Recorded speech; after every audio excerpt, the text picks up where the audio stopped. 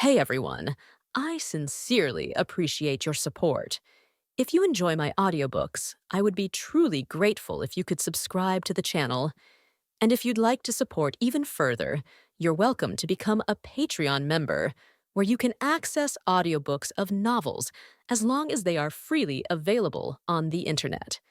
Your kindness and support mean so much. Thank you. After bidding farewell to Nicholas Flamel, Dracula returned to Hogwarts Castle with uncharacteristic urgency. The idea had haunted him ever since it first surfaced, the possibility of traveling back in time to confront, or even kill, his past self. It was wild, dangerous, and possibly nonsensical, but it excited him all the same. For that, he needed a time-turner. And so, he set his sights on the one who possessed it, Hermione Granger. Returning to his office, Dracula retrieved a pack of blood-flavored lollipops from a drawer, a gift from Dumbledore, and unwrapped one, placing it between his lips as he unrolled the Hogwarts land deed parchment across his desk. His crimson eyes fixed on the moving figures on the page, revealing real-time locations of everyone within Hogwarts grounds. 2 Hermiones. One sat diligently in the library, poring over ancient tomes. The other was outside on the lawn, practicing spells with admirable focus. Such a hard-working student, Dracula mused.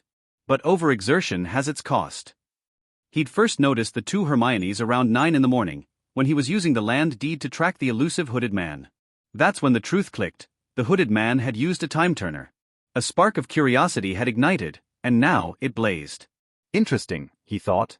If I hadn't chased my past self, I wouldn't have spotted the hooded man, and I wouldn't be here now, contemplating this peculiar paradox. Dracula was still watching the parchment when Hermione in the library suddenly gathered her books and rushed off.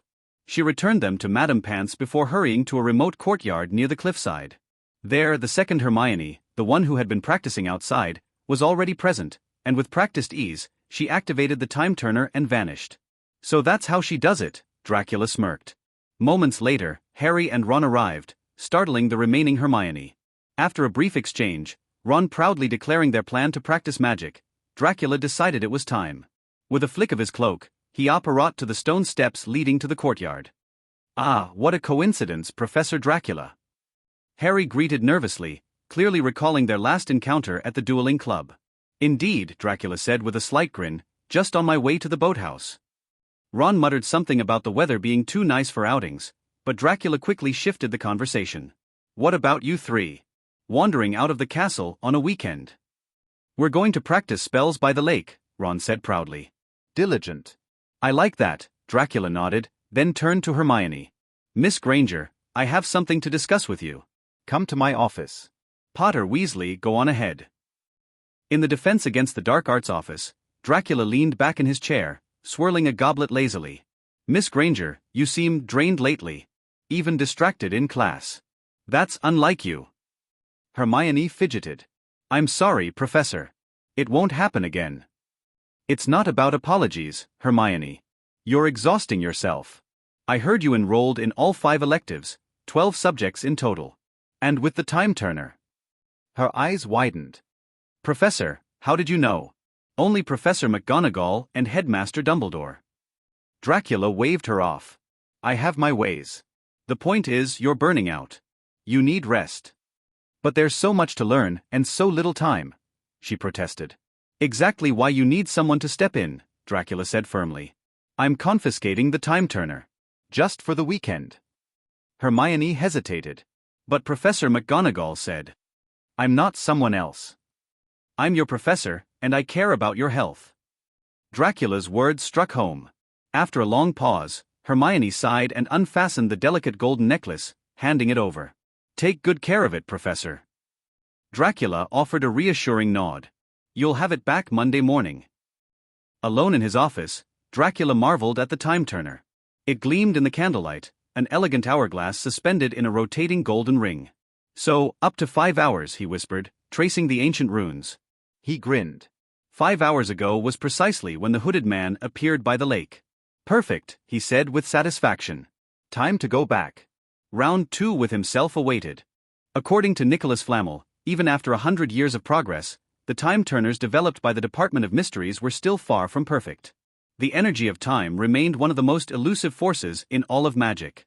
From ancient times to the present, Wizards had struggled to truly understand or control it.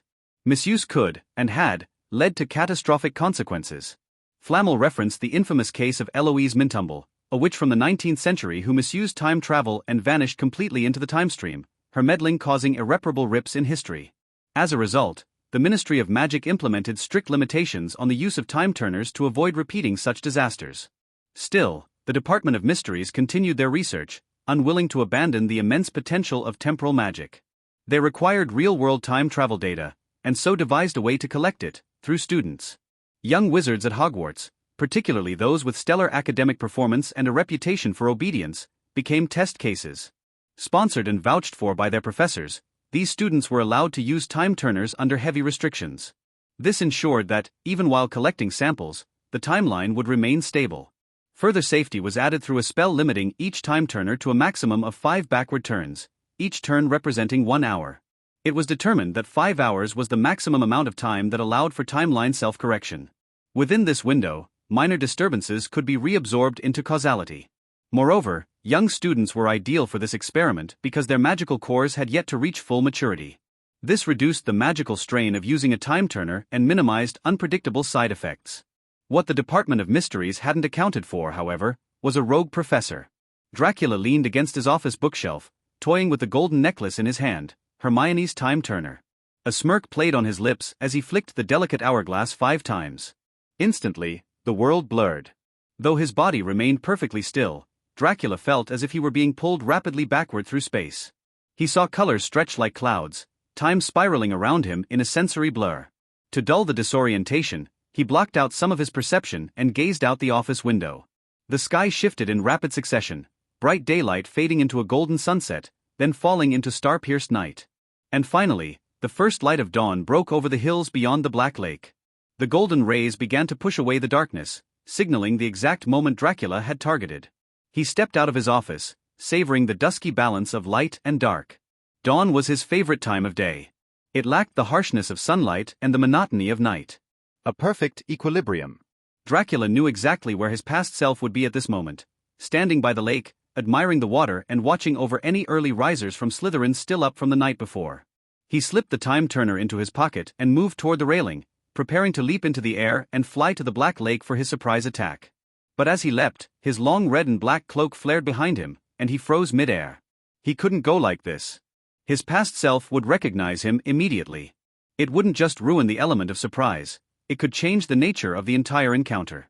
Dracula knew himself well enough to understand that even a minor inconsistency could reveal the truth. Once his past self suspected the attacker was him, he'd analyze the magic, tactics, even the rhythm of the fight differently. It would no longer be an ambush. It would be a duel. Worse, if the foresight advantage was lost, he might actually lose the fight. Dracula scowled. Losing to himself? Unacceptable. With the first rays of dawn creeping faster across the lake, Dracula moved quickly. He summoned a shadowy orb and sent it speeding to Madame Malkin's robe shop in Diagon Alley. Mrs. Malkin was already up, tidying the store. When Dracula suddenly appeared, she nearly fainted, until she caught sight of his handsome face beneath the hood. A cloak, he demanded. Full coverage. Unrecognizable. Still shaken, but blushing, Mrs. Malkin stammered through compliments about his looks until Dracula slammed a bag of gold galleons onto the counter. Now. Within minutes, he was fitted with a crimson cloak embroidered in arcane patterns. Matching gloves, boots, a mask, and a deep hood ensured not a single inch of skin was visible. Dracula examined himself in the mirror. Perfect. He looked like a completely different person, a mysterious figure, powerful and anonymous. He returned to the highlands surrounding Hogwarts and fashioned a simple wand from a pine branch. With the knowledge gained from studying Ron's faulty wand, it was good enough to mimic his usual magical style without revealing too much. The horizon brightened. The duel was about to begin. Just as predicted, he found his past self standing near the lake, serene and watchful. Without hesitation, Dracula raised the wand and sent a crimson arc of magic slicing through the air. It narrowly missed the silver-haired figure's throat, shearing the lake's surface in half. Fish floated to the top, bisected by the clean energy blade. Dracula watched as his past self turned slowly, eyes gleaming with predatory delight. "It's been a long time since I bled," the other Dracula said softly, licking the drop of blood from his fingertip. "So tell me, who are you?" The hooded Dracula didn't answer. Instead, he simply raised his wand again, silent and prepared to begin the most dangerous duel of all. A fight against himself. Dracula said he had a lot of fun with the duel. Compared to the previous duel with his future self when he didn't know who the enemy was, this time, the duel with his past self while concealing his identity was a completely different kind of excitement. Although there are some hardware shortcomings, Dracula uses a random pine wand and cannot use the magic he is best at, so he may be a little different from his past self when fighting head-on. But he could still remember most of his response processes and methods during the last duel. Therefore, if we deliberately reduce some spell battles and focus on increasing skills and sensitivity, the game experience of Dracula's duel will be very good. Especially when looking at his past self. Although he is still trying to maintain his high style and strong aura, his inner shock and confusion can be seen from his micro-expressions, which greatly satisfies Dracula's bad taste. In fact, the two Draculas, dressed differently, enjoyed it and fought until daybreak before finally stopping. At this time, the sun had completely risen from behind the distant mountains, hanging high in the sky, casting a fiery red reflection on the surface of the Black Lake. The sky was exceptionally clear and blue, and it was difficult to see a single cloud. In the past, Dracula did not buy a large hood from Madame Malkin. He could not help but frown in the sun, and unconsciously raised his hands to cover his forehead. Dracula, who came back from the future, was wearing a gorgeous red cloak, with not an inch of skin exposed, and the sun couldn't shine on him at all. Compared to the previous Dracula, it was slightly more comfortable. But after all, we are still under the sun. Even if there are no physical problems, we are still very unhappy mentally. So Dracula spoke for the first time after arriving at the shore of the Black Lake. My time is almost up. He temporarily used the transformation technique to change his voice, and said in a completely different voice than usual. The fight was over, so it wouldn't be a big problem to speak a little. Even if his true identity was discovered by his past self, it wouldn't affect the situation of the battle. What's more, with such a short sentence and a completely changed tone, Dracula didn't think his past self could really recognize it. Sure enough, it took some effort for the Dracula from the past to barely recognize what the Dracula from the past was saying, without guessing his identity at all. What does time mean? Asked the past Dracula. However, Dracula was too lazy to communicate with himself anymore. He had no intention of spending the rare time he had to go back to the past with his past self, so he shook his head casually and operated away from here. Of course, he could completely guess or remember that he would make an interception in the past. So at the last moment before operating away, Dracula used a strong iron armor spell to block the location where the space fluctuated, blocking the illusory handprint cast by Dracula in the past. Not only that, in order to prevent the past Dracula from finding himself in the direction of space fluctuations, he conjured up a large group of rabbits with directional magic to perform apparition near Hogwarts, completely disrupting the surrounding space. Therefore, Dracula in the past is nowhere to look for traces of the hooded man. Dracula in the past had no idea that the strange hooded man in his eyes was himself from the future to the past. He didn't even expect that the hooded man who attacked the Hogwarts professor on Hogwarts territory did not choose to escape, but arrogantly operated directly into the interior of Hogwarts castle. Dracula stood in an empty corridor of Hogwarts castle and took out an old piece of parchment from his pocket. On the parchment, there was an ancient Hogwarts school emblem imprinted on it. Of course Dracula knew that in less than 2 minutes, his past self would be taking out the land deeds and searching the entire castle to find traces of the hooded man in his eyes. So Dracula, who came back, took out the land deed first, secretly used the land deed to give himself an anti-detection authority, and cast an unplottable curse and an avoidance curse on himself. With the blessing of such several kinds of magic, another land deed will be disturbed to a certain extent, and Dracula's true figure will not be shown on the land deed. After finishing these things, Dracula exhaled completely and stretched lazily. Afterwards, he took off his red cloak and appeared openly in the staff's private lounge. Good morning, Hagrid. Dracula opened the door to the staff room and greeted a big man sitting on a sofa that was almost as high as the ceiling. Oh. Hagrid was startled by Dracula who suddenly came in. He quickly wiped his bearded face with a dirty handkerchief and stammered a greeting back to Dracula. Good morning, Professor Dracula. Even though Hagrid had become a staff member of Hogwarts many years ago, he only came to the staff room very rarely. This is really because, except for halls like the Great Hall of Hogwarts, ordinary rooms cannot accommodate his size. He is now sitting on the large soft sofa in the lounge. One person occupies the entire sofa space for 3 people. The cushions of the sofa are deeply sunken, and the legs of the sofa also make overwhelmed squeaking sounds from time to time. Because the height of the sofa was not very high, and the seat cushions were dented, Hagrid could only curl up his legs and get stuck in the gap between the sofa and the coffee table. Even so, his head was still higher than the nearby bookshelf and only an arm's length from the ceiling. Dracula looked at Hagrid's body, and then at the doorframe where he could hit his forehead if he jumped. He didn't quite understand how this big guy got in. Hagrid saw Dracula closing the door to the staff room, pursed his lips, and asked hesitantly, Professor Dracula, didn't you go to today's school board meeting? He had heard a rumor before that Professor Dracula had beaten up the director of the school board of directors, and now he was telling the truth in the school board of directors, so he wanted to try and seek Dracula's advice. Help. School board meeting? No one is going to go. Dracula sat on another single sofa and said with a look of disgust, "A group of people are talking about all these messy things around a table. How can we have anything like this? What's the meaning?" Hagrid opened his mouth and his expression became a little strange. On the one hand, the person Dracula accidentally scolded included Lucius Malfoy, the bad guy who wanted to accuse him, and Hagrid felt relieved. However, on the other hand, Dumbledore, whom Hagrid admired the most, now also I'm having a meeting with the school directors.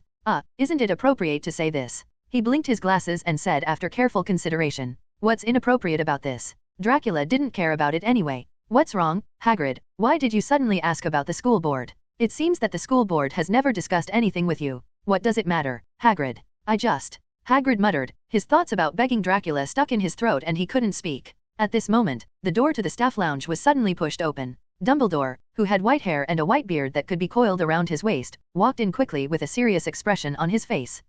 Principal Dumbledore, is the school board meeting over? Hagrid immediately stood up from the sofa when he saw Dumbledore, lowered his head and took 2 steps forward to meet Dumbledore. He kept his head down because if he straightened his neck, he could easily hit his big head against the ceiling. Well, the school board meeting is over, Hagrid. Dumbledore nodded, but he seemed a little absent-minded in response to Hagrid's inquiry, and looked directly at Dracula. What was the final result like? Hagrid asked uneasily without noticing Dumbledore's gaze, still immersed in his own world. You'll be fine, Hagrid. Dumbledore glanced at Dracula a few more times before turning his attention back to Hagrid. Malfoy can't do anything to you, you still have to protect him. Professor of Magical Creatures. Oh, that's good. Hagrid breathed a sigh of relief. His lung capacity was so large that the air he exhaled was like a gust of wind, blowing Dumbledore's white beard and hair like a fluttering flag. Dracula watched with interest as the expression on Dumbledore's face turned into helplessness, and then silently smoothed his beard and hair, unable to help but laugh. Dracula's laughter once again attracted Dumbledore's attention. Professor Dracula, I just have something to do with you. Dumbledore looked at him, the helpless expression on his face returned to seriousness. Let's go to my office together. What's so important, can't it be said here? Dracula asked. He had just violated the rules of the Ministry of Magic and had a fight with his past self. Now he felt a little guilty and didn't want to follow Dumbledore into the principal's office. This matter is very important, Professor Dracula. I must discuss it with you right away. Dumbledore remained unmoved at all. Thank you. The door to the faculty lounge was not yet closed. Dumbledore looked at Dracula and pointed out the door. Seeing his resolute attitude, Dracula shook his head helplessly and walked out of the door first. Dumbledore was relieved when he saw this, and followed Dracula's footsteps and left the staff room. Before Dumbledore could close the door here, Hagrid suddenly caught up with him again. Principal, then.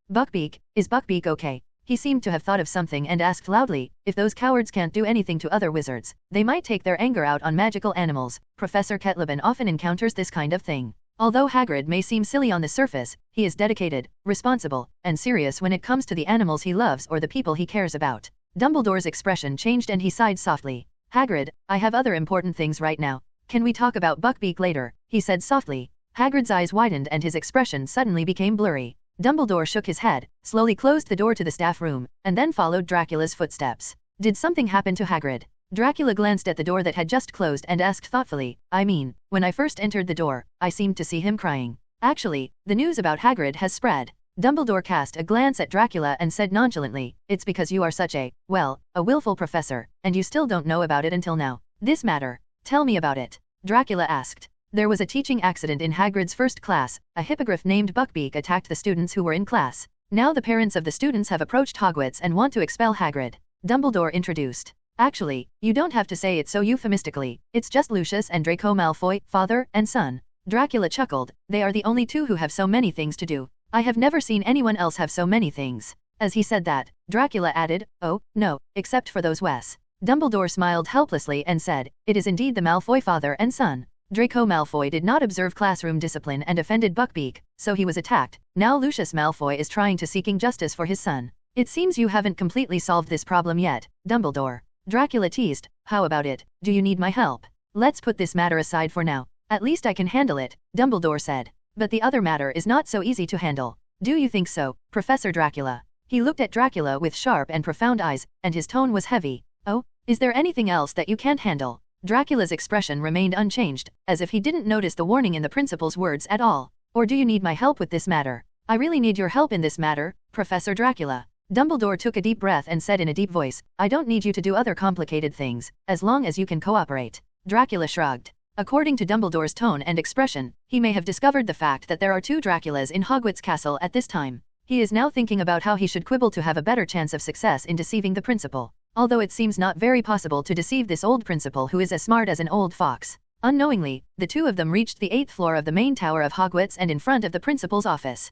Fudgefly, Dumbledore said the office password. The ugly stone monster guarding the door suddenly came to life, jumped aside, and the wall behind it cracked in half. Dracula and Dumbledore walked up the spiral staircase behind the stone head together. Dumbledore took the lead up the spiral staircase and came to his office. After Dracula staggered up, he immediately waved his magic wand and closed the office door with a bang. Dracula looked back at the closed office door and the tightly closed windows around him, with a strange look on his face. Dumbledore is coming with bad intentions. Professor Dracula, I want to ask you a question. Sure enough, after taking all precautions to prevent the conversation between the two from being heard by others, Dumbledore immediately asked bluntly, how could you take away a student's time turner and use it to time travel privately? What are you talking about, Dumbledore? Dracula paused for a moment, then said with a confused look, time turner? Is there such a foul thing in the wizarding world? Seeing the confused expression on Dracula's face, Dumbledore couldn't help but twitch the corner of his mouth. Professor Dracula, there are only two of us talking here now, you can be more honest. He took a deep breath, suppressed the urge to fight with Dracula, and said slowly, and I don't know if there are no one ever tells you that you're not very good at acting.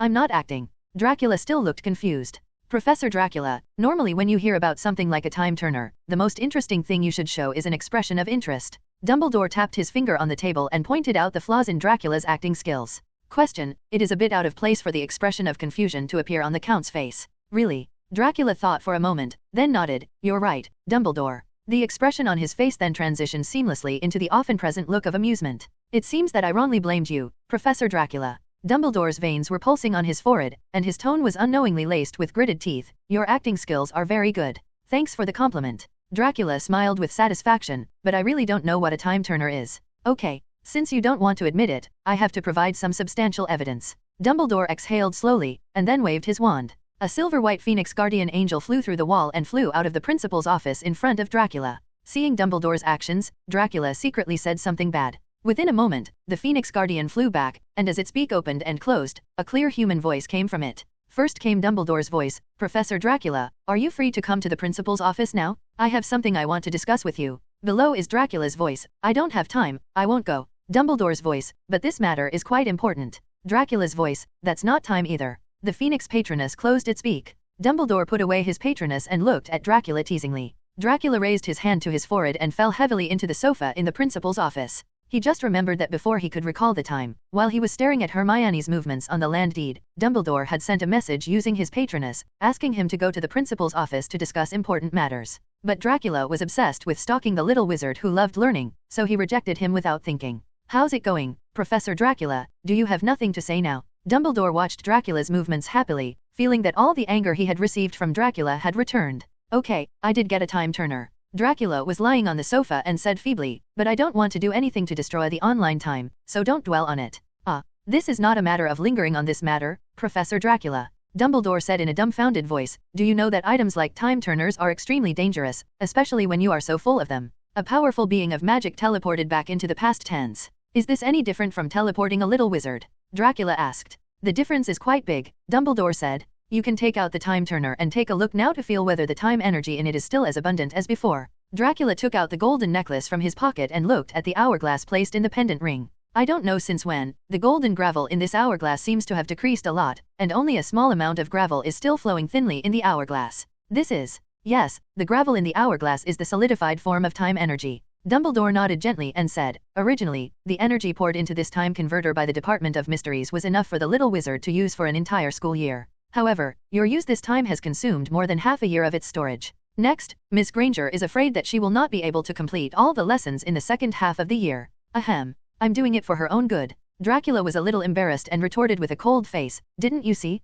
Miss Granger has been in a very bad state of mind recently because of her lectures. I want to protect her. To improve her health and improve her listening efficiency, wouldn't it be good to confiscate a time turner? Then how about I tell her that Professor Dracula has used up her time and energy, and now she can go thank Professor Dracula for his kindness. Dumbledore said with a smile. Forget it, I can't afford to embarrass that person. Dracula's face stiffened for a moment, and then he changed his words and said, well, you tell me where the Department of Mysteries of the Ministry of Magic is, and I'll go get some time and energy myself. Don't. Dumbledore was startled and quickly tried to dissuade him. He was afraid that Dracula would go to the Department of Mysteries and make a big fuss, completely messing up the entire Ministry of Magic. He knew Dracula was fully capable of that. It would be fine if he really just broke up with the Department of Mysteries and snatched back some time energy. But Dumbledore was worried about another bigger possibility, that is, Dracula completely destroyed the time chamber. Let all time energy dissipate. The time energy in the time chamber is not much to begin with, and allocating part of it to a little wizard every year is already very tight. If it is destroyed again, the future application of the magic world in the field of time may stagnate within hundreds of years. Professor Dracula, you better not worry about this matter. Dumbledore rubbed his brows and said to Dracula resignedly, I will find a way to solve the problem of Miss Granger's time turner. I will write a letter to the Ministry of Magic and tell them that there is something wrong with the time turner this time. I will not mention your role in it, Professor Dracula. He said, I hope my old face you still have some face to spare. Is this really good? Dracula felt a little sorry for letting Dumbledore deal with him. How about I go to the Department of Mysteries and have a chat with them? Don't worry, I will definitely be very friendly. Don't be like this, Professor Dracula, don't be polite to me. Dumbledore said with a headache, I am the principal of Hogwarts, this is what I should do, you really don't have to worry about it. This is about it. Okay, then I'll trouble you, Mr. Principal. Dracula nodded regretfully and handed the time turner he cheated from Hermione to Dumbledore. As for whether he had given up the idea of going to the Department of Mysteries to have friendly exchanges with the silent people, the old headmaster was not sure at all. Just when the two of them were having their own thoughts, there was a sudden knock on the door outside the principal's office. Albus? Albus. Professor McGonagall's voice came from outside the office door. Hurry up and open the door, something happened.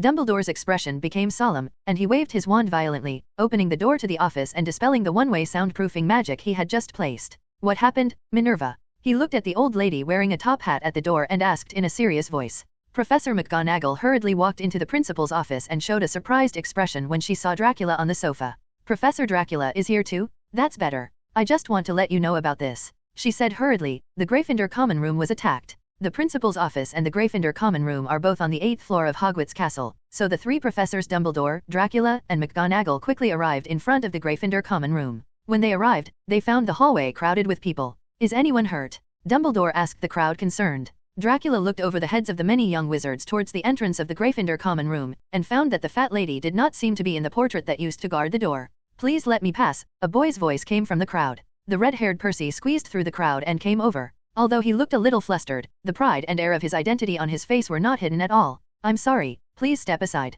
I am the president of the Boys' Student Union. He held his head high and said, let me go over. I have to report to the principal and professors. Oh. Dracula looked at Percy who was walking over with his head held high, and said with a half smile, I just found out that you are the president of the Boys' Student Union this year. Come on, Wes. When Percy heard Dracula's voice, he shrank reflexively, and the high-spirited look on his face immediately fell. Ah, it's nothing special. It's better cultivated by Professor Dracula, he said with a complacent smile. Professor McGonagall gave him a reproachful look, as if complaining that he did not thank his dean for his cultivation. Okay, Percy, let's put the other things aside and tell you what happened here. She pursed her lips and said, what happened is, we just finished eating and wanted to go back to the common room to rest, and then we saw this scene. Percy pointed to the original entrance of the Gryffindor common room. There should have been a fat lady guarding the doorway in a portrait. Oh, my god! Professor McGonagall exclaimed, tightly grabbing the book in her hand. The fat lady had disappeared from the portrait, which had been vandalized, with small pieces of canvas strewn about the floor and large chunks of canvas completely torn from the frame. Did anyone witness the perpetrators of the sabotage? Dracula asked. Then he shrugged, forget it. Judging from your performance, no one should have seen it. Otherwise, everyone wouldn't look so confused. The matter should have been spread long ago. Dumbledore took a quick look at the damaged painting. Professor McGonagall, please go to Filch immediately and tell him to look for the fat lady on every painting in the castle. He said rationally, we must know who is responsible for the destruction as soon as possible. Professor McGonagall nodded and trotted down the stairs quickly. The crowd in front of the lounge door has not dispersed yet, and the little wizards are a little noisy. They were all guessing who was so crazy that they wanted to attack the portrait of the fat lady who opened the door to them conscientiously. Some people speculated that it was done by naughty boys who liked to go out for night outings. The naughty boys resented the fat lady's control over them. Fred and George protested vehemently against this speculation. Some people speculate that it was done by young wizards from other houses. The most likely thing is the bad guys from Slytherin. They don't want the Gryffindor students to go back to the dormitory to rest and get in shape for next weekend's Quidditch match. Advantages. There are even more outrageous speculations that prisoners of Azkaban sneaked into the castle and destroyed the fat lady's portrait. This speculation has received the most opposition, because Hogwarts is full of protective magic, and no dark wizard can get through here unimpeded. Ah, you are so lucky. Just when the little wizards were having different opinions, a hoarse voice rang out. Dracula looked up and saw a short ghost wearing brightly colored clothes, a tie, a hat, a wide face, a big mouth and round eyes. This mischievous elf is floating in midair, his slippers have long slits, exposing dirty toes. It was Peeves the trickster, bouncing over the heads of the crowd as if delighted, as he always did when he saw destruction and gloom. You seem very happy, Peeves. Dracula raised the corners of his mouth and asked maliciously. Peeves' smile faded a little as he thought about the defense against the dark arts professor's reputation as a ghost who could even scare away the Bloody Bailor. Bloody Bailor is the only ghost Peeves fears. So he switched to a smooth tone, which sounded better than the hoarse voice. Sorry, Mr. Dracula, Peeves said. Her territory was ruined and she didn't want to be seen, so she ran to other portraits. I happened to see her running past that landscape painting on the 5th floor, sir, hiding among the trees, crying and saying horrible things. What a poor guy, he added, without any pity for anyone else. Did she say who did it? Dumbledore asked quietly. Oh, I told you, Mr. Professor. Peeves said, with a mean smile on his face. She didn't let him in, and he was very angry. Do you understand what I mean? Peeves somersaulted in the air, grinning at Dumbledore from between his own legs. He's got a bad temper, this Sirius Black. Peeves' words caused an uproar among the crowd. Dumbledore's expression suddenly became solemn, and all the Gryffindor students were rushed to the auditorium. Under the very tough emergency arrangements made by the professors, the little wizards, who had never seen such a battle before, acted very quickly and cooperated very well with the professors' work. Only 10 minutes later, students from Hufflepuff, Ravenclaw, and Slytherin houses came to the auditorium along with Gryffindor students. The auditorium suddenly became noisy, even more lively than the opening dinner, and many young wizards looked confused about the situation. The professors and I will conduct a thorough search of the castle, Dumbledore said to the students, standing on a high platform in front of the auditorium. At this time, Professor McGonagall and Professor Flitwick closed all the doors in the auditorium, and even the magic that reflected the sky on the ceiling of the auditorium was turned off. A depressing atmosphere lingered in the entire auditorium. For the safety of all students, tomorrow's classes are temporarily suspended. Professor McGonagall informed, I require the prefects to stand guard at each entrance of the auditorium, and the presidents of the male and female student unions remain in the auditorium to take charge. If anything happens, report it to me immediately, she added, looking at Percy who had already followed him. Percy looked proud of being an important person. You can find a ghost to bring me a message. The other young wizards, who had nothing to do, began to discuss eagerly how Sirius Black had arrived at Hogwarts Castle. Who guessed that a wanted criminal had escaped into the castle before? Ron said to Harry and Hermione, we thought this guess was the most unreliable before, but we didn't expect it to be true. Do you think Black is still in the castle? Hermione asked anxiously, not wanting to think about this problem. Dumbledore obviously thinks so, said Ron. It's really lucky for Harry that he chose today to come here. Do you know that? Hermione said fearfully, today happens to be the day when we are going to practice magic and we are not in the tower. Not only was she afraid of Harry, she was also glad that her time turner was taken away by Professor Dracula. Otherwise, when the professors ordered the little wizards to come to the auditorium, there would probably be 2 Hermiones in the castle. Hermione was terrified just thinking about it. What would happen if both Hermiones were pulled into the Great Hall by their prefects and professors? What if she was not discovered by the professors and prefects, but chose to stay where she was, and was discovered by Sirius Black sample? Fortunately, Professor Dracula took away her time turner and avoided this worst-case scenario. After Harry, Ron, and Hermione listened to the professor's speeches, they walked straight to the corner of the long Gryffindor table, pulled up a few chairs and sat down, leaning their upper bodies on the table and talking quietly. Harry's face looked a little unnatural.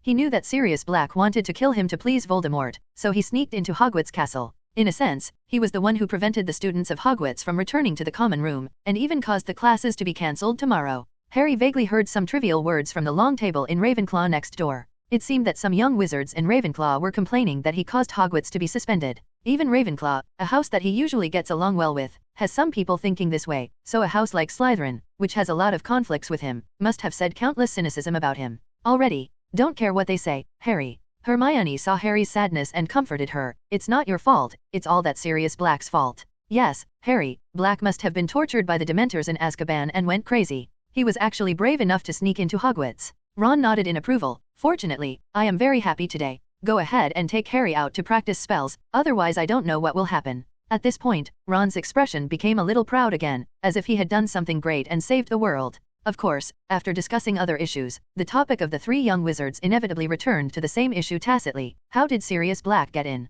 Maybe he knows how to become invisible, said a Ravenclaw a few feet away. Just appear out of thin air, you know what I mean.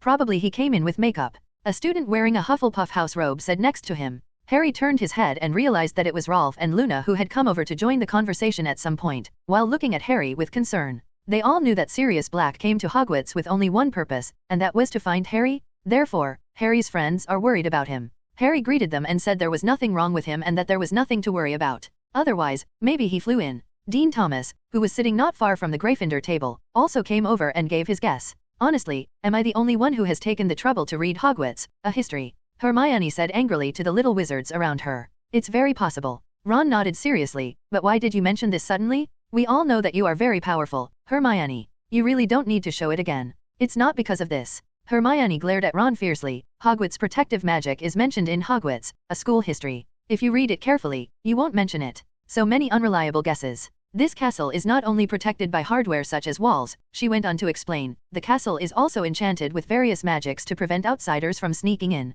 You can't get in by just being invisible. And I want to see what kind of makeup can fool the Dementors outside the door. These guys guard every entrance. Even if he flies in on a broom, the Dementors can easily see him. Not only that, Filch knows all the secret passages in the castle, and Dementors will block these passages. Under Hermione's explanation, the young wizards quickly lost interest in continuing the discussion. After all, Hogwarts's various defense measures have targeted all possible infiltration methods. With the little wizard's superficial understanding of magic, it is difficult to guess any reliable plan. Forget it, let's not talk about this. Harry lay on the table with some boredom. Instead of discussing this, we should talk about what we can do if we are locked in the auditorium. If there are no classes tomorrow, we get bored quickly. Look at it, at least we came to the auditorium without bringing anything. Ron looked a little happy. We don't even have parchment, so we have a reason not to write the homework that hasn't been handed in yet. However, things obviously weren't going to turn out the way he imagined.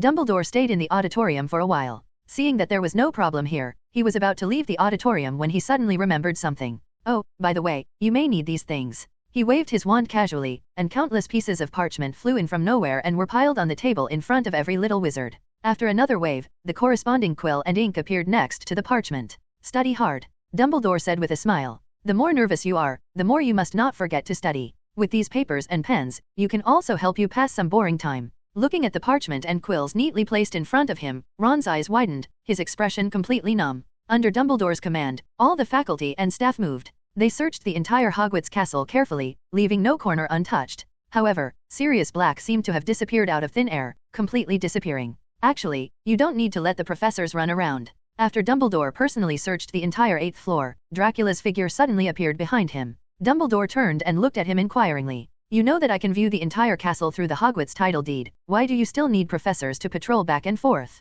Dracula asked with a frown. Sometimes, even if you know that Sirius Black will not be found, the work that needs to be done still needs to be done. Dumbledore turned around and smiled softly. The staff of the Ministry of Magic and those Dementors are just waiting for us to make mistakes in our work so that they can come in and occupy Hogwarts. If we do nothing, people from the Ministry of Magic will think that my principal is incompetent, and even the faculty and staff will probably discuss it. So, Professor Dracula, whether or not this round of searches is quite necessary to be able to get results from the search, Dumbledore said. Tisk, so I'm just saying, people like you are really troublesome, and they are always constrained by a department like the Ministry of Magic that has no strength at all. Dracula sneered, there are so many twists and turns, it's annoying to hear. Sometimes, it's not a bad thing for a person to have some constraints. Dumbledore smiled with a somewhat sentimental expression. I'd better not mention these and tell you what you found on the land deed, Professor Dracula. If I had discovered something, would I be bored and chatting with you here? Dracula curled his lips. Not only did I not find any useful information this time, but I also found it before using the time converter. I checked the land deed once and found no suspicious figure at all. I roughly estimated that the time should almost coincide with the time when Sirius Black destroyed the portrait. From this point of view, this Black is really an interesting person. He can escape from the heavily guarded Azkaban and sneak into the heavily protected Hogwarts castle without being discovered. Dracula raised the corners of his mouth with interest, not knowing what he was thinking. Sirius was indeed a very good wizard. Dumbledore nodded, but I never thought he had the ability to sneak into Hogwarts and escape Azkaban. Maybe it's because of my understanding of him. It's still too little. He sighed, held his hands on the marble railing next to him, and fell into deep thought. Actually, it's not that we don't have a way to catch Sirius Black. Dracula glanced at Dumbledore with a meaningful look in his eyes and said softly, you should understand what I mean, Dumbledore. Dumbledore turned around in shock and saw Dracula's eyes full of meaning. No, he refused decisively. This is not how the time turner is meant to be used. But the time turner allows us to find Sirius Black very easily. Dracula said nonchalantly. We just need to hide at the door of the Gryffindor common room and wait for him. Don't you want to catch him and ask him what happened back then? Or, don't you want the little wizards to go back to the common room and have a good sleep? Dracula's two questions hit Dumbledore's mind one after another. There is no doubt that these two issues are urgent matters that the old principal needs to solve now. His old hand was placed in his pocket, gently stroking the time turner that Dracula had just handed over not long ago, hesitating in his heart. Don't hesitate, Dumbledore. Do you want to wait until the 5-hour maximum recall time has passed and regret it when you have no chance to use it? Dracula urged. Dumbledore unconsciously tightened his grip on the metal necklace on the time turner. The cold temperature of the necklace gradually made his eyes blur, as if he had returned to decades ago and was holding on to the Cold Blood Alliance. Thinking of the Blood Pact, Dumbledore suddenly came to his senses. It's not necessary, Professor Dracula. He smiled lonely. The rules are like a dangerous wall that prevents me from falling. Once destroyed once, there is no way to re-erect it. He looked into Dracula's eyes and said softly, actually, there is no need to feel sorry. After all, the remaining energy in this time turner is not enough for a great wizard to perform another time retrospective. Forget it, I should have thought of it earlier. Dracula walked to Dumbledore and also leaned on the railing next to the corridor. You look like a casual guy, but you are actually stubborn to the core. Tell me, how are you going to deal with the threat of Sirius Black? He asked. Don't tell me any irresponsible words like take it one step at a time. I don't believe you don't have a backup plan. I really can't hide it from you, Professor Dracula. Dumbledore said with a smile, I'm going to ask James and Sirius's best friend from back then to help. He is the person who knows Sirius best today. I finally contacted him a while ago, and he should be in Romania now. It's quite a coincidence. That seems to be your home ground, Professor Dracula. After returning to the office, the more Dracula thought about it, the more he felt that Sirius Black's friend sounded familiar. He was in Romania, his name was Lease Siping, and he had been living in a very poor life. Dumbledore actually asked him to come to Hogwarts to help catch Sirius, but he also meant to give him some help.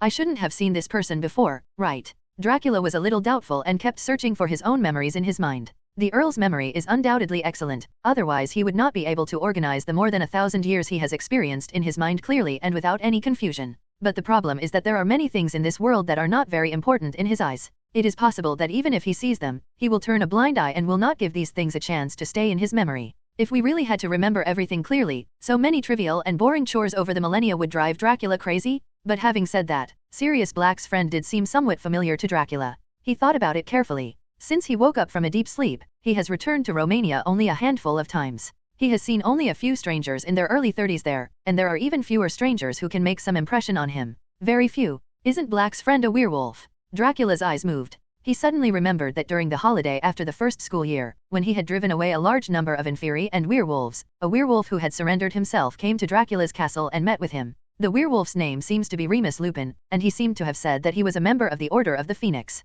Dracula's expression became a little strange. In that case, Dumbledore has been in contact before. Isn't it my problem if I don't go to Lupin? At that time, Dracula, just for fun, tricked Lupin into becoming the werewolf king of Romania. In the past 2 years, he had been living among those savage werewolves. He must have lived a very difficult life, and he had little chance to contact the outside world. It was normal for him to be unable to contact him with an owl. But now that we have contacted him, it seems that Lupin has really made some achievements among the werewolves. Thinking of this, Dracula hesitated and wrote a short line of text to his cheap daughter Serena in Romania. Give me a copy of the recent situation on the werewolf side, in a little more detail. After thinking about it for a moment, he felt that the text, which didn't look like a letter at all, was a bit sloppy. After Serena saw it, she might not only not send the information about the werewolf group, but she might even send a howling letter. Scold him. So Dracula curled his lips and reluctantly added a few more lines on the letter paper. To Serena, how have you been lately? Don't be too surprised. I am really sending this letter out of concern for you and for no other purpose. In addition, I feel reassured that Dracula's castle is left to you.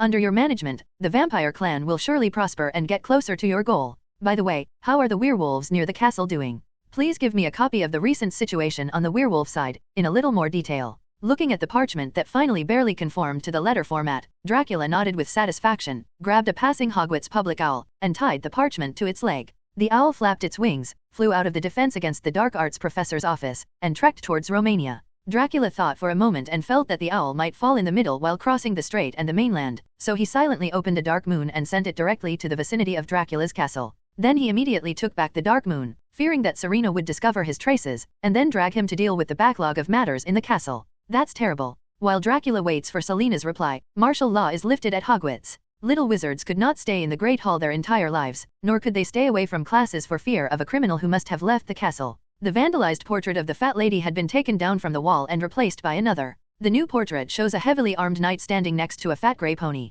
From time to time he nervously points the long sword in his hand at the students outside the portrait, making some unexplained declarations of secondary school. The knight's name was Cadogan, and he preferred to be called Sir Cadogan. Sir Cadogan stayed on the 7th floor of the castle before coming here to become the doorkeeper of the Gryffindor common room. The Gryffindor wizards often saw him when they returned to the common room from the lower floors, so they were very interested in him. All fairly familiar. but no one was happy that Sir Cadogan had assumed the role of caretaker of the lounge. Sir Cadogan spent almost half his time challenging people to duels with him. The rest of the time was spent figuring out ridiculously complicated passwords. He had to change them at least twice a day. According to Sir Cadogan, this way Sirius Black would not have a chance to crack their password. He's really crazy, the little Gryffindor wizard complained angrily to Percy, the head of student council. Can't we just change him? None of the other paintings were willing to do this job, Percy sighed helplessly. The other paintings were frightened by what happened to the fat lady. Sir Cadogan was the only one who stepped forward. How should I put it? Although he usually likes to brag and does things irregularly, he does have the courage to be a knight.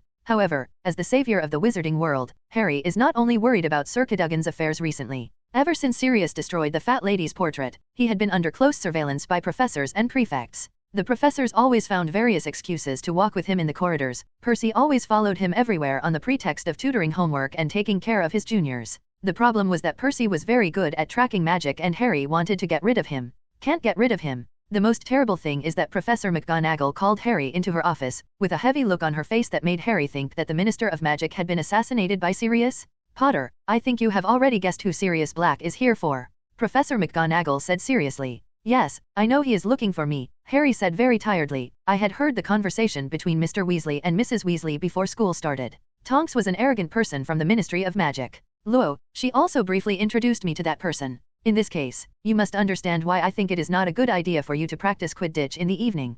Professor McGonagall said, on the pitch, there are only your teammates around you. It can be said that you are completely exposed to others, within the attack range. But we will have our first Quidditch match soon, Harry said, feeling very agitated. I must train, Professor. Last year, it was because of his personal reasons that the Gryffindor Quidditch team failed to retain its championship position. Although Harry didn't say it, he always cared about it in his heart. This school year, Wood, the captain of the Gryffindor team, is in 7th grade. This is his last year at Hogwarts. All the team members want to give their captain a perfect ending. Harry also hopes to prove his true strength and win back the respect of others through competitions this school year. Professor McGonagall looked at him intently. Harry knew that she was actually extremely concerned about the future of the Gryffindor team. After all, Professor McGonagall was a big fan of Quidditch, and it was she who first suggested making an exception for Harry to serve as Gryffindor's seeker 2 years ago. Harry also looked at Professor McGonagall, waiting, holding his breath nervously. Well, Professor McGonagall stood up and looked out the window at the Quidditch pitch, which was vaguely visible in the rain. Okay, to tell you the truth, I would also like to see our team finally win a trophy, she said, but no matter what, Potter, if there is a professor here to supervise your training, I think you will be safer and I will feel more at ease. Time passed quickly on the spire of Hogwarts Castle, and it was late autumn in a flash. During this period, Remus Lupin came to Hogwarts as a visiting professor. He did not actually hold any teaching duties, but came simply to solve Sirius Black's problems. The information about the werewolf pack collected by Serena has also been sent to Dracula. It turns out that since Dracula captured Fenrir Greyback, the newly appointed werewolf leader at the time, the werewolf community in Romania has been plunged into civil strife for a long time. Lupin had a dream in his heart under Dracula's trick. He wanted werewolves to live in a magical world without any discrimination. So, he went to the turbulent werewolf territory with full of passion, attracted like-minded werewolves, and used his excellent magic ability to drive away those cruel werewolves who wanted to kill. Because of Dracula's instructions, the vampire community will also help Lupin's actions from time to time. More than a year has passed, and Lupin has unknowingly gained extremely high prestige among the werewolf community in Romania, leading a large number of conservative werewolves to create a brand new force. During this period, the author of the best-selling book Harry Knows, Human Heart was inspired by Lupin's actions and personally came to Romania, a new werewolf force, and used his influence to help Lupin among the werewolf group. The momentum created attracted more bright-minded werewolves to come and join him. The Harry Knows, the Human Heart has a great influence. It was once called the most acclaimed werewolf-related work together with Gilderoy Lockhart's Wandering with the Werewolf. It tells the story of a wizard infected by a werewolf and his relationship with the werewolf. A poignant story of a man who transformed into a wolf and fought. After Gilderoy Lockhart's behavior of deleting other people's memories was made public, the Harry Knows, the Human Heart became one of the best werewolf books ever written. Therefore, Lupin's reputation gradually spread throughout the magical world through the author of this book, and was known to almost all werewolves. Dumbledore learned about this at that time, and then contacted Lupin, who was busy all day long, through the author. It stands to reason that now is the time for Lupin to consolidate his strength in the newly established force and enhance the cohesion of werewolves. However, for the sake of his friends and the students of Hogwarts, he resolutely put down his power. Back at Hogwarts Castle. Professor Dracula, it's an honor to see you again. Lupin knocked on the door of the Defense Against the Dark Arts professor's office as soon as he came to Hogwarts and came to visit Dracula. I'm glad to see you too, Mr. Lupin. Dracula looked at the werewolf in front of him with interest. His clothes were still shabby, but his temperament was completely different from before, and he said, "But I haven't seen you in less than 2 years. You really impress me now. Actually, this is all thanks to your help."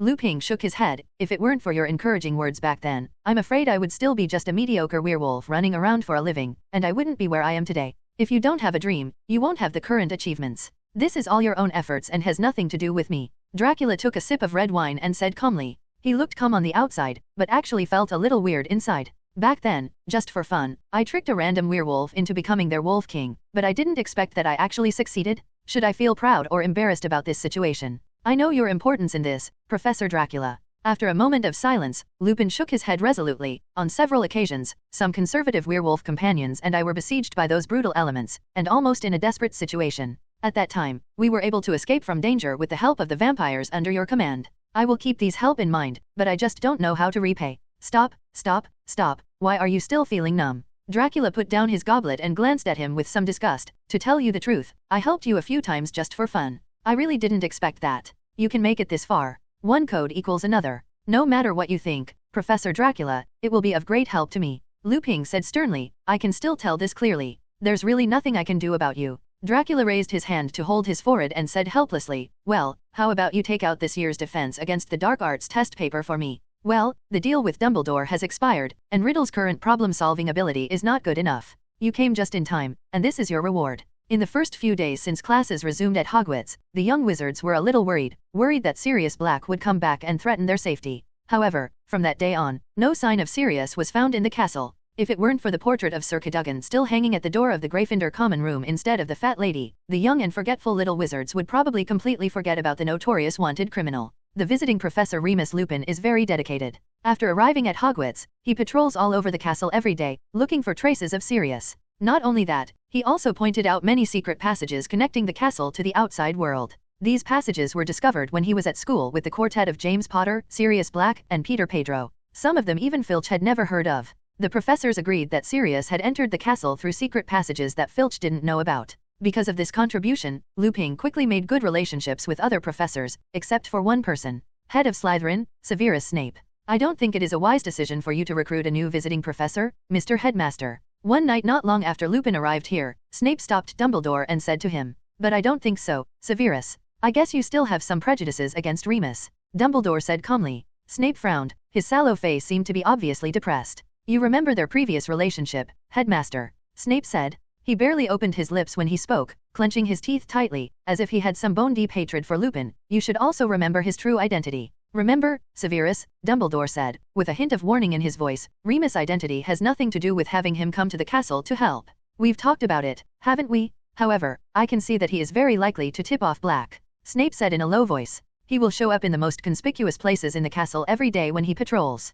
This is not only we can see it, and Black outside the castle can also see it. It is entirely possible that he is using this behavior to send a message to Blake, telling him that our inspections are strict and he cannot come." "I said, I don't believe that Remus would help Black enter the castle," Dumbledore said. "He wants to capture Sirius Black more than we do, and he wants to know the truth about that year. You just need to do your job and prepare the potion I gave you. I know the rest." His tone made it clear that this was the end of the matter, so Snape made no reply. "I have to deal with those Dementors outside the castle," Dumbledore said. "If we don't deal with them, I'm afraid these things will think we are hiding criminals." "Are they planning to help, Headmaster?" Snape said softly, frowning in disgust. "Oh, yes, I don't know whether they want to search for criminals or want to suck the happiness of children," Dumbledore said coldly, "but I'm afraid that as long as I serve as the principal for one day, I will never allow them to cross the threshold of the school." Compared with the professors who were always vigilant and nervous, the little wizards were obviously much more relaxed. They had almost forgotten that an escaped criminal like Sirius Black had ever visited Hogwarts Castle, and that they were still in danger.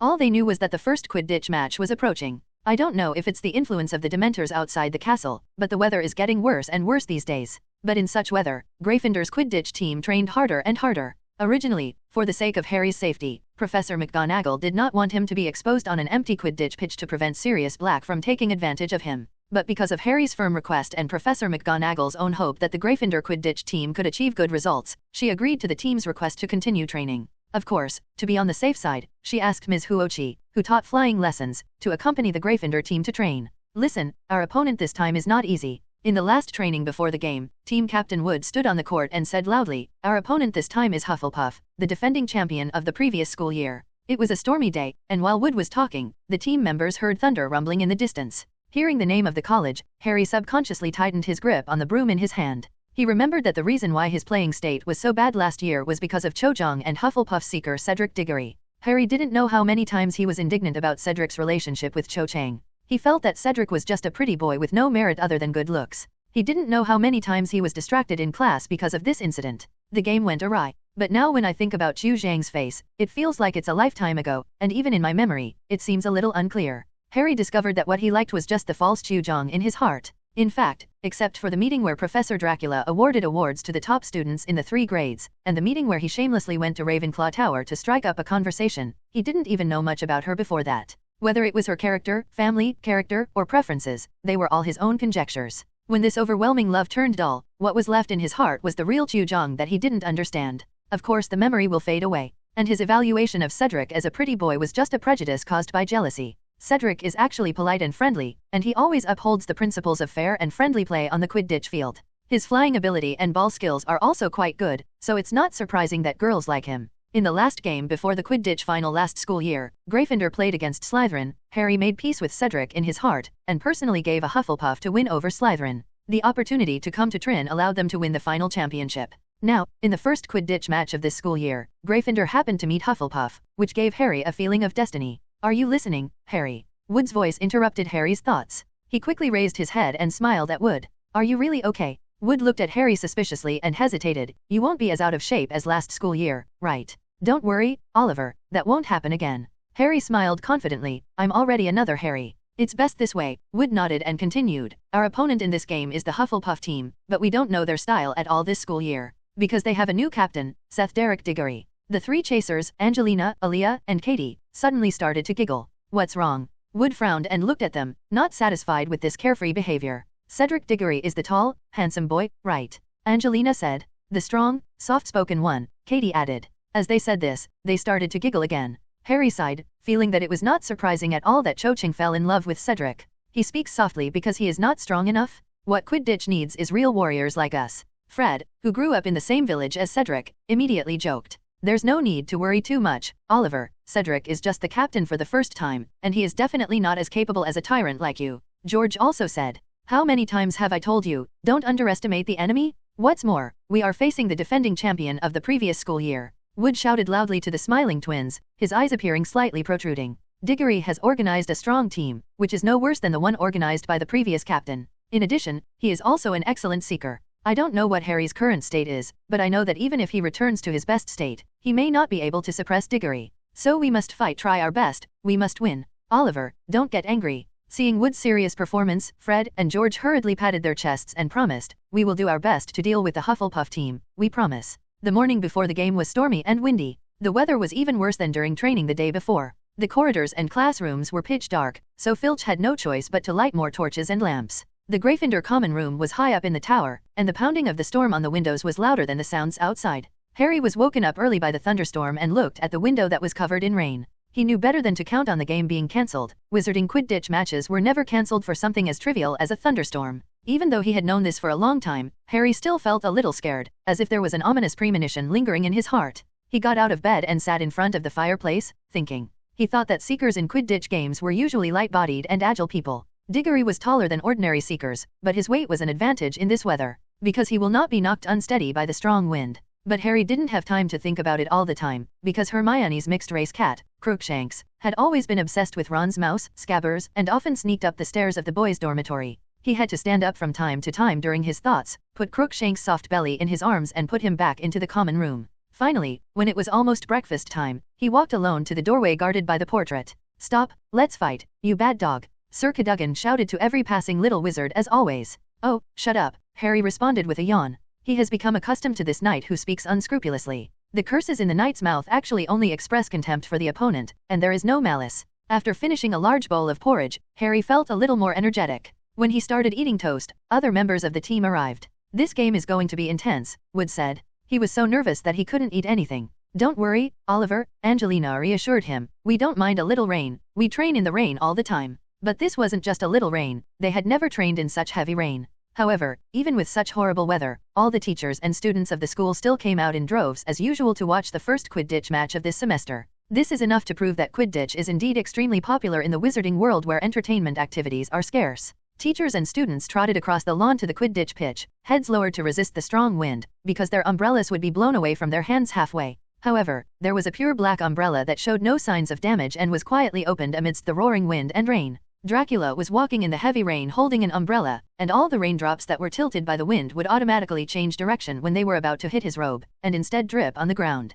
Therefore, there was no place on his clothes that was wet by the rain, and he looked out of place with the embarrassed little wizards. Sure enough, as long as the sun doesn't shine, Professor Dracula is still willing to come to the Quidditch pitch to join in the fun. Harry looked at Dracula's wet-stained robes enviously and thought to himself. Finally, they walked into the Gryffindor team's locker room despite the wind and rain. The team members couldn't wait to change out of their wet clothes and put on the bright red Quidditch uniforms of the college. They immediately felt better. Although it won't take more than a few minutes, when the game starts, their clothes will still be wet. After changing into uniforms, the players lined up neatly, waiting for Wood's usual pre-match morale-boosting speech as captain. But no one expected that Wood tried to open his mouth to speak several times, but he only made a weird breathless sound, unable to express any of his previous bold words. Finally, he shook his head helplessly and waved for everyone to enter the stadium with him. He has already led Gryffindor to win a Quidditch Cup. There is no need to be demanding in his last year at Hogwarts. As long as he does his best, the result will not be a big deal. The wind was blowing so hard that the players staggered as they walked to the court.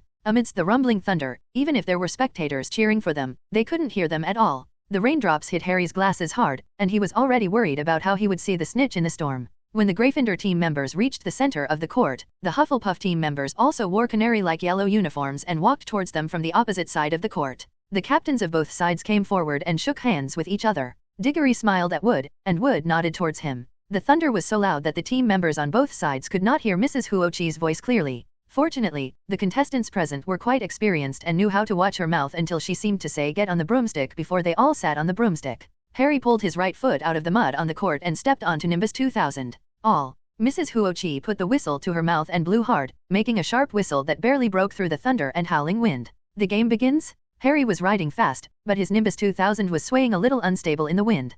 He held the broom handle as tightly as he could, turned around and rushed into the wind and rain. Dracula held an umbrella and sat on the high platform of the auditorium, looking boredly at the sky above the stadium. Of all the seats around him, only the one he was sitting in was dry. By the way, you guys are watching so intently, can you really see clearly what's going on in the sky? Dracula casually grabbed a nearby little wizard who was concentrating on watching the game and asked. This little wizard is obviously an avid fan of Quidditch. Even if it rains heavily, he will keep his eyes wide open and stare high into the sky, for fear of missing any details of the game. Even if the rain hits his eyes, he will not blink. Ah, Professor Dracula. The little wizard seemed to have just discovered that Dracula was sitting next to him. He scratched his wet hair with some embarrassment. Actually, I can't see clearly. I can only see a few little ones. The black spots, I don't know if they are birds or players. Are you so invested in watching this? Dracula looked at him speechlessly. I don't feel any fun from this game at all. Isn't this just torture? You can't say that. The little wizard subconsciously amplified his voice and retorted, a Quidditch match in bad weather is the most testing situation for players' willpower and skills.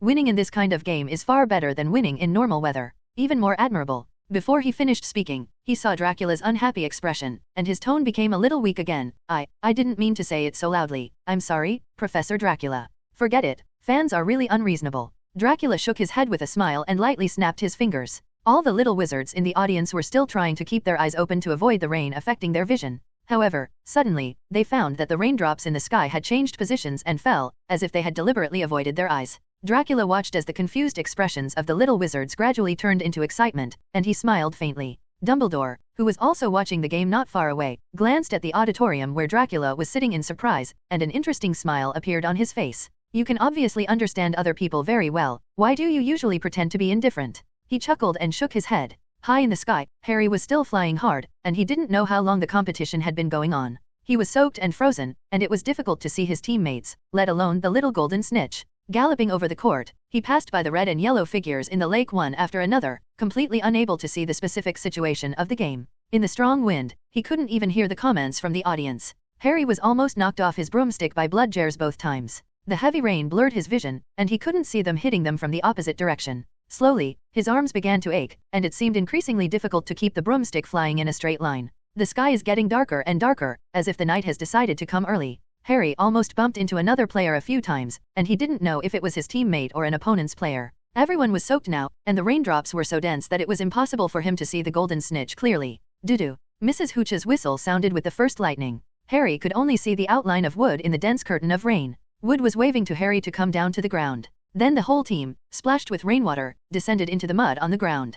I called a timeout. Wood yelled to the players amid the sounds of wind, rain, and thunder, "Come on, get down there dash." They huddled under a large umbrella on the edge of the court. Harry took off his glasses and wiped them hastily on his soaked robes. They looked even dirtier. "What's the score?" he asked hurriedly. "We're 50 points ahead," Wood said, "but the score can't be too big. It still depends on the seeker. I can't see the road with my glasses on, let alone catch the golden snitch," Harry said sadly, waving his glasses. At this moment, Hermione ran over from nowhere wearing a cloak and squeezed under the big umbrella beside the stadium, with a smile on her face. "I have an idea, Harry," she said excitedly, "give me your glasses, quick." Although Harry was confused, he still handed her the glasses out of trust. With the entire team watching in surprise, Hermione tapped Harry's glasses with her wand and said, "Waterproof and moisture-proof, Imperious." "Okay," she said, handing the glasses back to Harry, "this is the fire and water invulnerability spell. The rain will not hinder your glasses now." After the timeout ended, the players on both sides flew back into the dense rain. Hermione's spell worked. Even though his hands and feet were numb from the cold and he was soaked, Harry could indeed see. He cheered up again, made up his mind, and urged his Nimbus 2000 to pass through the turbulent airflow, looking for the golden snitch in all directions. Thunder sounded one after another, followed by lightning of different shapes. The situation in the sky became increasingly dangerous, and Harry knew he had to catch the snitch as soon as possible. So he suddenly turned around and wanted to return to the center of the court. But at that moment, another thick bolt of lightning illuminated the stands. Harry saw something that completely distracted him, the silhouette of a huge, shaggy black dog, silhouetted against the sky, sitting on a row of empty seats at the top of the stand. He thought of what the professor of the divination course he took this semester, Sybil Trelawney, said. "Ominous, my dear child, ominous." Professor Trelawney saw his divination in class and shouted in shock, "That big ghostly dog wandering in the cemetery? My dear my child, this is a bad omen, the worst omen, a harbinger of death." He thought again of the huge black dog he had seen before meeting Tonks when he ran away from home. Why did this black dog appear so hauntingly again today? Harry's numb hand slipped on his broomstick, and his Nimbus 2000 fell several feet. He brushed the wet liohe away from his eyes, but couldn't help but be distracted. He squinted his eyes to look at the stands, only to find that the black dog had disappeared without knowing when. "Harry!" Wood's distressed shout came from the Gryffindor goal. "Harry, be serious, look behind you." Harry turned around in panic and saw Cedric flying continuously over the court, a small golden patch flickering between them in the rain-covered sky. "It's the golden snitch." In panic, Harry leaned forward on his broomstick and spun towards the golden flash. "Come on!" he shouted at his Nimbus 2000, letting the raindrops slap his cheeks. "Faster! Faster!" However, something strange happened suddenly. The scene that should have been full of wind, patter of rain, and thunder suddenly fell into silence. Although the wind was still as strong as before, it forgot to roar. It was like an old TV set and someone suddenly turned off the sound. It was also like Harry suddenly became deaf. He had a premonition that something bad was going to happen. The next moment, a strange but familiar terrifying cold current hit him, rushing into his body. At this time, he just realized that something was moving in the sky above the stadium.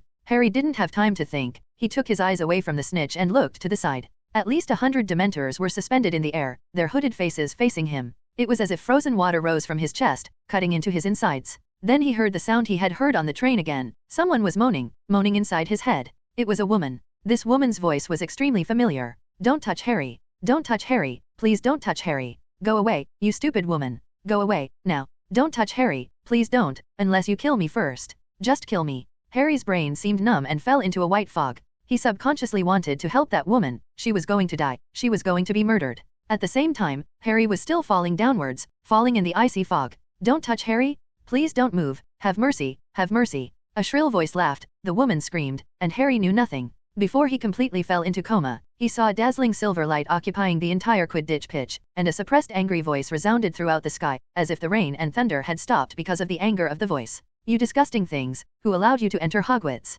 The sky was still frighteningly dark, but the originally pouring rain suddenly stagnated in the air. The howling wind also stopped, the roaring thunder disappeared, the whole world was suppressed, and uncontrollable anger rose. Harry's thin body was unconscious and fell rapidly from the sky. Above him, there seemed to be another figure riding a broom trying to catch up, but it couldn't keep up with the speed of his fall. But under this gloomy sky, Harry was not discovered by the little wizards in the audience until he was about to fall to the ground. "Look at the sky, that's Harry Potter," someone exclaimed. Cedric following Potter? Which one of them caught the golden snitch? Their speed is too fast. Is there something wrong? Everyone still couldn't figure out what happened, and they were talking about it in their respective positions. "Why didn't you see any movement from Harry? Wait, where is his broom?" Ron frowned and looked up at the sky when he heard the discussion around him, and then his eyes widened in horror. Harry didn't slow down at all. Hermione shouted anxiously, "Don't you feel this cold breath all over your body? The Dementors must have come again." Harry fainted after seeing the Dementors last time. "Get over it." She stood up and pointed her wand at the sky. However, it was too dark and Harry's figure was too small.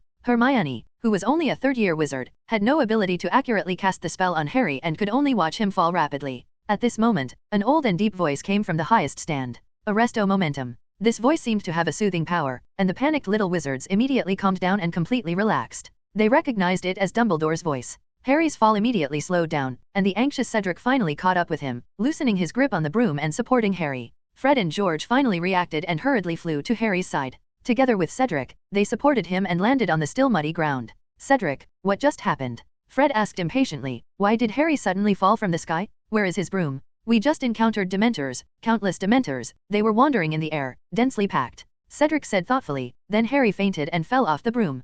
"Calm down. How did the Dementors enter the Quidditch pitch?" George waved his fist angrily and said angrily, "They almost killed Harry." At this time, Wood also flew over with 3 chasers and landed on the ground. "How is Harry?" Wood asked. "He's fine, Captain Wood, but I'm afraid today's game won't go on." Cedric sighed and said softly. Wood looked at Harry worriedly, originally planning to carry him on his back and take him to the school infirmary. Immediately, Wood's sharp eyes saw a ray of golden light shining in Cedric's hand holding Harry's back. "That's..." He was stunned for a moment, and suddenly his eyes shrank. "Diggory, you caught the golden snitch." "What?" Both the Weasley twins were startled and looked at Cedric's clenched right hand in shock. Seeing that he couldn't hide it, Cedric had no choice but to open his palms. In his palm lay a metal ball as big as a walnut, with a pair of shiny little wings that were constantly flapping on the bright golden ball. Actually, if it weren't for the Dementors, Harry would have a great chance of getting the golden snitch. Cedric said, "I can't win this game. I suggest we rematch. Let's find a day with better weather. Seriously, it's really a competition." "No need," Wood said. His voice seemed to be squeezed out of his throat. "A real Quidditch player will not make excuses because of external factors.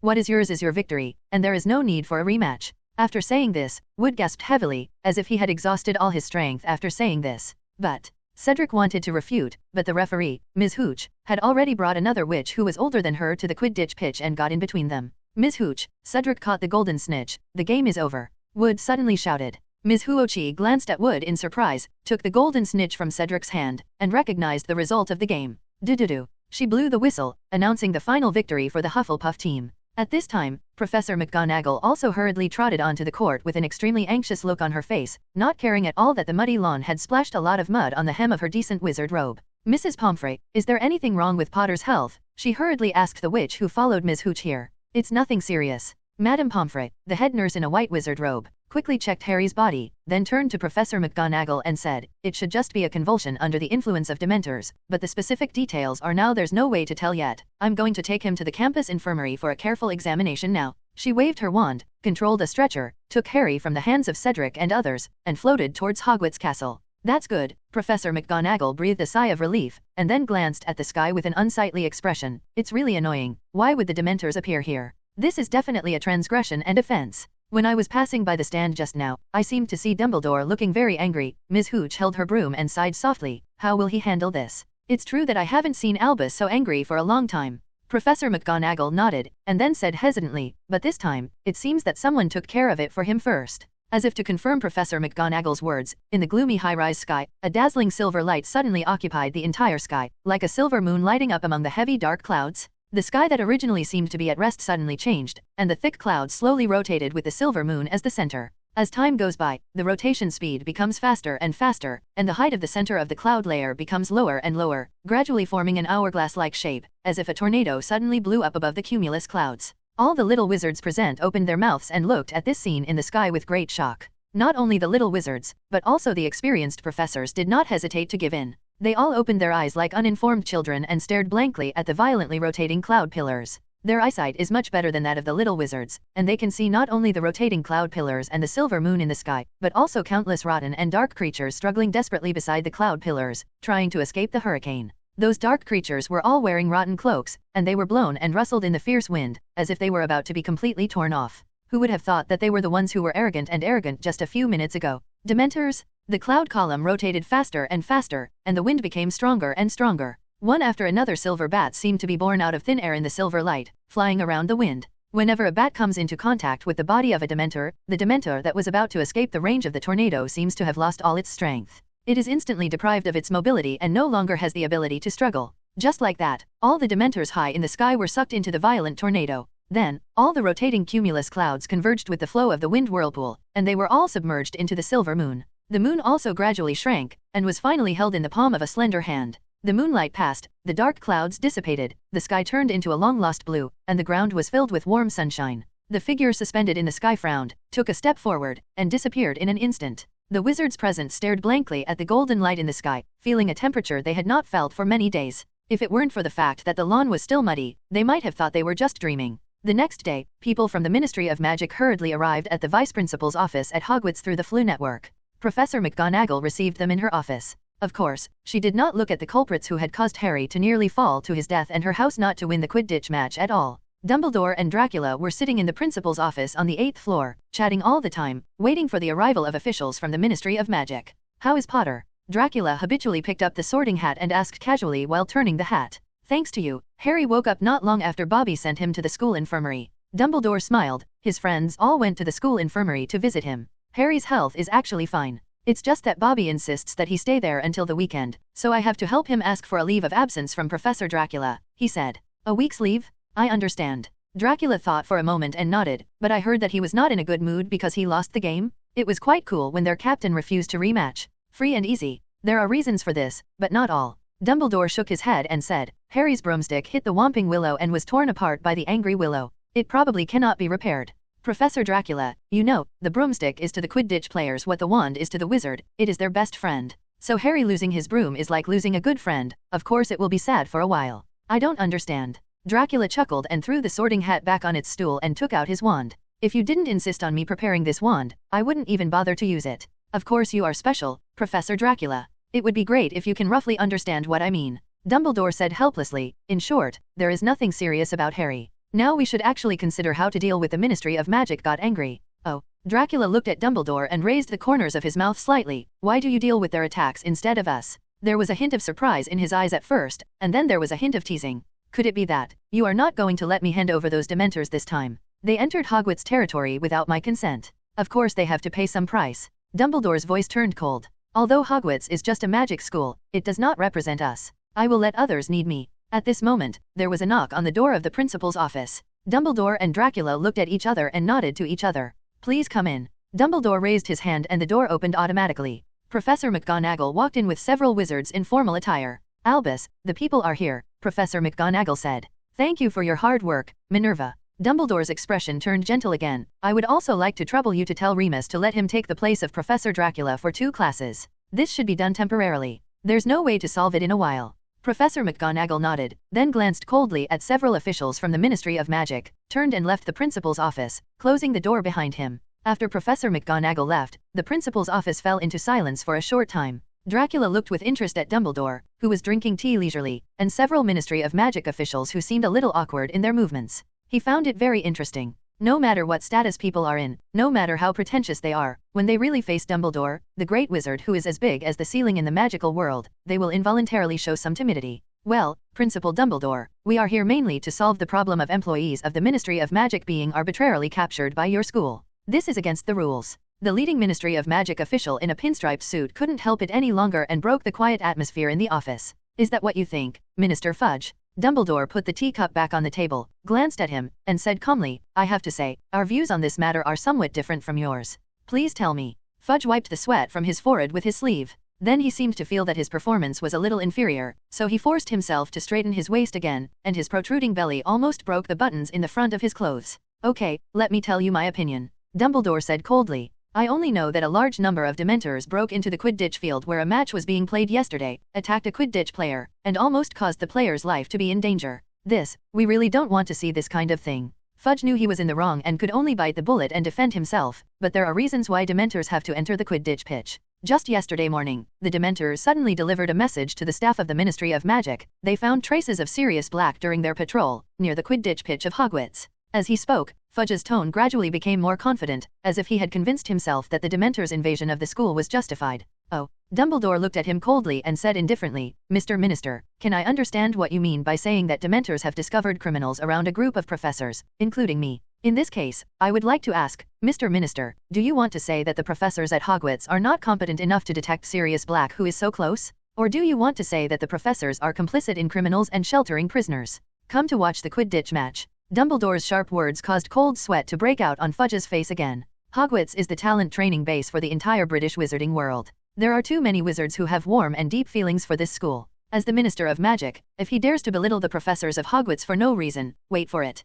His will be a huge pressure from public opinion. Just when Fudge was in a dilemma, the other witch following him took a step forward and showed an ugly and sickly sweet smile. Hasn't Principal Dumbledore heard that different people have different abilities? She said in a coquettish tone, in terms of catching criminals, Dementors are obviously better than those who stay in school and teach all year round. Professors are better at it. Are you? Looking at the witch who interrupted, Dumbledore frowned. Dolores Umbridge, the witch said with an exaggerated and proud look, Assistant Minister of Magic and Senior Undersecretary of Magic. Okay, Madam Assistant, Dumbledore repeated coldly, may I understand that you think the professors at Hogwarts are incompetent or harboring criminals? Oh, I don't mean to deny the position or ability of the Hogwarts professors, Umbridge said in a fuss, while looking pointedly at Dracula on the sofa. Of course, we cannot rule out the possibility of some borers among them. Dracula didn't know how the target of the blame was transferred to him. He turned his attention away from the sorting hat in his hand with interest and looked at the witch named Umbridge next to Fudge. However, after just one glance, the Earl, who has thousands of years of experience and powerful strength, almost vomited. Umbridge should not be too young. She has a broad, saggy, ugly face, but she is wearing a very girly pink suit. She wears a fluffy pink cardigan sweater outside the suit. There is also a small black velvet bow on her curly hair. It looked like a toad with a pink bow, and it was the kind of thing that even Neville's Leffa would not scorn to mate with. It doesn't matter that she is ugly and her clothing contrasts too much and is easily scary. The key point is that the voice of this female toad is still a very high-pitched clip sound. It seems that she is pretending to be a teenage girl, but in fact she looks like a teenage girl. It's a stunted old hen. Dracula took a breath and subconsciously waved his hand, instantly exerting a strong push on the pink toad's body, pushing her out of the door of the principal's office and slamming her against the railing of the spiral staircase outside. When this step was not enough, he waved again, closed the door to the office, shut out Umbridge's glaring image, and opened all the windows. A gust of wind blew in from the window, shaking the books, candles, and even tables and chairs in the principal's office, for fear that the ugly monster might still have any scent left in this space. It should be almost done now. The strong wind outside the window blew for a full minute before Dracula breathed a sigh of relief and let the strong wind stop. Fudge happened to be standing next to a window in the principal's office. The strong wind that lasted for a minute blew his hair and clothes as messy as a chicken coop, and also confused the minister's mind. He was just rejoicing that he had brought an assistant to act as the villain, otherwise he would not have been able to deal with Dumbledore's verbal attack. However, in the blink of an eye, this extremely aggressive assistant was thrown out of the door, and he could no longer play his intended role. We are all civilized people, so why do we just take action? I need an explanation, Dumbledore. Fudge looked at Dumbledore angrily while arranging his clothes and hair, attacking senior officials of the Ministry of Magic for no reason. Do you want to violently defy the Ministry of Magic's investigation? Where is the reason? I have a very clear reason here, right? Dracula sneered, that pink-skinned toad just now seriously polluted my eyes, stained my ears, and even affected my mood for the whole day. Isn't this reason clear enough? What kind of excuse is this? You are defying the authority of the Ministry of Magic. Fudge's face turned red with anger. Of course, it wasn't because of Dracula's behavior of throwing Umbridge out of the door or the toad's comments. He actually felt that the title was quite vivid. He was angry because of Dracula's attitude of ignoring the rules of the Ministry of Magic. Insulting Ministry of Magic officials with insulting words can already be punished. Fudge said loudly, sure enough, you are the only one who would kidnap Ministry of Magic employees against the rules of the Ministry of Magic. Fudge had long known that it was the defense against the dark arts professor at Hogwarts who had a conflict with the Dementors, and he also knew that the only people waiting for them in the principal's office today were the principal and the defense against the dark arts professor. So of course he also knew that Dracula was the professor who kidnapped the Dementors. Minister Fudge, Professor Dracula only acted in legitimate defense against the Dementors' invasion, and it is far from as serious as you said.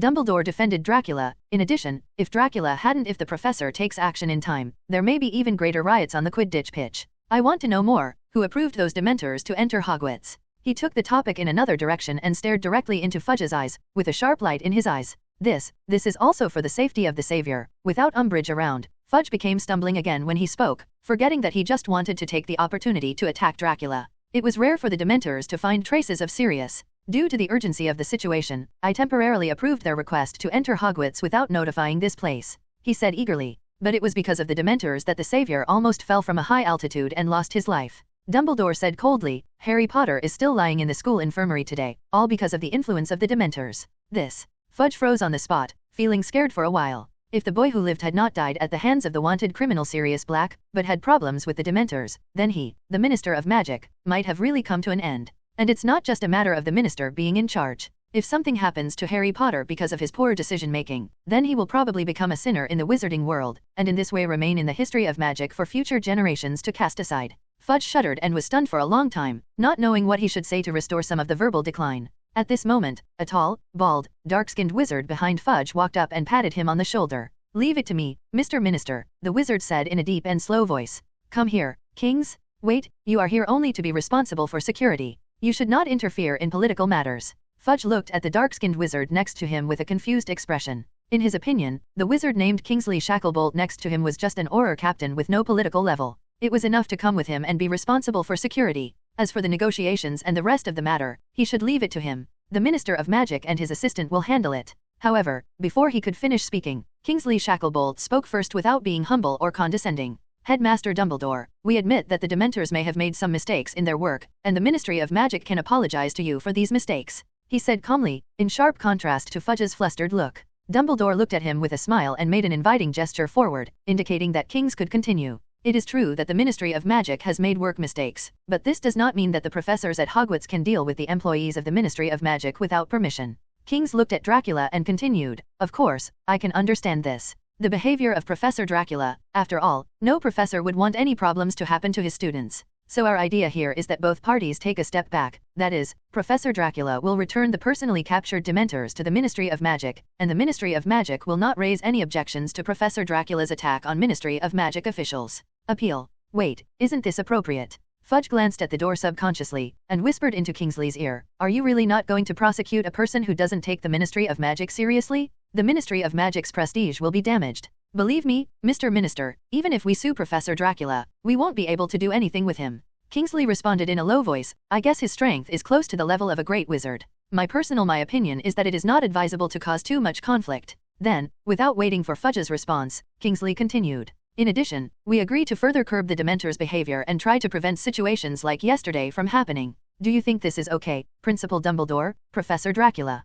This is a good plan. A smile appeared on Dumbledore's face and he nodded slightly. Dracula's eyes looked back and forth between Dumbledore and Kingsley several times with deep meaning, and finally fixed his gaze on Dumbledore's face. Dumbledore also noticed Dracula's gaze, so he tilted his head imperceptibly and nodded slightly. Dracula understood, turned to look at Jins, and slightly raised the corners of his mouth. Okay, I agree. As he spoke, he randomly took a piece of parchment from Dumbledore's desk, folded it several times, and folded it into a small cardboard box. Then, Dracula raised his hand and lightly tapped on the carton. A traceless stretching spell was instantly clicked, and the space inside the carton was immediately expanded to the size of a villa. He opened his palm again, and a silver moon condensed in front of his palm and slowly pushed into the carton. After the silver light completely disappeared into the carton, Dracula casually threw the carton to Kings. The Dementors you want are all here, he said, waving his arms like he was chasing a duck away. You two can leave. I won't be so easy to talk to next time. Kingsley hurriedly took the carton and looked inside the carton with Fudge. Sure enough, he saw groups of Dementors floating listlessly in the carton.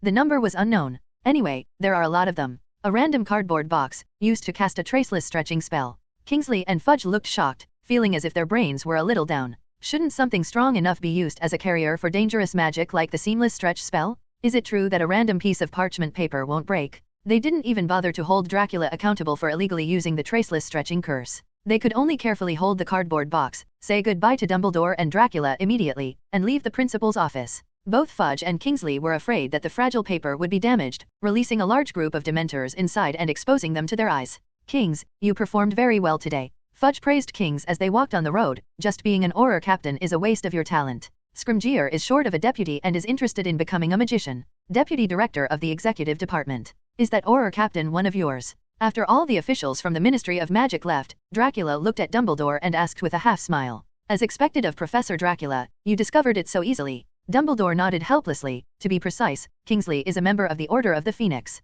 We hope you can keep this secret for us. I'm not interested in publicizing this kind of thing everywhere. Dracula chuckled. No wonder, you pressed Fudge step by step, but when the Auror captain opened his mouth, your tone suddenly softened. Fudge and other Ministry of Magic officials left with the Dementors satisfied. Dumbledore not only received the Ministry of Magic's promise to keep the Dementors away from the castle, but also gave the Order of the Phoenix people the opportunity to be promoted in the Ministry of Magic. He was also very satisfied. And Dracula was also satisfied. The number of Dementors collected in the trash can that he cast the invisible stretching charm on doubled, and Fudge didn't even notice that the Dementors he got were missing some. The wizards at the Ministry of Magic only regard Dementors as tools to guard prisons. Who would seriously count the number of these dark and corrupt creatures? After another weekend, Harry recovered and was discharged from the school infirmary. On Monday, he came to the second floor of the teaching area with complicated thoughts, preparing to take his first defense against the dark arts class after being discharged from the hospital. What did Professor Lupin teach you in the previous classes? Dracula asked standing on the podium after the class bell rang. Facts have proved that since Lupin taught the defense against the dark arts class in place of Dracula last Monday, Dracula once again couldn't help being lazy and directly asked Lupin to teach for a whole week. If it weren't for the night of the full moon, Lupin would have to drink the wolfsbane potion brewed by Snape, and his body would be weak for a period of time. At the same time, Dumbledore also thought that Lupin would have to inspect Sirius Black's house. I tried to persuade Dracula on the grounds of finding out his traces, and I am afraid that this time of substitute teaching will continue to be extended. Professor Lupin told us about Kaba and Boggart, and took us to practice. Hermione was the first to raise her hand and answered. After her time turner was confiscated by Dracula, she had to take a few days off and take a few classes off. When Dumbledore received the fully charged time turner sent again from the Ministry of Magic, Miss Academic Master finally resumed her continuous study life. Fortunately, after those few days of adjustment, her mental condition improved a lot, and now she is back to the efficient learning state she used to have. Kaba and Boggart, right? Dracula thought for a moment and remembered that over the weekend, Lupin dutifully came to his office to take over the teaching work and seemed to mention that he found a boggart in an old wardrobe in the castle. Let me take a look. Well, sure enough, I found you here. He quickly found a boggart from a box inside the desk and took it out of the box. Okay, let's review the previous content before starting this class. Halfway through his words, Dracula's expression suddenly darkened. I saw that the shape of the boggart was constantly changing, as if it was thinking about what Dracula in front of him was afraid of. Finally, it suddenly swayed and turned into a very regular sphere. There was a picture inside the sphere. A figure that looked very similar to Dracula was sitting on a chair, meditating. There was nothing around him, and the expression on that figure's face was lifeless and extremely boring. Dracula. What an unpleasant species. In order to allow the class to continue, he forcibly suppressed his inner desire to destroy the boggart, and then stuffed it into the box again. Line up and come one by one. I'll see who else hasn't learned how to deal with boggarts. I'll take good care of him. The little wizards in the audience lined up happily and stood in front of the lectern one by one, looking at Dracula eagerly. Professor Lupin had made it very clear in class. They were all very confident and felt that they could easily deal with boggarts. Only Neville looked sad.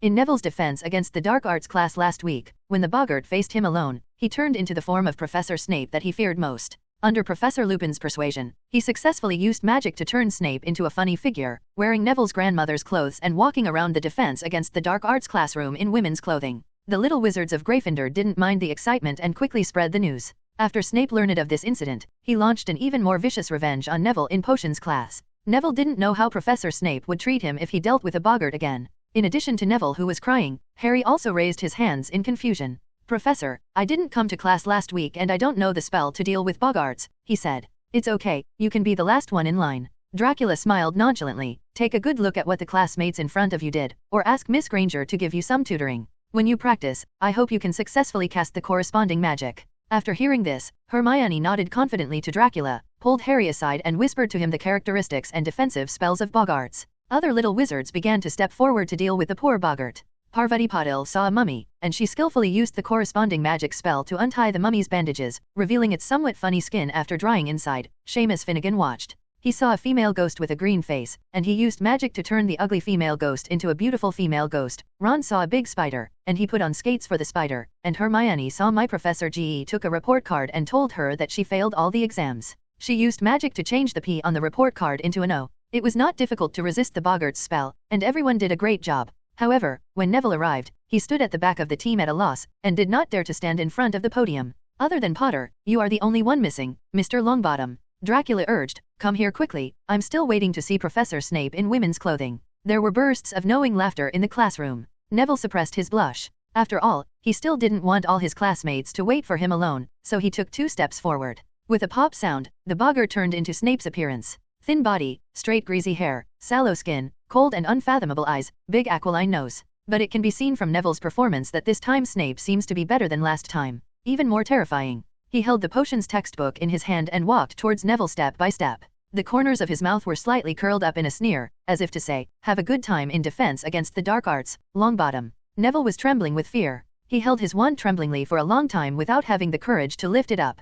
Didn't you do well in Professor Lupin's class, Mr. Longbottom? Dracula's voice appeared in Neville's ears. Imagine something interesting, you just need to force it to become something you think is ridiculous. Image of. Doesn't Professor Snape's cross-dressing make you happy? But, if Professor Snape hears about what happened in this class, he will never let me go. Neville stammered. Don't worry, if he troubles you because of this matter, then I will definitely trouble him for you. Dracula chuckled. No need to doubt, I will do what I say. Neville raised his head and glanced at Dracula's eyes, which seemed to be calming. He gradually gathered a little courage in his heart and slowly raised his wand. Ridiculous, he shouted, thinking of the clothes his grandmother used to wear. The image of Snape transformed by the boggart immediately changed. The black robe on his body turned into a long, embroidered women's dress, and he put on a tall hat with an old withered specimen that had been eaten by insects, with a huge red handbag dangling in its hand. Snape seemed to be frightened, staggering back 2 steps and retreating to Dracula's side. Dracula looked at the female Snape in front of him with great interest and said, "Tisk. I heard that Professor Lupin suggested that you change the image of the boggart by thinking of your grandmother's dressing style," he asked happily. "Well, if it weren't for Professor Lupin, I wouldn't have thought of this method myself," Neville said weakly. Although his words were still a bit shaky, at least he wasn't as scared as before. Snape wearing an old lady's outfit really couldn't make people scared. Tisk, it seems that Professor Lupin is not as serious as he appears. Dracula chuckled softly. It seems that Snape is very familiar with Lupin and Sirius Black. How about asking Snape what he thinks of the Azkaban escapee? Professor, is it my turn? Harry's voice interrupted Dracula's thoughts. Dracula turned his head and saw Harry getting ready to walk towards the boggart next to the podium. Oh, it seems that you have learned the spell to resist the boggart. He nodded. Then come over here and let me see what your level will be like when you use this spell for the first time. Dracula looked at Harry expectantly, wondering what Dumbledore's chosen savior might be afraid of. Will the boggart directly bring out Voldemort's bald head? That would be a lot of fun. Harry took a deep breath and walked up to Snape, who was wearing women's clothing. Snape hesitated for a moment after seeing Harry, and his body suddenly swelled. Under Dracula's interested gaze, the boggart suddenly transformed into a tattered black cloak. Just when he thought that the big bald head of Voldemort was on top of the black cloak, a rotten, glowing hand swayed under the cloak. Then, a long, trembling breath came from an invisible mouth. The thing Harry fears most is not Voldemort, but Dementors. The Dementor transformed by the boggart slid towards Harry silently while taking a deep breath. Its penetration was so strong that it seemed as if Harry's entire body was submerged in ice water. Funny. Harry was a little confused and uttered the curse spell incomprehensibly. Obviously, this method of chanting a mantra has no effect at all. All the defense methods he had thought up in his mind were useless. Only when he actually faced the Dementors did he know how much impact this deepest fear in his heart could have on him. In Harry's eyes, the entire defense against the dark arts classroom and the Dementor seemed to be melting. He fell downward again in the thick white mist, and the woman's voice was louder than ever. This voice echoed in his mind. Don't touch Harry! Don't touch Harry! Please, I promise anything. Get out of the way! Get out of the way, you woman in the way! Harry! Harry came back to reality and found himself lying on his back on the floor. The scene in the classroom returned to form, with Hermione and Ron surrounding him, looking at him with worried faces. Sorry, Professor. He murmured feebly, sitting up from the ground, feeling cold sweat flowing down behind his glasses. Sorry, I didn't complete your task. Your situation seems to be a bit special. Dracula looked at Harry, who was covered in cold sweat, and said thoughtfully, Dementors obviously arouse your deepest fear more than boggarts, so Boggart opportunistically took on the form of a Dementor. At this time, he had already captured the boggart and put it back into the original box, with some curiosity in his eyes. Can you please tell me what kind of scene you saw before you fell into coma? Dracula asked. Harry opened his mouth, his lips trembling, unable to force himself to describe in words what he had seen before. It doesn't matter if you can't explain it, just get used to it slowly. Dracula waved his hand. It seems that I have to teach you to resist 2 dark creatures at the same time, otherwise you won't even be able to pass the boggart test. 2 creatures. Harry was stunned for a moment, and then a smile appeared on his face. He suddenly realized that Professor Dracula not only wanted to teach him how to resist boggarts, but also how to resist Dementors. Okay, the review time is over. Dracula casually threw the box containing the boggart into the cabinet under the desk, and then walked onto the podium. Let's start today's content dash. How to defend yourself against Dementors. He thought about the annoying Dementors arranged by the Ministry of Magic around Hogwarts, and the young wizard's disgust and rejection of those Dementors, and an extremely interesting picture emerged in his mind. A group of little wizards held up their wands, and each of them summoned a patron saint, using silver light to fight against the Dementors and drive them far away from the castle.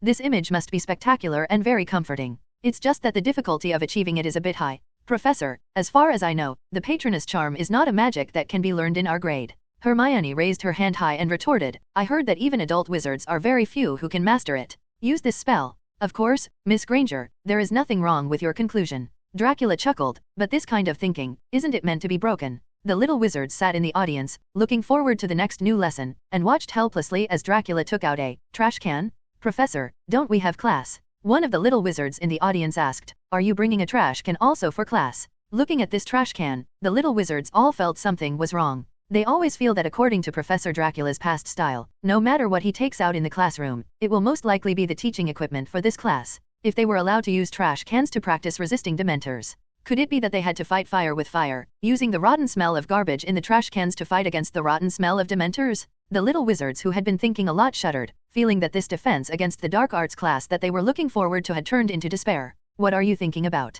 Dracula put the trash can on the lectern and looked at the aggrieved faces of the little wizards with amusement. This trash can is just a container. It was thrown around on the train at that time. The one I took was quite clean, so I didn't bother to change it. He pointed to the trash can on the lecture table and lifted the lid. What's inside is the teaching equipment for this class. As he spoke, Dracula raised the corners of his lips and lightly snapped his fingers. The tables and chairs under the stage, together with the little wizards sitting in their respective seats, were pushed to the perimeter of the classroom by an invisible force, forming a circle. Afterwards, Dracula reached into the trash can that had been cast a traceless stretching spell, pulled out a Dementor, placed it in the middle of the classroom, and tied it with a rope that exuded silver light. Tie it up to prevent it from wandering around and affecting students. As soon as this Dementor came out, he felt the joy in the hearts of so many young and lively wizards around him, and subconsciously opened his empty mouth under his hood, preparing to suck away their happiness. Dementors who have spent most of their lives on a desperate island like Azkaban have never seen such a wealthy environment. Taking a single puff here is equivalent to completely picking up the emotional wool of all the prisoners in Azkaban. However, just when it was about to absorb the emotions, a silver hand suddenly appeared on its head and slapped it. The powerful patron saint power covered in the hand almost slapped the Dementor's head away. Be honest, it's not time for you to eat yet. Dracula reminded him calmly. The Dementor suddenly calmed down. Even though it doesn't have much intelligence, its experience in the trash can has made it worse than death. From time to time, that terrible man would do an experiment with the Dementors in the trash can, using his foul Patronus spell to test the Dementors' reaction when facing the Patronus, and analyze the Dementors' situation when they were surrounded by the Patronus. The feeling of the environment, experimenting with the effect of multiple Dementors working together to fight against the patron saint. In order to test specific data, Dracula sometimes amplified the energy of the Patronus spell to a very powerful level, and thus accidentally destroyed many Dementors. This was one of the reasons why he felt happy about getting a lot more Dementors. These are all his experimental materials. On the opposite side are the Dementors. This group of prisoners of war have become completely obedient since they saw their first companion being eliminated. They stay in the small space of the trash can every day with fear, fearing that one day they will be selected for experiments and then disappear. The Dementor who was found today to cooperate with the young wizards in learning the Patronus charm was originally in despair, but after it came out, instead of being directly used for experiments, it came to a place where the smell of joy was everywhere. At this time, under Dracula's punishment, the lucky Dementor stayed where he was, restraining his mouth parts and trying not to release any dark aura that would make people feel chilled. Teaching begins next. Dracula saw that the Dementors had calmed down, nodded with satisfaction, and turned his attention to the little wizards in the classroom. Everyone looks at the middle of the classroom. This ugly thing is what we are going to talk about today. I believe you have already seen this kind of weird thing on the train on the way to Hogwarts before the start of school. Dementors are one of the darkest and most evil creatures in the entire magical world. They often appear in groups in the darkest and filthiest places, living in corrupt and desperate environments, leaving nothing in the air around them. Peace, hope and joy sucked dry. In order to save costs, the Ministry of Magic hired this creature as the guard of Azkaban prison, believing that no prisoner could escape from the Dementors. At this point, Dracula sneered. Speaking of which, the record of no one escaping from Azkaban was broken not long ago. It seems that the Dementors are not as omnipotent as the wizards imagined. The little wizards glanced at Harry subconsciously. They all knew more or less that the reason why one of the most evil Death Eaters in the legend escaped from prison was to kill the boy who lived for the mysterious man. Although the Ministry of Magic regards this kind of thing as its own employees, and even the current minister is willing to come to Hogwarts to beg for these free labors, Dracula smiled sarcastically. But I don't think they're really as harmless as regular ministry employees. Most of the students here must have experienced that Dementors can suck away human happiness, affect people's minds, and in more serious cases can cause symptoms such as fainting and even mental disorder. In fact, what you experience is at best a side effect when facing Dementors, and it cannot reach the impact caused by Dementors when they attack. Under the attack of Dementors, wizards often feel that the surrounding light is being sucked out, and they gradually fall into darkness. Their courage and hope fade away, and emptiness gradually takes over their hearts. If they cannot be rescued in time, their souls will eventually be sucked. The way Dementors absorb souls is called Dementor's kiss. Its power and effect can be referred to the death curse I explained to you in the Duel Club last semester. While explaining about the Dementors, Dracula walked up to the Dementor who was staying in the center of the classroom. This is a rare opportunity. I can show you how a Dementor performs the Dementor's kiss. As always, the old rule is to first find an experiment subject who is brave enough to contribute to our teaching cause. He snapped his fingers, summoned a mouse from the depths of the castle dungeon, held the mouse's tail and placed it in front of the Dementor's hood. Then, Dracula took off the hood on the Dementor's head. It was an ugly, hideous face, with only thin-crusted gray skin where the eyes should be, monotonously covering the empty eye sockets. A vortex that seemed to be composed of gas and liquid was located on the lower half of the face. The vortex was like a big mouth that wanted to choose people and devour them, with a faint and soul-stirring power. Come on, I've prepared a food for you. Let's show everyone your Dementor's kiss. Dracula held the mouse and dangled it near the Dementor's mouth and said enthusiastically, Dementor, what he eats is the emotion of happiness. What kind of happiness can a rat have? Ugly rejection? Oh, it seems that you are not hungry yet, and you are still picky about food. Dracula smiled gently and said softly, forget it, I won't force you. His gentle smile seemed to have no warmth, causing the little wizards in the classroom to shudder. This Dementor is useless, let's replace it with one that is willing to cooperate. Dracula said gently, anyway, there is still plenty of stock in the trash can. The silver rope wrapped around the Dementor's body to restrict its movement suddenly changed its form, as if it turned into a burning silver flame, burning from the position close to the Dementor's skin. The Dementor suddenly felt a pain that came from the depths of his soul. The old and dirty cloak on his body gradually turned into ashes, revealing his thin, scabbed gray skin. Soon, the skin turned into powder, and there was nothing inside. The Dementor struggled violently and kept making strange sounds like clucking and squeaking like a guttural roar before death, constantly sending feelings of repentance to Dracula. However, Dracula did not intend to pay attention to it. Instead, with a wave of his hand, he accelerated the Dementor's death process and completely annihilated its body in the center of the classroom. Tisk, I really couldn't hold it back. Dracula looked at the middle of the empty classroom and shrugged helplessly. Well, occasionally destroy one or two Dementors, there shouldn't be any in Andrus. Isn't that a big problem? Then, he fished out another Dementor from the trash can. This Dementor had long sensed the tragic situation of its kind before it died, and almost immediately restrained its frightening aura, consciously flew to the center of the Defense Against Dark Arts classroom, opened its hood and got close to the Dementor,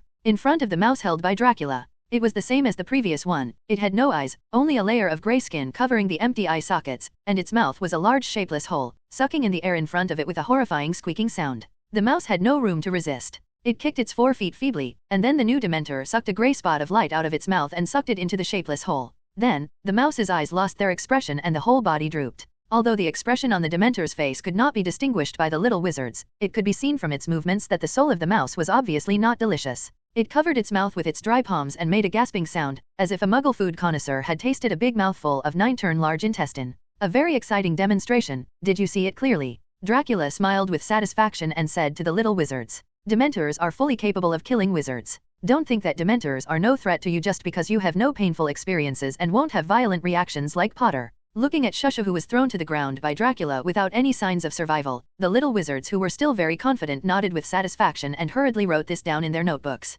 Professor, how are we going to deal with the Dementors? Harry raised his hand and asked impatiently. As a young wizard deeply affected by Dementors, he was worried that Dementors would suddenly appear in the next Quidditch match. If they can learn to deal with Dementors, then the Gryffindor team might still have a chance to win this Quidditch Cup. Well, I will talk about this next. Dracula nodded lightly. Miss Granger mentioned before when she asked a question that a magic spell is needed to resist Dementors, the Patronus charm. There is a saying in the magic world that Dementors cannot be killed or harmed by any magic. Only the Patronus charm can expel them. But, Professor, didn't you just kill a Dementor? A young wizard asked curiously. That's right, that's why I said it's just a saying in the magic world. Dracula smiled and nodded, but for ordinary wizards, being able to use the Patronus charm is very difficult in itself, and even more so not to mention changing the form of the Patronus charm and adding additional lethality to this spell. So, in a sense, this statement can't be wrong. Then how does this magic work? Harry asked nervously as he sat in his seat. When the Patronus charm is used correctly, it summons a Patronus, said Dracula. A Patronus is a protection against the Dementors, a guardian between you and the Dementors. Act as a shield. The Patronus is a positive force. What it advocates is exactly the food of the Dementors, hope, happiness, and the desire to live. However, it cannot feel despair like real people, so the Dementors cannot harm it.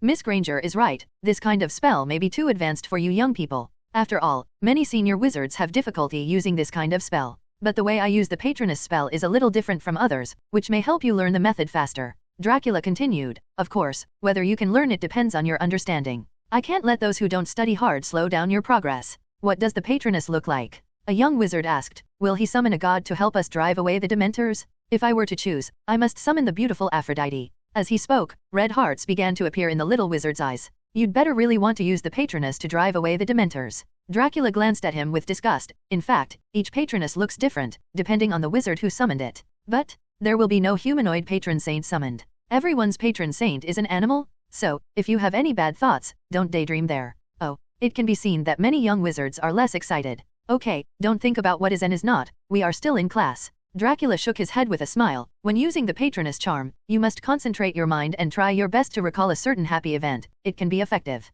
For example, when you saw Professor Snape dressed as a woman just now, did everyone laugh happily? Some students who really can't remember any happy times can think of Professor Snape dressed as a woman while summoning Patronus. The spell goes like this. Dracula raised his wand, calling God to protect, exp. Dracula discovered that he had overestimated the magical talents of the young wizards. A few weeks have passed, and no one has been able to learn the Patronus charm. Most of the better students can only spray some silver gas with their wands. Only Cedric and a few outstanding 6th and 7th grade students have learned a little bit about how to summon the silver shadow of their patron saint, but they still cannot tell what kind of animal form their patron saint is. Not only that, most students who can cast the patron saint's silver gas crudely can only do so when they are fully concentrated. When Dracula ordered the Dementors to let go of the dark and cold aura on their bodies, it was difficult for the students to concentrate completely and to focus on recalling the happy memories of the past. Instead, they were constantly assaulted by sad negative emotions. Mind. Therefore, when actually facing Dementors, students who can use the Patronus charm roughly will have to at least make another half measure. Professor, I would like to ask you to give me some advice on my Patronus charm. As Halloween approached, Harry seemed dissatisfied with the progress in learning the Patronus charm and came to Dracula's office alone. Dracula was shaking the wine glass in his hand, and through the reflection of the bright red wine in the glass, he could see the tangled and hesitant expression on Harry's face. Your study progress is quite good among 3rd grade students. What else are you dissatisfied with? He asked calmly, taking a sip of red wine. I can only use this magic when there is no pressure from the Dementors. Harry lowered his head in frustration. Whenever the Dementors let go of their breath, I will immediately become the bottom of the entire grade. Student. In fact, Harry was one of those little wizards who could cast the silvery gas of the Patronus charm. The magic power of 3rd grade wizards has not yet fully grown, and many advanced magics are difficult to use successfully, so there are very few wizards in the entire grade who can cast silver gas. The Patronus charm taught by Dracula was an early version learned from the invincible Andrus. After Dracula himself improved it, these lower-level wizards also have greater possibilities to cast it. Despite this, when the Dementors did not let go of their breath, Harry's progress was still somewhat beyond Dracula's expectations. However, Harry's use of the Patronus charm was limited to situations where he was not affected by Dementors. Whenever the Dementors let go of their breath, Harry would immediately feel faint, and the sound that had been heard many times in his ears would appear in his mind. Evil laughter, a woman's pleading, a baby's cry. Later, these sounds slowly pieced together a picture, and he gradually realized that these were all things that really happened when he was a child. This is what really happened when Voldemort killed his family? The degree of influence of Dementors is mainly determined by a person's past memories. Dracula put down his wine glass and looked at Harry. The crisp collision of the wine glass with the table interrupted Harry's thoughts. Most of your other classmates have not experienced the misfortunes you have experienced, so they cannot understand your despair when facing the Dementors. Dracula said, if you are because of Draco Malfoy's ridicule I just want to prove myself in front of him, then I think this is a completely unnecessary thing. The fact that Harry would be stunned by Dementors has been regarded as a joke by his archenemy Malfoy and spread widely in Slytherin College. Everyone knows that this incident makes Harry very distressed. No, it's not because of this, Professor. Harry shook his head and said, it's just, after Halloween, the Gryffindor Quidditch team will start the next game. I don't want the team to do it because of me. Lost the game for reasons. But I heard that your broomstick was broken. Dracula glanced at him and said casually, I can also use the sweep series of brooms. If I use the sweep 7 stars, I will definitely win Malfoy's Nimbus 2001. Harry said loudly, is it really because the opponent is Malfoy? Dracula chuckled, if it is because you are worried about the Dementors coming to the Quidditch pitch again, then you can go back now. Dumbledore has reached an agreement with the Ministry of Magic. From now on, Dementors will be firmly controlled outside the school. They will no longer enter the Quidditch pitch. Is this so? Harry stared at Dracula blankly, his eyes blank. What's wrong? Shouldn't you be happy to hear this news? Dracula raised the corners of his mouth and watched with interest as Harry tilted the corners of his mouth upwards, but couldn't smile. But Harry hesitated for a while and then changed his words, but I still want to learn the Patronus charm. I don't want to be unable to resist them when facing them. This is a step-by-step process, you don't need to be too impatient. Dracula said, follow the learning progress of the grade honestly. With your talent, you will at least be able to skillfully use the simplified version of the Patronus charm by the end of this school year. But we will go to Hogsmeade the day before Halloween. If we encounter a Dementor, I don't think you can go to Hogsmeade. Harry was interrupted by Dracula before he finished speaking. Professor McGonagall told me that you can't go to Hogsmeade without a parent's signature. Maud travels. Hogsmeade is the only village in the UK where all residents are composed of wizards. It is located to the west of Hogwarts Castle. Students in 3rd grade and above can go there on weekends, but only if they obtain permission from their parents or other guardians. License. Harry had no hope of getting Uncle Vernon's signature, not to mention that he had blown up his aunt into a balloon during the summer vacation, had a big conflict with his uncle's family, and had to run away from home. Therefore, he became the only little wizard in the 3rd grade who could not go to Hogsmeade. At the mention of Hogsmeade, Harry's face immediately became disappointed. Then, his eyes lit up and he looked up at Dracula. Professor, I would like to ask, can you sign the Hogsmeade application for me? Harry asked. I can't sign for you. Dracula refused him without hesitation. Looking at Harry's eyes that suddenly turned dark, he explained, don't you understand, Potter? The reason why you can't go to Hogsmeade is because you didn't sign.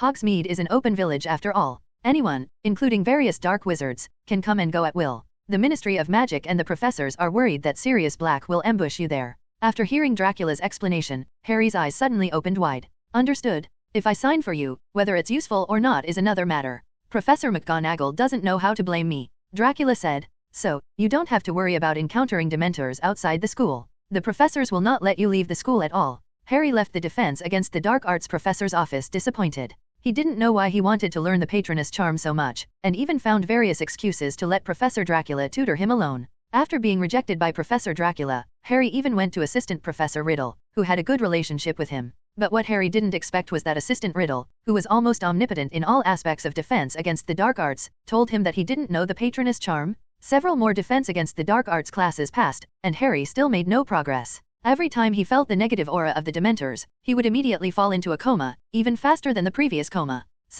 Later, Harry himself couldn't tell whether he wanted to learn the Patronus charm to fight the Dementors, or whether he was addicted to the voices that the Dementors evoked from the depths of his memory. As scary as it was to hear his parents' dying voices in his head, it was the only way Harry could hear them. However, if he still bothers to listen to his parents' voices, he will never be able to summon a true patron saint. They are dead, he told himself sternly, they are dead, and hearing their echo will not bring them back. But when the next class begins, Harry will still subconsciously cater to the dark aura of the Dementors and let himself sink into the dark vortex. On the day before Halloween, 3rd-year wizards were allowed to visit Hogsmeade for the first time. In the early morning, Harry woke up with everyone and went downstairs to have breakfast. He was in a very bad mood, but on the surface he tried to act as normal as possible. We'll bring you lots of sweets from Honeydukes, said Hermione. She was keenly aware of Harry's sadness, so she tried her best to comfort him. Yes, I will bring a lot. Ron also said. However, the two young wizards who comforted Harry together did not have any tacit understanding. The two were still arguing before breakfast. Hermione's half-breed cat, Crookshanks, has been keeping a close eye on Ron's pet rat Scabbers recently. From time to time, he wants to sneak into the Gryffindor boys' dormitory and steal Scabbers away from Ron's bed. Ron thought that Hermione didn't care about him by raising a cat, but Hermione thought that raising a cat was a normal thing, and it was natural for cats to eat mice. Because of this matter, the two people would have a big quarrel from time to time. Don't worry about me. Harry, sandwiched between the two of them, said perfunctorily, we'll meet at the Halloween dinner. I hope you have a great time. He wished he said it casually, but he was really bad at acting, and the sadness on his face was about to overflow. Harry accompanied his two friends to the front hall of the castle. Filch, the castle administrator, stood in front of the gate, checking each student with a long list, looking at each person's face suspiciously, wary of anyone who shouldn't be there slipping out. Staying, Potter, Malfoy shouted. He stood with Crabbe and Goyle in the queue heading to Hogsmeade. I see, you are afraid of encountering Dementors. He laughed playfully. It's a pity that I couldn't see the famous Harry Potter fainting on the ground. Harry ignored him and walked alone up the marble stairs and through the deserted corridors back to Gryffindor Tower. Watchling, tell me your command. Sir Cadogan shouted, waving his knight's sword. Chivalry, Harry said listlessly. That was yesterday's password. Sir Cadogan pointed at Harry with his sword in a mean voice. I understand, you are the traitor to Gryffindor. Look at the sword, bastard. Oh, baring his teeth and claws. Harry just remembered that Sir Cadogan was a doorman who could change passwords several times a day, and he replied impatiently. Ah, congratulations on the correct answer. Sir Cadogan opened the portrait and made way for the doorway into the Gryffindor common room. Do you want to have a duel with me before you leave? No, thank you. Harry declined and crawled through the hole. The common room was full of first and second year students, all chatting and laughing. Some of the older students had obviously been to Hogsmeade many times and no longer had a fresh feeling about it. Harry?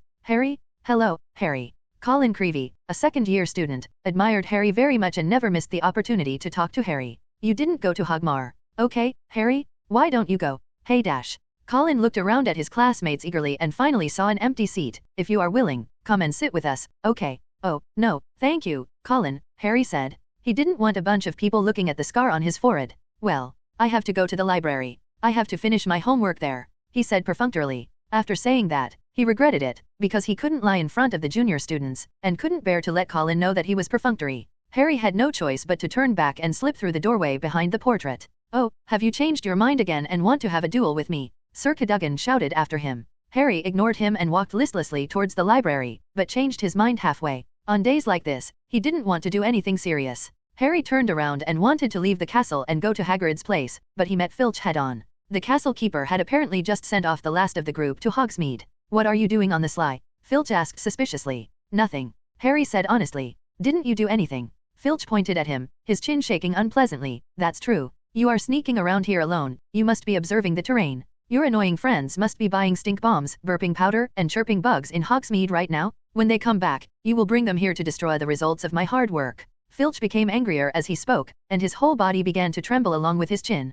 Well, the method you mentioned is indeed a good idea. Harry shrugged. Oh, Merlin's beard, I knew it, screamed Filch. However, Harry ignored him and left the castle, heading towards Hagrid's shack on the edge of the Forbidden Forest. Hagrid. Standing in front of the shack door, Harry slammed the door. Hagrid, are you in the house? There were heavy footsteps first from behind the door, and then the door opened with a creak. Harry was surprised to see Hagrid standing there, his eyes red and swollen, tears falling on the front of his leather vest. Harry, you're here, he shouted loudly, and then he rushed on Harry, wrapping his two rough hands around Harry's neck. Hagrid is at least twice the size of an average person and weighs far more than 4 times an average person. This kind of behavior is no joke. Harry almost collapsed under Hagrid's weight. Fortunately, his struggling movements still attracted Hagrid's attention, and he luckily did not become a savior who was not killed by Sirius Black or killed by Dementors, but was crushed to death by his big friend.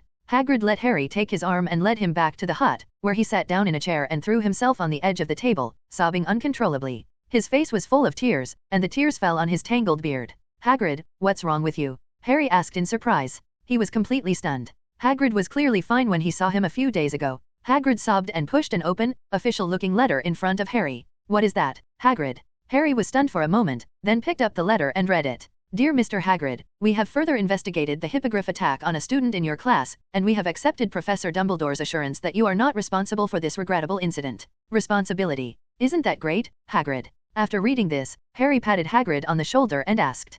Hagrid was lying on the table, so Harry could take the opportunity to tap his shoulder. Hagrid, who was lying on the table, continued to sob, while shaking his huge hands, gesturing for Harry to continue reading. However, we must express our concern about the hippogriff in question. We have decided to uphold Mr. Lucius Malfoy's formal complaint and the matter will therefore be referred to the Committee for the Disposal of Dangerous Creatures. There will be a hearing at the Commission's London offices next January, and we will ask you and your hippogriff to attend on that date. During this period, the hippogriff should be tethered and kept in isolation. Well, it doesn't seem too bad. Harry murmured after reading the letter. Hagrid, you said that hippogriffs are proud and disdain to do evil, especially Buckbeak. One of the gentler ones. It's just a hearing, he'll be fine. You don't understand those weirdos from the Dangerous Creatures Committee. Hagrid interrupted Harry with a choked sob, wiping his tears with his dirty sleeves. They are like enemies to these interesting magical animals, and they don't even know they have anything to do with them. Every little bit is good. Suddenly there was a sound from the corner of Hagrid's hut. Harry turned around quickly and saw Buckbeak, the hippogriff, lying in the corner of the house, chewing some animal raw and leaving stains all over the floor. There is blood flowing. They asked me to tie up Buckbeak, but I couldn't tie him outside with a rope.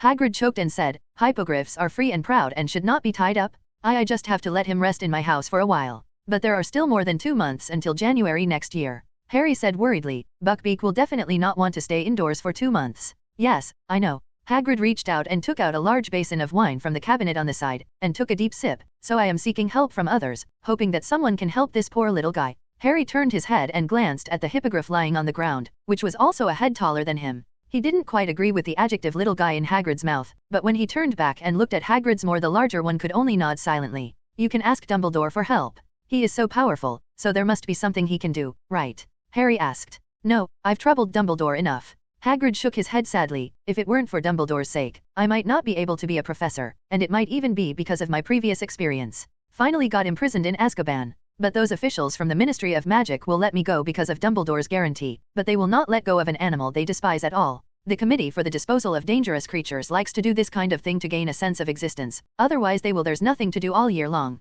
Hagrid poured another sip of wine into his mouth and continued. I also heard that Professor Dracula is very prestigious in the school board. I met him once before in the staff lounge, but I didn't bother to speak. Hearing Hagrid's words, Harry's eyes lit up. Yes, Professor Dracula is so powerful, he must have a way. He shouted, I'll go to Professor Dracula's office to ask him for you. With that, he happily bid farewell to the crying Hagrid and hurried to the defense against the dark arts professor's office on the 3rd floor of Hogwarts Castle. In fact, Harry had just been to Professor Dracula's office a few days ago and wanted him to teach him the Patronus charm. After being rejected, he always wanted to plead again, or learn something in a circumstantial way, but he could not think of a reasonable excuse to go to Professor Dracula again. In the case of Buckbeak being prosecuted, Harry sincerely wanted to help Hagrid save the hippogriff that once carried him to Hogwarts, and on the other hand, he also wanted to run again for himself. A trip to Professor Dracula's office found the reason, so he felt a little inspired. Oh, Dumbledore hasn't helped Hagrid handle that matter yet. In the defense against the dark arts professor's office, Dracula looked at Harry with raised eyebrows. You can't say that, at least Hagrid doesn't have any problems himself. Harry said anxiously, but Buckbeak. Buckbeak has been complained about, and there will be a hearing after the Christmas vacation. What kind of committee is that now? The person had to let Hagrid tie it up. Is that so? Dracula frowned. He remembered that he had asked Dumbledore if he needed help before, but the old headmaster said he could handle it, so he refused his help. It now appears that Dumbledore did not want to seek Dracula's help at that time because he wanted to hold Dracula accountable for secretly using the time turner. As the most prestigious wizard in the wizarding world, Dumbledore could indeed easily handle matters related to Hagrid himself, but he did not have a suitable way to completely solve the problem of the hippogriff. Dracula fully understood what those in the Ministry of Magic and the Committee for the Disposal of Dangerous Creatures thought. We give face to the strongest and most reputable wizard, just let go of the professor you vouched for, but you have to vouch for even a beast, so where do we put our face? Therefore, a great wizard like Dumbledore, who is famous and in everyone's attention, would be in trouble if he had to deal with this kind of thing. After all, he can only act within the rules and does not want to break up with those in the officialdom. However, this kind of thing is not troublesome to Dracula. He has many ways to easily rescue Buckbeak. Well, I know, this kind of trivial matter is really easy for me to solve. Dracula chuckled and said casually. Then, he suddenly changed the subject, but why should I help Hagrid unconditionally? I don't seem to know him very well. But, aren't you all professors at Hogwarts? Shouldn't colleagues help each other? Harry's eyes widened in confusion. You are a bit naive, Potter. Dracula curled his lips. If you follow your approach, if Professor Snape can help in this matter, do you think he will be willing to help you and high qualified? Harry's expression suddenly froze as he thought of Snape's ugly face. He could fully imagine that if Snape heard about this, it would be considered a kindness if he didn't add insult to injury to help the Malfoy family deal with Hagrid and Buckbeak, let alone rescue Buckbeak. Speaking of which, Snape was really weird. He was obviously willing to use all kinds of methods to save Harry from danger when he was in 1st grade, but in fact, the expression on his face was always an expression of disgust and jealousy. Harry could feel that the disgust for him in Snape's eyes was sincere, but he also sincerely did not want his life to be threatened. This is really incomprehensible, Harry thought. You have figured out the relationship between your colleagues, Potter. Dracula saw Harry's expression and saw that he had figured out the joints. Of course, I can't help with this. I always do things based on my preference. If I'm in a good mood, there's no problem in helping you solve this matter. A look of hope appeared on Harry's face again. So, Professor, how are you feeling now? He asked eagerly. Not very good. Dracula first showed a playful smile, then instantly put his smile back and put on a serious face. Harry, you are clearly in a good mood. There is a student who comes to me all day long to make up lessons and wants me to work overtime for free. Do you think this will make me feel good? Dracula seemed to have noticed Harry's thoughts and said with a straight face. Going to class day after day is boring enough. If it weren't for some interesting things happening in this castle from time to time, why would I still stay here? Professor, how can you feel better? Harry asked again. Harry also figured out at this time that Professor Dracula was simply too lazy to help Hagrid. Even though this was just a physical matter for him, he didn't even want to do it. Unless someone can give Professor Dracula some fun and get him thinking about moving. I think if you leave my office now and don't continue to harass me here, I might feel a little better, Dracula said. Harry's face was full of helplessness. If he leaves now, let alone he is not sure whether it really makes Professor Dracula feel better, maybe according to the professor's temperament, he can forget about this small thing in his eyes in a few minutes. Normal. Professor, Hagrid is really helpless. Harry originally wanted to try to explain things emotionally and rationally, but when he saw the half-smiling expression on Professor Dracula's face, he silently changed his mind and said, So can you tell me a way? I really want to you feel better. Dracula casually peeled off a blood-flavored lollipop and stuffed it into his mouth, and glanced at Harry casually. How about you tell me a joke? He said casually, if the joke is funny enough, there's nothing wrong with me directly helping you solve the problem. Harry was stunned for a moment. Professor, are you sure you want to hear the joke? He glanced at Dracula cautiously and asked weakly, I heard that there used to be a defense against the dark arts professor at Hogwarts who listened to the students telling jokes. Laughing to death. Dracula. With a bang, Harry was slammed outside the office door. You better come up with a funny joke, or else your homework after Halloween will double. Dracula's voice came from the office through the closed door. Before you know it, the daylight hours have passed and in a blink of an eye it's time for the Halloween dinner. Harry came to the Gryffindor table dejectedly, still blaming himself secretly. He shouldn't have complained about the last sentence, which ended up making Professor Dracula unhappy. His attempt to ask the professor to help Buckbeak failed, and he even had to double his homework. Ron and Hermione came to find him shortly after he arrived in the Great Hall. Their faces had been blown pink by the cold wind outside, and they looked like they had been playing happily for a while. The conflict between the two of them because of Crookshanks and Scabbers, two cat and mouse pets, seemed to have eased some. Harry, you don't look very good, Hermione asked worriedly as she took off the scarf from around her neck and put it on the table. Are you unhappy because you didn't go to Hogsmeade? It's okay, Ron, and I brought you a lot of snacks over there. As soon as she finished speaking, a large handful of candies fell on Harry's lap like a rainstorm. Look, Ron said cheerfully, we brought you so much candy, we can't take any more. Thanks, Harry whispered, picking up a small bag of pepper urchins. How was Hogsmeade? Where have you been? As it turns out, they went everywhere. Honeydukes, the magical goods grocery store, Zoko's joke shop, the Three Broomsticks for Butterbeer, and many other places. The post office, Harry? There are about 200 owls, all sitting on racks, all color-coded, depending on how fast your letter needs to go. Honeydukes has a new milk fudge, and they're giving away free samples, and here's a little bit, look. I wish I could bring you some butterbeer, it'll really warm you up. When the two of them mentioned today's journey, they seemed to have endless things to say to Harry. Listening to the lively words between the two, Harry's expression became even stiffer. Harry, you still don't seem happy. Ron was still talking enthusiastically, but Hermione saw Harry's unworthy look and patted Ron hard to make him stop. Harry shook his head, then turned to look at the two of them. You two, have you heard any good jokes? He asked with a troubled expression. Are you telling a joke? Ron glanced at Harry suspiciously and touched his forehead with his hand stained with cake cream. You must have a fever, Harry, to suddenly say such incomprehensible words. This you don't have a fever either. It's not that I want to hear a joke, it's Professor Dracula. Harry knocked off Ron's dirty hand that was still stained with cream on his forehead, and said weakly, I have to find a funny joke to make Dracula laugh. Professor Gula's mood has improved. Harry told Hermione and Ron about today's visit to Hagrid, about Buckbeak's troubles, and also told them about his experience of seeking help from Professor Dracula, but couldn't help but annoyed the professor with his bad words. It's really rough, Ron commented with a complex expression. How could the people from the Dangerous Creatures Committee do this? Hermione loudly complained for Hagrid. Those people must be trying to please Malfoy and dare not give Dumbledore face, so they can only do this to a poor animal. Take action. Yes, that lesson was clearly about Malfoy disobeying Hagrid and insisting on provoking Buckbeak. Harry agreed. How else could Buckbeak, such a docile hippogriff, do this? Attack him for no reason. Alas, the first lesson on care of magical creatures was the only one that was interesting. Ron also sighed. Hagrid seems to have been hit in the back. In every lesson, he only dares to let us go to those disgusting, slimy lakes. Feeding the flobber caterpillars in the lake is so boring. Saying this, Ron suddenly seemed to think of something and his eyes suddenly lit up. Yes, I thought of a particularly interesting joke. He slapped his thigh heavily and said loudly. Harry and Hermione both looked at him expectantly. If Ron can really come up with a good joke to impress Professor Dracula, then Harry's problem of doubling his homework after class and Buckbeak's complaint problem should be solved. Ahem. Ron cleared his throat very solemnly and said seriously.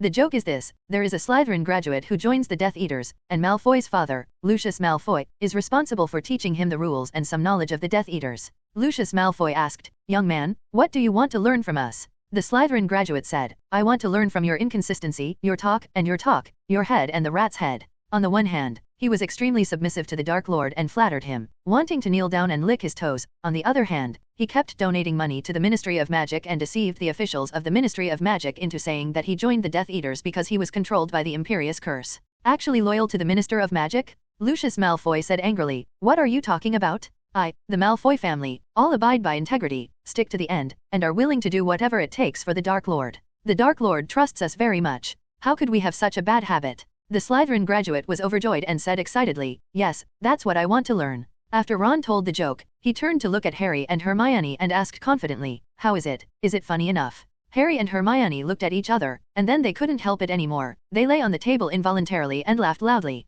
Ha ha ha ha. I can't do it anymore. Ron, you are such a genius. Harry laughed so hard that tears came out, and he took off his glasses and wiped the corners of his eyes. Ha ha ha. Professor Dracula must hear this joke. Upon hearing this, Buckbeak is saved. Hermione was a little more reserved, but no better than Harry. Pfft. You are too shameful, Ron. She covered her mouth, her eyes were crooked, and her messy hair was jumping with laughter. If Malfoy hears it, it will definitely kill your heart. Got it. Luckily, I happened to think of this joke just when I was about to scold Malfoy. Ron said modestly, but his eyebrows were almost raised to the sky. The joke might not be that funny to others, but the fact that the main character of the joke is their arch-nemesis Malfoy makes it quite interesting. Harry, Ron, and Hermione smiled forgetfully, causing the other Gryffindor wizards around them to come over and ask them what happened to make them so happy. Ron reworked his joke without hesitation and told it to all the little wizards who came over with joy. Soon, this joke about Malfoy spread all over the Gryffindor table, including the Ravenclaw table next door, and even the little ones at the Hufflepuff table far away. Some of the wizards have heard about it. Just as the three little wizards gradually stopped laughing, an uninvited guest came to the Gryffindor table. "Potter? Come here, Wes. I knew it was you two bastards again." A familiar voice sounded in the ears of the three of them. "I'm going to kill you." Harry and Ron stopped laughing and turned around, seeing three very tall Dementors wearing black cloaks and turbans standing in front of them. The leading Dementor wore shoes with high heels to show off his height. He was looking at them angrily and pulled out his wand from his cloak. "What the hell?" Ron looked at the three guys in confusion. "Have the Dementors already sneaked into Hogwarts?" "Ron, have you ever seen any Dementor holding a wand?" Hermione rolled her eyes at Ron and revealed the true identities of the three Dementors. "These must be Malfoy and his two followers. I'm afraid they're dressed like this to scare Harry." After hearing Hermione's explanation, Harry carefully looked at the three Dementors in front of him. To be honest, when he first saw this outfit, he was actually a little scared, because the psychological shadow caused by the Dementors before was really serious. However, the three Dementors played by Malfoy and his two followers did not give him the unique dark feeling of Dementors, nor did they cause him to fall into coma or hallucinations, so it is actually easy to judge. It's not really a Dementor. Harry raised his head and saw hundreds of jack-o'-lanterns hanging in the Great Hall, as well as a group of fluttering bats and many orange streamers that breathed flames. They were floating lazily under the ceiling, like brilliant water snakes. He then remembered that tonight was Halloween, and at the dinner party many little wizards would dress up as elves and ghosts to scare others. It seemed that Malfoy wanted to pretend to be a Dementor to scare Harry, but he happened to hear a joke about his family, so he was so angry that he directly exposed his identity and immediately pulled out the weapon. The wand is ready for a duel with Harry. Is there anything wrong with the joke we told? Harry looked sideways at Malfoy, who was wearing a turban and a black cloak, and asked provocatively, "Isn't this how your family behaves?" Malfoy was shaking with anger and blurted out a curse. Flipendo at full speed. Harry also drew his wand at the same time, preparing to fight back. However, the next moment, another red-haired figure stood in front of him. Protego. A transparent barrier blocked Malfoy's repelling spell, and behind the barrier was the serious face of Percy Weiss. Draco Malfoy violated many disciplines by using magic in the auditorium during non-dueling club time, disrupting the order of the dinner party, and sneak attacks on classmates. Draco Malfoy violated many disciplines, and Slytherin deducted 10 points.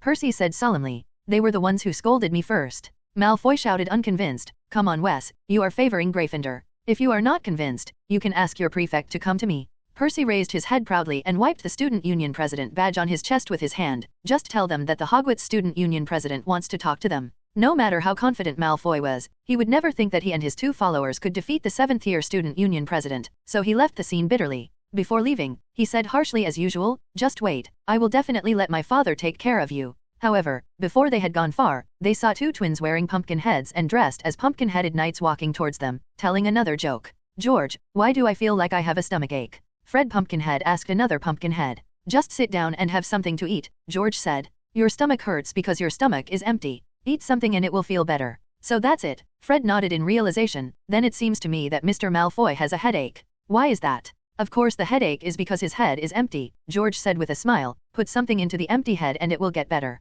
"Hey, don't say that, George." Fred waved his hands in a strange way. "If water is put in the head, wouldn't it mean that the brain is flooded?" I didn't think carefully." George blinked. "Thank you for reminding me, Fred." Then, the two of them looked at Malfoy together, laughing and looking very unbeatable. Malfoy was about to cry with anger, but because the student council president next to him was a member of the same family as these two troublemakers, he could only glare at them fiercely again, and then ran back to Slater as if he was running away. Lynn's seat. After solving Malfoy's problem, the twins wearing pumpkin heads jumped up to Percy with cheers, and each of them patted Percy on the shoulder. "Percy, great job. You're definitely the most handsome we've ever seen today," they shouted. "We didn't know you could have such a lovable day." "I'm not partial to Gryffindor, I just fulfilled my responsibility as the student council president." Percy's face seemed a little red. He straightened his collar, which was messed up by the twins, and changed the subject. "You two are not going to eat yet. Why don't you hurry up and get rid of these two silly pumpkin heads?" The food at the Halloween dinner was as sumptuous as ever, and with the little interlude in between, Harry had a great time eating it. Although Hermione and Ron had already filled their bellies in Hogsmeade, they still couldn't help but order 2 portions of every dish. Finally, they stopped until they could hardly walk and returned with Harry. Gryffindor common room. The three of them made an appointment to tell the joke to Professor Dracula the next day, and said goodbye to each other at the entrance of the steps on the side of the common room. "Good night, Hermione." Harry and Ron waved to Hermione. Good night, Harry. Good night, Ron. Hermione yawned and waved lazily. At night, Harry had a rare good dream after meeting the Dementors. In a peaceful and beautiful dream, he seemed to see his parents smiling at him, and he was flying around a cradle on a small broomstick. Then, dash. No, dash. The sweet dream was interrupted when Harry was suddenly awakened by screams. He rubbed his brows, still thinking about the beautiful dream from before. It was pitch black all around, and he was completely disoriented. He could only fumble with the curtains around the bed. There seemed to be other movements around, and the voice of another roommate, Seamus Finnegan, came from the other end of the room. What's the matter? He asked. Harry heard the sound of the bedroom door being closed and wondered who had gone out. Then, he finally found the opening of the bed curtain and pulled it open. At the same time, another roommate, Dean Thomas, lit the lamp. Ron sat up on the bed, a look of extreme horror on his face. His bed curtains were pulled aside, and the bed was turned over in a mess, as if there were a few holes in the mattress. Black? Sirius Black? With a knife. Ron shouted incoherently. What? Harry opened his mouth. Right here? What just happened? Ron shouted. He cut the bed curtains? Woke me up. Are you sure you're not dreaming, Ron? Dean Thomas asked. Look at that bed curtain. Let me tell you, he was here just now. Ron's expression was still very panicked. He turned over my bed while I was sleeping and poked several holes in my bed. They woke up immediately and climbed out of bed quickly. Harry was the first to come to the dormitory door and ran downstairs at full speed in his pajamas. At the same time, the doors behind them opened one after another, and many sleepy voices asked them questions. Who was yelling just now? Ouch, what are you doing? The common room was illuminated by the dim glow of the fireplace. There was no one in the room and no sign of Sirius Black. Are you sure you're not dreaming, Ron? Hermione poked her head out of the stairs in her pajamas, lost in the lake. Oh, Crookshanks, come to me. She saw her mixed-breed Katniss walking towards the common room door from the doorway, probably wanting to go out and run around at night. I'm telling you, I saw him. Ron shouted forcefully. I'm absolutely right. Such a big figure standing in front of me. It's definitely the Sirius Black printed in the newspaper. What are all the noises for? What happened? Several more girls came down the stairs, wearing dressing gowns and yawning. The boys also appeared one after another, and everyone was woken up by Ron. Awesome, little Luluo, do you want to host another Halloween dinner? Fred said cheerfully. Everyone go back upstairs. Percy glared at Fred. He hurried to the common room, pinning his head boy badge to his pajamas as he spoke. Percy? Sirius Black. Ron shouted almost hoarsely. In our dormitory? With a knife? Woke me up. There was silence in the common room. Nonsense, said Percy, who also looked frightened. You ate too much, Ron, and you had nightmares. I tell you. The two quarreled. One firmly refused to believe that Sirius Black had ever been in the common room, while the other wanted to use various methods to prove that he had actually seen the notorious wanted criminal. A few minutes later, Professor McGonagall was also alerted and entered the common room through the doorway. As soon as she entered the lounge, she slammed the portrait door behind her and looked around angrily. I can hear your noise from the second floor. Do you want to rebel by staying up late at night? Professor McGonagall said loudly and looked at the student union president. Percy, I was expecting you to perform better. I certainly didn't let them do this, Professor. Percy said angrily, I'm telling them all to go back to bed. My brother Ron had a nightmare. It's not a nightmare. Ron shouted at the top of his lungs. Professor, I woke up and Sirius Black was standing in front of me, holding a knife. Professor McGonagall looked at him with wide eyes. Don't make people laugh, Wes. How could he pass our portrait? Ask him. Ron pointed at Sir Cadogan's portrait with a trembling finger. You can ask him if he saw it. Professor McGonagall glanced at Ron suspiciously, walked over, and turned the portrait over so that Sir Cadogan faced the common room. The entire common room held its breath. Sir Cadogan, did you just let a man enter Gryffindor Tower? Professor McGonagall asked. Of course, ma'am. Sir Cadogan said matter-of-factly.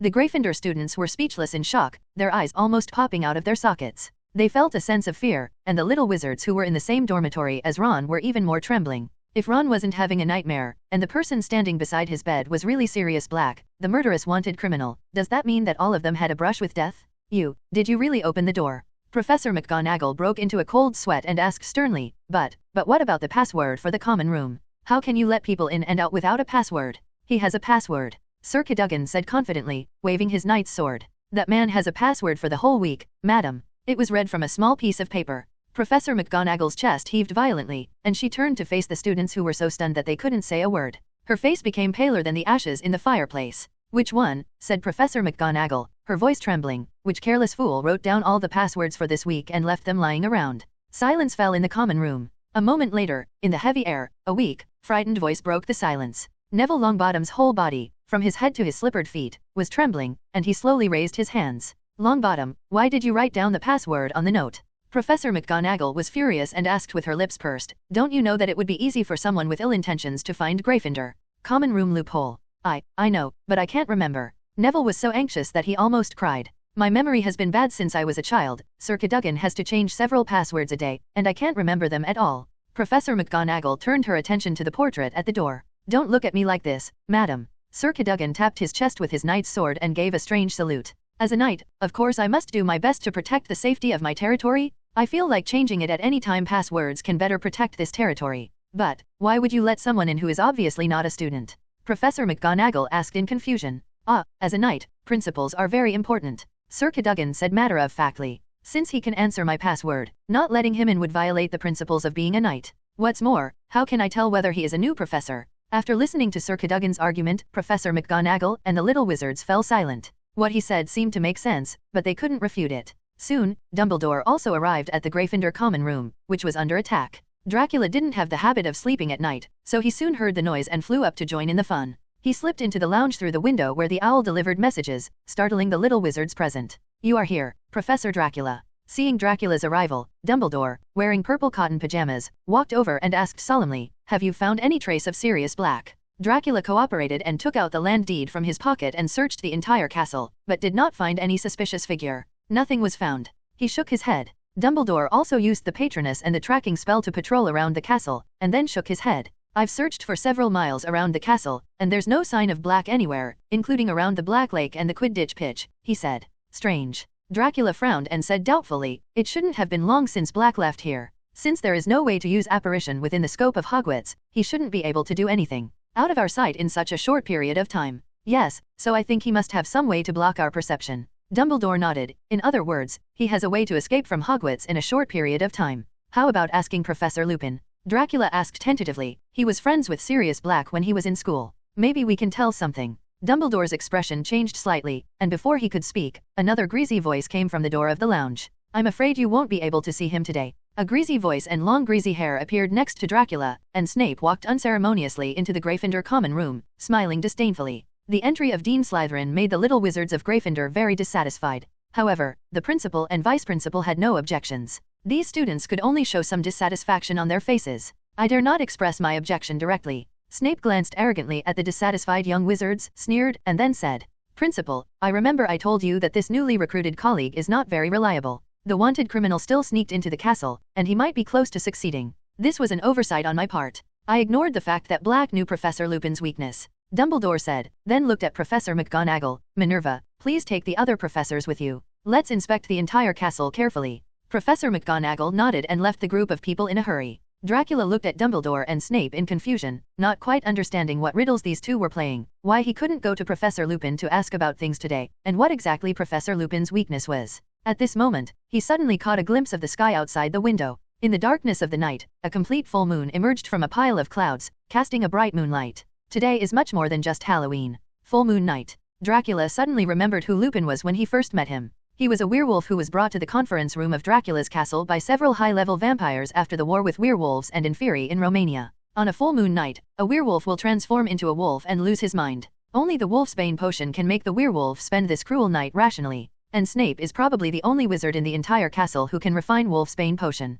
In addition, he seems to have some issues with Lupin back then, so it is not surprising that the potions professor knows Lupin's true identity. Sirius Black also knew that tonight was the night of the full moon, so he took advantage of this opportunity where Lupin would not be able to detect him and sneaked into the Gryffindor common room. But the question now is, after Sirius Black tried so hard to sneak into the Gryffindor common room, why was it Ron Weasley who attacked and not Harry Potter? Dracula looked at Ron. Wait a minute, Wes is here. He stopped Ron, who was still in shock and wanted to go back to the dormitory to have a good sleep. What's wrong, Professor? I'm here, Professor. What's the matter, Professor? Professor. Fred, George, Percy, Ron, and even Ginny Weiss, the 5 flaming-haired students turned back at the same time and looked at Dracula. Dracula. I'm calling Ronald Weiss. The other Weisses can go back. The corner of his mouth twitched a little, and he waved to the other Weisses except Ron. Ron Weiss, come and stay. I have some questions to ask you. Ron pointed at himself in surprise, and after receiving Dracula's affirmative reply, he walked over from the stairs. Professor, are you looking for me? He asked with a hoarse voice, his face still a little pale. Yes, Potter, please stay with us. Dracula pointed at Harry, who was not far away. Ron and Harry came to Dracula together. Seeing this, Hermione quietly followed the two friends and stood in front of the fireplace. Wes, come here, think carefully about what happened. Looking at the three little wizards in pajamas with dazed expressions, Dracula asked Ron, "Did you see Sirius boo when you woke up? What does Lake look like and what is he doing?" Hearing Dracula's question, the other little wizards were no longer sleepy and pricked up their ears. They were either sitting on the sofa in the common room pretending to study, or standing on the steps in front of the dormitory door and eavesdropping. They all wanted to know the details of this shocking event. Ron also seemed to enjoy the feeling of being watched. His fearful face was washed away a lot, and he happily recounted. "I was still sleeping at the time, and then I vaguely heard the sound of tearing something. I thought I was dreaming, so I ignored him. But then another gust of draft hit me, and then I woke up and saw one side of the curtain beside the bed was torn down. Then I rolled over and saw him standing in front of me, like a skeleton with a big mass of dirty hair and holding a long knife in his hand. I must have guessed it was 12 inches long. He looked at me, I looked at him, and then I screamed and he ran away. Escaped." Dracula raised his eyebrows. "He is a dangerous Death Eater. Why did he escape? Because of your scream?" "Yes, Blake went to the wrong bed. Why not kill Ron and continue looking for me?" Harry was also very confused about this matter. What Blake did 12 years ago showed that he doesn't care about killing innocent people. This time there are only 5 unarmed little wizards in front of him, 4 of them are still sleeping. Yeah, he can obviously kill all 5 of us, so Harry won't be missed, right? Ron also agreed. Dracula fell silent, thinking silently. Harry was still racking his brains to reason. Black must know that if you wake up everyone, it will be difficult for him to get out of the castle. He thought carefully for a while, and then said, "To get back through the hole in the portrait, he must kill everyone in the college, and then you may also meet the professors." "Wait a minute, before Wes came here," he said, "your bed was turned over and there were several holes in the mattress." Dracula suddenly interrupted Harry and asked, "Yeah, what's the problem?" Ron was stunned for a moment. "I'm wondering if what Black is looking for is not Potter, but something on Wesley." Dracula guessed, "Wesley, do you have anything valuable or special? Something?" No. Ron was full of doubts. "My family never lets me bring anything valuable. I even have to wait for my dad to win the lottery to change my wand." Then, he suddenly shouted, "By the way, my Scabbers is gone." He must be frightened. "By the way, Hermione, watch your cat, don't let it sneak into the men's dormitory and take Scabbers away." It happened again. "Ron, it's the nature of a cat to catch mice. You can't be so selfish as to stifle Crookshank's freedom." Hermione retorted unconvinced. "You don't have to buy a cat from the pet store." Ron shouted, "I've had Scabbers for 3 years, and it's only this semester that you've had a cat that he seems so sluggish." Dracula subconsciously looked at the ginger mixed breed cat in Hermione's arms, and suddenly noticed something inconsistent in the conversation between the two. "Wes, come on, are you saying you have had mice for 3 years?" he asked with a frown. The lifespan of a rat usually ranges from 1 to 3 years, while the lifespan of a pet rat is mostly 2 years. A pet rat that lives for 3 years is considered to have lived a long life. "Yes, Scabbers was Percy's pet before, but then when I came to Hogwarts to go to school, Percy became a prefect, and my mother bought him a new owl." Ron's tone was somewhat jealousy. "Then Percy gave Scabbers to me." "Wait, you said that Mouse was Percy's pet before?" Dracula's frown deepened. "Yeah, I can only use my brother's things, whether it's clothes, wands, textbooks, or pets," Ron said resentfully. At this time, Dumbledore next to him was also keenly aware of the problem and came to Dracula. "Professor Dracula, what do you mean?" Dumbledore asked softly. "Whether I'm overreacting or not, it shouldn't be too difficult to find a mouse." Dracula shook his head slightly. He raised his wand, nodded at Ron, and then said, "Avanzigium." A pale yellow line appeared on the ground, one end connected to Ron's body, and the other end extended to the door of the common room. Ron looked at the pale yellow line for no apparent reason, thinking that Professor Dracula, who had never been very talkative, would personally help him find his pet, with a rather excited look on his face. As everyone knows, Dracula really wants to find his pet, but has no intention of returning it to him. Burgundy light flowed in his eyes. Dracula's gaze moved along this line infinitely, and then he saw the end of its connection. It was the path leading to the northeast of Hogwarts Castle, and a grey mouse was trying its best to crawl towards the Forbidden Forest. It was not like a normal pet rat running away aimlessly, but as if it had a clear goal, crawling straight to the densest bush and the most suitable place for hiding.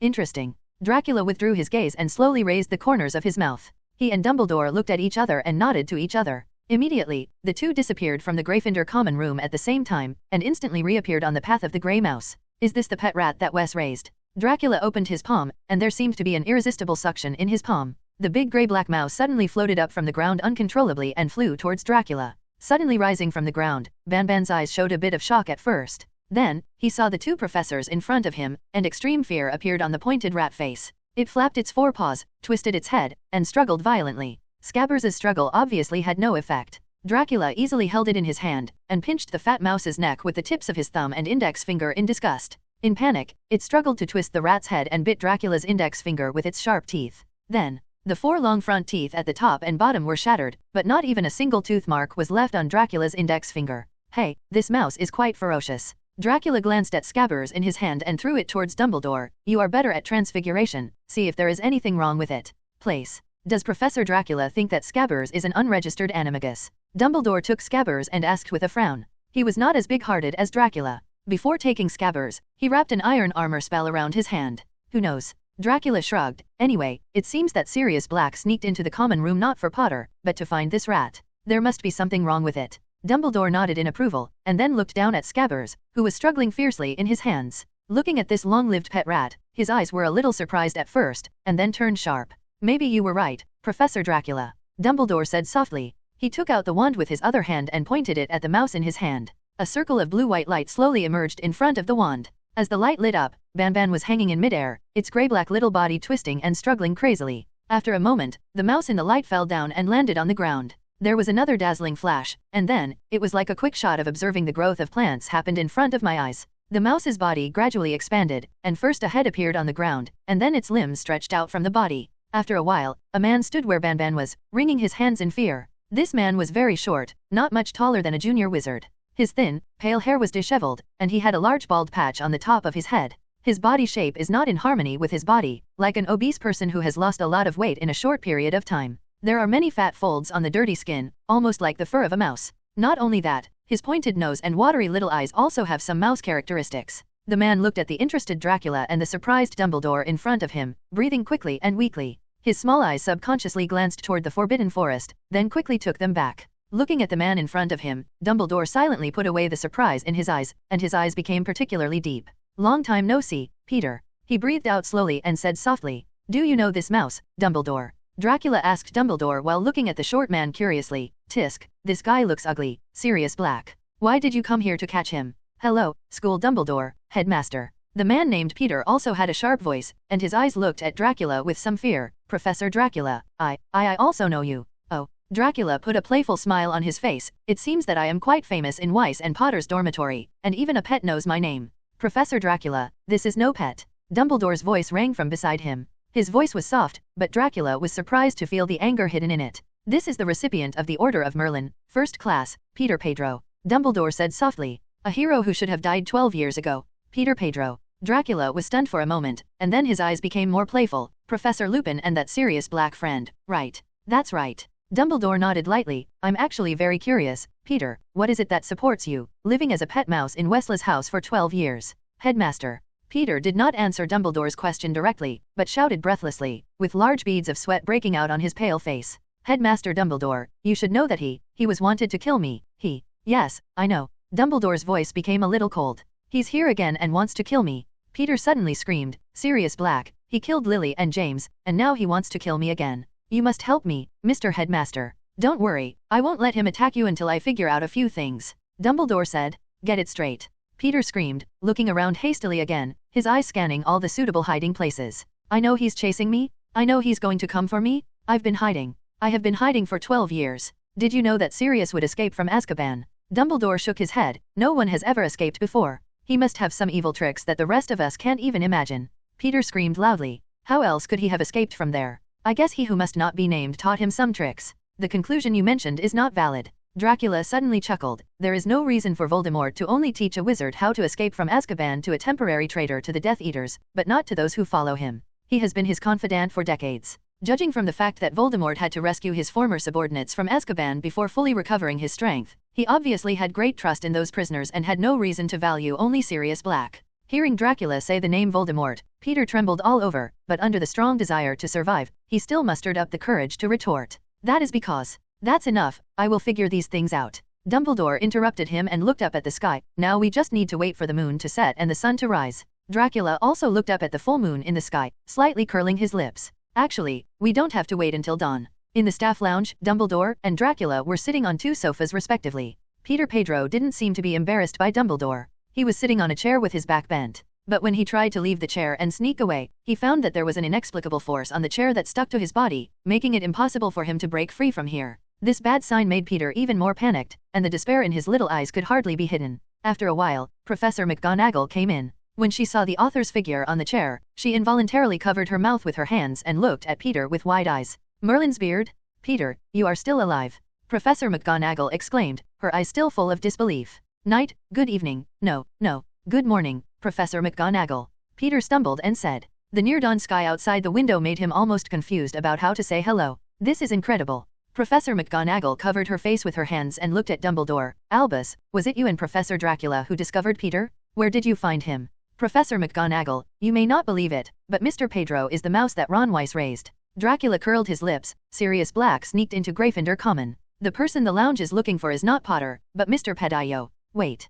Professor Dracula, I don't quite understand what you mean. Professor McGonagall didn't respond for a while. I mean, Mr. Pedro turned into a mouse and lived in Wesley's house for 12 years. Dracula explained. You mean, Peter is an animagus? Professor McGonagall asked in surprise. Dracula chuckled and nodded. Professor McGonagall turned her head to look at Peter, opened her mouth, but stopped talking. Well, Peter, first of all, I am very happy about your achievements in transformation. Not everyone can do animagus. After hesitating for a moment, she said. But why are you hiding? Do you know how sad your mother was when the news of your death came out? The body she received was only one of your fingers. I just... Peter wrung his hands in fear, tears streaming down his face. I'm really sorry, Professor, but I have no choice. Black, he will do whatever it takes to kill me in order to please the mysterious man. They will always have a way to escape from the Ministry of Magic's arrest. Not only that, other Death Eaters will not let it go either. Me, because I went to stop that traitor. Professor McGonagall's eyes gradually softened, and sadness appeared in them. Oh, Peter, don't be sad.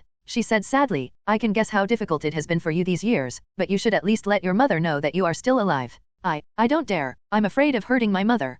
Peter stumbled and shed tears. What a poor child. It's hard for you to be so filial and take your friends so seriously, but you were betrayed by your best friend.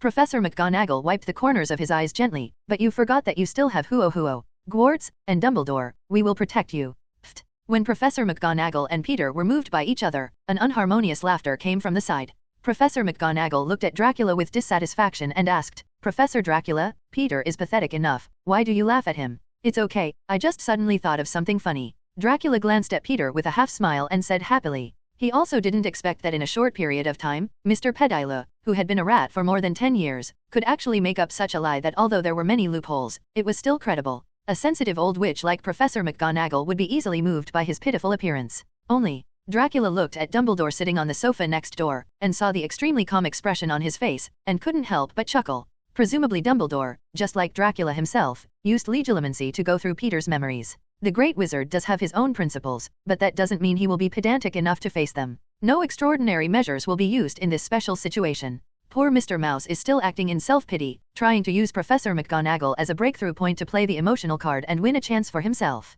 Professor Snape should be here almost, right? Dracula suddenly asked. Severus, what is he doing here? Professor McGonagall, whose expression was already very gentle, was stunned for a moment and frowned slightly. She knew about Dean Slytherin's grudges with the Peter Quartet when they were in school. Sure enough, as the words fell, a figure wearing a large black cloak suddenly opened the door and walked into the staff lounge with steps that he did not recognize. Professor McGonagall was surprised to see an indescribable complexity and hatred on Snape's face, which was far beyond the grievances between him and the foursome. Oh, who do I think this is? He said in a hoarse voice, and every word seemed to come out from between his teeth. A great hero who dueled with the brutal Death Eaters to the end and sacrificed his life heroically.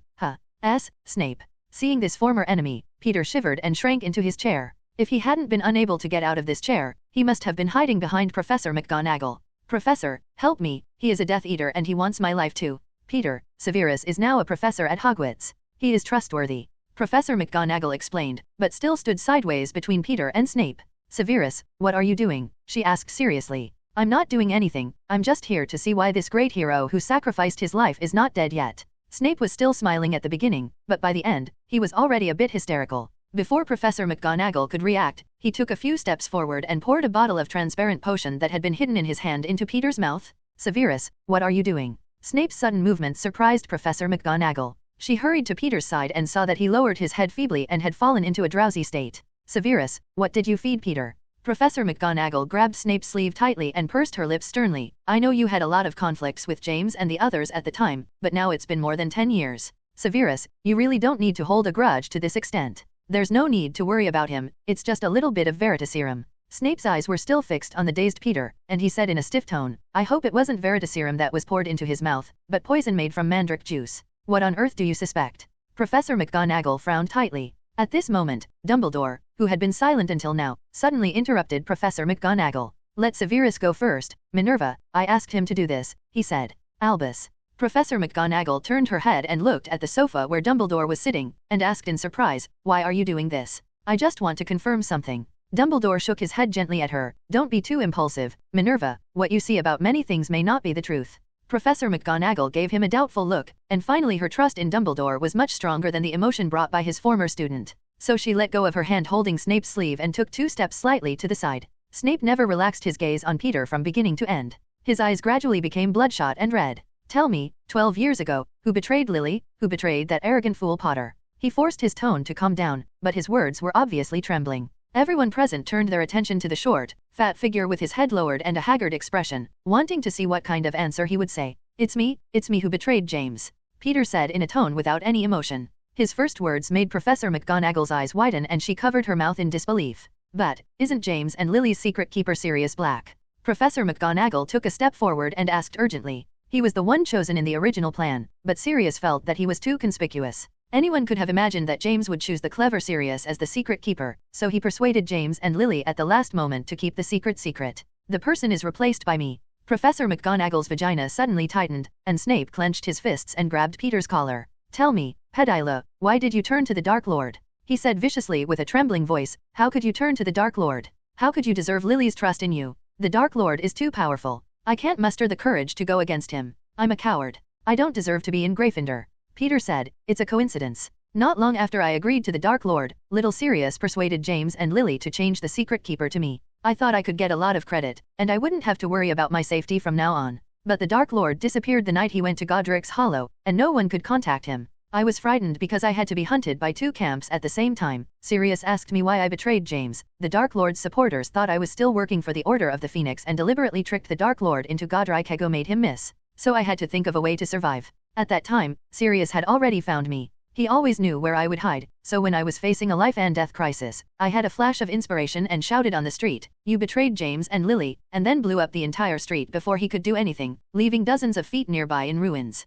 Sirius is so good, he will not die easily under such an attack. But he actually doesn't know that I am not as weak as they thought. He thought that I was just emotionally excited and caused the magic to go out of control, causing myself and the street was blown to ashes. But I didn't. I protected myself under that curse, and cut off my index finger to make him think that I was dead and intact. Then I turned into a rat and escaped into the sewer, mixing with other real rats. Together, until he was adopted by the Weiss family. I've been completely transformed into a pet rat since then, but at least I survived." Under the influence of Veritaserum, Peter's tone was still unhurried and without ups and downs, which made several people present sound even more depressed. Professor McGonagall couldn't believe that the obedient student who couldn't speak clearly turned himself into a demon step by step, causing the death of dozens of people, including his friends. She took a deep breath for a long time before finally taking a deep breath. But if you are afraid, why don't you tell Dumbledore? We don't necessarily let you join the Order of the Phoenix, you can quit at any time." Professor McGonagall said sadly. "What's more, Dumbledore can obviously protect you. Dumbledore cannot protect everyone." Peter continued to say expressionlessly, "As a friend of 3 loyal members of the Order of the Phoenix, James, Sirius, and Remus, I am naturally on the opposite side of the obvious Death Eaters. They will find me anyway. If I become a Death Eater and get captured by Dumbledore, I can at least spend the rest of my life in Azkaban, but if a member of the Order of the Phoenix is captured by the Death Eaters, then I will definitely die in their hands. I didn't want to die, so I chose to be a Death Eater. Oh my god, I really can't believe it." Professor McGonagall turned away and took off her glasses, wiping the tears from the corners of her eyes with a handkerchief. Snape on the other side couldn't bear it anymore, and the expression on his face seemed to be distorted. "Don't want to die? Ha ha ha." Snape grabbed Peter's collar with one hand and raised his wand at some point with the other hand. "Then have you ever thought that there are people in the Order of the Phoenix who don't care about those ridiculous things, Rule?" A dazzling green light suddenly burst out from the wand in Snape's hand, illuminating Peter's small, unfocused eyes green. Just when the death curse was about to hit Peter's face, a burst of red light suddenly came from behind and hit Peter's face first, knocking it out of Snape's hand. In the same way, it also made him fly away from the range of the killing curse. Stone foam splashed, and green light beams struck the wall behind, creating a ferocious gap in the solid stone wall. "Albus, do you want to protect this shameful traitor?" Snape turned his head and looked at Dumbledore fiercely. "You know, he killed Lily." "Yes, I know, Severus." Dumbledore sighed softly, "but he has other uses, and I can't allow you to kill him like this." "What use can he have?" Snape shouted loudly, completely losing his usual cold and gloomy tone. "Do you still want to use this traitor to rehabilitate the wanted criminal Sirius Black?" "Severus, now that the truth has been revealed, we can confirm that Sirius is innocent." Dumbledore said softly. "He only sneaked into Hogwarts to catch Peter and avenge James and Lily. But isn't he wrong? Snape said in a cold voice. If the arrogant man hadn't thought he was so majestic and conspicuous, how could he have thought of handing over the secret keeper to such a traitor? Severus, your prejudice against Sirius is still too deep. Dumbledore shook his head helplessly. I'm just telling a fact. Snape said through gritted teeth. I have seen their true nature clearly from 20 years ago. They are arrogant, pushy, and never take other people's emotions and feelings into consideration. It is their own fault that they have ended up like this. Snape angrily walked back and forth in the staff room, spitting out one unpleasant adjective after another, all of which were pinned on the original foursome, venting the pent-up energy in his heart for more than 10 years. Emotions. Dumbledore looked at him quietly without interrupting. Dracula also watched with interest the angry behavior of the potions professor, who always had a gloomy face, and found it very interesting. The first person who couldn't stand it was Professor McGonagall. Severus, James, and Sirius were indeed a little willful and naughty when they were in school. I also admit that they are the most troublesome students I have ever taught, but they did pay a lot to fight against the mysterious man. Professor McGonagall had wiped away her tears, put on her glasses again, and returned to her capable and neat image. Only her still slightly red eyes showed that she was still not calm. Snape's yelling stopped. He was one of the mysterious People's Gang members who were fought by James and Sirius back then. At this time, he felt a little unsure when facing Professor McGonagall's rebuttal. If you think so, then so be it. He curled his lips and pushed open the door to the lounge. You can do whatever you want, but I don't think the Ministry of Magic will compromise for a former criminal so easily. After that, he left the staff room without looking back. Every time he glanced at the culprit who caused Lily's death, his heart would ache again. After all, it was himself who really made the Dark Lord think of killing James' family. Albus, what are we going to do next? In the staff lounge, Professor McGonagall looked at Dumbledore hesitantly and asked. No matter what, let's loosen the martial law in the castle first. Dumbledore looked at the sky outside the window and said softly, it's almost dawn, and it's time for another important person to wake up. In a small bedroom, the curtains were tightly closed, and the walls were filled with soundproofing spells. At this time, Remus Lupin looked pale and haggard, and painfully woke up from his sleep. Even with the wolfsbane potion that Snape was asked to refine for him by Dumbledore, which enabled him to stay awake on a full moon night, the process of transformation was still not easy. It's not because of the pain of transformation, but the psychological pressure. Lupin always regarded himself as a wizard, not a werewolf, so he always felt disgusted with his body when he transformed into a wolf form. This kind of mentality began to develop when he was in school. Fortunately, he had 3 good friends who were willing to transform into animal forms to accompany him through every full moon night, which prevented him from collapsing under this torture year after year. After completely integrating into the werewolf community in the past 2 years, he chose to fight to resolve the discrimination against werewolves in wizarding society, and this psychological burden gradually eased. Professor Lupin, are you awake? At this moment, a mellow voice passed through the heavy soundproofing spell and came in from outside the door. Lupin stood up with difficulty, adjusted his clothes a little, and then walked over and opened the door. Professor Dracula, you woke up early enough. Seeing the silver-haired figure outside the door, he said hello casually. You can't say that. Dracula chuckled. To be precise, Dumbledore and I stayed up all night. More than one big thing happened last night, Professor Lupin. Dracula took Lupin to the staff lounge and roughly introduced what happened that night along the way. Including Sirius sneaking into the Gryffindor common room, he and Dumbledore caught a mouse and found out it was Peter Pedro. Snape used Veritaserum on Peter and learned that he was the real traitor. Lupin's mood changed from surprise to astonishment, then to shock, and then to enlightenment. I should have thought of it earlier, he murmured. At that time, Sirius and I actually had some concerns about each other. Sirius thought I was a werewolf. At that time, most werewolves had joined Voldemort's camp, and I thought he was a member of the Black family. His brother and cousin were the most loyal Death Eaters at the time. The two of us couldn't give each other full trust. Unexpectedly, it was Peter, the most inconspicuous and trustworthy person, who betrayed James. Lupin's eyes were full of shame, as if he thought he was a sinner. More than 10 years have passed, there is no need to regret it now, Professor Lupin. Dracula turned his head and glanced at Lupin. Why don't you take advantage of this time to tell me what you had at that time? Interesting fact, think about where Sirius Black might be hiding. Dracula raised the corners of his lips. You are the person who knows him best in the entire magical world now, and your ideas are of great reference value to us. After listening to Dracula's question, Lupin thought quietly for a moment. If I had to guess where Sirius would stay, I think he would stay at the Shrieking Shack. He said slowly, there is a secret passage there connected to the Whomping Willow, and that's where everything started. The Shrieking Shack. Dracula raised his eyebrows. Is it the rumored haunted house in Hogsmeade? As a well-known attraction in Hogsmeade, the haunted Shrieking Shack naturally aroused Dracula's interest. But after he spent a few nights there and realized that it was just an ordinary shack, he lost interest in it. At this time, hearing Lupin suddenly mention this shack, Dracula's curiosity was raised again. In fact, this Shrieking Shack has never been haunted. Lupin shook his head slightly and said, the screams and howls that the villagers often hear are actually my transformation into a werewolf on a full moon night. It comes out at the right time. Is that so? Dracula nodded thoughtfully. No wonder the villagers of Hogsmeade said that no ghost screams had been heard from the Shrieking Shack in more than 10 years. Lupin had already graduated from Hogwarts, so the Shrieking Shack would no longer be used. Professor Dracula, you know that I am a werewolf, but you probably don't know how I became a werewolf. Lupin continued, at that time, my father offended a werewolf in the court of the Ministry of Magic. The werewolf wanted to take revenge on him. He sneaked into my house on a full moon night and bit me when I was very young. That werewolf is Fenrir Greyback. He was captured by you in Dracula's castle in Romania. Is it such a coincidence? Dracula was a little surprised. If Lupin hadn't suddenly mentioned it, he would have almost forgotten that there was a werewolf locked in a dog cage, and he didn't know if Serena had forgotten to arrange for her subordinates to bring him food. It would be a bit funny to let him starve to death in a cage. At that time, my parents tried various methods to prevent the transformation into a werewolf, but nothing worked. Lupin continued, after all, the Wolfsbane potion only appeared recently. Damocles Belby made it. It gradually became popular after improvements were made. This medicine can indeed make werewolves safe. As long as you take this medicine a week before the full moon, you will stay sane when you transform. With the help of this medicine, I can curl up indoors and be a harmless the wolf of man, waiting for the full moon to pass. However, before the Wolfsbane potion was invented, I would turn into an out-and-out wolf one day a month,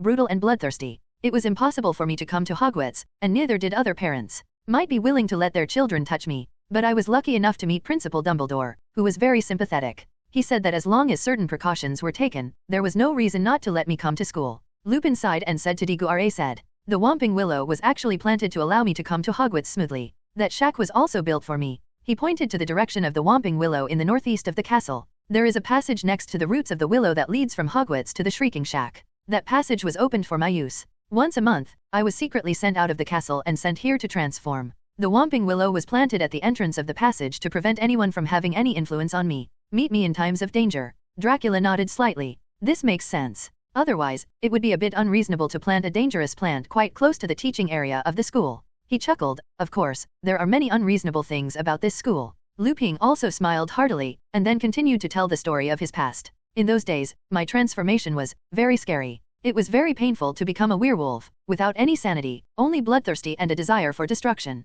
I wanted to bite people but stayed away from people, so I could only bite. Scratch yourself. The villagers in Hogsmeade heard the noises and screams I made from the Shrieking Shack, and thought they were hearing the sounds of a particularly ferocious ghost. But instead of stopping it, Dumbledore people are encouraged to spread such rumors in the belief that this will further prevent others from approaching the shack. Of course, I didn't expect that even now, even though the house hasn't heard this sound for many years, the villagers still dare not go near it. If you think about it this way, it's really not easy for werewolves. Dracula nodded and said, in contrast, vampires don't have so many things to do. They are in whatever state they should be in. They won't have the monthly pain of werewolves. It wasn't painful to that extent. Lupin smiled and shook his head. At that time, except for the time when I transformed into a werewolf, I was happier than before. I had friends for the first time, and they were 3 good friends. James Potter, Sirius Black, and, of course, Peter Pedro. There's no way my 3 best friends wouldn't notice that I go missing once a month. I made up all kinds of stories, telling them that my mother was sick and I had to go home to see her. I was particularly worried that they would ignore me once they found out I was a werewolf. But, they were smart and got over it quickly. The Defense Against the Dark Arts textbook revealed the truth. But what I didn't expect was that they didn't ignore me at all. Instead, they did a lot of things for me, which not only allowed me to endure the pain of transformation, but also made my time at Hogwarts the happiest in my life.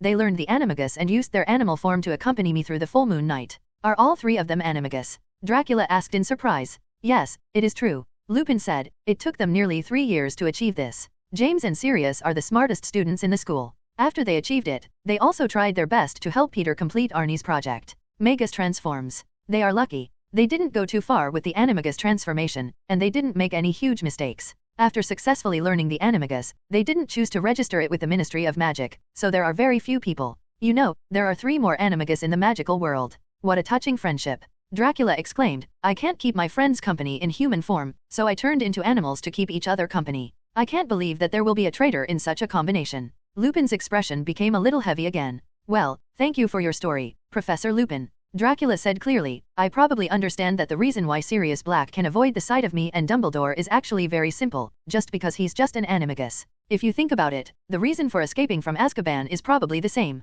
Those brainless Dementors are never interested in an animal, and the entrance and exit of Azkaban Dementors can never be stopped. An animal. When Dracula sneaked to Azkaban to find information about Sirius Black, he transformed into a bat and entered the prison through the narrow Dementor entrance. So you always knew where Black might be? Then why didn't you tell Dumbledore about it for so long? Thinking this, Dracula looked sideways at Lupin. Are you still willing to believe it? Was he wrongfully convicted, and do you believe that despite escaping from prison, he is actually a good person? Because of this factor, I have never believed that Sirius would betray James. Lupin said softly, but on the other hand, I have always been a little guilty in my heart, feeling that I have betrayed Dumbledore's trust. He was the only one who accepted me when none of the other principals accepted me, and he had no idea that I was breaking the code he had put in place for my safety and the safety of others. In fact, he never knew that I allowed 3 friends to illegally learn to become animagus. During school, every time we sat down to plan our adventures for the next month, I always tried to forget this guilt. But I still haven't changed anything about it. I'm addicted to the companionship of my friends who turn into animals on full moon nights. Lupin's face was a little heavy, and his voice even contained self-loathing. Since Dumbledore hired me to come to Hogwarts, I have been fighting with myself, undecided whether to tell Dumbledore, little Sirius is an animagus. But I didn't say it. I think it was just because I was too cowardly. Telling him would mean that I had betrayed his trust when I was a student, and it would mean admitting that I had led others to violate the code with me, and for me, Dumbledore's trust is extremely important. This mentality has not changed even after becoming the current leader of the werewolves. In the beginning, I showed up in the most obvious place in the castle every day, hoping that Sirius would realize that there was an anima in Hogwarts who could recognize him. The person in the form of Gus is here. My behavior during that period did have some effect. But later on, I seemed to have convinced myself that Sirius used the evil magic he learned from Voldemort to sneak into the school. His becoming an animagus had nothing to do with it. Severus was always sneering at me, and in a sense, he was always right about me. Lupin shook his head mockingly, his eyes extremely complicated. I actually don't understand. What kind of conflicts did Snape have with you guys during school? Dracula asked curiously. More than 10 years have passed, and there seems to be no hatred in his eyes. No hint of fading. Well, this matter is a bit complicated to talk about. It includes the fight in the youthful and frivolous period, the rift between the 2 rival colleges, the conflict caused by different ideas, the emotional confrontation, the generation and rescue of life threats. Lupin's series of adjectives made Dracula twitch the corners of his mouth fiercely. Why do I feel that the dramas that old guy Nico watches are not as complicated as the story between you? Yes, it is indeed very complicated, and there are some things that I can't talk about yet because they involve Snape's privacy. Lupin smiled softly, but there is one thing that is very close to me that I can still talk about. I'm here to give you a listen. When I was in school, Severus was particularly interested in where I went every month, he recounted. We were in the same grade, and we didn't really like each other. He especially didn't like James. He was jealous of the way James was in the limelight on the Quidditch pitch, jealous of the intimacy between James and Lily when they talked and laughed. Until one day, Severus saw me on a full moon night, walking across the grounds in the evening with Madame Pomfret. She led me to the Whomping Willow to scream at the shattered shack. Sirius had no sense of propriety at the time and told Severus as a prank, as long as he touched the knot on the tree trunk with a long stick, he could follow me into the tree hole. Sirius thought it was, well, very interesting. Snee, of course, Pu just tried this. If he had actually walked into the shrieking shack, he would have encountered a complete werewolf. But fortunately, after James heard what Sirius did, he reacted in time and followed Snape to pull him back. Otherwise I really don't know what would have happened. No wonder Snape said that you never take other people's feelings or even lives into account. It turns out that such a thing has happened. Dracula said thoughtfully, but after all, he was considered a slave by James. Potter saved his life, why does he hate Harry so much now? According to Severus himself, he would rather not be rescued by James and would rather die in the shrieking shack. Lupin sighed lonely. Things between James and Severus are more complicated. It's much more complicated and I can't explain it for a while. It's okay, the most important thing I lack is time. Dracula became interested in listening to the story and raised the corners of his mouth slightly. When I have time, I will go to your office and listen carefully to your story about the relationship between you and Professor Snape. The grievances and hatreds between people. Lupin opened his mouth, as if he wanted to refuse subconsciously, but then he nodded with a smile. Hey, the staff lounge is here. Unknowingly, the two of them had walked to the door of the staff lounge together, and Dracula opened the door. Go in and see your old friend. After sending Lupin into the lounge, Dracula closed the door and went to the Whomping Willow tree alone according to Lupin's instructions. The usually irritable Whomping Willow was always quiet in front of Dracula. It swayed gently with the morning breeze and deliberately moved a few branches to thoughtfully make way for the entrance of the secret passage under the tree. Dracula smiled and nodded, and walked in through the hole under the tree. He was going to personally go to the Shrieking Shack to capture Sirius Black, so that these 3 close friends from more than 10 years ago could have a friendly reunion. It was a house, a messy, dusty house. The wallpaper had fallen off the walls, there were stains all over the floor, every piece of furniture was broken, as if it had been vandalized, and the windows were all boarded up. There was a man half lying in the room, a man who didn't look like a living person. A tangle of dirty, tangled hair hung down to his elbows. If the eyes in their deep, dark sockets could not move, he might be a corpse. Waxy skin clung to his face. The skeleton looks like a skull. He is Sirius Black. Sirius was depressed now. Not long ago, he took great risks and sneaked into Hogwarts Castle, hoping to catch Peter Pettigrew who had betrayed James in the middle of the night. Last night was the night of the full moon. Lupin, the only one in the whole castle who could recognize his animagus form, had to endure the process of transforming into a werewolf alone, and it was impossible to go out and inspect the entire castle as usual. At the same time, last night also happened to be Halloween. The professors and students all had a Halloween dinner in the auditorium. Everyone was full of food and drink, and fell asleep deeply. Therefore, he was able to sneak into the deserted Gryffindor tower without anyone noticing, and he also entered Gryffindor using a piece of paper with a week's password that was brought to him by a clever mixed-breed cat Nivs. Find their common room. Sirius believed that last night was the best chance to catch Peter. If he missed this opportunity, he might never be able to catch that nasty rat again. But he failed in the end. Peter was not stupid. This mouse who just wanted to survive also knew that last night was a full moon night and it was impossible for Lupin to patrol the castle grounds as usual. What happened during this period allowed Peter to judge that Sirius had discovered the fact that he was hiding with Ron and pretending to be his pet, and it was no longer safe to stay in Gryffindor Tower. So he ran out of Ron's bed in advance and ran towards the Forbidden Forest with his tiny mouse body. Only by completely integrating into the vast forest can he gain greater vitality. In fact, it's no wonder that Sirius jumped in vain. Peter, who was full of survival consciousness, had actually wanted to escape a long time ago. It's just that Hermione's mixed-race cat, Crookshanks, is too smart. She has long realized that he is not a normal mouse, so she has repeatedly tried to catch him in the boys' dormitory. If Peter's naive little master Ron Weiss hadn't come to protect him, he might have been exposed. It is precisely because of Crookshanks' suspicion that Peter was unable to escape under the tight guard of a cat. Fortunately, Crookshanks went to find Sirius last night with Neville's note on which he recorded the password for the common room. Peter finally found a once-in-a-lifetime opportunity to escape and slipped out of the common room. It's just that the crawling speed of a mouse is really limited. Peter was caught by Dracula and Dumbledore halfway through. Of course, Sirius didn't know that Peter had been caught. He was half lying on the dusty floor of the Shrieking Shack in annoyance, racking his brains to think of other ways to catch Peter. That dead rat is too alert. No, it can't go on like this. Sirius grabbed his messy hair and thought bitterly. In order to survive, that rat is probably even willing to stay in the sewers with real rats. If it really comes to that, I may never find him again. With this thought in mind, he stood up from the ground and carefully used magic to restore the dust on the ground to its original state. He had to be careful at all times to prevent others from finding out that anyone had been here. At the same time, Sirius secretly made up his mind and decided to take the risk and return to Hogwarts. If he can't catch the enemy who betrayed James and Lily this time, then no matter how long he lingers, it will be useless. He might as well give it a try. Sirius figured it all out, tiptoed to the other side of the shed, and lifted up a broken board. There was a deep passage under the wooden board, and he knew that this passage could lead to the Whomping Willow in the northeast of Hogwarts Castle. Sirius picked up the wand he had captured from someone else and lit the light of the illuminating charm on the tip of the wand. Then, he saw a tall figure with silver hair walking quietly in the corridor. The secret passage that was originally low and required bending down to pass, unexpectedly, every time he took a step, an area became spacious and flat, and even a layer of neat tiles was automatically laid around the corridor, allowing the silver-haired man to his figure is completely free of dust. There was no light on the figure, and the only light in the corridor came from the tip of Sirius' wand. After many reflections, it shone on the handsome but pale face, adding a bit of a strange atmosphere. You are a human or a ghost?" Sirius subconsciously exclaimed. As he said this, he suddenly realized that no matter whether the figure was a human or a ghost, he should immediately control the unexpected visitor to prevent his location from being leaked. So he immediately cast a powerful stun spell on the figure. However, the figure just raised his hand casually, took Sirius's coma spell in his hand, and then shook it gently. As if the coma spell had no effect on him, it was crushed into a tiny speck of light and dispersed with the open palm of the figure. Sirius opened his eyes that were covered by dirty hair. Even though this was just a coma spell he cast in a hurry, as an outstanding wizard who had fought on the front line with Death Eaters, he didn't think the power of this spell was much different from the spells carefully prepared by those excellent aurors.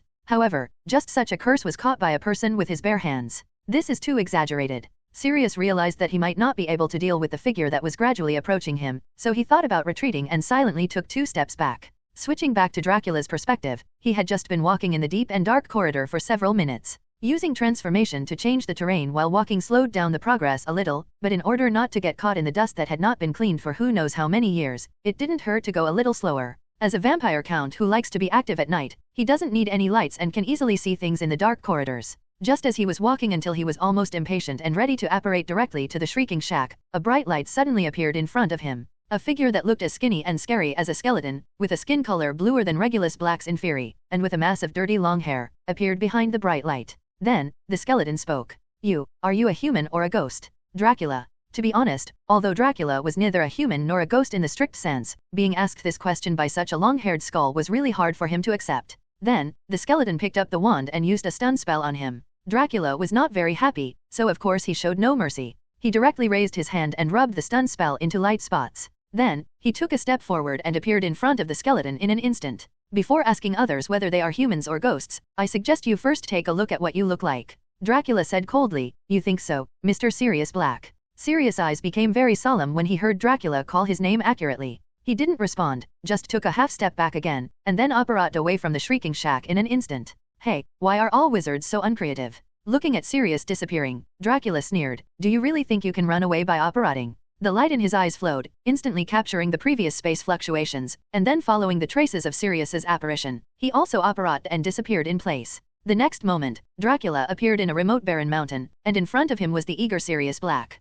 "We meet again, Mr. Black." Dracula raised the corners of his lips and greeted Sirius playfully. What? Before Sirius could recover from the shock just now, his fragile mind suffered another shock, and his heart skipped a beat. He subconsciously used apparition again, but before his body could get into the vortex of space fluctuations, he was pulled out by a big illusory hand and dragged him to Dracula. "I haven't explained my purpose yet. Why are you running away?" Dracula frowned and looked at Sirius in front of him, and said coldly, "Don't you want to hear why I'm looking for you first? When I meet someone as weird as you, do I have to stay there for Christmas if I don't run away?" Sirius seemed to know that he couldn't run away at this moment, and lay down on the ground with some self-deprecation. "I said, do you want to see what you look like first, and then think about whether you want to call others weird?" Dracula twitched the corner of his mouth, grabbed Sirius by the collar and dragged him to a nearby place. By the pond. He pressed Sirius's head down, letting his skeleton-like skinny cheeks reflect on the water. "Take a good look at your own image. I thought the conditions of the Black family were pretty good before, but I didn't expect you to be born. Such a skull." Sirius suddenly became quiet and looked quietly at the water surface that occasionally wavered. "Ha ha ha ha, did I become like this?" After only a second of silence, he suddenly laughed crazily. "You may not believe it, but I used to be the school lord of Hogwarts, Professor Dracula." After Sirius relaxed from his tense state, he finally recognized Dracula's identity from his iconic silver hair and powerful strength. "Really?" Dracula glanced at Sirius's face, and then looked away with disgust. "So, will the so-called school idol look like this in the end?" He thought of the handsome schoolboy Tom Riddle, who later turned into the noseless Voldemort, and then looked at Sirius Black, who was tortured into a skeleton by the Dementors. Dracula was silently worried about Cedric Diggory's future. "Professor Dracula," Sirius said suddenly while still looking at the water. Before you send me to Azkaban, can you help me catch someone?" Sirius said bitterly, the hatred in his voice seemed to rise to the sky. "Compared to me, that person deserves more being imprisoned in Azkaban. He deserves to be killed by a Dementor's kiss." After saying this, he was afraid that Dracula would disagree, so he continued to add a few more chips. "After doing this, I will let you send me to the Ministry of Magic to collect the highest reward. I can even give you all the remaining wealth of the Black family. We can sign an unbreakable oath." Sirius knew that he had no chance to resist, but he still wanted to try if he could trick this powerful professor into helping him catch Peter, otherwise he would not be willing to die. "Save it, there are only a few members of your Black family left. How much money can you still have left?" Dracula said in a disdainful tone. "Wait a minute, Professor Dracula, you may not understand pureblood families," Sirius said eagerly. "Even though our family has declined now, the wealth accumulated over the years is by no means a small number." "Don't bother, I know how much wealth you still have." Dracula interrupted him. "It's only a few 100,000 galleons, and most of it is not liquid, so it's not interesting." "Sirius, hundreds of thousands of galleons are not enough. Who is this Professor Dracula? And how did he know how much wealth the Black family had left?" Sirius was confused. Of course, he could not know that his brother Regulus Black had been rescued by Dracula, and that the House Elf Kriaker had already counted the remaining wealth of the family. Regulus was currently planning to let various hidden assets of the Black family are revived. "Okay, if the person you are talking about is Peter Pedro, then we have actually caught him." After watching the fun, Dracula finally gave up on playing tricks on Sirius and told the truth. Snape used Veritaserum to ask all the truth about the rat. Now Dumbledore should be thinking about how to eliminate your wanted notice. Sirius' eyes suddenly widened. "Seriously?" He jumped up instantly, with uncontrollable ecstasy in his tone. "Of course, I don't need to lie to you." Dracula chuckled. "I'll go back to Hogwarts later and take you to see it for yourself. But before you go back, I think you should take a good bath so as not to scare those timid little wizards." A malicious smile appeared on Dracula's face, and he kicked Sirius into the pond. Dracula returns to Hogwarts with a new-looking Sirius Black. After taking a bath in the pond, trimming his dirty beard and hair, and changing his clothes, Sirius was now wearing a black striped suit and tie. Except that his face is still too thin, and his expression still has a bit of a crazy temperament after coming out of Azkaban. Sirius really has a bit of the school idol look back then. He is tall, with a face that is too thin but still looks handsome and elegant. He has clean and trimmed black hair that is elegant and beautiful, and has a pair of striking grey eyes. There is a kind of careless arrogance in his every move, free and uninhibited. "I didn't expect you to be the school darling of Hogwarts." Dracula looked at Sirius coming out of the fitting room of Mrs. Malkin's clothing store and couldn't help but raise his eyebrows. "Is it okay for me to be exposed to others like this?" Sirius glanced at Mrs. Malkin, who was tailoring clothes next to him, and whispered close to Dracula. He had spent a lot of time in hiding, and now standing openly in a clothing store, he felt a little guilty. It's okay, don't feel too good about yourself. Dracula said. Did Mrs. Malkin look at you? Only then did Sirius dare to raise his head and look at the clothing store owner carefully, and then he discovered that Mrs. Malkin's adoring eyes had never moved away from Dracula's face. It shouldn't be right. Sirius touched his face. I feel like I'm not uglier than you, so why does she only look at you? You may not fully recognize yourself yet. Although your skull face looks much stronger now than before, who gave you the courage to compare with me? Let's go back and take some good supplements. Dracula chuckled and snapped his fingers, and a dark moon quietly enveloped the two of them. The next moment, Dracula and Sirius appeared together in the Hogwarts staff room. At this time, Peter had woken up from the effects of Veritaserum and was bound to a chair by Dumbledore's binding spell, which was also firmly attached to the ground. Dumbledore and Lupin were sitting at the table in the lounge, seemingly discussing something. Harry, Ron, and Hermione were sitting on a couch, all looking puzzled. Ron had just vomited, covering his mouth and looking a little pale. Seeing Sirius' arrival, Peter squirmed uncomfortably, trying to break free from the restraints of the chair and escape, but he couldn't move an inch. Little, Sirius. Peter had no choice but to smile in a flattering manner and whispered in a high-pitched voice, my friend, my old friend, long time no see. You still know that we are your friends. After seeing Peter, Sirius' madness that had been suppressed surged into his eyes again. Then how did you treat your friends? How did you treat James? With Lily? Yes. I'm sorry, but the Dark Lord is too powerful, and I really can't resist him. Peter shivered, cowering on the chair. Sirius, think about it. If you were me and were forced to join them by the Dark Lord and a large group of Death Eaters, or else you would die, what would you do? I would rather die than betray my friends. Sirius roared loudly without any hesitation. Peter seemed frightened and cried sadly. He was crying horribly, looking like an oversized bald baby, shaking on the floor, making the few little wizards present feel numb. Sirius, Sirius, what can I do? Peter murmured, the Dark Lord, you don't know, you can't even imagine how powerful he is. I was so scared at the time. Sirius, I have never been as brave as you, Lupin, or James. I never did it on purpose, he who must not be named forced me. Don't lie. Blake growled filial piety. You have been passing information to Lily and James before they died. You are his spy. We have long been aware that there is a mole, but we have never targeted you. Go figure. We were all deceived by you. He wants to interfere in everything. Peter gasped, rejecting him. What's the benefit? What's the benefit of fighting against the most evil demon in history? At this time, Lupin, who had never said a word, stood up. Isn't fighting against Death Eaters just to save innocent lives, Peter? You don't understand, lamented Peter. He's going to kill me, Remus. Then you deserve to die. Blake yelled, it's better to die than to betray your friends. If you are trustworthy, we will do the same for you. Black and Lupin stood side by side, raising their wands towards Peter. You should understand, Lupin's tone seemed calmer. If Voldemort doesn't kill you, we will kill you too. Goodbye, Peter. Wait a moment. Dumbledore suddenly clapped his hands, interrupting Sirius and Lupin's movements. Before you do anything, I think it's best for us to ask the two parties involved what they think. He looked at the three little wizards who were stunned on the sofa and said, Harry, Ron, what do you think about this matter? What can I think? Ron glared at Peter with disgust, then his throat twitched, and he said indistinctly, this ugly, disgusting man. He used to sleep in my bed, and I often hold him in your arms. Ugh. He lowered his head and retched in pain. Dumbledore waved his wand thoughtfully and pushed a trash can in front of Ron's face, keeping the ground clean at the same time. Then, he looked at Harry next to Ron. Harry froze. He felt that the current scene was a bit unreal. The wanted criminal that he had always considered a threat to him and whom he felt had a deep hatred for him, Sirius Black, had now become an innocent wizard who had spent more than 10 years in Azkaban in vain. But the pet rat that stayed with Ron and was regarded as a treasure by him suddenly turned into an ugly adult wizard, and he was the real traitor who betrayed Harry's parents. For a moment, this drastic change left Harry a little confused. Well, Mr. Black, I have a question for you. After thinking for a while, he looked at Sirius, who was still glaring at Peter angrily, and said cautiously, Harry, don't call me Mr. Black. This is not the title you should use. Just call me Sirius. Sirius looked at Harry. The moment he turned his head, all the madness, resentment, and mania in his eyes disappeared in an instant, leaving only the deepest gentleness and care. Harry, I don't know if anyone has told you. I am your godfather. When he said this, Sirius was a little worried about gain and loss, and his voice was very soft. Yes, I know. Hagrid once told me. Harry smiled slightly, and Sirius' gentle eyes made him less nervous than before. Well, Sirius, I want to know why you stayed in Azkaban for so long, he asked. You are innocent, Peter Pedro is the traitor. No, Harry, I never thought that I was innocent, it means I killed them. Sirius said in a heavy voice, hoarsely, it was I who persuaded Lily and James to replace me at the last moment. Peter Chang serves as the secret keeper. It's all my fault. I know how big a mistake I made. At that time, I thought Peter was dead, and I didn't have the shame to face my former friends again, so I thought, Azkaban is also a good place, at least suitable enough for me. Go and repent. No, that's not the case. Harry's eyes turned red and he shouted, you are not wrong. It was just the mouse who was wrong. He killed my parents and you should not be the one to atone for it.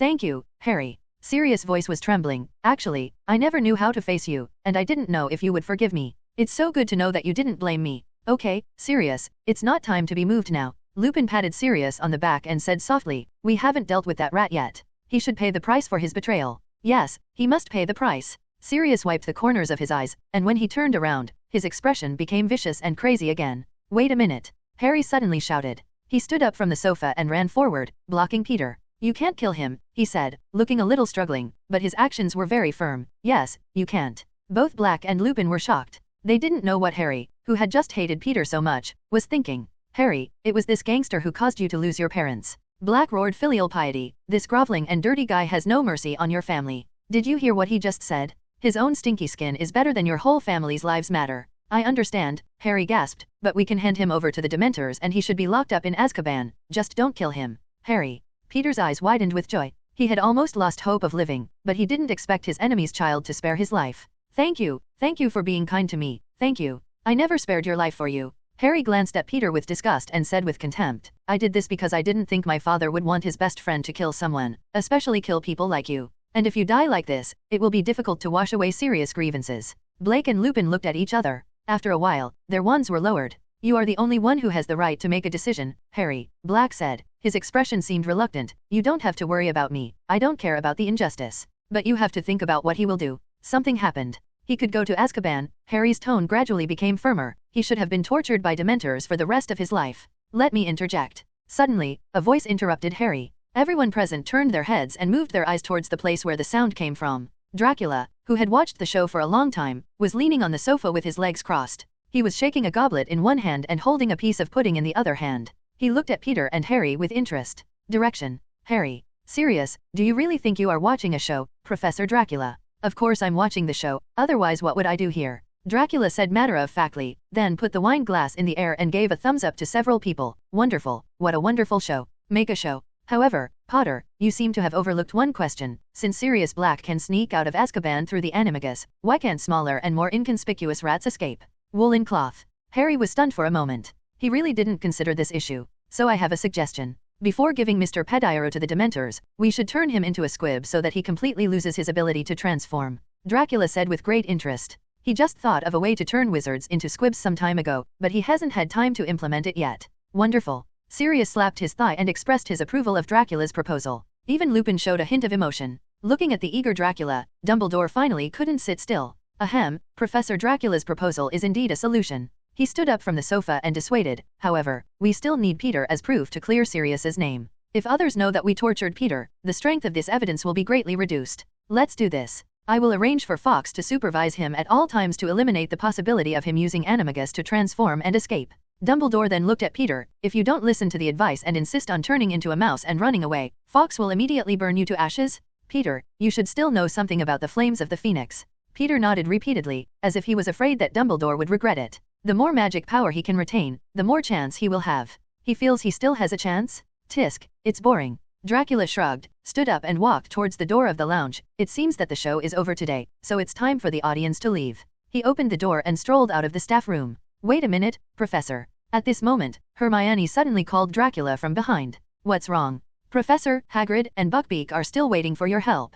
Oh, I almost forgot. Dracula turned around and looked at Harry and Ron with a half-smile. Now that Miss Granger has mentioned it, have you two figured out the joke? Ron hesitated for a moment and glanced at the professors, Sirius, and Peter around him. Seeing that there were no adults from Slytherin College around, he gritted his teeth and told the joke he had made up to prank Malfoy. A Slytherin graduate joined the Death Eaters. The Slytherin graduate was overjoyed and said excitedly, "Yes, that's what I want to learn." After telling the joke, the staff room fell into an eerie silence. Ron felt a little embarrassed and asked awkwardly, "Isn't it funny?" Pfft. Sirius was the first to laugh. "Ha ha ha ha. This is definitely the funniest joke I have heard recently." He laughed excitedly. "I have long disliked that Lucius Malfoy. Of course, if the joke can be if the protagonist were replaced by Snape, the joke might be more interesting." Sirius gave Ron an encouraging look. Come on, come up with more jokes featuring Snape. I'm optimistic about you, boy. Even after being praised, Ron was not very happy and just smiled reluctantly. He knew that Sirius Black had been in the unhappy place of Azkaban for more than 10 years and had been hiding in Tibet after escaping from prison.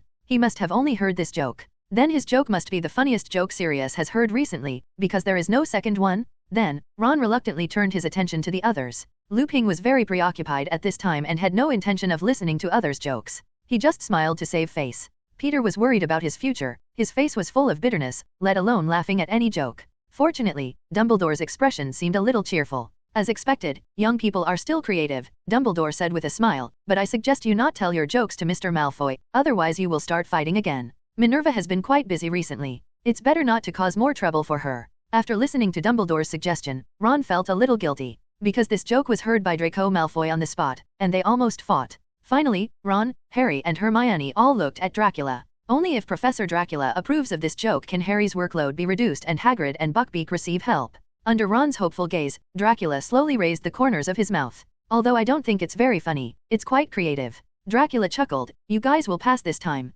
Professor, what about Buckbeak? Hermione asked. Don't worry, Buckbeak will be fine. Dracula waved his hand and walked out of the staff room. For what Dracula promised, the action efficiency is still very high. The next afternoon, when Harry, Ron, and Hermione went to the shack on the edge of the Forbidden Forest to visit Hagrid, they saw an old man with messy gray curly hair and some freckles on his face in the shack. Lee and Hagrid sat across from each other and chatted. There was an old-fashioned brown leather suitcase on the table in front of the two of them. A blonde boy was looking at the suitcase with great greed, and his mouth was almost drooling. Good afternoon, Hagrid. Hey, Rolf, why are you here? Harry walked in and greeted Hagrid.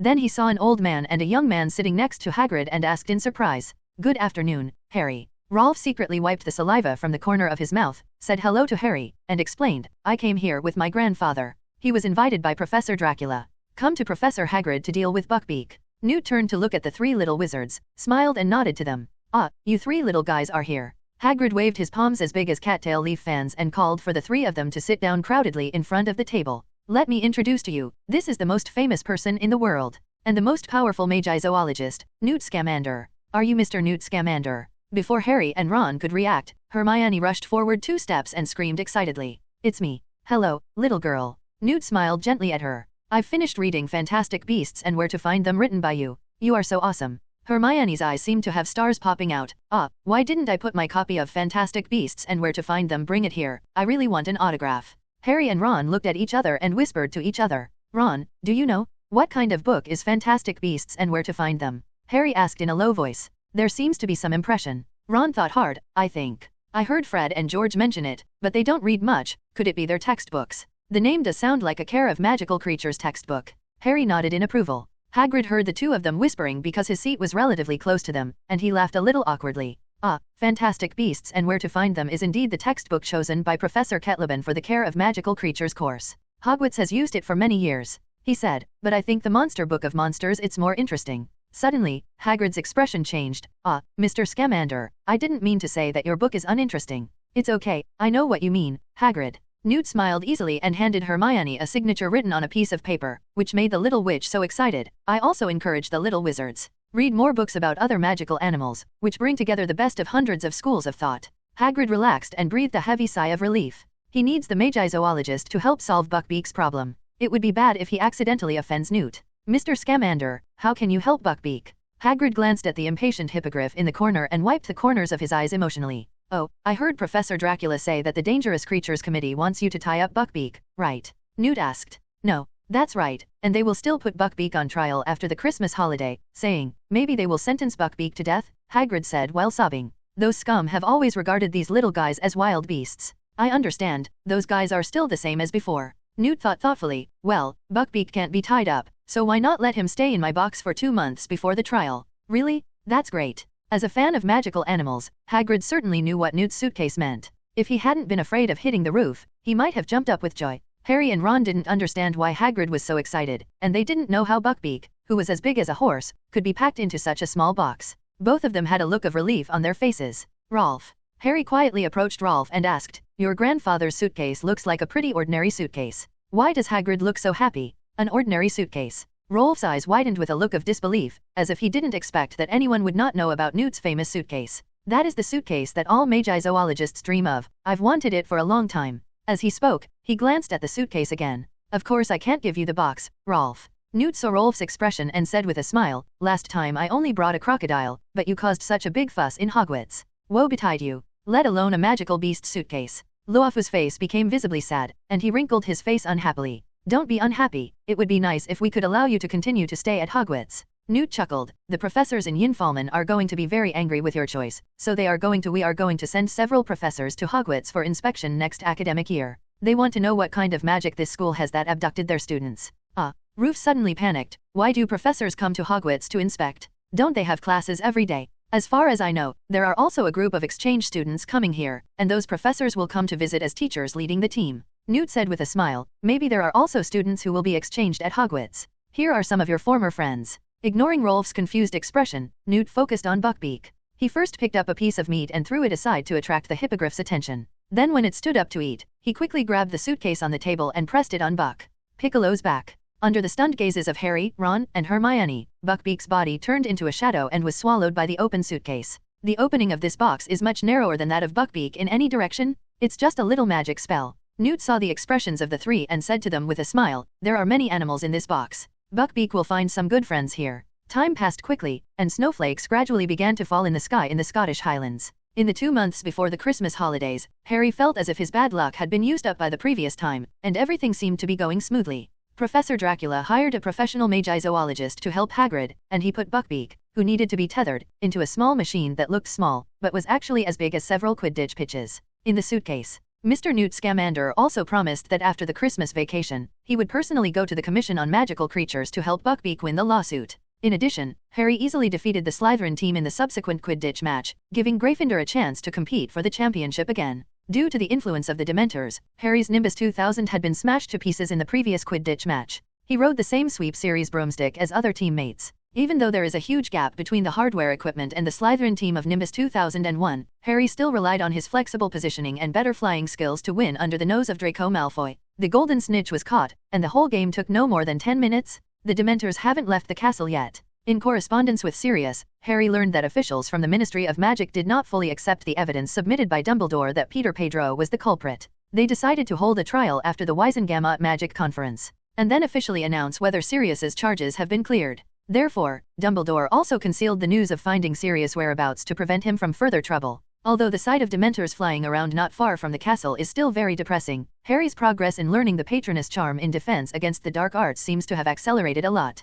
Harry believed that this was because he learned who the real murderer of his parents was and gained some courage to face his childhood memories, so the Dementors did not have as great an influence on him as before. After the Dementors captured by Dracula released their breath, he would no longer faint immediately. Instead, he could stay conscious during the difficult response, and successfully raised his wand and recited the Patronus charm. Spell. The silvery white mist will dispel the darkness in front of him and bring him courage and spiritual comfort. Before we knew it, it was the Christmas holiday weekend. It's time again for Hogwarts to organize the little wizards to go to Hogsmeade. Harry looked at the other students chatting in the common room, discussing which shop in Hogsmeade he should go to, and his mood was unusually gloomy. We can buy all the Christmas gifts we want there, Hermione said cheerfully. Although my mother and father are muggles, they also like the fluffy tooth mints they bought from Honeydukes. At this time, she saw Harry's expression and her voice lowered involuntarily. Harry, if you need anything, we can bring some back for you, she said softly. No, there's nothing I want. Harry's tone was a little stiff. Harry. While Hermione was still worried about Harry, an owl suddenly flew in from the window above the Gryffindor common room.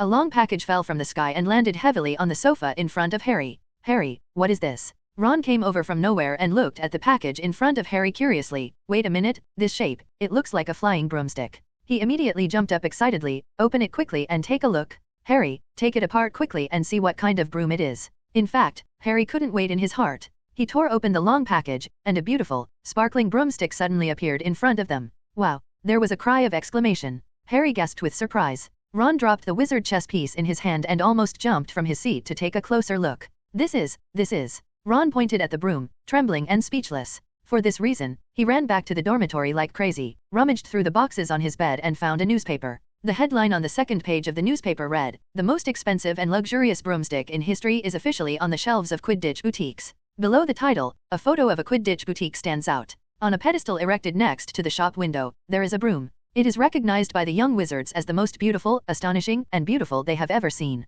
State-of-the-art broom. There is also a note hanging next to the broom. Firebolt. This broomstick represents the highest level of craftsmanship at present, with high-quality ash wood handle, diamond polishing, and hand-engraved registration number. Each carefully selected birch branch at the end of the broom is ground into a streamlined shape, giving the broom unparalleled balance and exquisite accuracy. The Firebolt can accelerate from 0 to 150 miles per hour in 10 seconds and is imbued with an unbreakable braking spell. Price negotiable. Firebolt, this must be a firebolt. Ron exclaimed. Harry, this is the fastest broomstick in the world. Ron's fussing screams attracted the other students in the common room, who then let out even louder exclamations than Ron's. Merlin's big pants. Fred's eyes widened in shock. I heard from the owner of the Quidditch boutique that the Irish international team just ordered 7 of these beautiful broomsticks. This product is a World Cup product, the darling of the competition. I can't believe it, Harry murmured hoarsely. Before school started, when he was temporarily living in Diagon Alley, he used to go to the Quidditch boutique every day to look at the coveted broomstick. And the one in front of him now is exactly the same as the one before. Harry picked up the gleaming firebolt. He could feel it trembling and let go. The firebolt hung obediently in midair without any support. The height above the ground was just right for him to ride on. His eyes were fascinated from the golden serial number on the top of the broom to the completely smooth and streamlined end of the broom. No Quidditch player can refuse this gift. Harry, where did you find a rich man or a rich woman as a friend? George said with envy. Price is negotiable. Merlin, I bet the price of this broom will not be less than 2,000 galleons. Ron was also curious about this, so he tore the wrapping paper of the firebolt that fell aside for Harry. Come and look, Harry, there's a letter for you, he shouted suddenly. Harry turned his head in surprise and took the letter from Ron. After a moment, a big smile gradually appeared on his face. Follow me, Ron. Harry held the firebolt and the letter in the package in one hand, and with the other hand, he dragged Hermione away, who still wanted to read. He called his 2 best friends into the boys' dormitory and carefully locked the door. What happened, Harry? Hermione asked, confused. Although Gryffindor girls did have the right to enter the boys' dormitory, being forced into the boys' dormitory still made Hermione blush a little, so she glared at Harry angrily. Listen to me, Ron, Hermione. Harry didn't pay attention to Hermione's expression. He glanced outside the door again. After confirming that there was no one else, he whispered to the 2 of them, Sirius gave this broom to me in advance. A Christmas present from me. Sirius Black. Ron opened his mouth in surprise, but then lowered his voice. Oh, by the way, he said he was your godfather, but I didn't expect him to be that rich. More than 10 years ago, the Black family was definitely no worse than the Malfoy family. Hermione, who was knowledgeable, explained from the side. Even though it declined, Mr. Black found thousands of galleons. You should still be fine buying a broom. Of course, none of them knew that although Sirius was nominally the last heir of the Black family, Master Regulus Black, whom the House Elf Creaker recognized, had been rescued and quickly took control of Black. The power of life and death that destroys the family wealth. Sirius was shocked when he returned to number 12 Grimmauld Place and saw Regulus. Later, the 2 brothers had an in-depth chat and thoroughly explained what they had done. Only then did they realize that their final goal was to fight against Voldemort, and the 2 of them also solved a lot of knots in their hearts. However, the wealth of the Black family was already in the hands of Regulus. In order to buy Harry a new broom, Sirius begged and said a lot of good things to Regulus before taking it. I have enough galleons to buy firebolts. In the Gryffindor boys' dormitory, Harry took out the parchment from the package and waved it to Ron and Hermione. This is a letter from Sirius. He told me that he bought me this broom. He said excitedly. He also told me that I am safe now and don't have to worry about him. Ron and Hermione came over in surprise and looked at the letter in Harry's hand. This is written on the parchment. Dear Harry, I hope your life at Hogwarts is going well. I have returned to the ancestral home of the Black family and am now safe. Although the wanted order has not been cancelled, no Dementors have been able to find me. I believe that Dumbledore and your Professor Dracula will be able to help me solve the wanted issue soon. I hope that we can meet openly before long. This broom is a Christmas gift for you. I don't know if you will stay in school during the Christmas vacation, so I asked the owl to deliver the gift to you in advance. I wish you a Merry Christmas in advance. By the way, you lost your Nimbus 2000 when the Dementors invaded the Quidditch pitch, but they did find my traces. Because I wanted to see you so much, I turned into a black dog and went to watch the game. I went to your last game too. Well done. Those guys in Slytherin just need to be dealt with. However, the broom you used in the last game is obviously not worthy of your level. I hope this broom can make up for my previous mistake of causing you to lose Nimbus 2000. Plus, I think I gave you a scare. It was the night you left your uncle's house before school started, and I want to apologize for that. I just wanted to see my godson, but I think you were quite frightened when you saw me. Enclosed is something for you that I think will make your time at Hogwarts more enjoyable. If you need me, write to me. Your owl will find me. I will write to you again soon. Your godfather, Sirius Black. When Harry saw the last paragraph, he seemed to realize something and searched eagerly in the envelope.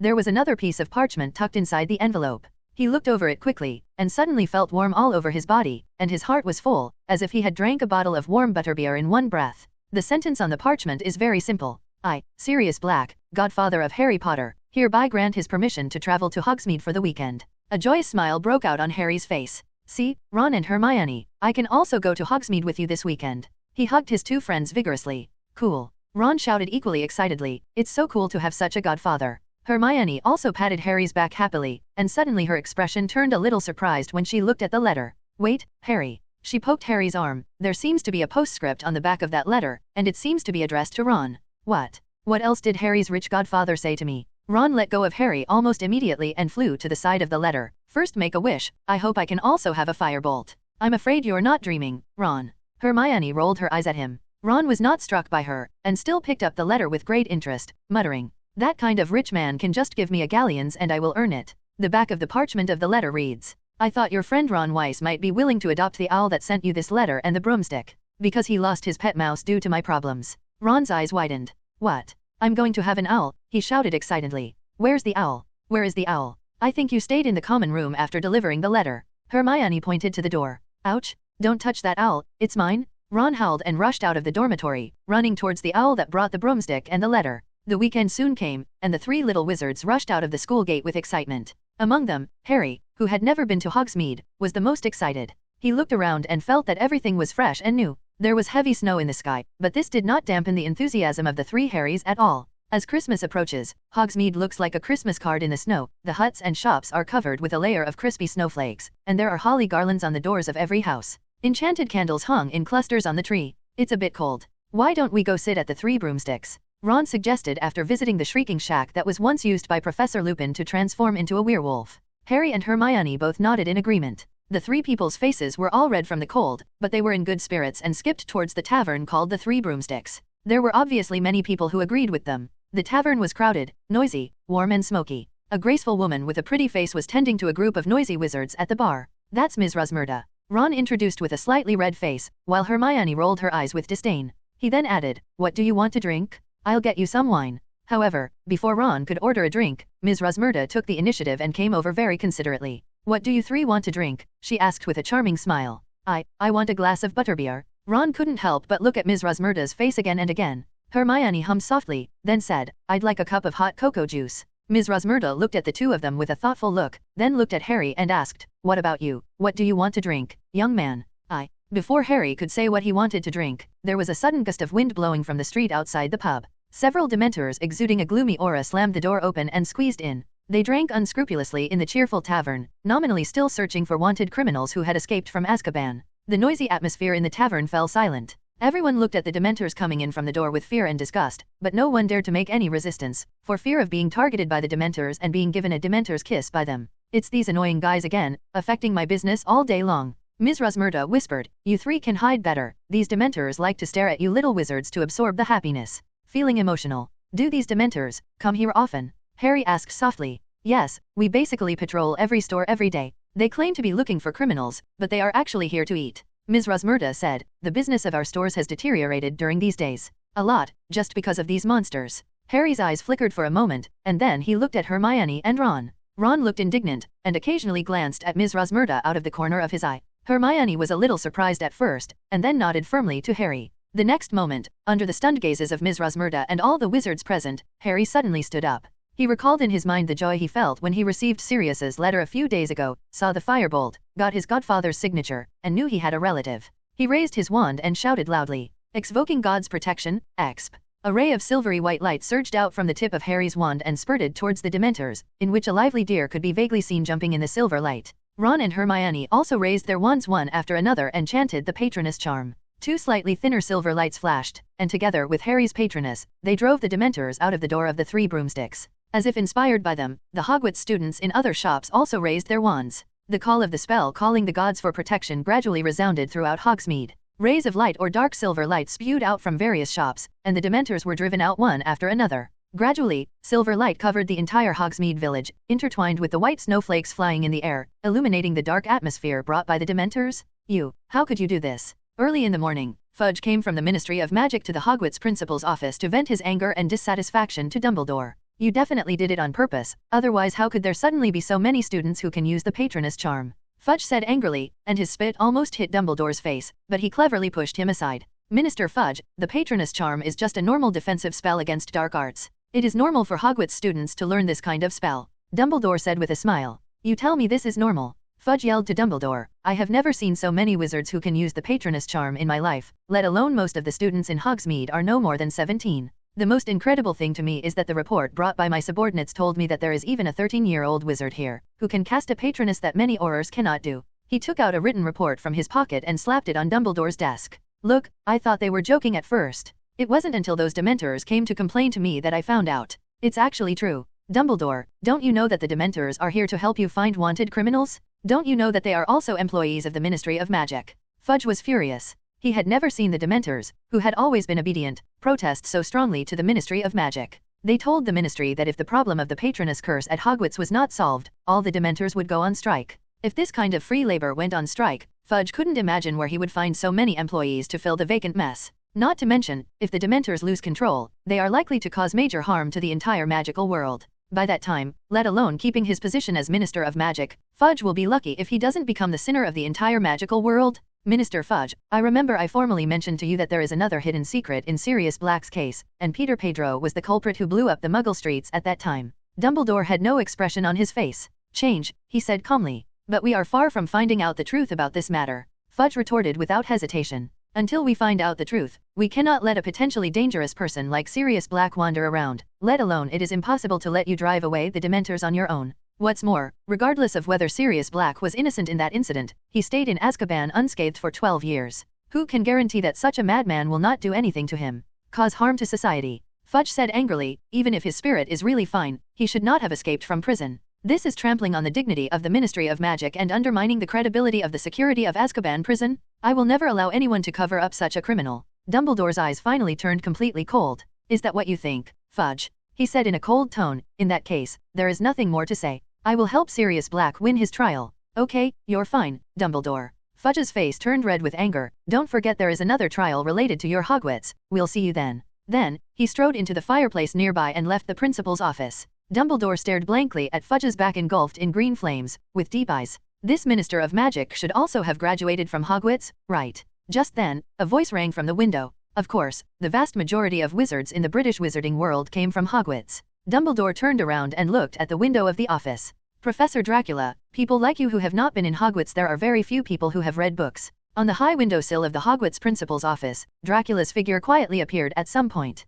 He leaned lazily against the window frame on one side, with his arms folded across his chest, and his long legs crossed casually. The long cloak behind him hung under the windowsill, swaying slightly in the breeze. The faint morning light in the distance hit his body, reflecting a layer of fragmented light. I studied at Hogwarts 1,000 years ago, but no professor dared to teach me. Dracula jumped down from the windowsill and chuckled. That Fudge actually said that by saying you are Hogwarts, do you really not regard yourself as a graduate of Hogwarts? Theoretically speaking, students after graduation do not have much to do with the school. Dumbledore sighed softly. There are too many people graduating from Hogwarts, and it is inevitable that some of them will be bad students. Or my mind has changed. We, the professors who taught them, feel sad when we look at them, but there is nothing we can do. Indeed, Azkaban alone has been filled for several rounds. Dracula shrugged. Let's not talk about it for now. Christmas is coming soon, so let's talk about something happy. Dumbledore shook his head and said, why did Professor Dracula suddenly think of coming to see me, an old man, today? It's nothing serious. I just learned about what happened in Hogsmeade yesterday, so I came over to see what you think.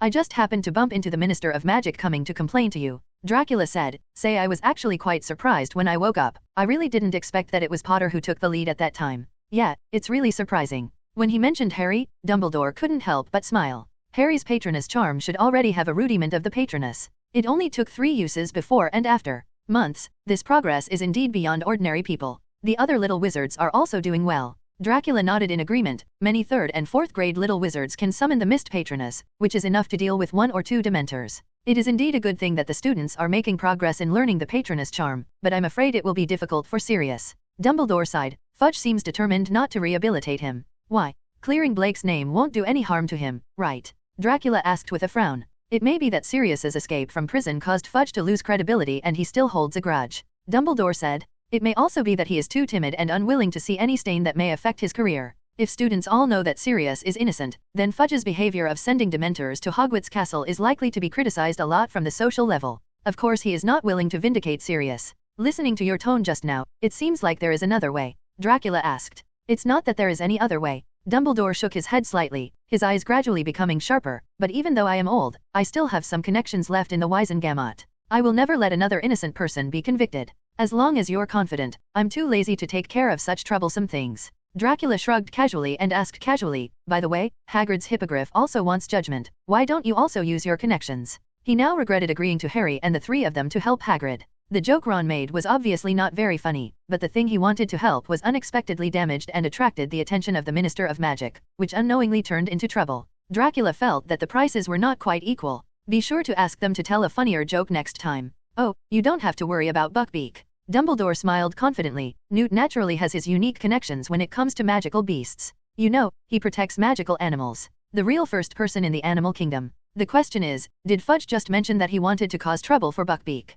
Dracula frowned slightly. I know Newt can handle the matter of protecting magical animals, but he can't handle the troubles in politics. You are underestimating Newt, Professor Dracula. Dumbledore smiled happily. You may not know that Newt's brother, Theseus Scamander, was once a member of the Ministry of Magic. Director of the Legal Enforcement Department, he helped Newt deal with a lot of trouble back then. Today, the Ministry of Magic still has many apprentices that Theseus once brought out or the apprentices of his apprentices. Newt's connections in the Ministry of Magic are much stronger than you think, Professor Dracula. Oh, I didn't expect this. Dracula also smiled. This is best. The Christmas vacation is quickly over, and Buckbeak faces his first court hearing before the Committee on the Disposal of Dangerous Creatures. As Dumbledore expected, although Fudge secretly sent a few words to the director of the committee, asking them to find more trouble with the hippogriff, Newt still settled the matter without any danger. When Theseus Scamander, an old man over 100 years old, sat on the jury, many wizards who wanted to make small moves froze on the spot. Theseus Scamander is a true veteran of the Ministry of Magic. In the early 20th century, he joined the Ministry of Magic and became an Auror just after graduating from Hogwarts Hufflepuff School. Later, during World War I, he secretly participated in that war that shocked the world and saved many innocent people on the battlefield. He gained a reputation as a war hero in both Muggle and Wizarding circles. In addition, during the Global Wizarding War, Theseus became the official of the Ministry of Magic who contributed most to the war because he was the director of the Auror office and took a clear stand with Dumbledore against Grindelwald, and everything went smoothly. He became the director of the Department of Magical Law Enforcement. For many years, the deeds of Theseus Scamander have been spread like a textbook in Auror training manuals. When these young people from the Ministry of Magic saw such a textbook character appearing, everyone subconsciously gave up the idea of making small moves, for fear that they would be remembered by all the Aurors who admired Theseus. If it was just Theseus' relationship, the trial might not go so smoothly. After all, there are still many jury members who are not affiliated with the Ministry of Magic sitting in their respective seats. But the accuser, Lucius Malfoy, received a kindly reminder from an unknown defense against the dark arts professor. The originally aggressive head of the Malfoy family suddenly withered like an eggplant beaten by frost, and decisively broke up all the good relations that had been established. If the trial time hadn't been set long ago, he might even have cancelled his appeal. Fudge lost quite completely. When the decision of the Dangerous Creatures Committee came down and the hippogriff was finally acquitted, Hagrid Buckbeak burst into tears. Newt, who was standing at the client's seat, also showed a knowing smile. After returning to Hogwarts, Hagrid seemed to have regained his confidence. In the Care of Magical Creatures class, he no longer allowed students to feed flobber caterpillars, but instead showed the young wizards many rare and distinctive animals again. Magical animals. However, Malfoy's injury experience last semester also reminded him, so he would take protective measures before each class before bringing magical animals to the little wizard. Professor Lupin stayed at Hogwarts until Easter Eve, and did not formally say goodbye to the professors and students of Hogwarts until it was confirmed that Sirius' life was on track. He still has his lofty career unfinished. Countless werewolves are still waiting for him in Romania, and more werewolves in dire straits are waiting for this hope of werewolves to rescue them. Dumbledore held a simple farewell party for Lupin, and he and other professors practiced in his honor. It is worth mentioning that although Snape was reluctant, he finally attended the farewell party.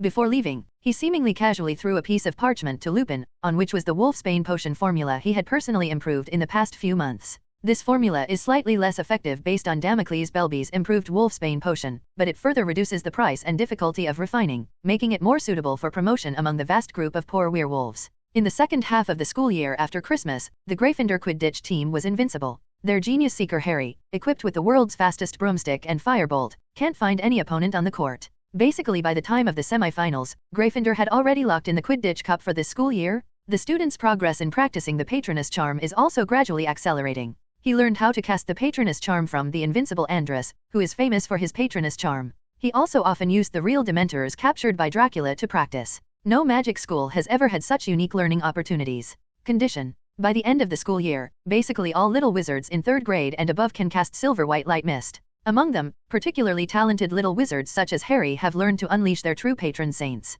All in all, everything went very smoothly in the second half of the school year. Even though the Dementors were still lingering around the castle, it did not affect the happy mood of the little wizards at all. In this atmosphere, the second trial mentioned by Fudge arrived. On the early morning of the day of the trial, Sirius changed into decent clothes in the black ancestral house and walked slowly to the door of the house. There was a portrait of an old lady hanging near the door. She snorted softly when she saw Sirius, then turned around and disappeared into the frame, as if she didn't want to see the actual heir to the Black family. Sirius, have you made Mom angry again? Regulus's voice came from far away from the stairs. Why did she suddenly run upstairs from the portrait downstairs? She has been asking me to marry a pure-blood wizard all day long. Wouldn't you be annoyed if it were you? Sirius casually shouted upstairs. Her expression looks like the Black family is going to be extinct. Same. Is there something wrong with what Mom said? You can't let my inferior body pass on to the Black family, right? Regulus shouted. He walked out from the corner of the stairs and saw Sirius, who was no longer slovenly for the first time. His expression looked a little surprised. Hey, why are you so crazy today? Regulus looked Sirius up and down. Why are you suddenly dressed like a human being? You are not really planning to date a woman, are you? After all, Sirius had been in Azkaban for more than 10 years, and he had long since stopped caring about things like image and respectability. He stayed at home slovenly every day, causing Mrs. Black in the portrait to catch her. Give him a fight when you get the chance. However, today Sirius suddenly changed into a formal suit, and specially trimmed his hair and beard, revealing his original handsome face. Regulus naturally felt very strange. Of course it's not because of this kind of thing. Sirius said impatiently, I will see my godson today, at least I can't leave a bad impression on him. With that said, he walked up to Regulus and posed. How do I look? Will Harry like it when he sees it? Anyway, compared with your appearance before, you look quite human no matter what you wear. Regulus chuckled softly. I remembered, it was that. Peter Pettigrew is going to be tried today. Yes. Sirius nodded, his eyes gradually becoming fierce. If those scum from the Ministry of Magic dare to acquit that dead rat, then I will kill him personally in court. Regulus looked at his clenched fists and frowned slightly.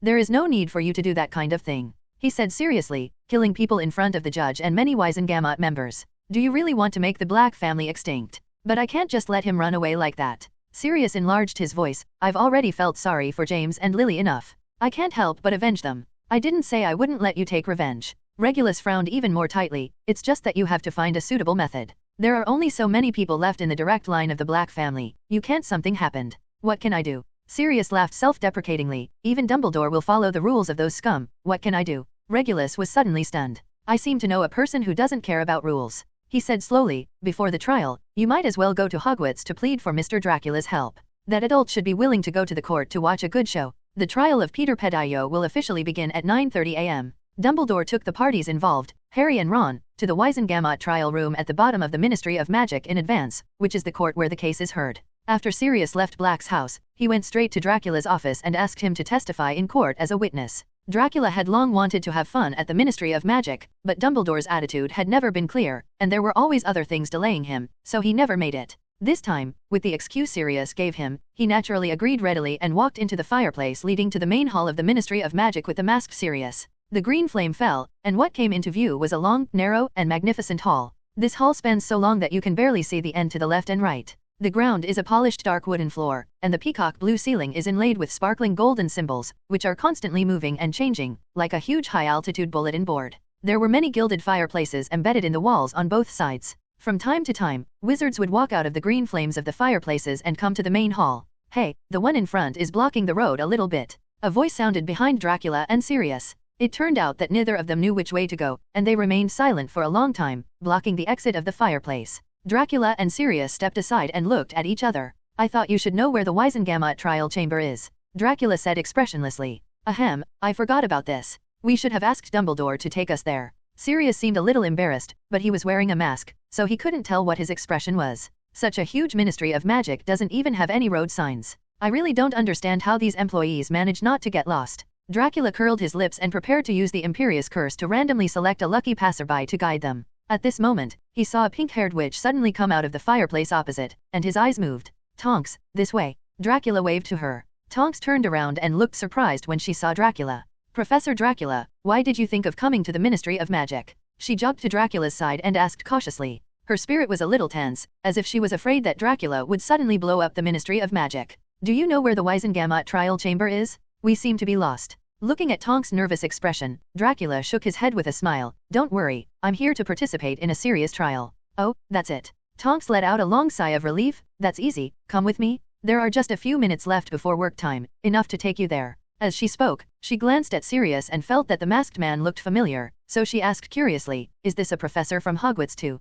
No, said Dracula, this is Sirius Black. Oh, Tonks jumped up suddenly, he is. Sirius was startled, glared at Dracula dissatisfied, and then hurriedly gestured to Tonks to calm her down. Tonks, keep your voice down. He was going to the court to surprise the Wisengamot members. It would be a bit funny if he was caught by the Ministry of Magic before arriving in the courtroom. Don't worry, Sirius is actually not a bad person. I'm here to help him get rid of his crimes this time. Dracula said with a chuckle, don't you believe me? Of course I believe you, Professor Dracula. But, Tonks looked at Sirius again and again, feeling scared and curious at the same time. Her face turned blue and white, and she didn't know whether it was the effect of the disguise magus or her own expression. Since you believe me, then stop being stubborn and just lead the way. Dracula interrupted her. Tonks' words got stuck in her throat. She now regrets agreeing to Dracula to lead him. Under the leadership of Tonks, Dracula and Sirius followed the flow of people towards the end of the main hall of the Ministry of Magic. At the end of the main hall, the long and narrow space suddenly opened up, forming a spacious circular square. There is a fountain in the middle, and several huge golden statues stand in the middle of a circular pool. The tallest among the statues is a wizard, his wand pointed straight into the air. Gathered around the wizard were a beautiful witch, a centaur, a goblin, and a house elf, the last three of whom looked at the two wizards with admiration. And the sparkling water of the fountain flowed from the ends of the two wizards' wands. Seeing this fountain, Dracula frowned slightly. Magic Brothers fountain? Huh. He sneered. Although he doesn't like the centaurs very much, he also knows that they and the goblins are very arrogant and don't even bother to associate with wizards. The goblins have rebelled several times in the past few centuries and have not yet been convinced by the wizards, let alone the centaurs. They even refuse to accept the identity of human beings. If you want them to look at the wizard with the kind of admiration depicted in the statue, it is probably impossible to describe it as a fantasy. Professor Dracula, what's wrong? Tonks looked at Dracula in confusion. It's okay, let's go. Dracula waved his hand mockingly. The greatest folly of mankind is self-righteousness. Thinking about it this way, it is indeed remarkable that wizards such as Dumbledore, Sirius, and Regulus can treat werewolves, house elves and other groups equally. Dracula no longer paid attention to the fountain, and stepped into a magic elevator with Tonks and Sirius. The metal folding door of the elevator slammed shut, and with a creaking sound and a cool breeze blowing in from time to time, the three of them arrived at the 9th underground floor of the Ministry of Magic. The style here is very different from the main hall. There is only a simple corridor on the entire floor leading to a black door. The floor and walls are covered with dark tiles. There is no window or door on both sides of the corridor, which makes it even more secluded. 2 rows of torches were inserted into the dark tiles on the wall, flashing blue and white light, adding a mysterious atmosphere to the entire space. The trial room is quite special. You have to walk through the 9th floor to the 10th floor underground to reach it. You still need to walk a little longer, Tonks explained to Dracula. Then, she led the two of them around a corner and prepared to walk towards the steps leading to the 10th floor. At this moment, Dracula suddenly stopped. He suddenly turned his head and looked at a lone, black door at the end of the corridor. There seemed to be a power that he was very familiar with sealed inside that door, and it disappeared in an instant. Where is that door? Dracula asked softly. That's the Department of Mysteries. Tonks was stunned for a moment, glanced at the lonely black door with some avoidance, and whispered, Professor Dracula, that is the top secret agency of the Ministry of Magic. I don't have permission to know what's inside. Department of Mysteries. Dracula was lost in thought. Nico Flamel told him that the time turner was manufactured in this department, and this department had also invited Flamel, a master alchemist, to help them conduct time energy research. Could that breath just now be time energy? Professor Dracula, what are you thinking about? Tonks' voice rang in Dracula's ears. Dracula raised his head and saw her looking at him in panic. Professor Dracula, you must not have any ideas about the Department of Mysteries. Tonks said aggrievedly, I brought you here this time. I don't want to be expelled from the Auror office. Don't worry, I don't have any plans for the Department of Mysteries. Dracula shook his head in amusement. Who do you think I am? Tonks's worry was not unreasonable. After all, he had just had the idea of going in for a walk. But, helping Sirius crucify Peter's crime was more important. Now that we know the specific location of the Department of Mysteries, we can teleport here at any time. It is obviously impossible for these crude anti-apparition spells of the Ministry of Magic to stop him. Walking through the corridor outside the Department of Mysteries, Tonks led Dracula and Sirius through the stairs to the 10th floor underground. There is no lift directly to this point. Compared with the previous floors, the 10th floor looked like an unfinished architectural sketch. The corridors were made of rough stone walls, and old-fashioned torches were inserted into brackets on the walls. The doors leading to the courtroom on both sides of the corridor were heavy wooden doors with iron bolts and thick keyholes embedded in them. Under Tonks' introduction, Dracula learned that there were 10 courtrooms in the Wisengamot, and the doors to the courtrooms with different serial numbers were opened depending on the importance of the case. This time, there is Peter Pedro, the first-class Order of Merlin winner who has come back from the dead, and Sirius Black, the first to escape from Azkaban, so it is natural to open courtroom number 1. This is courtroom number 1, and I won't send you in. Tonks sent Dracula and Sirius to the door of courtroom number 1, and whispered to them, I don't dare to let Fudge the minister saw me. Okay, thank you. Dracula nodded slightly and walked into the open heavy wooden door with Sirius. A depressing atmosphere came over me. The walls around courtroom number 1 are made of ink-black stone, and the light from the torches is dim and eerie. There are dense rows of benches on all sides, arranged in steps, and you can see clearly from all seats. Go to the chair with the chain in the middle.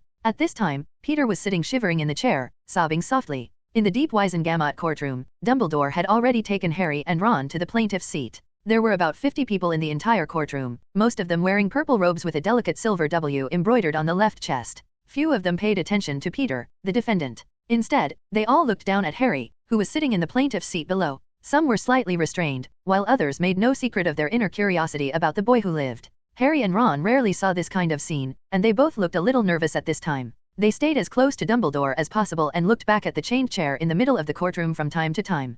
Peter sat on the chair, his hands were chained to the chair, his big, fat and rough face was wrinkled, and he was sobbing timidly. However, to Sirius's surprise, this resurrected first-class Order of Merlin winner was not alone. There was an old woman standing nearby, quietly looking at Peter's form huddled in the chair, her expression a little sad, but more of a determination to break the jar. This is Peter's mother, why is she here? Sirius walked into the courtroom and frowned when he saw the old woman. My son is going to be judged. Is it normal for a mother to accompany him? Dracula said nonchalantly. That's not the case. Sirius shook his head. Among the 4 robbers among us, apart from the mother who kicked me out of Black's ancestral home, Peter's mother was the most difficult to deal with. I'm afraid of her. What happened? It doesn't matter. Since I promised to help you, I won't let others cause any trouble. Dracula glanced at the old woman and raised the corners of his lips coldly. I want to see what she can do. Something happened. Sirius nodded slightly, straightened his collar slightly nervously, walked slowly to the plaintiff's seat, and stood next to Harry. Then, he gently took off the mask on his face. As the recognized savior of the wizarding world and the boy who lived who expelled Voldemort,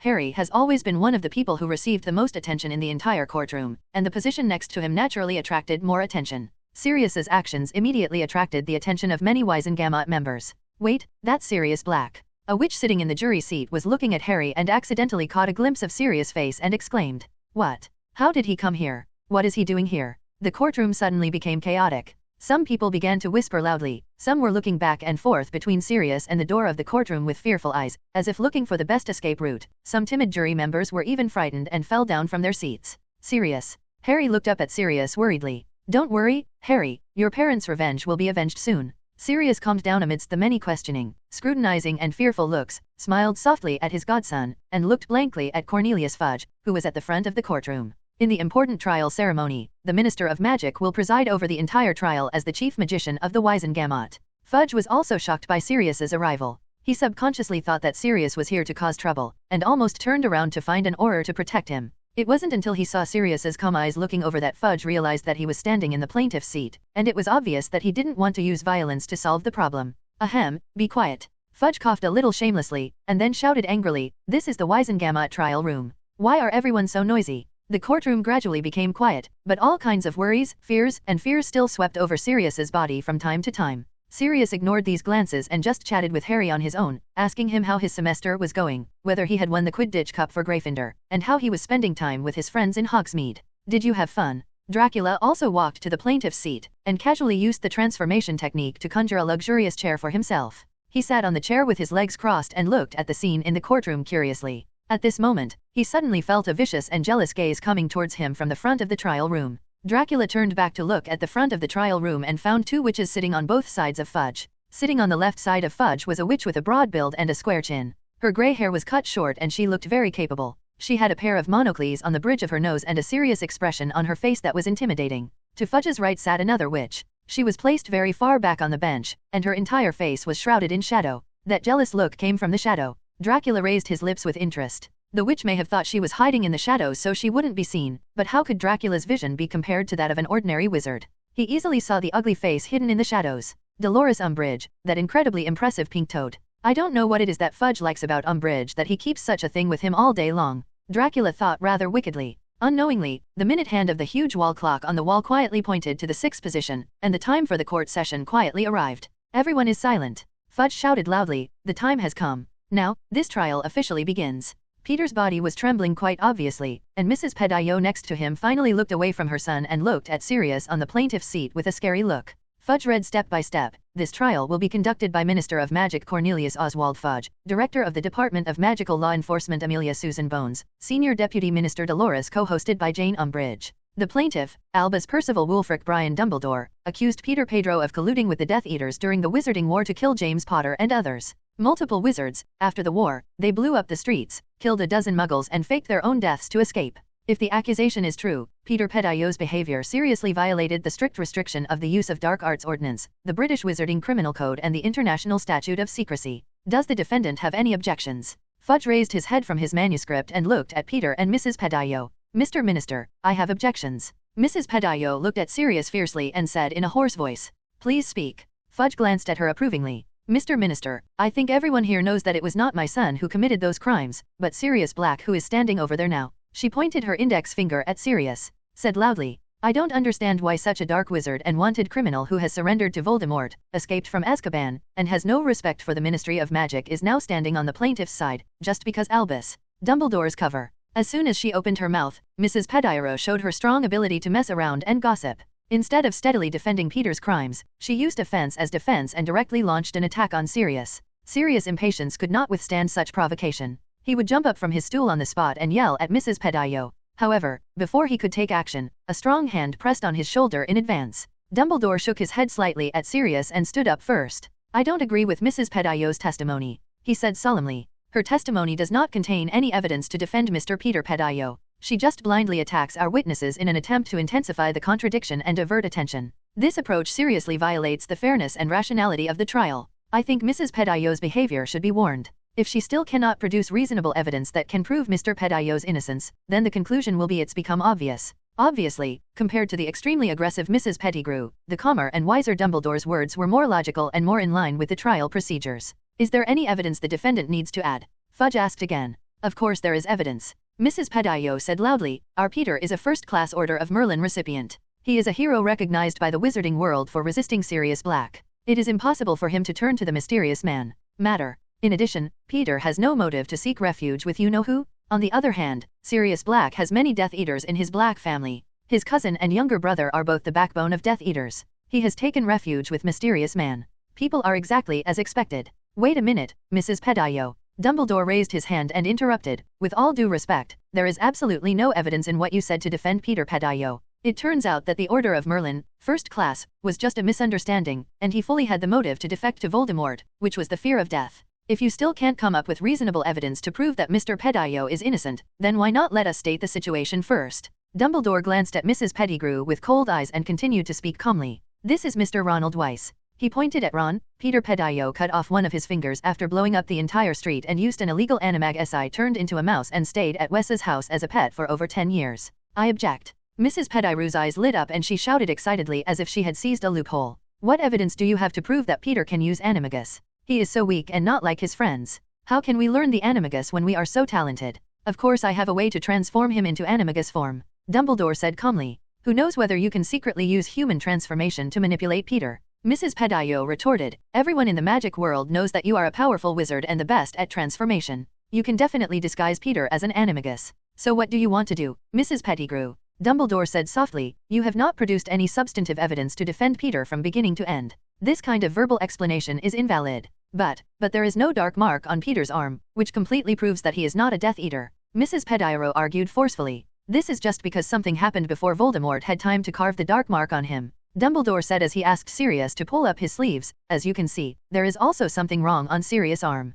There is no dark mark. Doesn't this conflict with your previous testimony?" You? Just when Mrs. Pedayot was almost speechless, Fudge suddenly spoke. "Two plaintiffs and defendants, please do not take care of the arguments in the courtroom and pay attention to the emotions of the jury." He emphasized the word emotion. Dumbledore frowned slightly and gave Fudge a cold look. Mrs. Pedayot got the hint and immediately realized that the final outcome of the trial was decided by vote. She knew what she should do to save Peter's life. I understand that based on Dumbledore's reputation in the magical world, the adults present must be more inclined to believe him than to believe this bad old woman like me." Mrs. Pedayot's careless appearance suddenly changed. She took out a handkerchief from her pocket and wiped the corners of her eyes with great sadness. Mrs. Pedayot's sadness was indeed genuine. Her tears couldn't stop falling, and they were extremely contagious. The atmosphere in the entire courtroom became quiet with her. I'm old, I don't have any clever words, and I can't find any tangible evidence. She choked while crying, but I really can't lose Peter. You don't know how sad I was when I received his body with only one finger left, and how proud I was of him when I learned that the Ministry of Magic posthumously awarded him the Order of Merlin,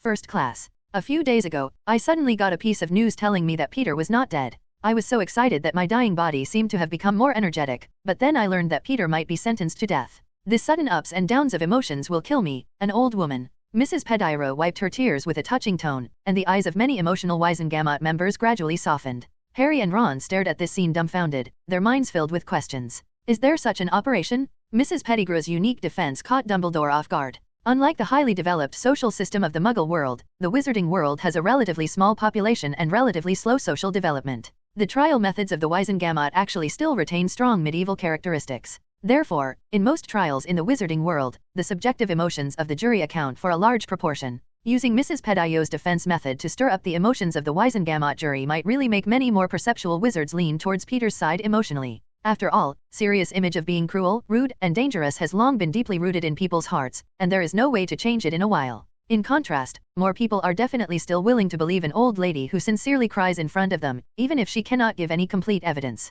Professor Dracula, isn't this situation bad for us? Ron secretly tugged on Dracula's sleeve and asked in a low voice. Harry also glanced at Sirius worriedly and moved closer to Dracula.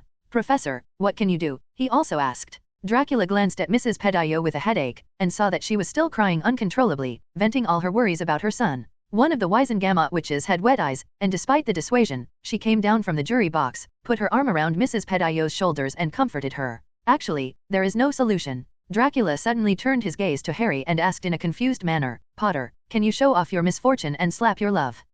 Harry opened his mouth. What does this have to do with me? It's very relevant. It's up to you whether you can exonerate your godfather. Dracula said, as long as you can cry out about the unfair treatment you received in a Muggle family, there will definitely be many juries. The members will be moved by you. But I don't know how to cry. Harry was completely confused and didn't know what Professor Dracula wanted him to do. Although Aunt Petunia and others are really not good to me, at least I can survive. Harry's mentality has always been quite good in Muggle society. Even when he was bullied by Dudley and his friends, he was able to find some joy in the process of chasing and escaping. On weekdays, Dudley is very good at secretly using game consoles, toys, TVs and other things that he doesn't want to relieve his boredom. He can even count spiders as an entertainment activity when sleeping in the storage room under the stairs. So it was indeed a bit difficult for him to force him to make a miserable expression and talk about his experience at the Dursleys. This is indeed a problem. If you have a wrong expression, it will not be easy to resonate. Dracula rubbed his chin, thinking.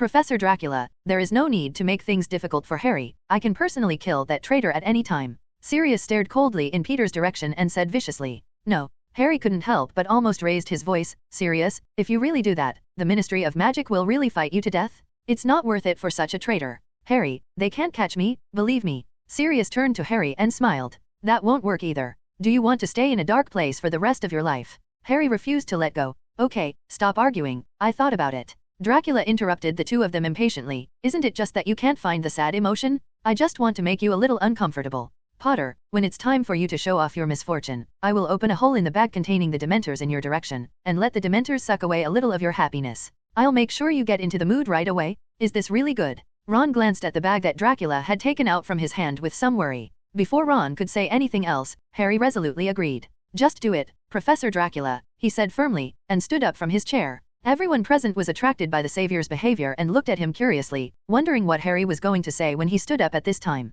I hope you can listen to me and say a few words. I want to tell you about my childhood. Suddenly standing under the gaze of many eyes, Harry felt uncomfortable for a moment and stumbled slightly. But then, a familiar dark breath came from Harry's side. The scene of Voldemort walking into his parents' safe house in Godric's Hollow unconsciously appeared in his eyes, and his heart twitched violently. Fortunately, in the defense against the dark arts class throughout the school year, Dracula allowed the young wizards to face Dementors in person countless times. Harry had already learned the basic Patronus charm and was no longer as afraid as he was at the beginning. The Dementor was so shocked that he didn't faint on the spot. I spent my entire childhood in a locker under the stairs. Harry gritted his teeth and said with a sad expression and a trembling tone, I didn't have the entertainment that other children should have, no delicious snacks, no new clothes or any birthday gifts. The entire venue fell silent. The members of the Wizengamot looked at Harry in disbelief and were shocked to hear him tell the story of his time in Muggle society in a sad tone. That's it, until Hagrid found me in a shabby house on a reef on the sea and sent me the acceptance letter. Uncle Vernon tried every means to prevent me from returning to the magical world, wanting me to become a wizard for the rest of my life.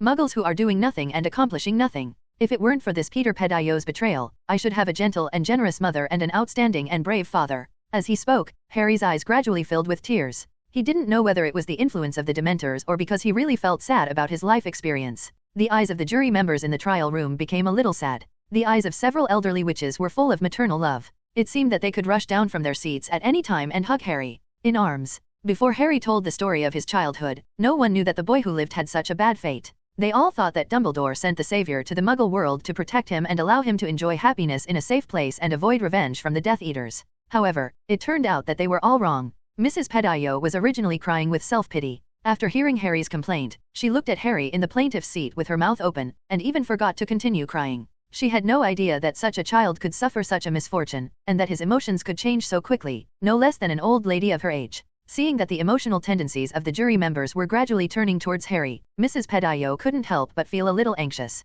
She knew she had to do something and not let the opportunity she just got go to waste. So Mrs. Pettigrew stood up abruptly and shouted to Harry, "Harry, don't be bewitched by that Sirius Black. He must have learned many tricks to deceive people from the mysterious man. He is the best at deceiving. Others believe him. Son, Peter is your father's most loyal friend. You have to think carefully before deciding which side to stand on. How could you have the nerve to say such a thing in front of a child?" Sirius jumped up angrily. If it hadn't been for that dead rat that betrayed James, how could Harry have had such a miserable childhood? He still has such a miserable childhood? How dare you say that he is James' most loyal friend? Bah! It was also the first time that he knew that Harry's life at his aunt's house was so twists and turns, which made his inner self-blame almost overflow from his heart. Just a reminder, Sirius Black. Fudge hit the table with a hammer and shouted, "If you make any loud noise and disrupt the order of the trial again, I will have to order the Aurors to remove you from the courtroom." However, Sirius didn't look at him at all, but turned his head to look at Harry with a hint of impulse, a hint of hesitation and entanglement. "Harry, I am your godfather, and your parents appointed me to be your guardian,"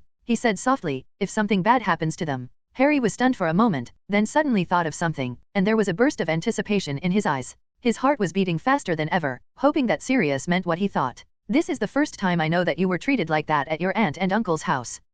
Sirius hesitated. "Well, Harry, I hope you can think about it. Once I restore my reputation. If you want today, a different home." It was as if some kind of explosion had occurred in Harry's heart. An uncontrollable joy pulsed from his heart to his brain, and finally rushed to his face, overflowing with a huge smile filled with joy. "What, you mean, let me live with you?" he asked loudly, fearing that he had misunderstood Sirius's meaning, that he had some hallucinations or was in a dream. "I can leave Desi the Lee family. Of course, if you are willing," Sirius said quickly. "The way they treated you is not worthy of you living with them anymore." "I think I can." "Are you kidding me?" Harry shouted, his voice rising to the point of hoarseness. "Of course I want to leave the Dursleys. Do you have a house? When can I move in?" Blake also looked at Harry in surprise. He could still feel everyone's eyes focused on the two of them, but he didn't care. "Are you willing?" he asked. "Are you serious? I can buy a big house at any time, and it will definitely not be worse than your aunt's house." "Yes, of course I am serious." Harry laughed. Sirius's still thin face showed a real smile for the first time. Unlike the crazy smile in the past, this smile was actually warm.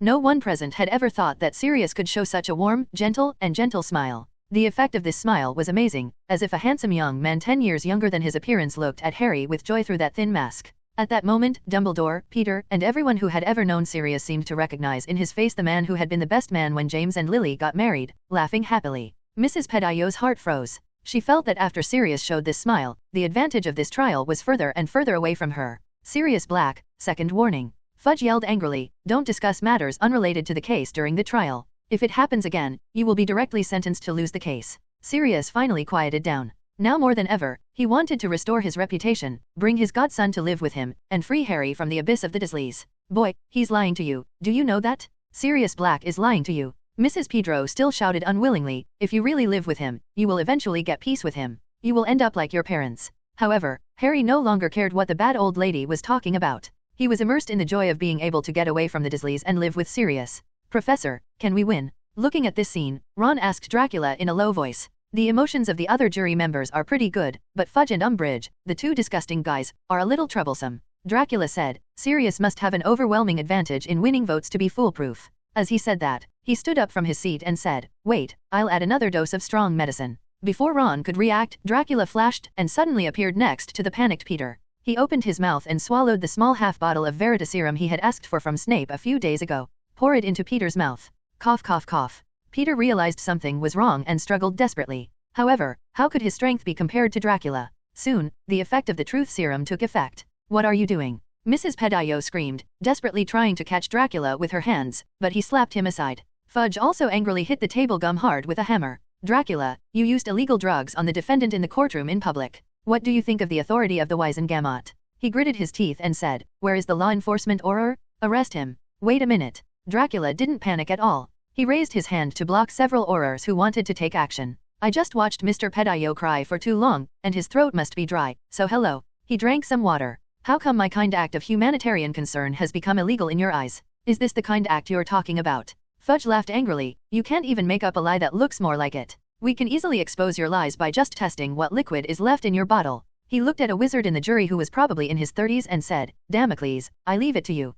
The wizard nodded, walked down from his seat, and came to Peter's side first. He carefully checked Peter's condition and mental state, and then asked Peter a few questions in a low voice. After seeing Peter's expressionless face and unfocused eyes, he came to a conclusion. Mr. Minister, judging from Mr. Pedillo's performance, he most likely took an overdose of Veritaserum, the wizard said. Thank you for your hard work, Damocles. Fudge showed a proud smile on his face and looked at Dracula. Professor Dracula, let me introduce to you. This is Damocles Belby, level 3 winner of the Order of Merlin and inventor of Wolfsbane potion. With the proof of this potion master, what else do you have to argue with? Law enforcement officer, bring Dracula under control. 2 Aurors stationed in the trial room rushed forward, pulled out their wands at the same time, and fired 2 stun spells from their hands towards Dracula. Dracula shrugged and raised his hand casually. The 2 stun spells were easily flicked aside. Then, he opened his palms, and the wands in the hands of the 2 elite Aurors flew out of their hands uncontrollably and fell into Dracula's hands at an extremely fast speed. The 2 Aurors were stunned. They are also old Aurors with rich experience in law enforcement. They usually encounter many powerful and cruel dark wizards, but they have never encountered such a feeling like today, where they have no power to fight back. Fudge was also shocked. He had always known that the defense against the dark arts professor was very strong, but he didn't know that he was so strong. 2 elite Aurors couldn't even make a single move in his hands. Are you going to resist the Ministry of Magic? Fudge shouted inwardly. Immediately, he looked at Dumbledore. Dumbledore, your professor is openly defying the law enforcement of the Ministry of Magic. Shouldn't you help us control this dangerous person? I think he is no less threatening. To that Sirius Black. People like Fudge are often like this. Only when they feel danger will they think of Dumbledore's power and kindness. When the magic world is calm, he only wants to weaken Dumbledore's influence and prestige. Professor Dracula. Dumbledore looked at Dracula with an inquiring look. I am measured. Dracula curled his lips. Don't worry, I won't make it difficult for you. There was no need for him to break up with the Ministry of Magic over such a trivial matter. After all, since sensing the power behind the mysterious door, Dracula has been thinking about secretly visiting the Department of Mysteries. If there was too much conflict with the Ministry of Magic in advance and alerted them, this kind of thing might become much more troublesome. Relax, I was just acting in self-defense as an innocent person. Dracula left his seat, chuckled and handed the 2 wands he had just seized back to the hands of the 2 Aurors. At the same time, he also said earnestly, be more careful in the future and remember to hold your weapons tighter. The 2 Aurors took back their wands and looked at each other. Even if they regained their weapons, they were not in the mood to be enemies with Dracula again. The gap is too big. How to fight? It is better to believe that this professor is innocent, at least the Ministry of Magic can look better. Fudge was so angry in front of the courtroom that he gritted his teeth, even the roots of his teeth were sore, but he still lost the courage to continue going against Dracula. He didn't know if the defense against the dark arts professor would have the same bottom line as Dumbledore. Don't be nervous, Minister Fudge. Dracula saw the embarrassment on Fudge's face and laughed happily. Since I say I am innocent, I naturally have enough evidence to prove it. I won't be as messy as Mrs. Pedillo. He gave the old lady a meaningful look. Mrs. Pedillo wanted to refute, but was immediately ignored by Dracula and walked towards Damocles Belby who was still standing on the field. Is that right, Mr. Belby? Dracula asked. Hello, Professor Dracula. Damocles smiled politely at Dracula, with a trace of doubt on his face. He didn't understand how Peter Pedillo could make a comeback since it was so obvious that he had taken Veritaserum. Mr. Belby, I have great faith in your magic potion skills.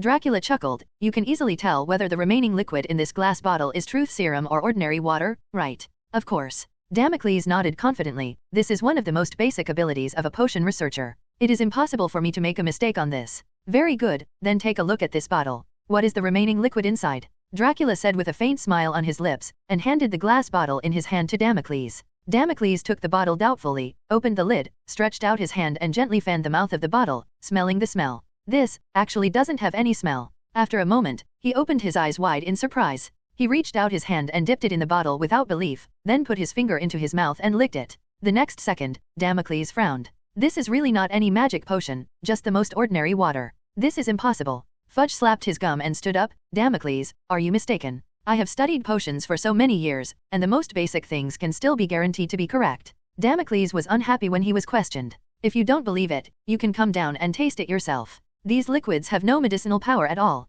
Not even a potion of any kind. Fudge saw that the third-level Merlin medal winner had made such a promise, and it was hard to question his professionalism. However, he was not willing to let Dracula off, who despised him, so he immediately changed his explanation. But the symptoms on Peter Pettigrew are not fake. Dracula was the only one who filled him with water just now. Fudge said, I have reason to suspect that he prepared a different bottle in advance and filled it with water. The bottle of truth serum was hidden. This suspicion is not unreasonable. Dracula nodded with interest, and then spread his arms casually. In that case, let's check to see if there are any other bottles on me. You two, go search Professor Dracula. Fudge said to the two Aurors. Wait a minute. Dracula interrupted him suddenly. Why, did Professor Dracula regret it? Fudge asked cheerfully. I just want to know, if it is confirmed that there are no other bottles on me, how can Minister Fudge apologize to an innocent person? Dracula said with a smile, does it mean that the Minister of Magic can be lawless? Fudge's face suddenly looked as angry as a purple eggplant. If this search can prove your innocence, I will personally apologize to you and no longer pursue all the violations you committed in the courtroom.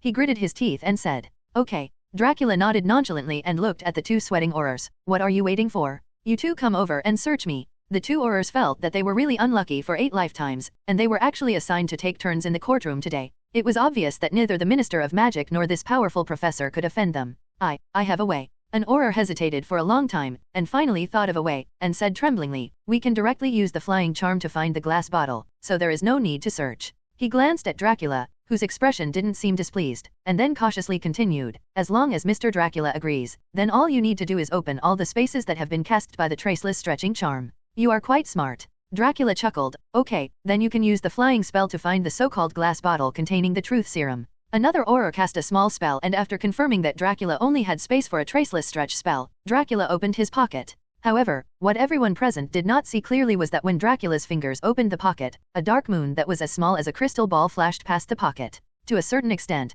Fudge was not wrong. Dracula did prepare 2 different glass bottles, one containing the truth serum and the other containing the drained water. After pouring the verita serum into Peter's mouth, he quickly replaced it with another glass bottle in his hand. However, Fudge and the others never thought that in a place like the Ministry of Magic where the anti-apparition spell was cast, Dracula could break through the space and teleport the glass bottle to other places. At this time, the Auror who suggested using the flying charm to find the glass bottle had no idea that the bottle had returned to Hogwarts Castle, and was still raising his wand nervously. Oxio glass jars. The bottle with water remaining in Dracula's hand flew over, but after waiting for a long time, another bottle did not fly out of his pocket. The Auror breathed a sigh of relief and turned his head to look at Fudge inquiringly. Mr. Minister, Professor Dracula does not have another identical glass bottle with him, he said. Yes, Mr. Minister, is it time for you to fulfill your promise? Dracula said to Fudge with a half-smile. Looking at this scene, Fudge's chest continued to rise and fall, and his lungs seemed to explode with anger. However, when he saw the increasingly dangerous look in Dracula's eyes and the increasingly dense magical aura around him, he decisively gave up.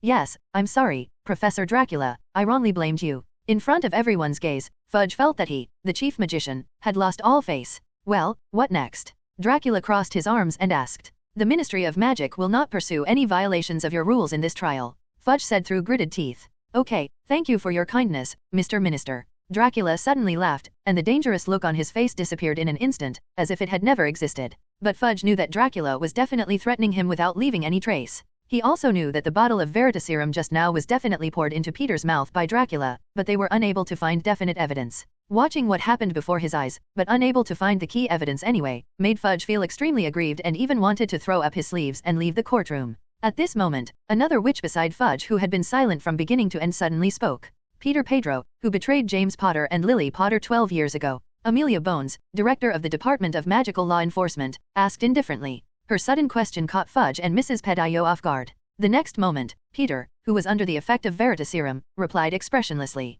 It's me. The entire courtroom suddenly became silent. After Voldemort fell, was it you who killed more than a dozen muggles and escaped by feigning death? Amelia Bones then asked. Yes. Very good, it seems that the truth of the matter is already obvious. A slight smile appeared on the serious face of the director. No, you can't do this. Madame Pettigrew covered Peter's mouth like crazy and shouted loudly, shouldn't all the conclusions drawn from the interrogation of illegal drugs like verita serum be invalidated? Theoretically, this is indeed the case. Fudge hesitated and agreed. Indeed, so we shouldn't regard Peter's testimony as evidence. Amelia Bones nodded. Mrs. Pedillo breathed a heavy sigh of relief. However, the director's next words caused her to completely collapse emotionally. Please raise your hands if you agree with the establishment of the charges against Peter Pedillo. Director Bones said in a loud voice, and she was the first to raise her hands. In the courtroom, hands were raised one by one, gradually forming a dense sea of raised arms. Damocles Belby, who was standing off the field, looked at each other and the two aurors, and silently raised his hands. Even if veritaserum cannot be used as evidence for a final verdict, it is enough for all the undecided jurors to make a final decision.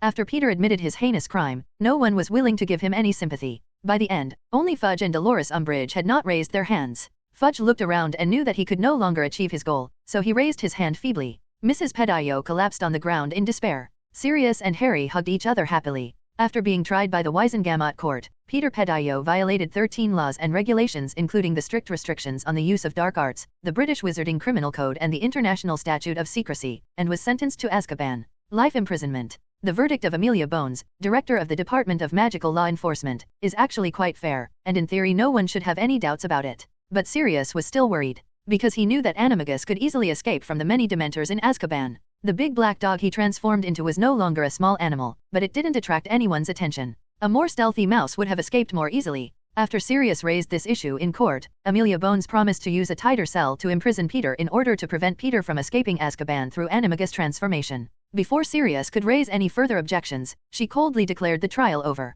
Bones didn't even realize that this problem can't be solved by changing cells. Sirius said with a gloomy expression after leaving the trial room, creatures like rats are the most annoying, and they will run away if they are not careful. Even if Peter is locked up in a fully enclosed cell, don't we have to deliver food to him? That dead rat can get out of the window while the food is being delivered. The person who delivers the food cannot think of it and stare at it every day. That window. Sirius clenched his fists. If you ask me, this coward who betrayed his friends should be killed directly to prevent him from doing any bad things again. It's okay, he can no longer transform. Dracula waved his hand nonchalantly. What? Sirius looked at him in shock. Before I left, I cut off the source of magic in his blood. He will just be a squib for the rest of his life. Dracula smiled languidly, but his smile looked extremely cold. If that rat really escapes, he will definitely look for Voldemort to be his backer, and then it will be a bit troublesome to deal with it. Thinking about it this way, it is better to solve it once and for all. Well done, Professor Dracula. Sirius waved his fist ecstatically. Ha ha ha ha, Peter, the traitor, this is what he deserves. Professor, can a wizard who was able to cast spells turn into a squib again? Harry blinked and asked curiously. Of course. Dracula said, in fact, there are some magic contracts or black magic that can achieve this, but it is a bit cruel, so few people will do it. So, Professor, did you use magic contract or black magic? Ron also leaned over and asked. The magic contract will take effect very slowly and the conditions are relatively harsh. Dracula slowly raised the corners of his mouth. What do you think? Dumbledore took Harry and Ron back to Hogwarts through the fireplace in the main hall of the Ministry of Magic, and Sirius also returned to 12 Grimmauld Place through the fireplace. Dracula ostensibly stepped into the fireplace with Dumbledore and the others, but he had no intention of returning to Hogwarts so soon. He threw a handful of flue powder into the fireplace, without saying any destination, and allowed the green flames to engulf him directly. Flue powder travel without announcing a location will often connect to a random fireplace. For example, in the middle of the last century, there was a witch named Violet Dilliman. After a quarrel with her husband, she got into the fireplace without naming any location, and then fell in love at first sight with the man at the randomly teleported location. Escaped from her original husband. However, Dracula's flue trip was different. Before the fireplace randomly selected its destination, Dracula forcibly reversed the direction of the space, causing the fireplace to instantly connect to an ordinary torch. The next moment, with a burst of green sparks, Dracula's figure leaped out of the flames of a torch, and then landed lightly on the ground. It should be almost here. Dracula patted some ashes on his body and looked around with interest. This is a deep corridor covered with dark tiles. 2 rows of torches are inserted into the dark tiles on the wall, flashing blue and white light, adding a bit of mystery to the entire space. At the end of the corridor is a lone, black door. This is the corridor on the 9th floor underground of the Ministry of Magic. The lonely door in the Department of Mysteries aroused Dracula's curiosity before today's trial began, and the familiar power inside the door also gave Dracula the idea of coming to investigate. As for Fudge and other officials from the Ministry of Magic, they had just finished the trial of Peter and had not long passed by this corridor. They would never have thought that Dracula would come back and blatantly appear in the heart of the Ministry of Magic. Dracula stood in the corridor and carefully looked at the black door in front of him. There is no handle or keyhole on the door, just a completely flat plate, most likely driven by magic. Dracula looked at it for a long time without any clue, so he shrugged, took a step forward, and appeared behind the door in an instant. Since he could disapparate anyway, it wasn't necessary for him to open the door. Behind the door is a circular enclosed room.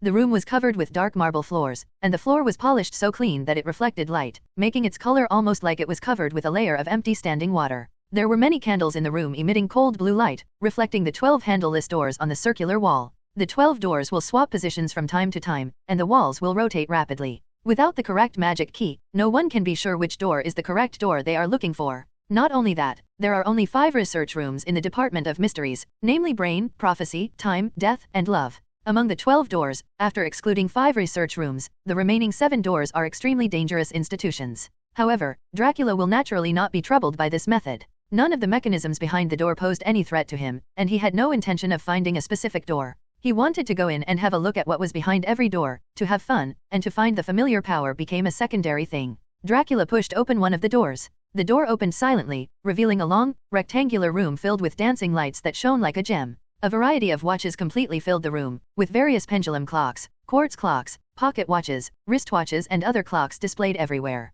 The sound of tick-tock and tick-tock hands sounded from all directions. There were several silent men in pure black wizard robes standing in front of various experimental equipment, working silently, with expressionless faces and no words. When they saw Dracula suddenly walking in, they just flinched and showed almost no surprise. They raised their wands and pointed them at Dracula, who was looking around with interest. These silent people don't know how long they have been working here. Now they seem to have completely fallen into numbness. They seem to have lost such luxury things as joy, anger, sorrow, and joy. Working in the Department of Mysteries has gradually made them lose their sanity and even lose their consciousness. Lost humanity? Strange. Dracula frowned slightly. What are you studying every day? You actually made yourself look like this. However, those silent men seemed to have not heard what Dracula said at all, and just cast attack spells with little lethality on him expressionlessly. It's really annoying. Dracula sneered and raised his hand to grasp all the incoming spells. Immediately afterwards, he recited a spell. Obliviate. All the silent people's movements suddenly froze, and their eyes became blank. Stupefy. Then came the second spell. The silent people fell to the ground in a daze. It's boring. It has no fighting power at all. Dracula curled his lips and looked up at the furnishings in this room. There is a huge crystal jar shaped like a clock, with bright light emanating from it from time to time. This clock-shaped jar is constantly producing a dancing bright light, and in the crystal water inside it floats a small, jewel-like bright egg. And when the egg was held up by the bright water in the bell jar, it suddenly broke apart, and then a tiny hummingbird flew out of the eggshell. Once the hummingbird emerges, it is lifted to the top of the jar so that it can fly high above the liquid. But every time it wants to land on the water and drink water, its feathers get wet again, and then the whole bird is brought back to the bottom of the jar, and is enclosed in its egg again, also restored to wholeness. This process repeats and cycles over and over again. The hummingbird in the jar also keeps getting older and older, until it falls into the water, and then is reborn and becomes older, and the cycle continues endlessly. Dracula looked at this room for a long time and finally determined that this was the time hall of the Department of Mysteries. Not only are the many clocks around and countless objects here related to time, but the clock-shaped jar also has a strong aura of time energy. Dracula once felt this aura in the time turner he took from Hermione. That is to say, Dracula's eyes lit up. His eyes glanced around the time hall, and sure enough he saw a whole cabinet of pendants neatly placed in a glass cabinet. There was a golden ring and a rotating hourglass on the pendant. A cabinet full of time turners? Dracula suddenly remembered that after Dumbledore discovered that he had taken away Hermione's time turner, he told him that the Ministry of Magic did not have enough time and energy, only enough for internal research and a few samples for students to use. I really believed Dumbledore, Dracula said through gritted teeth as he looked at the cabinet of time turners in front of him. As a matter of course, he took a time turner from the cabinet, then woke up the silent people and added a confusion spell. After doing all this, Dracula left the time hall and walked towards the next door. Time energy was not the familiar aura Dracula had sensed before. He could feel that the aura was closer and more mysterious to him. In the next 3 rooms, Dracula saw a brain soaked in green solution, rows of crystal balls filled with high shelves, and fountains spraying liquid similar to love potions. These 3 rooms represent brain, prophecy, and love respectively. Coupled with the first room that Dracula entered, time, the last room is also the research room that represents death. I don't know if it's because it's too empty, but the death hall seems larger than the previous research rooms. The interior of the room was dark, square, and sunken in the center, forming a huge stone pit, perhaps 20 feet deep. Stone steps surround the entire room, like stone benches, gradually descending step by step. Each step is very steep, like a lecture theater or the Weisengamot trial chamber that I just visited not long ago. In the center of the stone pit is a raised stone platform, with an arch of no visible material standing on it. It has a sense of historical vicissitudes and is also dilapidated, giving the impression that it is about to collapse at any time. Down, but in fact it is as motionless as a mountain. There is no wall support around the arch, and a tattered black curtain or curtain hangs on it. Although the air here is cold and there is no wind, it is swaying gently, as if there is an unknown force. It's flapping. When he saw this curtain, Dracula's heart, which had not beaten in thousands of years, suddenly twitched. That's the power of death. Dracula murmured, but then he shook his head. But this is death, not darkness.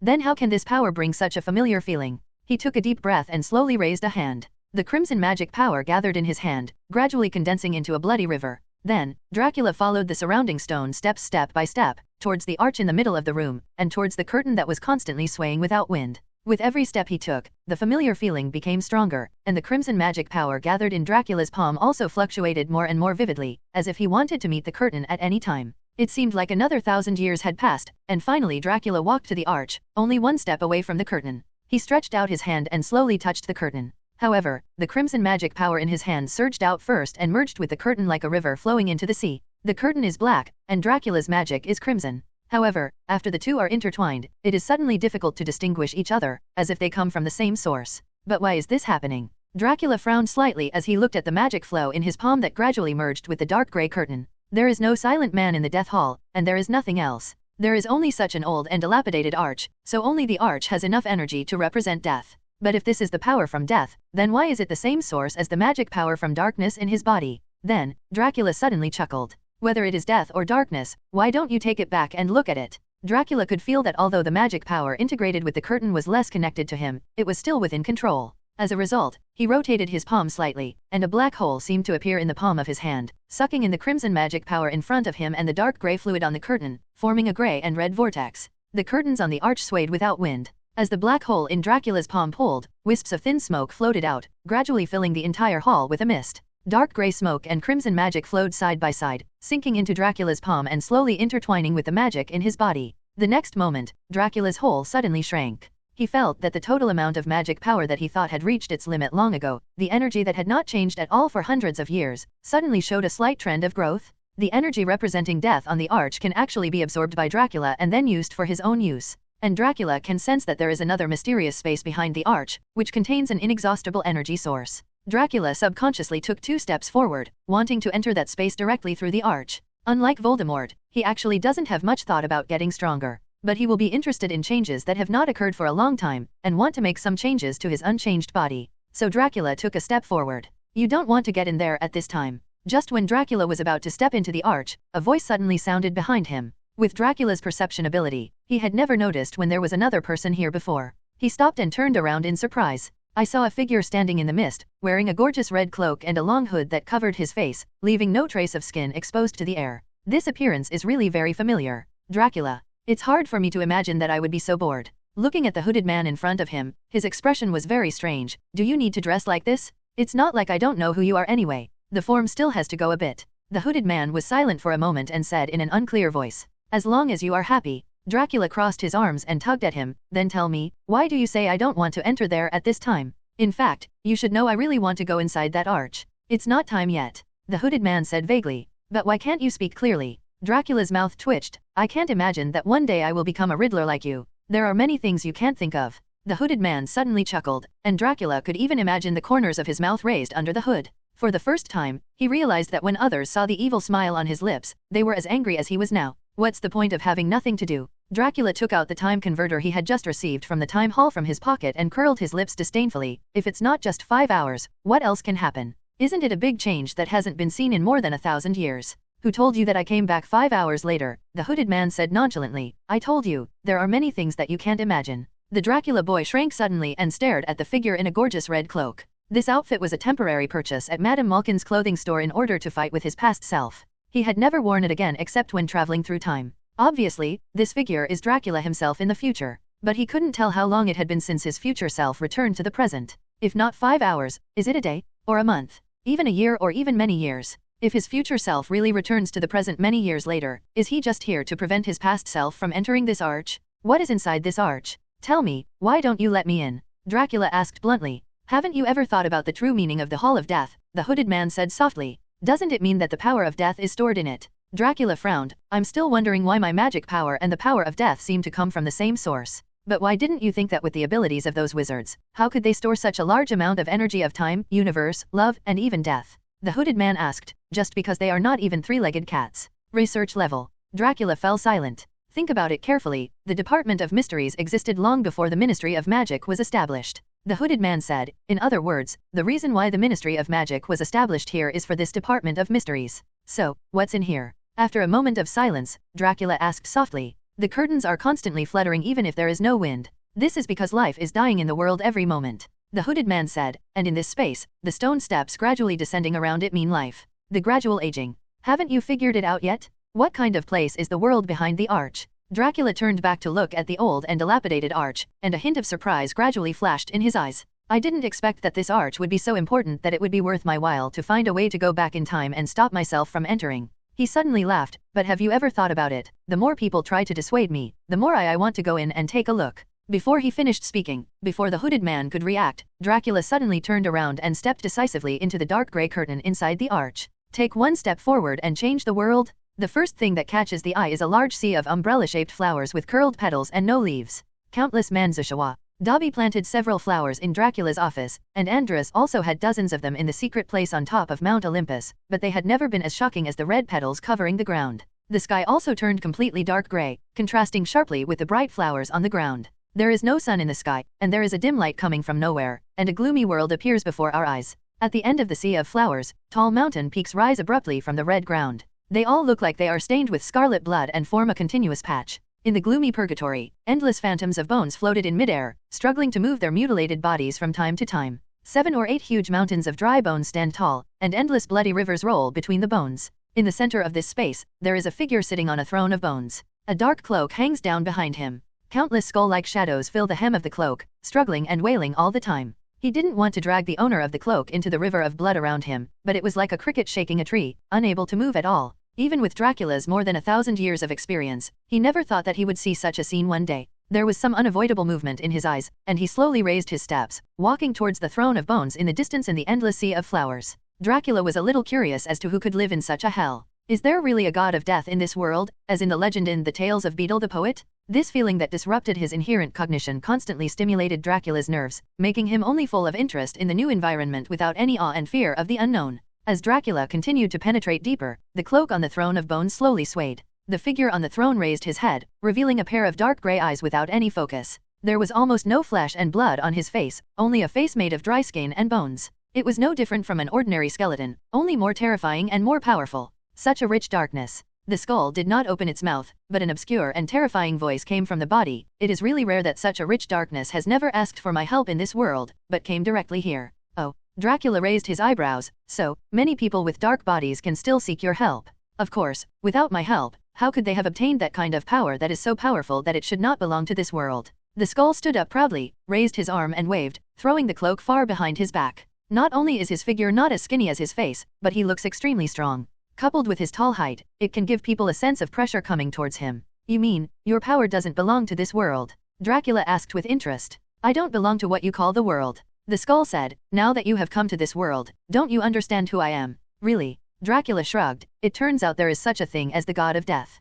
I always thought it was Beedle's guy who made it up. Since you know that I am the god of death, it's fine if you don't surrender to me, but you still don't know how to respect me. Dracula's indifferent attitude made the god of death a little angry. Aren't you afraid of death, mortal? Afraid of death? Dracula sneered. I'm tired of living a long time ago. If you can help me die, then you're awesome. Grim Reaper. He looked at Dracula carefully with his dark grey eyes, and his expression gradually darkened. It turns out you are a dim race called the vampires. You have the purest vampire blood flowing in your body. The god of death said in a cold voice, it's really disgusting. What happened to the vampires? Dracula frowned. Aren't the vampires an ordinary race in the magic world? An ordinary race? Death sneered. That's fine if that's the case, but it's a pity. Before he finished speaking, he suddenly skipped the previous topic. Young blood boy, I really can't kill you. But I can definitely imprison you here forever, so that you can never escape from here. Death reached forward. As he moved, it seemed as if the entire space was rotating with him, and extremely powerful pressure acted on Dracula's body. It was rare for Dracula to feel such strong pressure, but a smile appeared on his lips.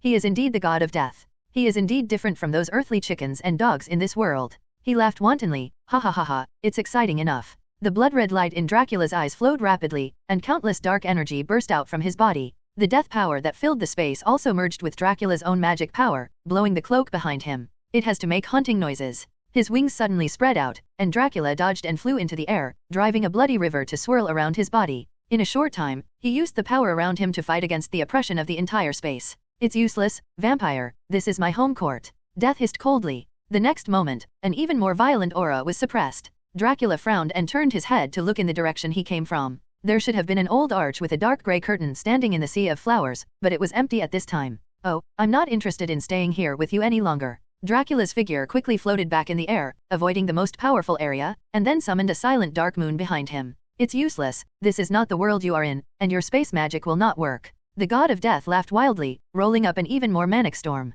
However, at this moment, a wisp of grey and red magic power suddenly emerged from the shadow of the Dark Moon. Dark Moon, who had never been able to contact the outside world, seemed to have a coordinate in the endless fog, and her position was instantly determined. When this wisp of red and grey magic appeared, the expression on the skull-like face of the god of death changed drastically. This kind of ability is definitely not something you can possess. This is impossible. He murmured. Why, the vampire. Dracula didn't hear what the god of death was saying specifically, so he disappeared into the sea of bright red flowers along with the faint moonlight. When the dark moon dissipated, Dracula appeared in the chamber of death in the Department of Mysteries. He raised his gaze, and sure enough he saw a figure in a gorgeous red cloak, leaning against the arch with his arms crossed, seemingly not surprised at all. So you already knew that I would disobey advice and enter this arch. Dracula felt a little funny, walked to the other side of the arch, and made the same gesture of leaning against the door. Of course, after all, that's what I did at the time. The hooded man laughed, and his laughter seemed very happy. Oh, so as Nico said, there is only one timeline in this world, and the power of time will automatically mend the changes between it, right?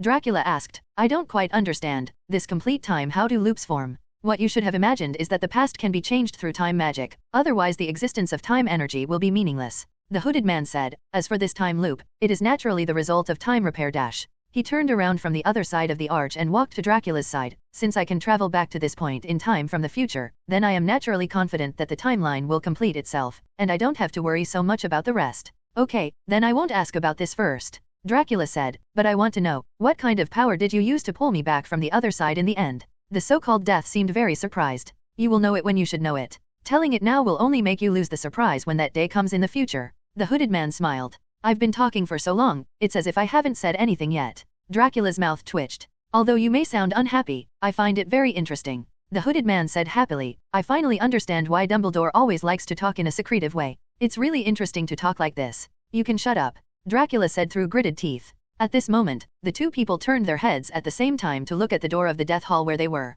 They all sensed that several silent people were walking towards here, and they were already standing in the rotunda with 12 doors that were constantly changing. Okay, it's time for me to go back. The hooded man smiled softly and said, there's no need for you to be unhappy. Just think about how depressing you are at this time. When you go back to the past, what a joy the day will be. After saying that, he lightly snapped his fingers. By the way, before leaving, he suddenly said as if he suddenly remembered something. There is no need to think too much about what happened today. Just enjoy your life as a professor normally in the next year. There are many interesting things in Hogwarts Castle. As soon as he finished speaking, the figure of the hooded man suddenly disappeared into the death hall, as if he had never appeared before. Dracula stared at the place where he disappeared for a moment, then laughed and also snapped his fingers. The dark moon quietly appeared behind. Before the silent man entered the death hall to inspect, Dracula's figure returned to Hogwarts Castle accompanied by the cold moonlight, and once again sat on the sofa in the defense against the dark arts professor's office. Although it was only a short day, Dracula's gains were unexpectedly great. Needless to say, it was necessary to convict Peter Pedro of his crimes and restore Sirius Black's reputation.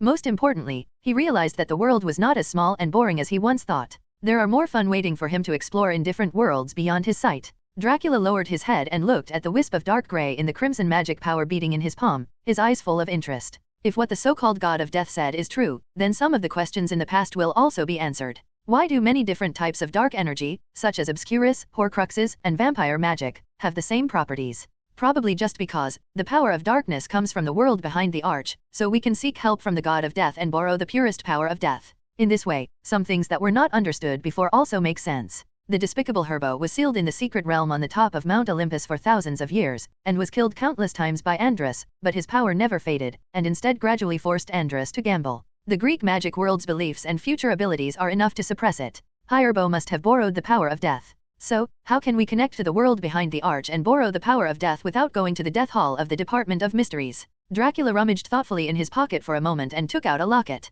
This is Slytherin's locket more than 1,000 years ago. Voldemort later made it into a Horcrux, and Regulus took it out at the cost of his life. Finally, it fell into the hands of Dracula. Inside, he stared at the locket in his hand quietly, and a faint smile gradually appeared at the corner of his mouth. To create a Horcrux, you need to rely on killing to split the soul. And the process of killing and splitting souls will obviously also send a dead soul to the world of the dead. This is the time when the living dark wizard is closest to the world of death, except before his complete death. And after they die unexpectedly, even if they can rely on the Horcrux to turn into a remnant soul and survive, the world of death will still open the door to them. This is the best time to borrow the power of the god of death. It can be imagined that Firebolt borrowed the power of the god of death several times when he died. Instead of weakening himself through countless deaths, he gradually overpowered Andrus. Thinking of this, Dracula frowned slightly. If this inference is true, then Voldemort's recovery time may very well be faster than he imagined. On the last day of term, Hogwarts announced the exam results. Hermione got excellent grades in all 12 subjects, and Harry and Ron were lucky enough to pass every subject. Harry didn't expect that he actually passed the potions exam. He couldn't believe that Snape would let him pass. He even suspected that Dumbledore had intervened to prevent Snape from getting into trouble with him. In the last few weeks, he had no idea what was going on. Snape's attitude towards Harry was quite frightening. Harry certainly didn't expect that because of Sirius and Peter's incident, the deep wound in Snape's heart would be stung again. Every time Snape saw Harry, especially his eyes, he would feel a twinge of guilt and pain. For this reason, every time Snape met Harry, a muscle next to his thin lips would twist unpleasantly, and he would keep flexing his fingers, as if he wanted to grab Harry's throat.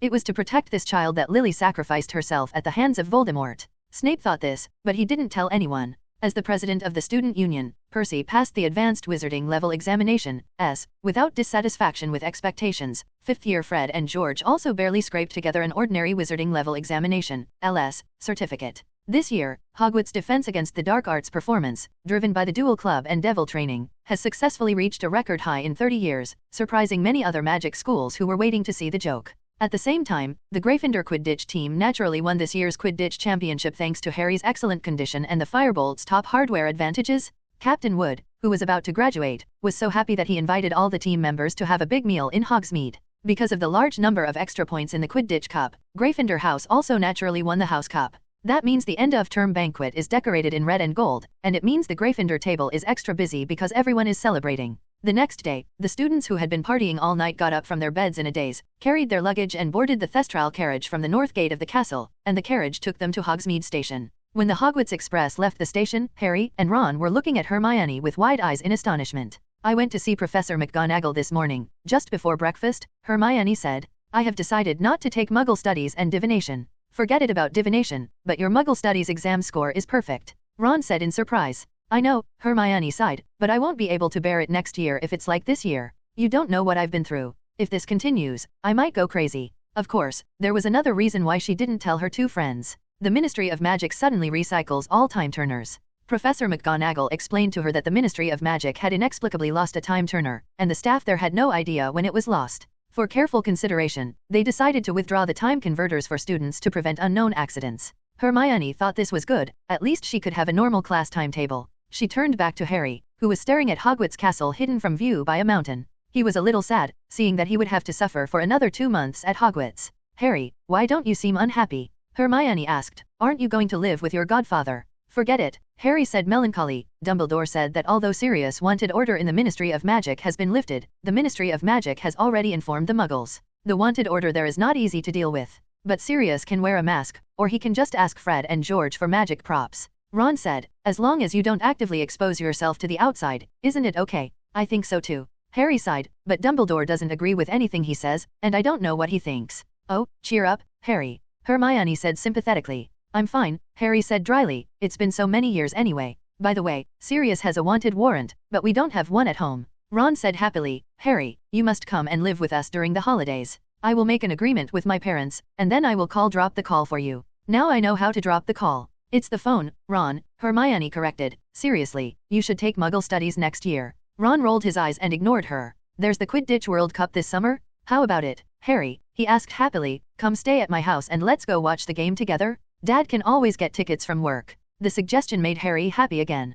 "Yes, I bet the Dursleys would be happy to let me go, especially after what I did to Aunt Maggie." As he spoke, he took out paper and pen. "I think I can also ask Sirius if he wants to come with us. There will be no Muggles at the Quidditch World Cup, right?" After the train arrived, Harry saw Uncle Vernon and Aunt Peggy outside the station. Uncle Vernon and the others stood quite far away from Mr. and Mrs. Weasley. They looked at them suspiciously from time to time, feeling that the clothes of these two people were a bit out of proportion compared to the others. Uncle Vernon's suspicions about them seemed to be confirmed when Mrs. Weiss welcomed Harry with a hug. "I'll call about the World Cup," Ron shouted behind Harry. Harry nodded to Ron, turned around and said goodbye to Hermione, and then walked towards Uncle Vernon pushing the box and carrying Hedwig's cage. Uncle Vernon greeted him in his usual manner. "What is that?" he growled, glaring at the letter Harry held in his hand before he could send it to Sirius. "If that's another form that requires my signature, then don't even think about it." "It's not a form," Harry said with a smile, "it's a letter I'm going to send to my godfather." "Godfather?" Uncle Vernon's spittle flew. "You don't have any godfather." "No, I do." Harry suddenly had a brilliant idea. "He is my mother and my father's best friend.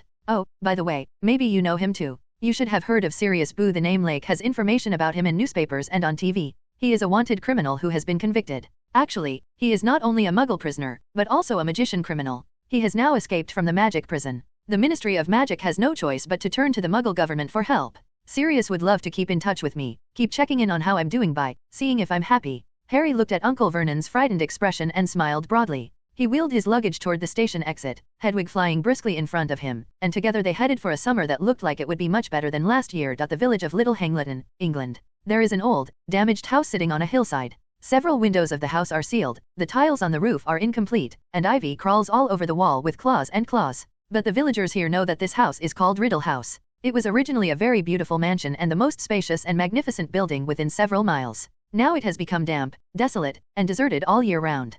People live in it. The villagers of Little Hangleton agreed that the old house was scary. Half a century ago, a bizarre and terrifying thing happened here. Even now, the elders in the village like to talk about it when they have no other topics to talk about. 50 years ago, when the Riddle House was still gorgeous and magnificent, at dawn on a sunny summer day, a maid walked into the living room and found that all 3 members of the Riddle family had died of exhaustion. The villagers suspected that Frank, the gardener of the Riddle family, had killed a family of 3 because he had a weird temper and could easily get the key to the inner courtyard. However, when the autopsy report came out, Frank was cleared of suspicion. No one in the Riddle family was harmed by poison, sharp objects, guns, or suffocated or strangled. In fact, all 3 of the Riddles looked healthy except for one thing: they were all dead. The doctors who conducted the autopsy noticed that everyone in the Riddle family had a look of horror on their faces. But who had ever heard of 3 people being frightened to death at the same time? Later, the Riddle family was buried in the churchyard of Little Hangleton, and Frank Bryce returned to Riddle House and lived in his cabin in the grounds. The gardener Frank did not leave, but stayed at Riddle House, and chose to continue taking care of the garden for the next owner who bought Riddle House, and then worked for the next family.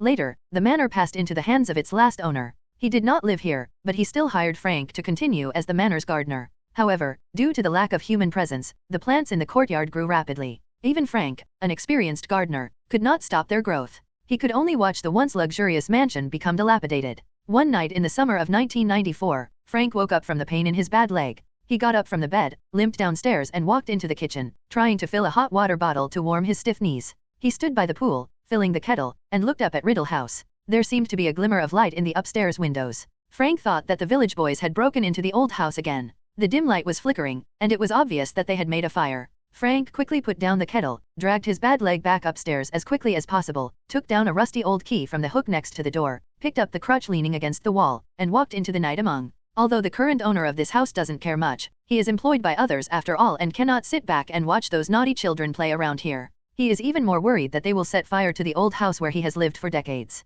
Frank walked to the front door of the Riddle House and found no signs of forced entry, and the windows were intact. So he limped around to the back of the house, stopped at a door that was almost completely covered by the ivy, took out the old key, inserted it into the lock, and opened the door silently. Frank walked into the cave-like dark kitchen on crutches. He hasn't been in for years. But despite the darkness, he remembered where the door to the corridor was. He groped his way over, and a rotten smell hit his nostrils. Frank strained his ears, picking up every sound of footsteps or voices overhead. He came to the corridor, where there was a little light from the moon because of the tall windows on both sides of the front door. He started to go upstairs, thinking that thanks to the thick dust on the stone steps, the sound of his footsteps and the sound of his cane were muffled and difficult to be noticed. On the landing, Frank turned to the right and immediately saw where the intruder was. At the very front of the corridor, a door was opened a crack, and a flickering light projected out from the crack, casting an orange light and shadow on the dark floor. Frank leaned sideways and cautiously approached, holding the crutch tightly in his hand. A few steps from the door, he could see through a narrow crack in the room. He saw now that the fire was in the hearth.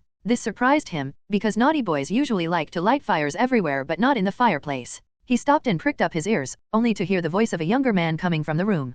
Compared to those naughty boys, the voice seemed very respectful. "Master, how is your strength recovering now?" he asked. Frank was stunned for a moment. In this day and age, do people still use the term master that was only used in the old days? "It's okay, not too good, but not too bad either," another voice said. This was a man too, but his voice was hoarse and strange, and as cold as the wind. Somehow, just the sound made the thin hair on the back of Frank's neck stand up. Speaking of which, I have to thank that hateful guy Dracula. The cold voice sneered. If he hadn't pushed me into a desperate situation, I wouldn't have had the opportunity to come into contact with that other world so quickly. The master of that world told me personally that the ring on my hand is an extraordinary thing. The conversation inside aroused a rare strong curiosity in the elderly Frank. He put his right ear to the door, trying to hear better. There was a sound of footsteps in the room, and then the sound of water being poured into a cup. Frank caught a glimpse of a pale young man with light yellow hair through the crack in the door. He was holding 2 glasses of water and passing them to the other side of the room. He was wearing a long black cloak, and his expression and temperament were indescribably crazy and abnormal. In short, he was completely incompatible with a normal, sober, and rational person. How is the plan completed? The cold voice asked. I have no problem, master. The first one said confidently, but there is one thing I don't understand. Aren't you able to restore your body and strength now? Why do you still? Because in that troublesome Potter, there is blood magic cast by his mother specifically on me. The second cold voice said, I must use Potter's blood to restore my body to avoid being unable to touch it happen to him again. Frank frowned and put his good hearing ear against the door again, listening intently. He now couldn't figure out what the 2 people inside were discussing. He didn't know who these 2 people were or where they came from. He also didn't know why they came to Riddle House. The room was silent for a moment, and then the young voice spoke again. Master, can I ask, how long will we stay here? A week, said the chilly voice, maybe even longer. This place is quite comfortable, and the plan can't be implemented yet. It would be unwise to act hastily before the end of the Quidditch World Cup. Frank put a rough finger into his ear and twisted it a few times. There must have been too much earwax, and he suddenly heard a strange word like Quidditch, which didn't look like a serious word at all. Quidditch World Cup, master, said the young voice, do you want to wait for the World Cup and cause chaos in the most crowded place? No, I haven't thought about alerting the enemy for a while. The cold voice said, I just don't want to run into those Aurors who have increased their patrols. Every time this happens, wizards from all over the world pour into this country, and all the nosy guys from the Ministry of Magic are dispatched. They stand guard, watching for any unusual activities, and repeatedly checking everyone's identity. They are only thinking about safety and stability, and are afraid that the Muggles will notice something. So we have to wait a little longer. It doesn't matter if we wait until the World Cup is over before taking action. Outside the door, Frank stopped picking his ears. He heard the words Ministry of Magic, Wizards, and Muggles unmistakably. Apparently, these words have mysterious meanings, and as far as Frank knows, there are only 2 types of people who speak code words, spies, criminals, or psychopaths. Frank clutched his crutch tightly and listened intently. Master, I think you should find another obedient servant to take care of you, the young voice said softly. I will go to carry out my mission soon, and you will need someone else to take care of you during this period.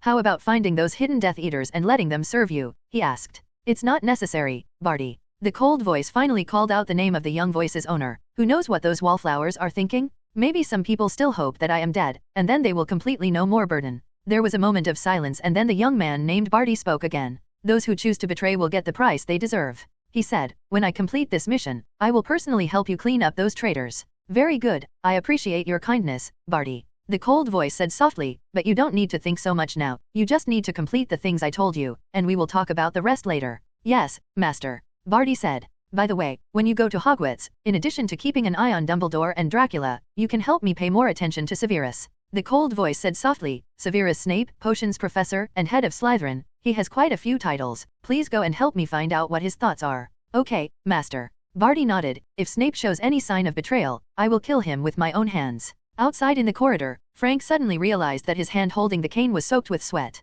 These 2 people didn't seem to have any qualms about killing people, and they didn't care at all when talking about it. These 2 are dangerous, they're definitely 2 outlaws. And they are still planning to kill and capture more people. The boy, a student named Harry Potter. Frank doesn't know who he is, but knows that he is in danger now. Frank knew what he had to do. At this time, he had to find the police. He wanted to sneak out of the old house and run straight to the phone box in the village. But the cold voice spoke again, and immediately after, Frank stayed where he was, as if he was frozen, trying his best to concentrate on listening. Wait a minute, Barty, don't make any sound. I seem to hear someone else's breathing outside the door. The cold voice suddenly said, it just so happened that I still lacked a Horcrux, and I was about to find one to come to the door. The guy who lost his life. Hearing this, Frank froze. What he longed for most now was that he never got out of bed and went straight back to bed holding the hot water bottle. His legs seemed unable to move, his heart was beating rapidly, and he stood there stiffly, trembling all over. He tried hard to control himself, but failed repeatedly. Frank had no chance to hide. There were footsteps inside, and then the door was opened.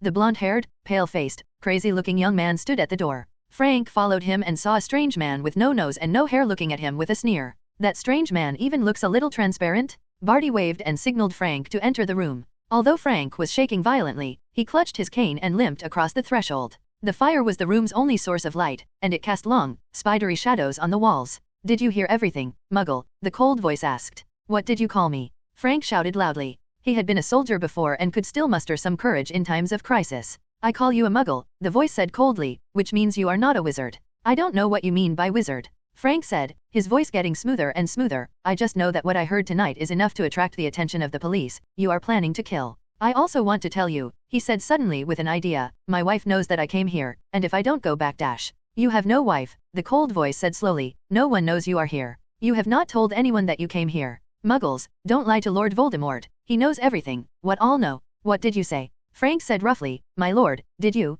Huh, I think you don't look like a grown-up, but like a monster. I have never seen anyone as ugly and strange as you." The next moment, the strange-looking guy suddenly raised a stick. Avada Kedavra. There was a flash of dazzling green light, and Frank Blaze collapsed to the ground. He was dead before he hit the ground. At the same time, 200 miles away, Harry Potter suddenly woke up from his dream. Harry lay stiffly on the bed, breathing heavily. The dream just now was so vivid that he couldn't tell whether it was reality or not. He stretched out a hand and pressed it firmly on his forehead. Under his fingers, the lightning-shaped scar burned with pain, as if someone had just pressed a fire-heated wire against his skin. Harry sat up, put on his glasses, and tried his best to recall the scene in his dream. Everything was so realistic. There was a terrifying figure that was so familiar that he could recognize it at a glance, and there were two unknown figures, one older and one younger. He frowned, concentrated his thoughts, and tried his best to remember. A dim room appeared in front of him. In front of the fireplace sat the hideous Voldemort with no hair and no nose. Harry had seen that face countless times in hallucinations caused by Dementors. The younger one was very respectful to Voldemort and was probably a Death Eater.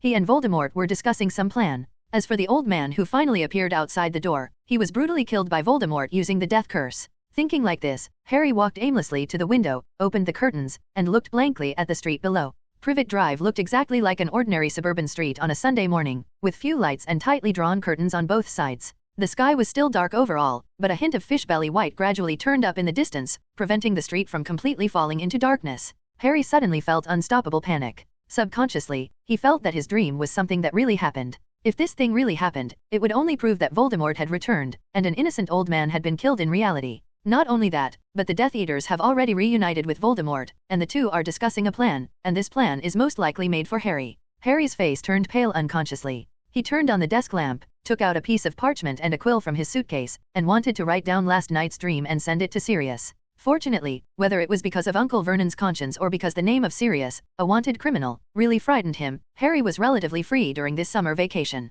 His belongings were not locked in a cupboard as in previous years, and Hedwig was allowed to fly out of her cage, allowing him to deliver messages to his godfather and friends. When Harry wrote "Dear Sirius" on the top of the parchment, suddenly a long-missed face appeared in the window of his room. "Hey, Harry, are you writing to me?" Harry raised his head and saw a head of beautiful black hair and a pair of striking grey eyes at first glance. He couldn't help but show an expression of surprise. "Sirius, why are you here? Aren't you afraid of being seen by Muggles?" Harry asked excitedly. Sirius grabbed the guardrail by the window with one hand, picked up the broomstick under him with the other hand, and jumped in from the window. "Of course I won't be seen by those Muggles. If you ask me, Dumbledore is just too careful," he said. "I only need to use a simple disembodiment spell to avoid all Muggles' sight." As he spoke, he placed the broomstick against the wall, then smiled and hugged Harry. "What's the matter? What do you want from me?" Sirius asked gently. "It's nothing, just, my scar hurts a little." Harry moved his lips and whispered. He didn't feel it when he wrote the letter before, but now when he told Sirius face to face about the pain of his scar, he felt like an injured child looking for comfort from his parents. "The scar hurts." Sirius frowned. "Is it the scar Voldemort left on you?" "Yes." Harry nodded slightly. "I also had a nightmare, dreaming that Voldemort was back and he killed an innocent Muggle." Sirius' originally playful expression gradually turned serious. "Harry, Dumbledore mentioned to me that there may be a secret connection between you and Voldemort," he said, "so I think this matter is not that simple. We need to ask Dumbledore. Actually, there's no need to bother Principal Dumbledore, right?" Harry hesitated. "No, this matter is very important. If Voldemort really comes back, we must be prepared in advance," Sirius said seriously, "and it is easy to verify. Just check whether there were any Muggles who were strange last night. Just die." At this moment, the door to Harry's room was suddenly pushed open heavily. "Boy, why are you talking to yourself here at night when you're not sleeping?" "We're still sleeping if you're not sleeping." Uncle Vernon, who was so big that he could barely fit through the door, roared. "I think it's me who's doing this to you during the summer vacation. I'm too indulgent, I've spoiled you." Uncle Vernon finally squeezed through the door. When he saw Sirius for the first time, the words he was about to say suddenly got stuck in his throat. You are, be black. His face turned red and he stammered, that Sirius Black. Uncle Vernon was so impressed by this face that for a while, every time he looked at the newspaper, he would see the photo of this notorious wanted criminal on the first few pages. Not only that, he also imagined that he would find Sirius Black and collect a large bounty, but Vernon never expected that Harry actually had a wanted man as his godfather, and that this godfather even came to his home. He originally thought that Harry was making up nonsense, so he restrained himself a little just to be safe, and didn't go as far as he did before. Fortunately, there is a fine line in doing things, Vernon thought to himself. But now there is another problem, that is, he was just woken up by Harry's voice. He got up and got angry. He shouted a few words at Harry, but he just happened to bump into the muzzle of Sirius' gun. Uncle Vernon felt like his life was in danger. Are you my godson's uncle? Sirius glanced at Vernon, his expression full of free and uninhibited arrogance. I heard you tell me that you were too indulgent to my godson this summer, so what did you do originally? Cold sweat started to flow from Vernon's forehead instantly. No, I didn't, absolutely not. He said tremblingly, I was just joking with Harry. After all, I am his uncle and we are close. But why did I hear Harry say, you have always been very bad to him since he was a child? Sirius said coldly, look at Harry's clothes, the sleeves can fit his thighs, those are clearly what your fat pig-like son wears. Mr. Black, I'm going to buy Harry one right away. No, I'm going to buy 10 sets of new clothes, and I won't let him wear Dudley's old clothes anymore. Vernon patted his chest, said, Tisk, then you have to hurry up, I will see Harry wearing brand new clothes in 10 minutes. Sirius sneered. Okay, I'll go right away, Vernon said while stepping back, nodding and bowing. You two godfather and godson will chat first. He was so large that he bumped into the door frame when he backed up to the door. Uncle Vernon's expression twitched with pain, and then he hurriedly left the terrifying room and ran downstairs quickly. But instead of buying clothes for Harry as he promised, he picked up the phone with trembling hands and called the police station. Doo-doo. While Vernon waited anxiously, the call was answered. Hello, this is Little Whinging Police Station. Before the words were finished, Vernon quickly said, listen, this is number 4 Privet Drive. The wanted criminal, Sirius Black, is at my house now. Hurry up. If someone comes and arrests him, I will hold him back as long as possible. Wait a moment, sir, don't worry. A calm voice came over the phone. I want to confirm that Sirius Black is indeed at number 4 Privet Drive, Little Whinging, Surrey, is it right? That's right, come here quickly, move quickly, understand? Vernon growled in a low voice. He hung up the phone and looked back guiltily. Fortunately, Sirius Black did not follow. Then, he painfully took out some cash from his wallet, intending to buy some random clothes for Harry first. Jingle bell. The phone suddenly rang again, startling Uncle Vernon. Hey, who is it? I'm telling you, I'm not free right now. He picked up the phone and growled angrily. Sir, this is the Little Whinging Police Department. What? Are you here so soon? Vernon asked in surprise. No, please calm down a little first. The voice on the phone said, I just confirmed that Sirius Black has been arrested, and the person who is in your home now may just be a person who looks very similar to him. How is that possible? Vernon yelled, I'm sure he is Sirius Black. It can't be wrong. Sir, I understand your fear, but Sirius Black has indeed been captured and brought back. But, just then, a thin, handsome figure appeared behind Vernon, with an arrogant smile on his face. Mr. Dursley, is this what you call going shopping for clothes? Sirius said playfully. Vernon hung up the phone abruptly. I just... He stammered for a long time, then suddenly remembered something and said, wait a minute, you are not Sirius Black, you are just someone who looks very similar to him, right? The wanted criminal has been arrested. Huh? After talking to the police for so long, you came to this conclusion. Sirius sneered. Harry, this is another thing I want to tell you. Dumbledore has helped me solve the wanted order on the Muggle side. He turned his head and looked at Harry. The Ministry of Magic has contacted the Muggle Prime Minister. They said that Sirius Black has been captured and returned to prison, and I am just a person with a very similar face to him. Harry had a look of surprise on his face. Really? He shouted excitedly, does this mean that I can live with you in the future? It should be no problem. I'll ask Dumbledore again later. Sirius smiled gently. Uncle Vernon listened to the conversation between the two people and became more and more frightened. According to what they both meant, that is to say, the man standing in front of him who claimed to be Harry's godfather turned out to be Sirius Black. And the so-called Ministry of Magic eliminated his charges, causing the Muggle police station to think that the man at number 4 Privet Drive now was just a man who looked very similar to the wanted criminal?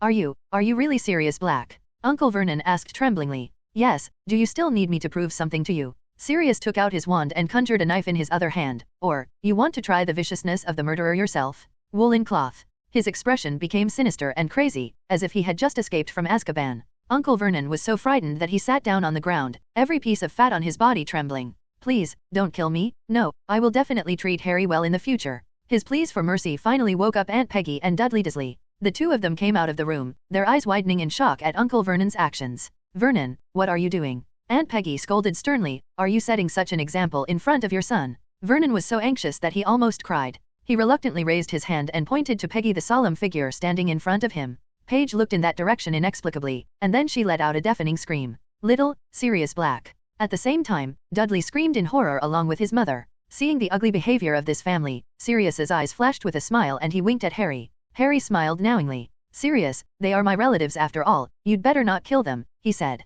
In fact, Harry's acting skills are not good at all, and he can't even hide the smile in his eyes. But the Dursleys had no time to notice these details, they were just immersed in the fear of facing a wanted criminal. Thank you, Harry, I swear we will treat you well in the future." Vernon hurriedly raised his finger to the sky and promised confidently. Aunt Peggy nodded again and again. "Okay, for the sake of my godson, I will spare your lives today." Sirius also retracted the serious look on his face. "I will come over to visit my godson at any time in the future. I hope you can keep your promise." After leaving the Dursleys' house, Sirius took Harry to a suburban villa on a broomstick. "You bought a house in Little Whinging." Seeing such a luxurious single-family villa in front of him, Harry looked at Sirius beside him in surprise. "Yeah, I originally wanted to buy a house on Privet Drive, but I couldn't find a tenant willing to sell it." Sirius jumped off the broomstick and said casually, "Thinking about it this way, it's actually quite good when I'm wanted. At least I can use the confusion curse on those muggles without any psychological barriers. That would be much more convenient." He rummaged in his pocket, then shrugged, "I can't find the key, forget it."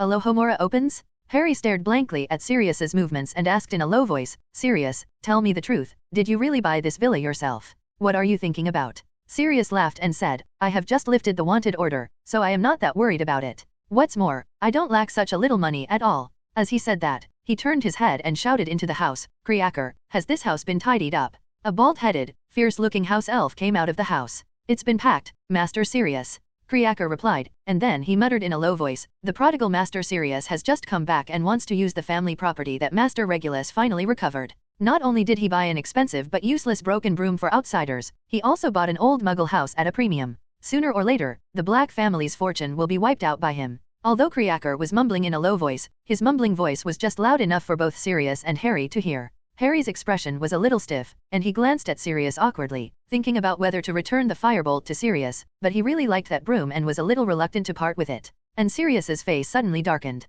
"Creaker, I am the ultimate heir to all the Black family property," he said to Creaker with a straight face. "I spend my own money to buy things for my godson, what's the problem?" "There is no problem." Creaker glanced at Sirius and then muttered, "That's why I'm worried that sooner or later the Black family's fortune will be ruined by Master Sirius's indifferent mentality."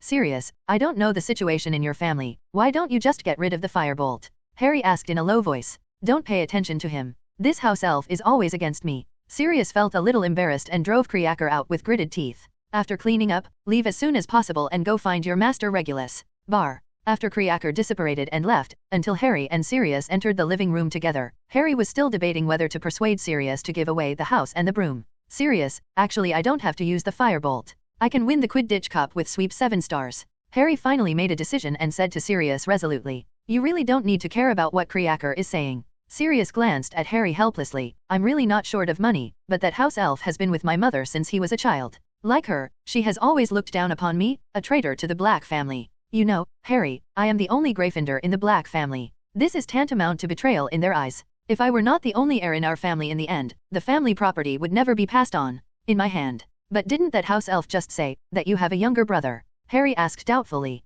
Sirius fell silent. "This matter is a bit complicated. In short, everyone thinks that Regulus is dead, or in other words, he is really dead," he said softly. "With the help of Dracula, he is alive again. Come back, but the family property has been passed on to me. Back from the dead." Harry opened his mouth in shock. "It can't be counted as resurrected from the dead, but it's not too far off." Sirius's arrogant eyes were vaguely mixed with a look of conviction. "I have to say that your Professor Dracula is really a very powerful person." "People." Harry nodded heartily. Although Professor Dracula looks unreliable looking for fun, loafing around and doing nothing all day long, many of his inadvertent actions will bring great shock to the students. "Okay, let's not mention those complicated things." Sirius shook his head and dropped the topic. "Instead of discussing those things, it is better to think about who will win the Quidditch World Cup this year. Arthur and I have already discussed it. When the time comes, the two of us will go to Wes House and go to the Quidditch World Cup finals with them." As a Quidditch fan, Harry immediately diverted his attention. "That would be great." He jumped up in anticipation. "I've been thinking about it all summer, and Ron told me a long time ago that Mr. Weasley could get tickets for the event from the Ministry of Magic.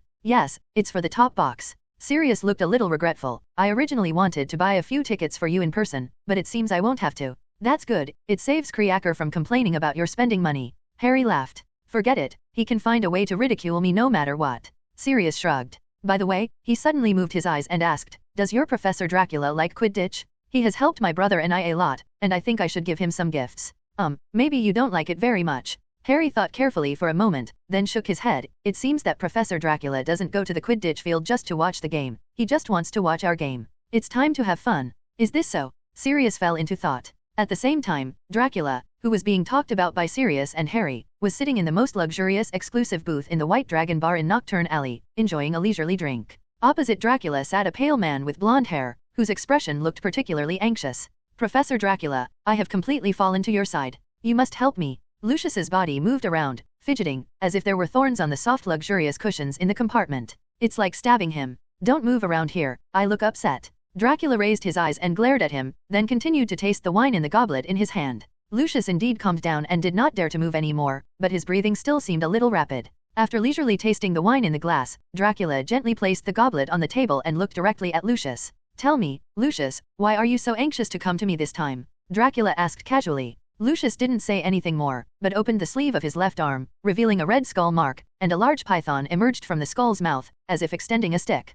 Tongue. Professor Dracula, the dark mark has become clear again recently, he said uneasily. When I first discovered it a few days ago, I thought it was an illusion, but in the past 2 days, this mark has even become clearer. There are signs of fever. You should know what this means. Dracula's expression became a little more solemn, and he looked at the mark that had caused countless disturbances in the magic world and brought endless fear. I remember the last time in the bunker you Death Eaters built for him, didn't Voldemort actively burn his own soul? He asked softly. That's right, I thought the era of the Dark Lord was over. Lucius's lips trembled, and a few drops of cold sweat dripped down his forehead. It was true in the beginning, the dark mark almost disappeared. But starting from this summer, every day, the marks will become a little clearer. Today, it is no worse than during the war. Looking at Lucius's face covered in cold sweat, and then looking at the extremely clear dark mark on his left arm, Dracula's eyes flashed with solemnity. Voldemort has actively burned his soul. Even if there are Horcruxes, he can retain a remnant soul that is worse than a wandering soul, but his power has indeed been weakened to the limit. As of now, less than 2 years have passed since Voldemort spontaneously ignited. In theory, it is still far from the time when he can recover. A few months ago, Dracula might still be confused. But now, he could judge one thing with certainty, Voldemort really borrowed the power of the so-called god of death? So when you come to me now, do you already have any ideas? Dracula asked. Yes, I do have an idea, but I need to ask for your opinion. Lucius said awkwardly. Tell me about it, Dracula said. Ahem. Lucius coughed twice and said cautiously, Professor Dracula, in fact, you know, the Dark Lord is now treating me, and even those of us who are not imprisoned in Azkaban. The disciples are not very trusting. That's natural. It's strange that he can trust you. Dracula sneered. Although Voldemort is a bit stupid, he is not completely a fool. Regarding Dracula's comments about Voldemort, Lucius did not dare to say anything more. He could only lower his head as if he had not heard it, and then continue to explain his thoughts. Yes, we are indeed not worthy of trust, so we must take some actions to gain trust. He said, we all know that the most annoying thing about the Dark Lord is that after he lost power, those of us who preserved our freedom the Death Eaters made no attempt to find him. So, before the Dark Lord summons us with the Dark Mark, we can make some appearances in advance to show that the Death Eaters are still active. We have not forgotten him and have not stopped looking for him. After Lucius finished speaking, he looked at Dracula with a guilty conscience, fearing that he would think he was taking the opportunity to make some small move. Do you think you can regain Voldemort's trust just like this? Dracula didn't care whether Lucius was making small moves, but he felt that his plan was a bit self-deceptive, so he glanced at him sideways. Of course not, but at least we can have something to say when facing the Dark Lord. Lucius said, he must be eager to hire people now, and he will not take action against us without a good reason. That's an interesting statement. Dracula thought for a moment, then raised his lips. Are you sure you can convince other Death Eaters to act with you? Their ideas should be similar to mine. Lucius said, now we only need a leader. I think I can get this position, and I will be more confident in front of the Dark Lord. It seems that you have already thought about it. Dracula chuckled softly, picked up the wine bottle and added a glass of wine to himself. What is the specific method? I want to start a riot in the name of Death Eaters at the upcoming Quidditch World Cup. Lucius took a deep breath and gritted his teeth. If things get out of control then, Professor Dracula, I hope you can help me control the situation. Obviously, the Weiss family, Harry, and Sirius were unaware of the upcoming planned riot. On the day of the Quidditch World Cup final, they woke up early and used port keys to reach the campsites around the Quidditch pitch. There were hundreds of grotesque tents here, rising gently up a large expanse of ground that stretched toward the dark woods above the horizon. There were so many wizards coming to watch the Quidditch World Cup final that the Ministry of Magic had to implement port key landing planning and management for them to prevent teams using different port keys from colliding together and causing major traffic accidents. The Weiss family was unlucky. They were assigned a port key landing time of 5:07 in the morning, so they had to wait for several hours in this campsite until the Quidditch match officially started. Of course, there were more people who had arrived earlier than Weiss and his family, and some of them had already spent the night at the campsite. Mr. Weasley proudly explained this year's Quidditch World Cup to the little wizards along the way, telling them that the World Cup stadium can accommodate 100,000 spectators. Of course, the price is that the 500 staff of the Ministry of Magic have been busy for a whole year.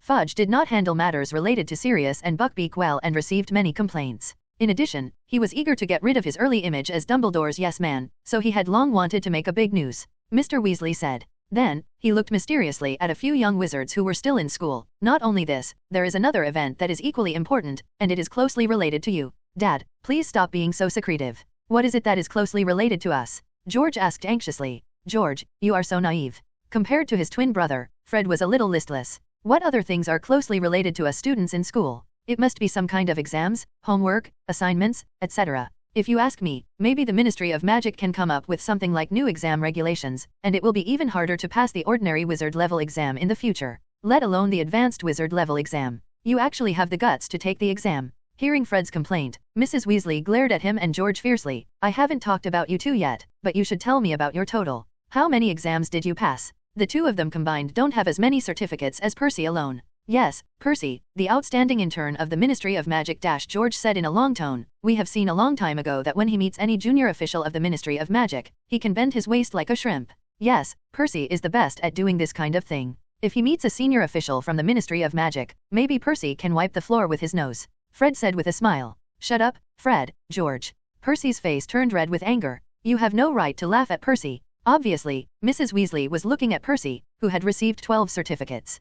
Percy at least has long-term ambitions. What about you? I used to think about playing with your prank stuff all day long, but you actually told me that you want to open a joke shop in the future? I think you just want to piss me off. Mom, this is industry discrimination. Every profession has a reason for its existence. Fred shouted loudly. Quidditch was also regarded as a pastime by wizards at first, and now it has become a kind of entertainment. A respectable career. Yes, Mom, you and Dad wanted Charlie to become a professional Quidditch player. George also protested from the side. So why can't a joke product that is also used as a pastime be considered a real career? Mrs. Weiss was stunned. She glanced at the tents scattered all over the place. These were all spectators coming to see the final results of the Quidditch World Cup, and for a moment she couldn't find any words to refute. At this moment, Mr. Weasley suddenly jumped up, smiled and waved to a man who was striding over. Here, let me introduce to you. This is one of the most important figures in this Quidditch World Cup final. He introduced to Harry and other children, Ludo Bagman. He is the sports director of the athletic department. Ludo also smiled and waved, and walked over to Mr. Weiss.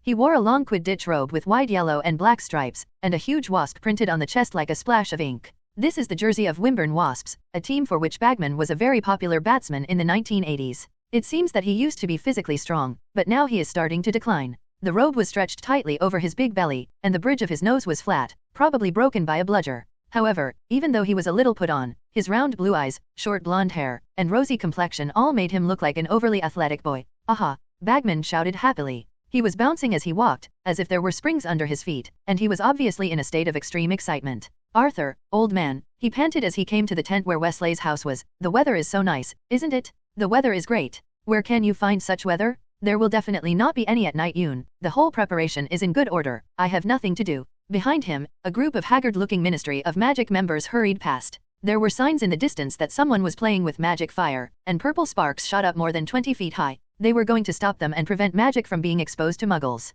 Good morning, Director Bagman. Percy hurriedly stepped forward and bowed deeply. He bowed too eagerly, and the glasses on his face fell to the ground with the inertia. Fred and George burst out laughing next to them. What did I say? What did I say? Fred shouted excitedly. Percy can really wipe the floor with his nose. Percy awkwardly picked up his glasses that he had dropped on the ground, his face as red as charcoal in a bonfire in front of the tent. Ah, yes, Mr. Weasley smiled and introduced Bagman again. This is my son Percy. He has just arrived at the Ministry of Magic. This is Fred. No, it's George. Sorry, that's Fred. This is my son Ron, and my daughter Ginny. This is Ron's friends, Hermione Granger and Harry Potter. Oh, and Sirius Black, by the way, he's Harry's godfather. Bagman looked slightly surprised when he heard Harry's name, and his eyes immediately glanced at the scar on Harry's forehead. Harry was so used to this kind of behavior from others that his expression didn't even change. When Mr. Weasley read Sirius's name, Bagman was obviously startled and subconsciously wanted to step back. It wasn't until he saw that Sirius was not as cruel and crazy as the wanted poster that he breathed a sigh of relief. You have to thank Ludo, Mr. Weasley continued. It's thanks to him that we got such a good ticket. Ah, hello, everyone. Bagman smiled with a smile on his face and waved his hand. This is nothing, Arthur and I are old friends. Want to place a bet on the game, Arthur? He asked eagerly. Bagman jingled the pockets of his yellow and black robe, which seemed to contain a lot of gold coins. I have convinced Roddy Puntine to bet me that Bulgaria will score the first goal. I high odds on him as I consider Ireland's number 3 forward to be the best I've seen in years. Junior Agatha Timms puts half of her Il Farm shares on yes. I bet the game will last a week. Oh, okay then. Mr. Weasley hesitated, and then said, let me think about it. I'll bet Ireland a galleons to win. Okay. 1 gallon. Ludo Bagman looked a little disappointed, but quickly regained his interest. Very good, very good. Does anyone else want to bet? They are too young to gamble. Mr. Weasley blocked the excited Fred and George. Molly won't want to. However, how could Fred and George, the two self-proclaimed gambling kings of Hogwarts, be willing to give up this excellent opportunity? They took out a lot of gold galleons. Ron was stunned as he watched. He never knew that his two brothers were so rich. Wait, where did you get so much money? Mr. Violet was also stunned for a moment. That's all thanks to those generous Slytherin bosses, Fred said with a smile. Professor Dracula also kindly sponsored part of it. George added. Okay, no matter how you saved it, but listen to me. Mr. Weasley lowered his voice and said, I don't want you to gamble. This is all your savings, you. Before he could finish speaking, Mrs. Weasley began to scold him loudly. You two are still gambling at Hogwarts. She expressed all her anger that she had just been silenced by the twins. I know why you failed the exam. It turns out that you have been there all day long. Do this kind of thing. Hey, today is a happy day, don't spoil it, Arthur, Molly. Bagman said gruffly, jingling the money in his pocket excitedly. They have grown up and know whatever you want. Well, since Ludo interceded for them. Mrs. Weasley hesitated for a moment, then glared at the twins fiercely. This is just this time, it won't happen next time. Mainly because of the current high spirits of the director of the sports department, Mrs. Weasley compromised once for the sake of Percy's popularity in the Ministry of Magic.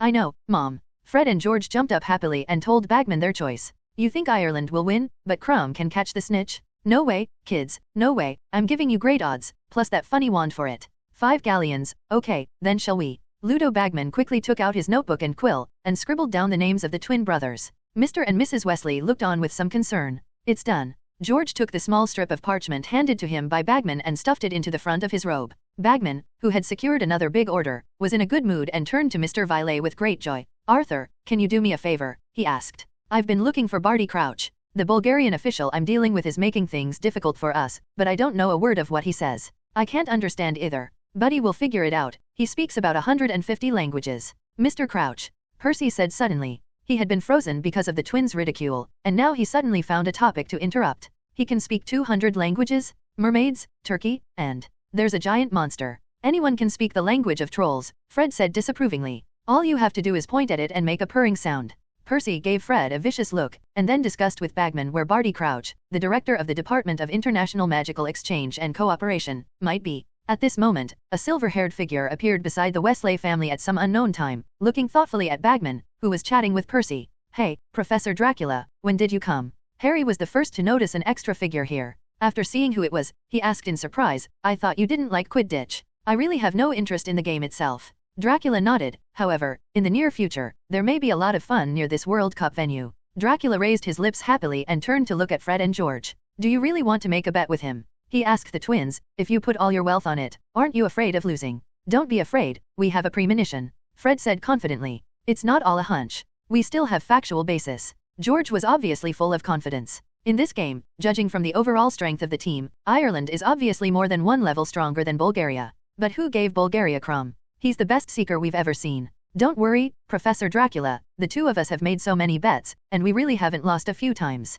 Fred and George looked at each other with a playful smile, both of them looking confident. Is that so? Dracula thought for a moment, took out a large bag of gold galleons from his pocket, and threw it in front of Bagman. Mr. Bagman, give me a bet too. He chuckled, just like Fred and George. Bagman, who was bragging with Percy, turned his head. When he saw this big sack of gold galleons, his mouth opened unconsciously, big enough to stuff a quaffle inside. Then, Bagman's face showed uncontrollable ecstasy. Ah, no problem, of course no problem. Professor Dracula, right? Don't worry, I will definitely give you a very high multiplier. Just wait and make big money. Of course, Bagman said that Dracula and the twins would make a lot of money, but what he was thinking about was that he would make a lot of money this time. Now that he had obtained enough gold galleons, Bagman was no longer too lazy to chat and brag with Percy here, and even his interest in the Quidditch game had weakened a lot. Now he just wants to take these gold galleons back and hide them. After Bagman left, Fred and George happily approached Dracula. "Professor Dracula, do you think our guess is accurate?" George asked expectantly. "That's not true, I just want to see what the director of the sports department will do."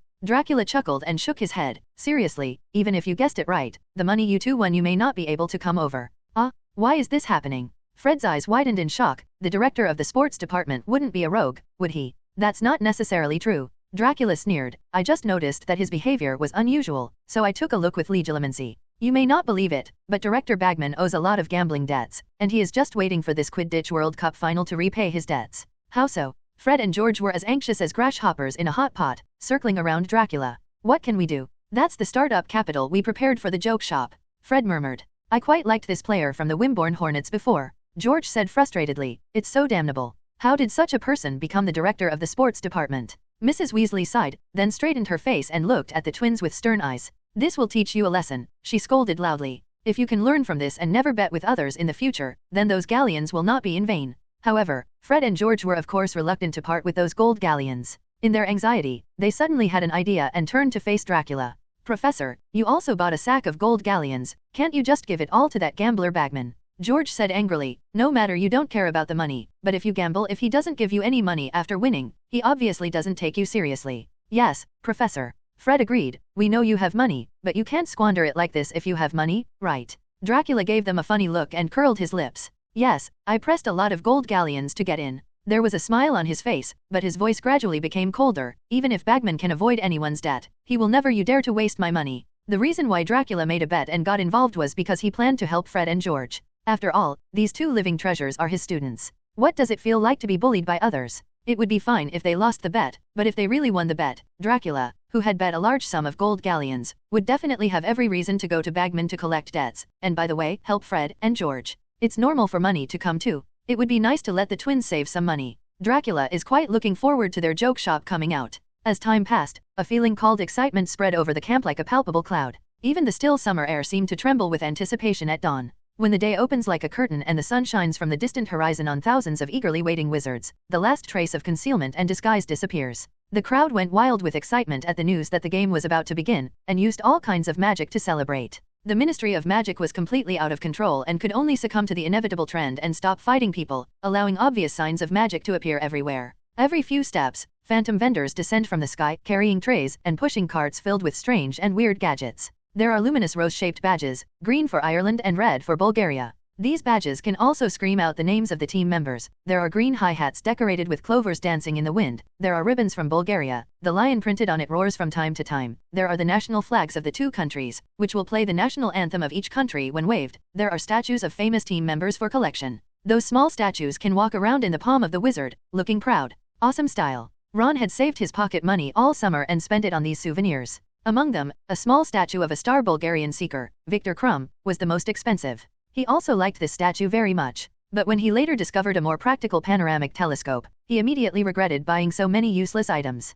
Sirius saw the financial constraints of Wesley's family, so with a wave of his hand, he took advantage of his usual wealth and directly paid for all the little wizard's expenses today. The Weasleys were still a little embarrassed, but Sirius pushed them back on the grounds of repaying them for buying the tickets to the top floor. So, when the stadium officially started to enter, every junior who came to Wes's house had a panoramic telescope in their hands. Fred and George were the most enthusiastic, holding these telescopes with magical and complex functions, and seemed to want to secretly take them apart to study their structures. "Professor Dracula, where is your seat?" Mr. Weasley asked Dracula. "If it's not far away, we can go in all the way." "Oh, I don't have a ticket," Dracula said calmly. "What?" Mr. Weasley froze on the spot. Wait a minute, I'll call Ludo right away, he should have some reserved positions in his hand." "No need, I didn't come here to watch the game." Dracula chuckled and shook his head. "What's more, no one can stop me when I want to go in. Just watch out dash." As he spoke, as if to verify his statement, he suddenly disappeared. "Hey, where's Professor Dracula?" Mr. Weasley didn't react at all, and Dracula disappeared. He had to turn around and ask his wife and children around him, "Has any of you seen Professor Dracula?" He couldn't leave without saying a word, right? The young people who came to Wes's house looked around and couldn't find Dracula. They could only look at each other and shake their heads. At this moment, Fred suddenly shouted, "Look, is that Professor Dracula?" Everyone looked at Fred and found that he was holding his own panoramic telescope in front of his eyes, looking in the direction of the stadium. "Oh my god, it's really Professor Dracula." George also raised his panoramic telescope and exclaimed, "He's still waving to us." Harry and the others quickly picked up their panoramic telescopes and looked in the direction where Fred and George were looking. They saw a silver-haired figure sitting comfortably inside the highest goal of the Quidditch field, leaning against the edge of the circular ball frame, with one foot on the other side of the ball frame and the other lazily. The ground hangs down. It could be seen in the panoramic telescope that Dracula was chuckling and waving in their direction, as if they could still see their movements from such a distance. Everyone, "What is Professor Dracula doing?" Mr. Weasley asked blankly. "I guess Professor Dracula has long wanted to go up and sit for a while. Our conversation just now gave him an excuse." Ron said with a look of surprise, "Dad, you don't understand Dracula." "Professor, when you understand it, you will find that nothing he does is surprising." Harry nodded in agreement. "This professor of yours is really unique." Mr. Violet thought for a long time before finally thinking of a more subtle adjective. A gust of wind blew by, and before anyone could react, Dracula's iconic long silver hair was floating around them again. "What are you talking bad about me?" Dracula chuckled. "Ah, how could it be?" Mr. Weiss was startled and quickly denied, "With a professor as unique as you can definitely lead the children to a new path that is different from the original education system. It's their luck." "Professor Dracula, how do you feel about being on the goal of the Quidditch World Cup?" Fred asked happily. "If I hadn't been stopped by security for sure, I would have wanted to go up there and give it a try. It's not bad, the scenery is nice, and the texture of the goal is softer than expected. It should be wrapped in sponge, so it's quite comfortable to sit on." Dracula thought about it and then commented. "But the disadvantage is that the wind is a bit strong up there, and the goal is still a bit narrow, so it's easy for your feet to slip off if you put your feet on it, so it's better not to stay up there for a long time. It has to be you, Professor." George gave a thumbs up in admiration. Of course, the Weiss family obviously didn't expect that Dracula had another purpose. He appeared on the highest goal to give the eagerly awaited Lucius Malfoy a signal, telling Lucius that he was at the scene and could act with confidence. Because Lucius, as a Death Eater, is openly hostile to Dracula, direct contact with him in public will still put Lucius at risk of being exposed. In fact, Dracula doesn't care about this at all. This was proposed by the timid Lucius. After the interlude, Mr. Weasley led the way. Everyone held the purchased things in their hands and walked quickly into the woods along the crowded passage. Along the way, you can hear hundreds of people walking around, shouting, laughter, and intermittent singing. This frenzied excitement was contagious, and the entire Weiss family couldn't help but smile from ear to ear. They walked through the woods for 20 minutes, talking and laughing loudly, and finally emerged from the other side of the woods. At this time, they were already in the shadow of the huge stadium. From this angle, they could only see part of the magnificent golden wall surrounding the playing field, and the tall Quidditch goal frames inside were also blocked. But it's obvious that it won't be a problem to fit 10 cathedrals into it. This place can accommodate 100,000 spectators. Mr. Weasley introduced after seeing the astonished expressions on the faces of the young wizards. 500 staff from the Ministry of Magic have been busy with this for a whole year. Every inch of the place is covered with magic. The Muggle-killing curse. Oh, you may not have learned the Muggle-banishing spell yet. Whenever a Muggle approaches here, they will suddenly remember urgent matters and walk away in a hurry. May Merlin bless them. Mr. Weasley said happily as he led everyone towards the nearest entrance, where many shouting wizards were already gathered. When they arrived at the entrance, they found that Dracula had disappeared again, and they didn't know where he went. First-class tickets. The witch from the Ministry of Magic at the entrance looked at their tickets and said, "Top box? Go all the way upstairs, Arthur, to the top. The stairs leading to the gymnasium are covered with burgundy carpet." The Violet family climbed up the stairs with the crowd, and slowly the crowd entered the stands on the left and right sides. The top box was located at the highest point of the stadium, and faced the golden goal post, which was the one Dracula had just sat on. There are about 20 purple and gilded chairs, divided into 2 rows. The Weasley family sat in the front row, and soon after, Fudge, the Minister of Magic, also arrived. When Fudge saw Sirius coming home with Wes and Harry between them, he suddenly frowned and his face darkened. But Sirius looked indifferent and sat in his seat with his legs crossed, not caring about Fudge's performance at all. As Bagman's voice, amplified by the amplifying spell, fell, the Quidditch World Cup finals officially began. Even Harry, a talented chaser at Hogwarts, had never seen such a wonderful Quidditch match. He pressed the panoramic telescope so tightly on his glasses that they almost sunk into the bridge of his nose. The speed of the members of both teams is simply unbelievable. The chaser kept passing the quaffle to other players so fast that the commentator Bagman only had time to announce their names, and had no time to explain the situation on the field and the tactics used by the two teams. Harry, who was very good at Quidditch and had read various Quidditch-related books and experienced a lot of actual combat, could easily tell that although both sides were very strong, the Irish team's chasers were even more top-notch. They worked together flawlessly, and their movements were very coordinated, as if each could see through the other's mind. Sure enough, within a few minutes, Ireland scored the first goal. In the following time, the Irish team relied on its tacit cooperation and toughness to almost suppress the Bulgarian team, and the score continued to grow. When the Irish team scored more than 100 points, Bulgaria only scored 1 goal. But one thing that cannot be ignored is that Crumb, as a Bulgarian seeker, is too good. He used a Rinsky fake to dive quickly, deceiving the Irish team's seeker Lindsay, successfully injuring his opponent, and caught the golden snitch during the second dive, ending the normal game. However, after all, the gap between the two teams' chasers was too big, and the final score was fixed at 160-170. Bulgaria, 160 points, Ireland, 170 points. The Irish team won. Bagman shouted, and he seemed to be a little dazed by the sudden end of the game. Crumb caught the golden snitch, but the Irish team won. Oh my god, I don't think anyone can. I didn't expect it to end like this. Meanwhile, Fred and George were over the moon. The two of them actually guessed the ending of the game correctly, and both twins believed that with the help of Professor Dracula, Ludo Bagman would not dare to default on his debt. The two of them really have startup funds for their joke shop. Bagman, as the commentator for this Quidditch World Cup, was also in the top box. He had just packed up the manuscripts on the commentary table, and before he could escape, he was surrounded by 2 redheads. Fred and George jumped directly over the backs of the rows of chairs. Almost without warning, the Wesley family and the others arrived in front of Ludo Bagman. The 2 men smiled happily and extended their open palms to Bagman. How much should I give you for this? His passionate explanation just now made his voice hoarse. This number. Fred held out 3 fingers. Oh, 300 galleons. Bagman breathed a sigh of relief. Fortunately, it's not too much. Let me see. Don't forget Professor Dracula's galleons. George added next to him, you set very high odds at that time. I guess Professor Dracula's share won't be too small. Bagman thought of the large sack of gold galleons that Dracula threw to him, and his originally relaxed expression completely stiffened, as if a powerful petrification spell had been cast on him. Quickly, give us our share first, Fred urged.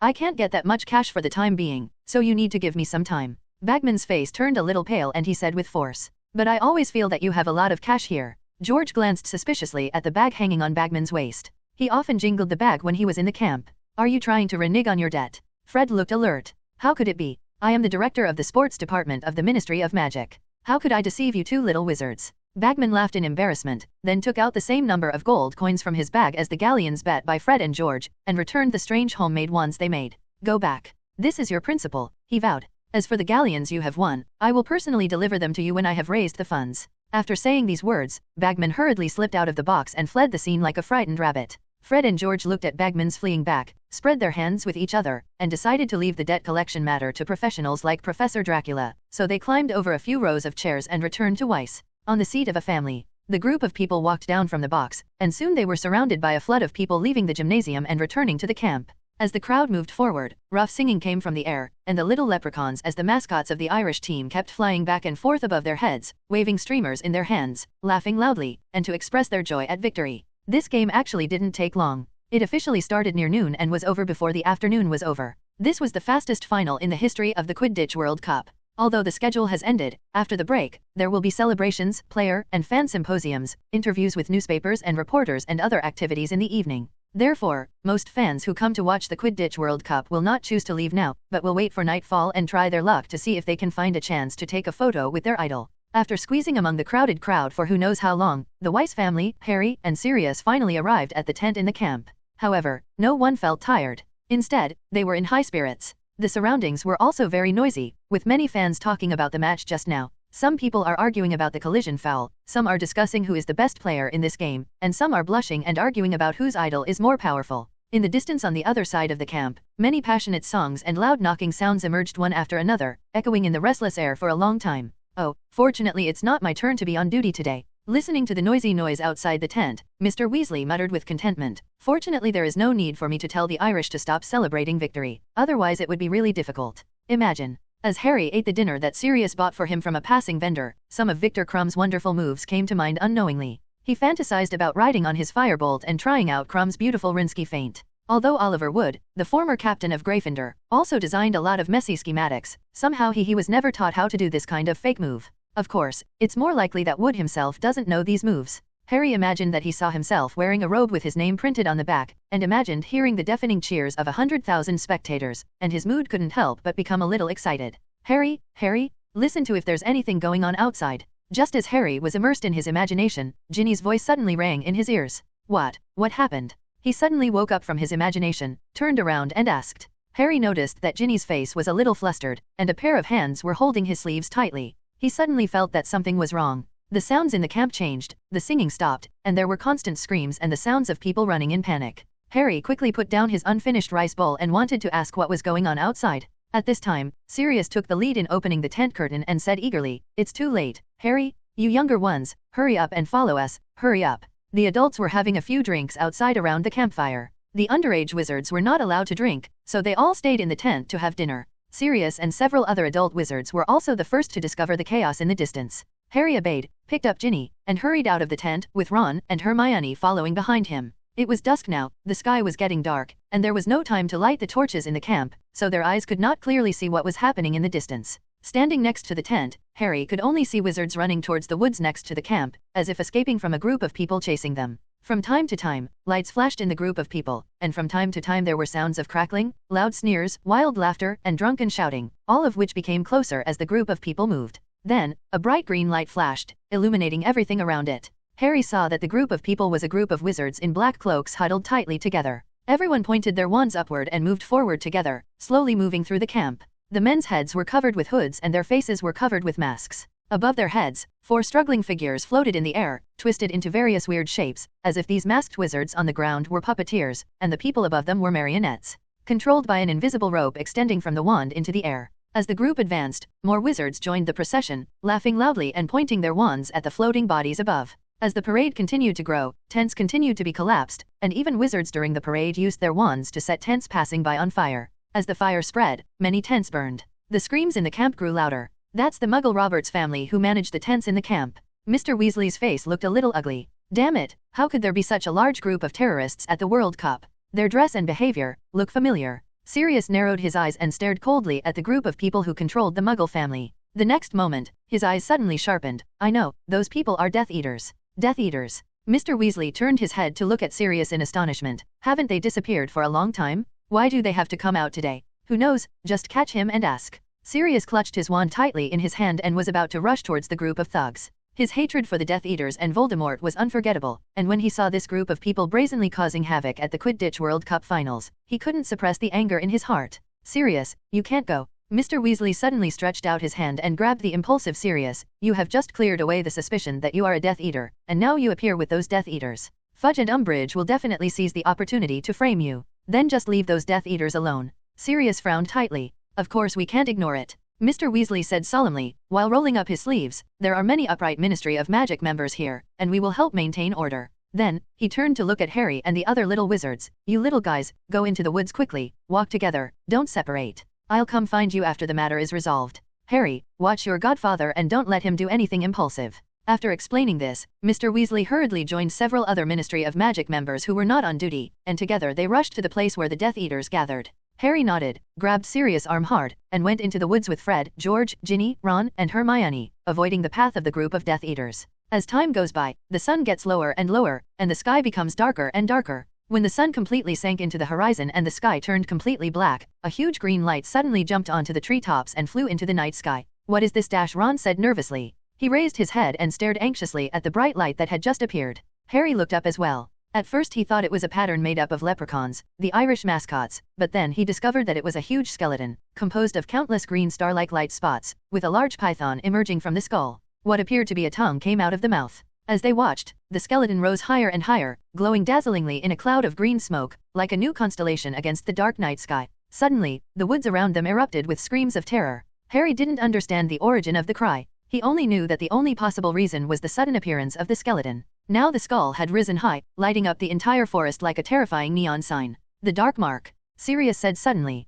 "What?" Harry asked without hearing clearly. "The Dark Mark is the signal used by Death Eaters to contact their associates," Sirius said, suddenly laughing disdainfully. "These people in the forest only now know that those tightly wrapped wizards are Death Eaters. I didn't feel scared until now. If you ask me, these people are also a bunch of cowards. The Death Eaters have disappeared for more than 10 years and I can still scare them. Haha." Sirius sneered and shook his head, and then said to Harry, "Harry, just stay here, I'll go over there and have a look. The Death Eater who cast the Dark Mark shouldn't be too far away from our location." "Far? No." Harry subconsciously pulled Sirius. "Mr. Weiss told me to keep an eye on you and prevent you from doing impulsive things." "Isn't this an impulsive thing?" Sirius smiled. "I just went to take a look. You can't just let a Death Eater go like this, right? If it were your parents, they wouldn't do it at this time." "Hold back, Harry." Harry hesitated upon hearing Sirius' words. When Harry hesitated, Sirius took a few quick steps and ran towards the location corresponding to the dark mark before Harry could agree. Time waits for no one, I will go back quickly. Before leaving, he shouted back.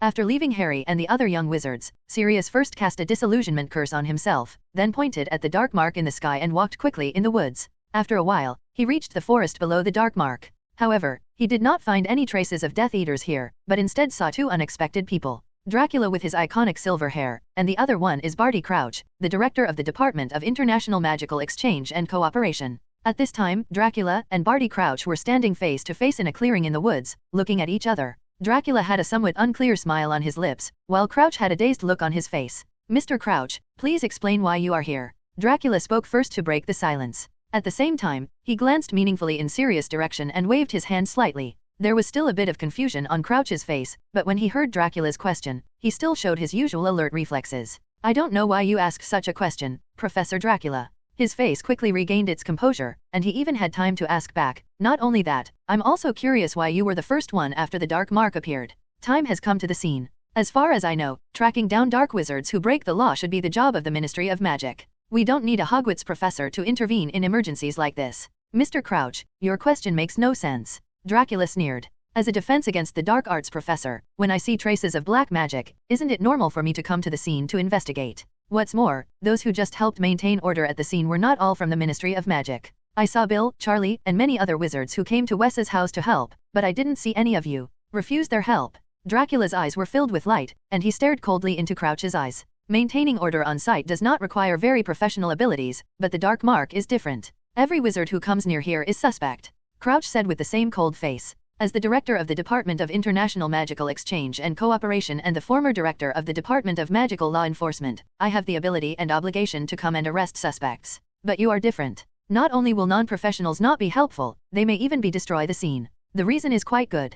Dracula sneered. Well, Mr. Crouch, tell me what you saw when you came to the scene. As the first person to come here, did you find anything? In fact, the reason why Dracula was suspicious of the director of the International Magic Exchange and Cooperation Department was because his efficiency in arriving at the scene was so high. Dracula originally stayed near a group of Death Eaters headed by Lucius Malfoy, always ready to control the situation and clean up the situation. At the same time, he also protected Lucius, a pawn he had placed beside Voldemort, from being easily manipulated by the Ministry of Magic. People were taken away. The sudden appearance of the dark mark in the night sky was completely unplanned. Lucius and his group of Death Eaters actually didn't want to completely expose their identities, they just wanted to take certain actions to show Voldemort, who was hiding somewhere now, that they had not forgotten the glory and majesty of the Death Eaters organization. This will give him some confidence when he is summoned again by Voldemort. However, this dark mark completely tore off their masks, making everyone present realize the true identity of this rebellious gang. As a result, the employees of the Ministry of Magic will definitely increase their arrests, and several purebloods who have a tacit understanding with the Ministry of Magic, such as Lucius,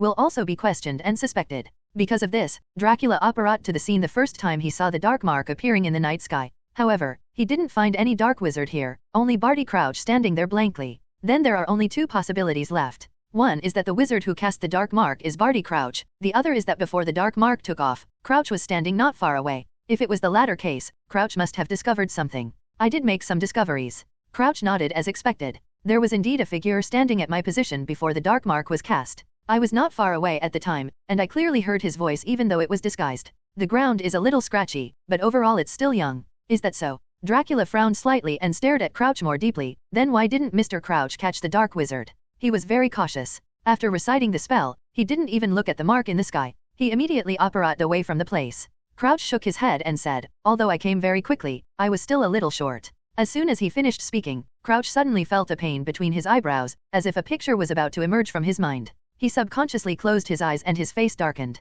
Professor Dracula, are you using legilimency on a Ministry of Magic official? Crouch asked sharply, do you know what you are doing? You are just talking nonsense, Mr. Crouch. Dracula chuckled, don't accuse someone of their innocence out of thin air. Crouch opened his eyes again, his expression a little ugly. At this moment, a group of people hurried over, headed by Mr. Weasley and Cedric's father, Amos Diggory. What happened here? Who put the dark mark? Mr. Weasley ran over panting and asked as he ran. He stopped and saw two people confronting each other. Ah, Professor Dracula, and Crouch, you are here. Arthur, Amos, how is the situation over there? Crouch glanced at Dracula again, then quickly adjusted his mood, turned to Mr. Weasley and Mr. Diggory and asked, oh, it's going well for us there. Those Death Eaters are all weaklings. After seeing our people restore order, they have no idea of fighting. Mr. Weasley said, but I didn't understand. The Dark Lord, instead of getting excited when the mark went up, they operate away one by one. Originally, they couldn't escape.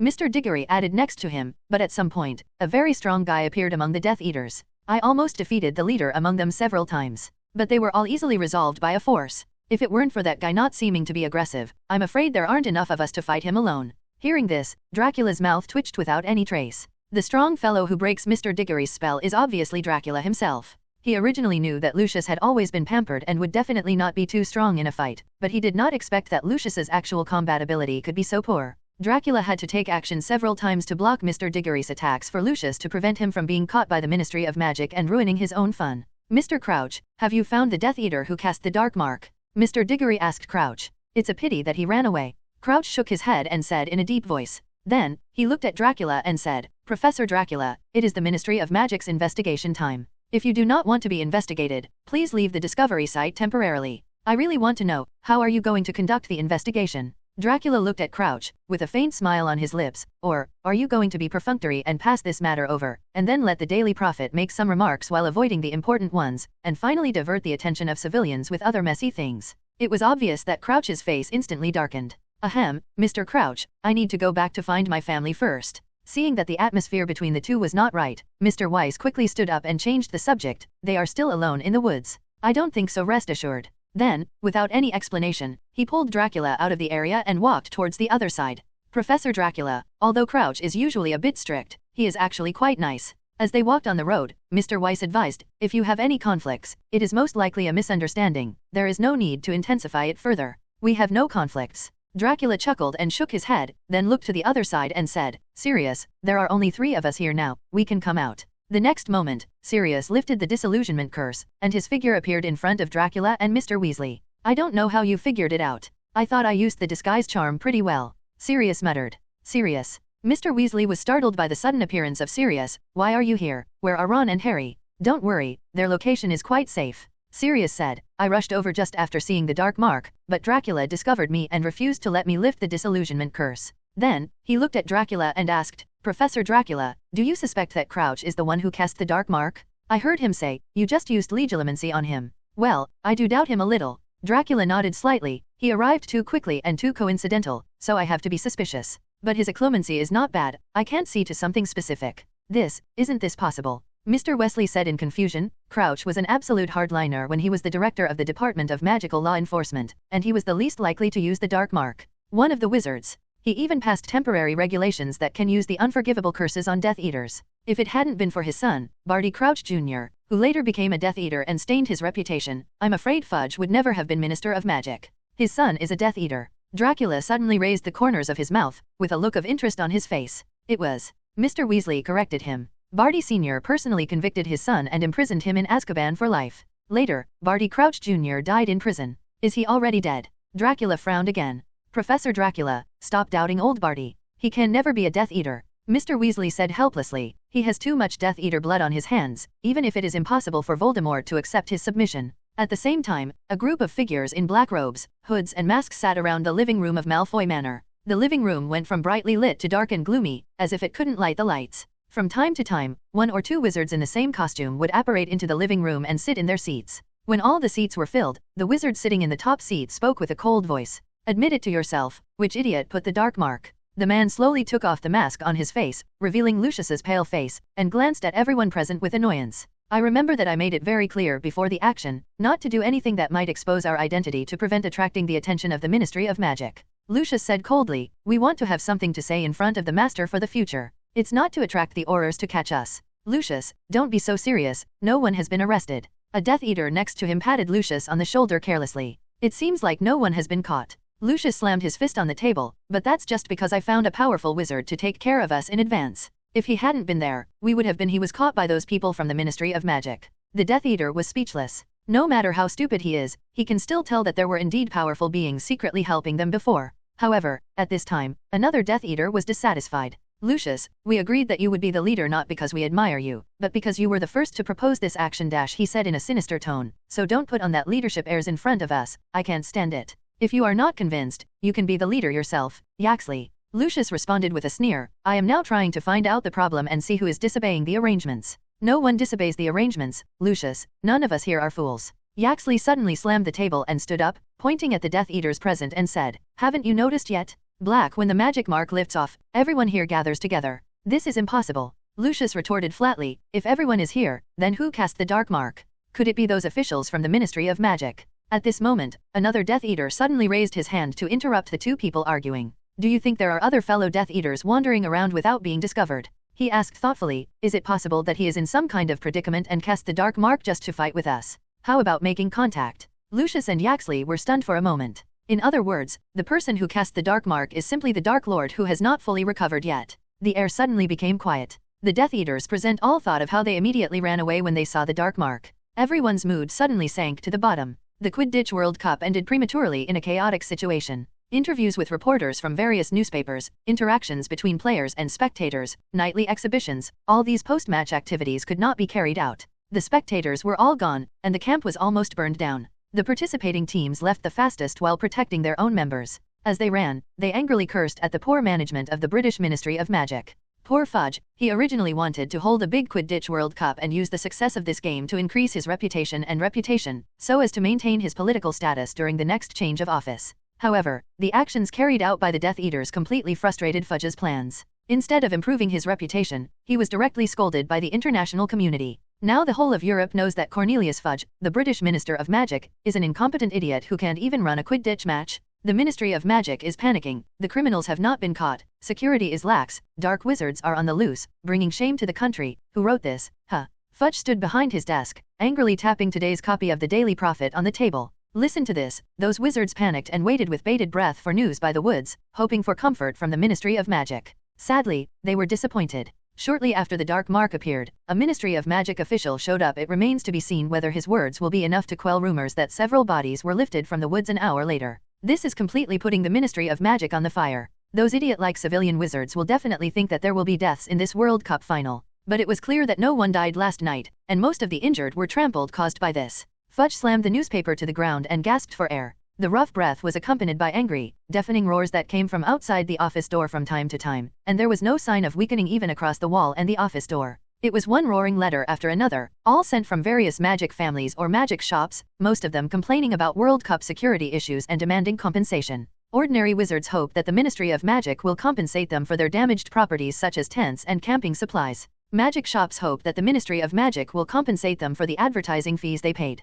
The participating teams hope that the Ministry of Magic will compensate their team members for their mental losses and medical expenses. Throughout the morning, the staff of the Ministry of Magic seemed to be putting out a fire, hurriedly dealing with all kinds of shouting letters. If they don't open the howling letters immediately, these dangerous letters will explode and destroy the property of the Ministry of Magic, and if they open the howling letters, the deafening sound will continue, covering the entire floor in noise. Fudge's expression became even uglier when he heard the noisy sounds. Mr. Minister, these reports are obviously written by the woman named Rita Skeeter. Umbridge, the pink toad, stood in front of Fudge and said coquettishly, that woman has always known how to write some sensational things and against the Ministry of Magic. She cleared her throat and expressed her opinion. If you ask me, the Ministry of Magic should establish a public opinion supervision department. Those newspapers and journals must be reviewed by the Ministry of Magic before publication. Dolores, how many times have I told you that we don't have the extra staff to deal with those trivial matters anymore? Fudge said angrily, we must now concentrate all our efforts on doing another big thing. If once that is done, my reputation will still have a chance to turn around. Yes, Fudge has prepared two big moves in order to regain his credibility and reputation. One of them is the Quidditch World Cup Finals, which has completely failed. As for the other, it is also a major event that has been interrupted for 200 years, and it is also closely related to them that Mr. Weasley once mentioned to the Little Wizards. Grand event. Harry, Ron, Hermione, and the Weasley twins learned what Mr. Weasley was talking about at the opening dinner. After the mealtime, the young wizards sat at the long tables in their respective houses and watched Principal Dumbledore, who was sitting in the middle of the professor's seat, stand up. Okay. Dumbledore looked at everyone with a smile and said, now that we have eaten and drank enough, I must ask everyone's attention again. I want to announce a few announcements. Mr. Filch, the administrator, would like me to tell you that this year, several more items are prohibited in the castle. They are the Screaming Ball, the Wolf Fang Flying Saucer and the Combo Boomerang. The entire list includes approximately 417 items can be seen in Mr. Filch's office, and those who are interested can check them out. The corners of Dumbledore's mouth twitched a few times. Harry glanced towards the castle gate, and sure enough he saw Filch holding a mop on the ground, standing there triumphantly looking at the little wizard in the auditorium. In fact, the little wizards have long been accustomed to the list of prohibited items that increases every year, and no one ever cares about these things. Fred and George looked at each other funny, obviously becoming interested in the new prohibited items added to the list, and wanted to buy a few from Hogsmeade to play with. As before, I would like to remind everyone that students are not allowed to enter the Forbidden Forest on the other side of the venue. Dumbledore ignored the students' mild reactions and continued. As for Hogsmeade Village, all 3 students below grade level are not allowed to visit. After saying these precautions, he raised his eyes and looked at the little wizards present with a smile. In addition, I would like to tell everyone with great regret that the College Cup Quidditch tournament will not be held this year. His expression didn't look regretful at all. What? Harry gasped in shock and turned to look at his Quidditch teammates Fred and George. How could this be possible? Gryffindor just won the Quidditch Cup last school year. Although the captain Wood, who was the goalkeeper, has graduated and left, the composition of the other team members has not changed much. They can play the game without much running in. It can be said that things are looking great. Sure enough, Fred and George also stared at Dumbledore silently with their mouths wide open, speechless in shock. Be patient, don't protest in a hurry. Dumbledore pressed his palm down and continued, this is because a large-scale event will start in October and last for the entire school year, which will occupy the teacher's time. A lot of time and effort. But I'm sure you'll all have a lot of fun doing it. I'm really pleased to announce that over the next few months we'll be hosting a fantastic event that's already it hasn't been held in more than a century. Dumbledore deliberately paused for a few seconds, raising the anticipation in the auditorium to the highest level. I am very happy to tell you that the Triwizard Tournament will be held at Hogwarts this year. Triwizard Tournament. Fred stood up abruptly and shouted, "Are you kidding me?" The uproar was suddenly broken by Fred. Almost everyone laughed at this, and Dumbledore chuckled softly. "I'm not joking, Mr. Weasley," he laughed, "but since you mentioned joking, I heard a very interesting joke about a troll, a hag, and a leprechaun. They all entered the same pub." Professor McGonagall cleared her throat loudly, and it could be seen that her face looked a little dark. "Oh, it's probably not appropriate to say this now." "Well, it's not appropriate." Dumbledore waved his hand as if he suddenly understood. "Where did I just say? By the way, the Triwizard Tournament. Some of you still don't know what this competition is all about, so I hope those who know the situation will forgive me for explaining a little here, and I allow their minds to wander for a while. The Triwizard Tournament was founded about 700 years ago as a friendly competition between the 3 largest wizarding schools in Europe. The 3 schools are Hogwarts, Beauxbatons, and Durmstrang. Each school selects a warrior, and then the 3 warriors compete in 3 magic projects. The Triwizard Tournament is held every 5 years, and the 3 schools take turns hosting it. Everyone agrees that this is a great event between young wizards from different countries. A great way to build friendships, but later, too many participating students died, and the Triwizard Tournament was discontinued. Death count. Hermione caught the point keenly and whispered, looking around in shock. But most of the students in the auditorium were not as nervous as she was, and many of them whispered excitedly. Harry was also eager to hear the specific details of the Triwizard Tournament, and neither of them was interested in those who died hundreds of years ago. There have been several attempts to revive the tournament over the centuries, Dumbledore continued, but none of them have been successful. However, our Department of International Magical Exchange and Cooperation and Department of Magical Sports at the Ministry of Magic believe that the time is ripe to try again. We have done a lot of work this summer to ensure that every warrior will not encounter life-threatening danger. Not only that, this year's Triwizard Tournament will add a new magic school, the Yinfamoni Magic School from the United States. From now on, the Triwizard Tournament will become the 4-Wizard Tournament. The competition will be even fiercer. Rolf Scamander, who was sitting on the long Hufflepuff table, was still in a state of doing nothing, but his eyes suddenly widened when he heard these words. He had a bad feeling that there would be some of his acquaintances among the people coming from Yin Magician, and it would be a bit embarrassing to meet them at Hogwarts. Dumbledore obviously didn't notice Rolf's instantly panicked expression, and continued to explain. In October, the principals of Beauxbatons, Durmstrang, and Invermorny will lead their carefully selected competitors, and the ceremony to select the warriors will be held on Halloween. A referee who is extremely fair will decide which students are most qualified to compete for the Triwizard Cup and win honor for their school. In addition, the winning individual will also receive a bonus of 1,000 galleons. "I want to participate," Fred said to George in a low voice across the table. His face lit up with excitement at the thought of the possibility of obtaining such honor and wealth. And there's not just one person like Fred who fantasizes about becoming a Hogwarts warrior. In front of every house table, someone could be seen looking at Dumbledore either enthusiastically or expectantly. The whole auditorium became noisy. Everyone whispered excitedly to their neighbors, guessing who would become the Hogwarts champion. Dumbledore cleared his throat and spoke again, and the auditorium slowly fell silent. "I know you are all eager to win the Triwizard Trophy for Hogwarts," he said, "but the participating schools and the Ministry of Magic have agreed that there must be an age limit for this year's contenders. Only students who are over 17 years old, that is to say, students over 17 years old are allowed to register to ensure your safety. Dumbledore raised his voice slightly, because some people protested angrily after hearing his words. The Weasley twins were among them. The news that they could not compete made them angry. This measure is necessary because the events of the competition are still very difficult and dangerous. No matter how many precautions we take, it is simply impossible for students below 6th and 7th grade to handle it. Here, I will personally ensure that no student underage can deceive our most impartial referee and become a champion of Hogwarts. His blue eyes flashed meaningfully as he glanced over the rebellious faces of Fred and George. So, if you're under 17, I hope you won't waste your time applying. Fred and George were glanced at by the principal, their eyes flinched, and then they looked over with wide eyes unconvinced. Dumbledore ignored the twins' actions and continued. Delegations from Beauxbatons, Infirmorny, and Durmstrang will arrive in October and will spend most of the school year with us. We hope that everyone will be warm and friendly and promote Hogwarts' style. In addition, once the Hogwarts warrior is finally chosen, you must support him or her wholeheartedly. The best result, of course, is for the Hogwarts warrior to win the final championship.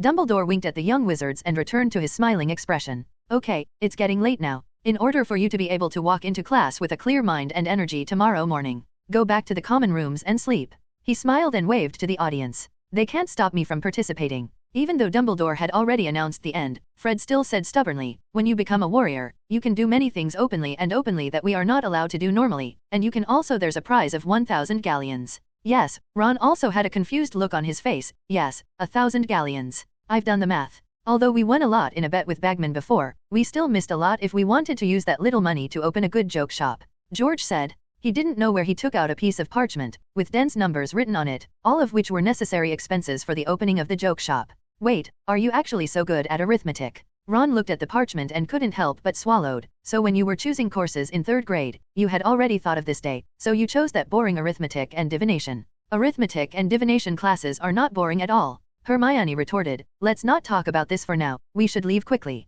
If we don't leave, we will be the only ones left in the entire auditorium. Harry, Ron, Hermione, Fred, and George began to walk towards the entrance hall. Along the way, Fred and George kept arguing about what Dumbledore would do to prevent students under the age of 17 from attending competition. Who is the judge? Who is the warrior? Who is the most impartial referee? Harry asked. I don't know, said Fred, but whoever that person is, he's the one we're trying to fool. I think a drop or two of age-enhancing drugs will do the trick, George. But Dumbledore knows you are not old enough. Ron asked the question. Yeah, but Dumbledore doesn't decide who becomes the warrior, does it? Fred raised his eyebrows. According to Dumbledore, it seems that the referee has to decide who wants to participate after learning who wants to participate. Pick the best from each school. I tell you, he doesn't care how old we are. Dumbledore clearly wants to prevent us from signing up. But many people died in the previous Triwizard tournament. Hermione said in a worried tone as she passed through a door hidden behind the tapestry. Yeah, George said nonchalantly, but that was years ago, right? And what's the fun in it without a little adventure? It would be great if that extremely fair referee had a character like Professor Dracula. I only need to tell him 2 funny jokes and he would definitely let me sign up. Wake up, George. Fred interrupted him mercilessly. Professor Dracula has nothing to do with the word just. The next day, in the defense against the dark arts class, Dracula lazily pushed open the classroom door as usual. This school year, there are quite few students in the 6th grade defense against the dark arts intensive class. This is because the Duel Club has replaced Dracula's function of entertaining the little wizard, so the defense against the dark arts class is no longer that interesting to Dracula. Now he just wants to be lazy and teach as many people as possible. For this reason, he deliberately adjusted the defense against the dark arts intensive class from accepting students who were in the worst grade, that is, students who obtained a T, terrible, grade in the ordinary wizard level, to only accepting students who obtained an O, outstanding, grade. More than half of the desks in the classroom were empty, and there were not many students in the entire grade who could get an O. Unfortunately, due to having too much fun at the Duel Club, Fred and George's defense against the dark arts rapidly improved. Among the few certificates they have, apart from arithmetic divination mentioned by Ron before, only defense against the dark arts got an O. As soon as Dracula entered the classroom, he saw Fred and George sitting in their seats with their heads held high, their faces full of come and praise me. Are there only so many students who got O? I'm very disappointed. Dracula looked around and was very satisfied to see that there were not many people here, but he still made a disappointed expression on the surface. Of course, I still want to congratulate all the outstanding students here for gaining the qualification to continue sitting in this classroom. Fred and George laughed with satisfaction after hearing Dracula's words, which were barely considered compliments. Before class officially starts, I have a few more words to say to you. Dracula continued with an intriguing smile on his face. You have heard Dumbledore say that in this school year, the Triwizard Tournament, no, the Four-Wizard Tournament will be held at Hogwarts. As the subject that most tests actual combat ability, defense against the dark arts is closely related to this game. So in my opinion, the Hogwarts warriors are likely to be selected from those sitting here and the 7th year intensive class students. Out. It can be clearly seen that all the students in the classroom are refreshed, and even their sitting postures subconsciously become straighter. Everyone wants to be the only glorious warrior in Hogwarts. There is no young and energetic little wizard who does not want to bring glory to the school, and there is no one who does not want to stand in the center of the spotlight and accept the cheers and applause of the teachers and students of the school. Don't get excited too early, Dracula chuckled, looked at Fred and George emphatically, and began to dampen their enthusiasm. The prerequisite for becoming a warrior is that before the ceremony of selecting a warrior on Halloween begins, you must over 17 years old. That's not fair. Fred jumped up first and shouted, on Halloween, we are only 4 months away from turning 17. Yes, we want to protest. George followed closely and jumped up. He conveniently pulled up Cedric, who was sitting next to him and was preparing to listen to the lecture, pointed at him and said, Cedric is only less than half a year older than us, and he entered school in the same year as us. If he can register but we can't, then we will definitely not be convinced. That can only mean that your luck is not very good. Dracula shrugged. It is undeniable that luck is also a kind of strength. Professor, Fred wailed, can't we really be accommodating? We are only a little bit closer to signing up. Sometimes, people tend not to feel that bad if they are far from their goals. But if you are only a little short of achieving your goal, but fail in the end, people will be sad, painful, and itchy to the point of going crazy. Fred and George were like that. Being only 4 months apart in age was driving them crazy. I'm not that fair referee, so what's the use of complaining to me? Dracula chuckled. Instead of yelling needlessly in my class, it's better to study how to hide it. That referee. This is what you said, Professor. George's eyes lit up. Professor, you must have a way to hide it from the referee, right? Fred said happily, or you can just tell us, so we can save some effort and study more on how to win the final championship. Are you so sure that you can be selected? Dracula looked at the twins and shook his head with a smile. Think about this kind of thing yourself. If you can use your strength to hide it from the referee, then it can be regarded as your own strength. If you sign up with this kind of hard power, the students at Hogwarts will at least not be dissatisfied with you. Even Dumbledore will most likely acquiesce in this happening. So, work hard, 2 young men. Fred and George looked at each other, nodded solemnly, then sat down in their chairs and began to read. It's on fire? Don't be in a hurry to sit down yet. Dracula interrupted their imminent fantasy, and the smile on his face became a little malicious. You should be punished for making loud noises in class for no reason. Well, all the defense against the dark arts homework before Halloween will be doubled. George. Fred. The next time seems to be the same as in previous years, but it seems to be a little different. Each course is taught according to the previous course schedule as always, and there are many after-school assignments, in-class exercises, dueling clubs, etc., all waiting for the little wizards to complete. The Quidditch match was cancelled, but the students did not feel bored without this recreational activity. Those who are old enough are thinking about how to qualify as warriors. If they are elected as warriors, how can they win the game and bring glory to the school? Those who are older, such as Fred and George, are thinking about how to deceive that person. The referee could not be more fair, and then put his name on the table. Apart from this, younger wizards like Harry have nothing to do with this 4-wizard tournament. They have nothing to worry about, except that they occasionally fantasize about pie-in-the-sky things, thinking that they may be surprised by their skeletons and be selected as a warrior to fight for Hogwarts. In addition to fantasy, the young wizards in the middle and lower grades also discuss from time to time, guessing which wizard from the house can become the warrior of Hogwarts. I guarantee that our Slytherin prefect Lucian Ball will become the champion of Hogwarts.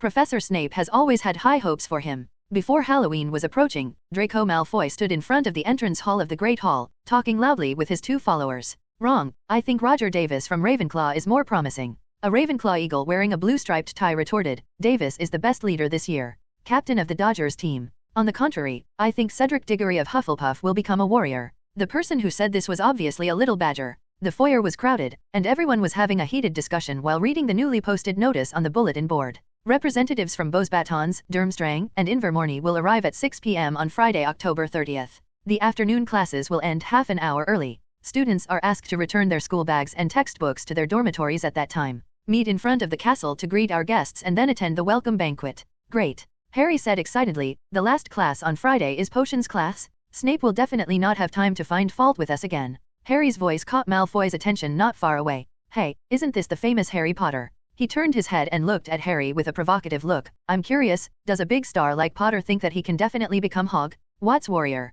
I didn't. Harry said angrily. But Malfoy obviously had no intention of letting him go. He pointed his chin at Harry and said in a sinister tone, the famous Harry Potter, if you don't become a Hogwarts warrior in the end, will other schools think that the boy who lived is not worthy of his name? Anyway, Harry has a much greater chance of becoming a warrior than you. Just when Harry was extremely angry, another voice suddenly spoke up for him. Harry turned his head and saw Fred and George standing next to him, making faces at Malfoy. It's ridiculous. Some people actually think that Potter can become a warrior. Malfoy laughed loudly. Oh, it turns out that it's two Weisses. That's perfectly normal. Do you dare to bet? George was not angry at all, but said with a playful smile. In their view, the purebloods of Slytherin are all their customers, and sooner or later they will have to lose all their money to them, so of course they will not be unhappy with the slightest offense from their customers. What? Malfoy was stunned for a moment. I said, do you dare to bet? George repeated, I will offer 5 galleons to bet that Harry can become the champion of Hogwarts. Wait, don't be impulsive, George. Harry himself was stunned, and hurriedly grabbed George from the side. Fred, please persuade him? There is no need to waste what you are going to use just to vent your anger on me. 5 galleons to open the shop. However, Fred was not moved at all and instead blinked at Harry. I bet. Malfoy suddenly took out a handful of gold galleons from his pocket and handed it over, fearing that George would regret it. It's a good thing like this, it's best to have more of it. He had lost a lot of galleons in the past few school years to give West twins, and he always felt very humiliated. Now that he saw this kind of business that was sure to make money without losing money, he was ready to get back all the face he had lost at once. After Malfoy left, Harry glanced at the twins worriedly. Why do you want to bet on me becoming a Hogwarts warrior? I'm not even old enough to sign up, he said helplessly. It doesn't matter, we have already figured out the age-enhancing agent. Fred winked at Harry. When the time comes, you can take a few more sips and you can fool the fair referee. You are the savior of the British magical world. If you are not a warrior, who should be? In the next few days, the entire Hogwarts seemed to be preparing for the arrival of the Four-Wizard tournament. The castle is undergoing a thorough cleaning. Because this ancient castle has a history of thousands of years, many places that are not usually noticed are actually full of dust and stains. In addition, the person in charge of cleaning over the years was just a squib and did not have the convenience of cleaning magic, so the hygiene standards of the castle have actually dropped a lot again without realizing it. Normally, professors and students are very accustomed to these dirty looks. It is said that it retains a bit of the original flavor of the castle that has accumulated thousands of years of history, and it makes the castle appear thicker and older. But when the castle needed to welcome guests, Professor McGonagall, as the vice principal, suddenly realized that Hogwarts could not entertain guests from other magic schools with such a dusty appearance. This will show that they don't pay enough attention to such an event, and will also make Hogwarts lose face. So, all the faculty and staff went out to use magic to help Argus Filch, the castle keykeeper, clean the castle inside and out. Among them, Dracula's land deed was of great use. He successfully used this all-round surveillance to discover many dirty corners that had not been taken care of. Dracula even personally activated the castle itself. The magic power spreads the cleaning spell in all directions. Filch was out of work, so he focused on the portrait hanging on the wall. In fact, some portraits are also covered with dust or even covered by stains, but these paintings themselves are drawn with magic and are not suitable for direct cleaning with cleaning spells to prevent the original magic from being damaged or interfered with. The conscientious janitor Filch finally found a job, scrubbing several dirty portraits with a rag, making the faces of the characters in the paintings whiter and tenderer. The scrubbed characters were unhappy about this. They sat huddled in the picture frame, mumbling unhappily. Every time they touched the newly exposed pink flesh on their faces, they grimaced in pain. The armor often placed on both sides of the corridor has become shiny, and it no longer creaks as before when moving the body. How many times have I told you to clean the soles of your shoes before entering the castle? Filch's roars often came from the gate of the castle. His ferocious and violent appearance scared many first and second grade wizards away from taking a walk by the Black Lake because they were afraid that their soles would get stained by the mud on the lakeside. Not only in terms of hygiene, professors are also extremely nervous in other aspects. Longbottom, please be kind and don't reveal your secrets in front of the people in Durmstrang and let them see that you don't even know a simple transformation spell. Professor McGonagall shouted sharply when class was about to end. Road. In that class, Professor McGonagall reviewed the transformation spell, which is a spell that converts the properties of 2 items. It is one of the branches of transfiguration. However, out of nervousness, Neville mistook the target of the spell and accidentally grafted his ears onto a cactus, and his ears turned into green plants with thorns, which looked weird. Professor Flitwick was so anxious that he stood on the desk and jumped because Harry and other 4th-year wizards couldn't even learn the very basic flying spell, and they often smashed the soft cushions used to cast spells next to them. Face, and then interfered with the casting of spells by those around him, triggering a series of chain reactions. In comparison, Dracula seems much more relaxed. Speaking of which, Durmstrang will teach students how to use black magic. Are you afraid? On the podium in the Defense Against the Dark Arts classroom, Dracula looked at the students in the audience teasingly. Not afraid. The students in the Defense Against the Dark Arts class replied loudly and confidently. No matter how they perform in other subjects, no matter whether they study seriously or complete their homework seriously, but at least one thing is certain, that is, all students at Hogwarts have experienced the Devil of Dracula train. After undergoing such training, even if the students' written scores in Defense Against the Dark Arts are not excellent enough, at least their practical abilities will definitely not be inferior to those of their peers. It is precisely because of this that the young wizards do not think that those Durmstrang students who have learned some superficial knowledge of black magic can pose much of a threat to them. After all, no one knows the dark arts better than their defense against the dark arts professor. Very good. It seems that you have lived up to the special training I gave you. Dracula curled his lips, and the emotion in his eyes gradually became full of interest. But to prepare for the unexpected, I think I need to give you some further training in the past 2 days. I will use black magic on you non-stop, and you need to use black magic on various types of black magic. Magic responds in time. The confident expressions of the little wizards suddenly froze, and their faces were instantly filled with helplessness. In the previous devil training, just being cursed by Professor Dracula was enough. Now if it was replaced by black magic, wouldn't it mean that they would be tortured to death? Finally, the time came to October 30th, the day before Halloween. That morning, when the little wizards went downstairs to have breakfast, they found that the auditorium had been decorated overnight. Huge silk banners hang on the clean, white walls, each representing a house of Hogwarts, Gryffindor on a red background with a golden lion, and Raven on a blue background with a bronze eagle. Crow, the yellow one with a black badger is Hufflepuff, the green one with a silver python is Slytherin. Behind the teacher's desk hung the largest banner with the Hogwarts coat of arms, a lion, an eagle, a badger, and a snake joined together, surrounding a huge letter H. On this day, it seems that the air is filled with a feeling of anticipation and joy. In the classroom, no one was in the mood to pay attention. Maybe except Hermione. Most of the little wizards were thinking that people from Bosbatons, Durmstrang, and Yinvarmoni were coming tonight. In Harry's opinion, even Potions class was less unbearable than usual because it ended half an hour early. When the bell rang early, Harry, Ron and Hermione ran out of the classroom quickly and hurried to Gryffindor Tower under Snape's gloomy expression. Following the instructions in the announcement, they put down their school bags and textbooks, put on their school uniforms and cloaks, and then rushed down the stairs in 3 steps and 2 steps at a time, arriving at the entrance courtyard in front of the auditorium. The deans of each college stood at the front and ordered their students to line up in neat lines. Wes, come on, put your hat on straight, Professor McGonagall said sternly to Ron and Harry. Potter, fix your hair, don't let it get messy. Harry quickly pushed his hair down with his hands, but it had no effect at all. Everyone, follow me. Professor McGonagall ignored the need to continue supervising the image management of the young wizards and took the lead towards the oak door on the side of the entrance courtyard.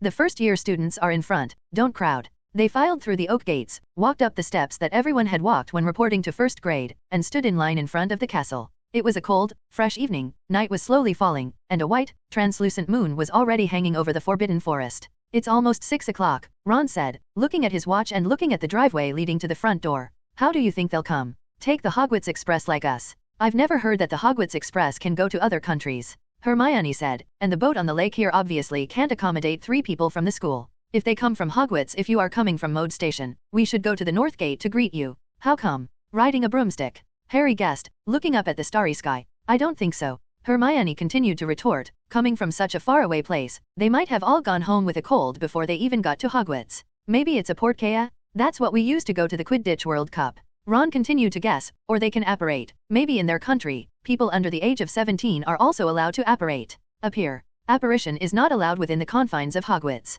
How many times do I have to tell you? Hermione said impatiently. Several people were guessing, and they had no idea how teachers and students from other magic schools would come here as guests. The next moment the moon emerged from the distant mountains. Dumbledore's voice rang. If I'm not mistaken, the Bosbatons representative has already arrived. Where? Many students asked eagerly, looking in different directions. Look, it's in the sky, a student with good eyesight shouted, pointing his finger above the Forbidden Forest. A behemoth was flying rapidly across the dark blue sky, covered with starlight, flying towards Hogwarts Castle, gradually getting bigger and bigger. When the dark behemoth passed over the treetops of the Forbidden Forest and was illuminated by the light from the castle window, a huge pink-blue carriage appeared in front of the little wizards. The carriage was as big as a house, and 12 winged horses pulled it through the air. These flying horses are all silver-maned horses, and each horse is about the size of an elephant. The carriage was getting closer and closer, and under the horrified eyes of the little wizards in the front row, it landed with great speed and almost hit the heads of the students in the first 3 rows. With an earth-shattering loud noise, those horse hooves landed heavily on the ground. Each one is as big as a vegetable plate. In the blink of an eye, the carriage landed on the ground, its huge wheels vibrating. The golden Pegasus retracted their wings at the same time and raised their huge heads proudly. Standing among the staff of Hogwarts, Hagrid's eyes widened. He had never seen such a good-looking Pegasus, and its size was even big enough for a big guy like him to ride on it for a walk.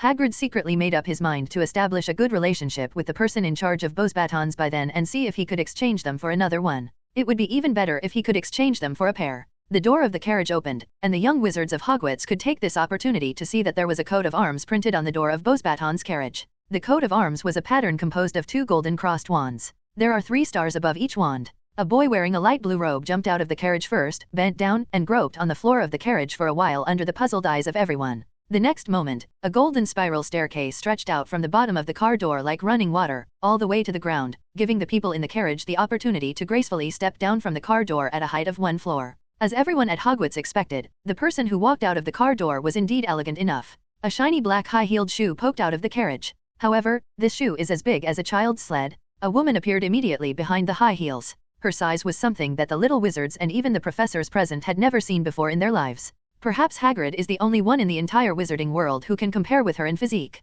Of course, compared to Hagrid's slovenly appearance, bulging belly, messy hair, and beard, when the big woman who came down from Beauxbatons' carriage approached, under the lights of Hogwarts, everyone noticed that she had a very handsome olive cheek. Her hair was slicked back and pulled into a shiny bun at the base of her neck. She was wrapped in a black wrought garment from head to toe, and many gorgeous opals shone around her neck and on her thick fingers. It was clear that despite her size, she was still a very classy lady. Harry subconsciously looked at Hagrid, wanting to make some comparisons between the two, but found that Hagrid was looking at the big lady with a silly smile on his face, and he looked like a crazy person. Appearance. Harry covered his face in embarrassment. In fact, it was reasonable for Hagrid to be attracted to this lady. After all, he had never seen anyone with a body shape that matched Hagrid's. But Harry looked at Hagrid's dirty moleskin coat, and then at the bejeweled Beauxbatons lady, and couldn't help but feel worried for Hagrid in his heart. Dumbledore led the applause, interrupting Harry's thoughts. He clapped along with Dumbledore to express his welcome, and the students around him also clapped. Many of them stood on tiptoes, trying to get a better look at this strange woman.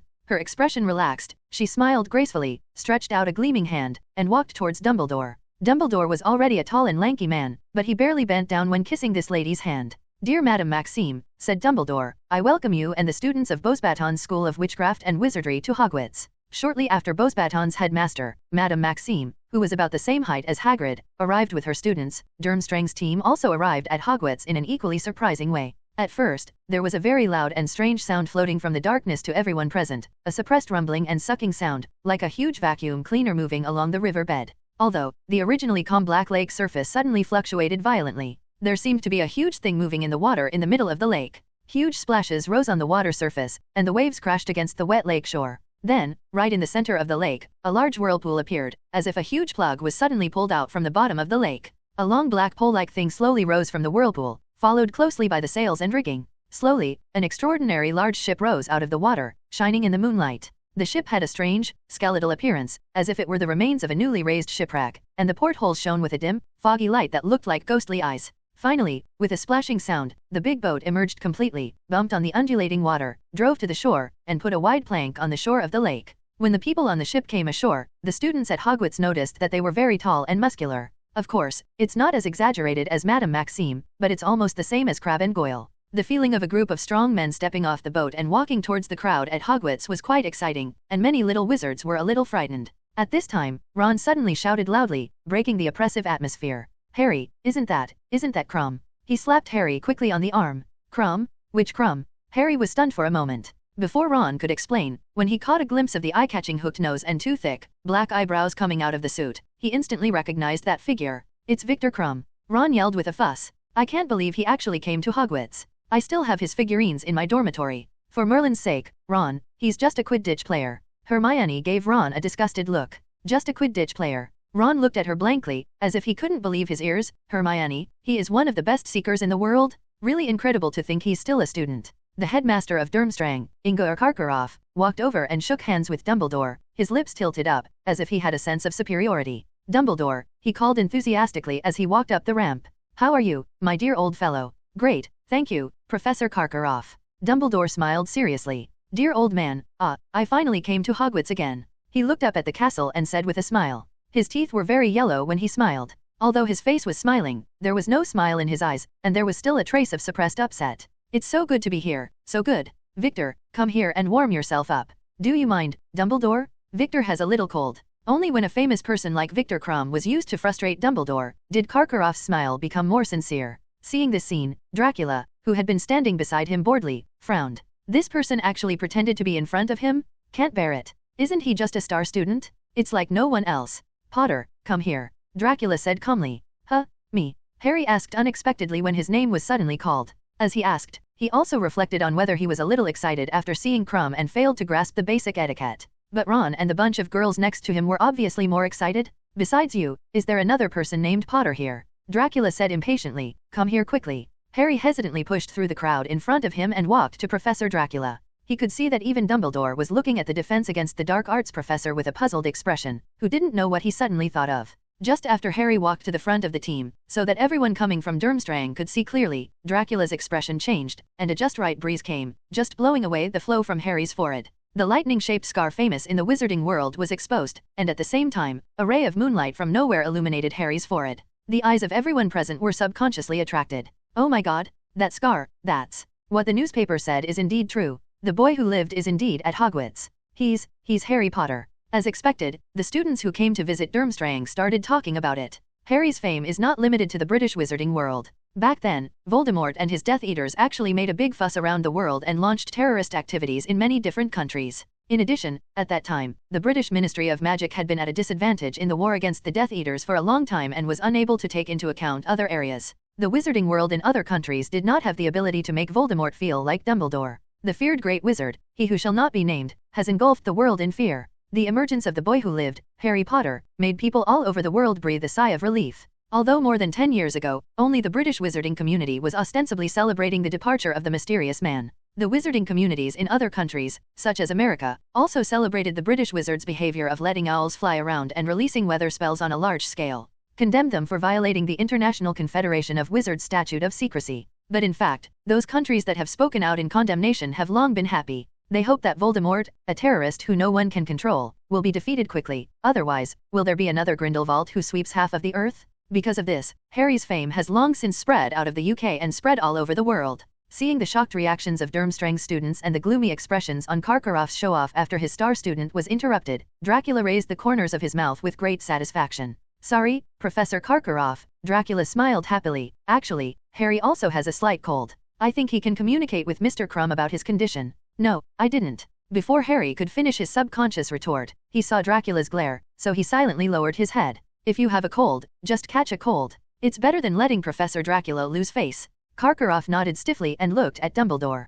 Dumbledore, who is this? He asked in a low tone. Oh, I forgot to introduce you, Karkaroff. Dumbledore glanced at Dracula with a smile, secretly gave him a thumbs up behind his back, and then looked at Karkaroff and said, This is the defense against the dark arts professor at Hogwarts, Professor Dracula. Karkaroff had a sullen face, and originally wanted to stab a few more words, but when he heard Dracula's name, his expression changed. He didn't know what he thought of, and he didn't dare to utter any rebuttal. Let's go, Victor. He flicked his sleeves and called Clum and other Durmstrang students to walk up the steps leading to the auditorium. Crumb followed without saying a word. His performance from beginning to end was very taciturn, which was different from his high-spirited performance on a broomstick. But this does not affect the enthusiasm of the students at Hogwarts at all. They are also celebrities. Harry Potter spends time with them day and night, and his usual performance is not that outstanding. There is not much halo effect left. But Victor Crumb is different. This is the first time for many young wizards to see a live Quidditch star up close. Durmstrang students actually felt the same way when they saw Harry. Karkaroff led the Durmstrang students up the steps. When Harry squeezed back through the crowd, he saw Lee Jordan in the Gryffindor team jumping up and down on tiptoes, wanting to see Crumb's back more clearly. Several 6th grade girls were mumbling to themselves while frantically rummaging around in their pockets for something. Oh, I can't believe it. I don't have a quill on me dash. Do you think he would sign my hat with lipstick? That's ridiculous. Hermione held her head up arrogantly, dismissing the girls who were arguing over a lipstick. What a big loss, Harry. Ron grabbed Harry and said loudly, You were so close to Crumb just now, why didn't you take the opportunity to ask him for an autographed photo? Harry scratched his head. He couldn't say that Professor Dracula called him to the front just to save face for Hogwarts, but just to suppress Crumb, right? If he suddenly asked for an autograph, causing the professor's plan to go bankrupt. Harry shuddered, not daring to imagine what kind of cruel treatment he would suffer from Professor Dracula if he continued like this. It's okay, Ron.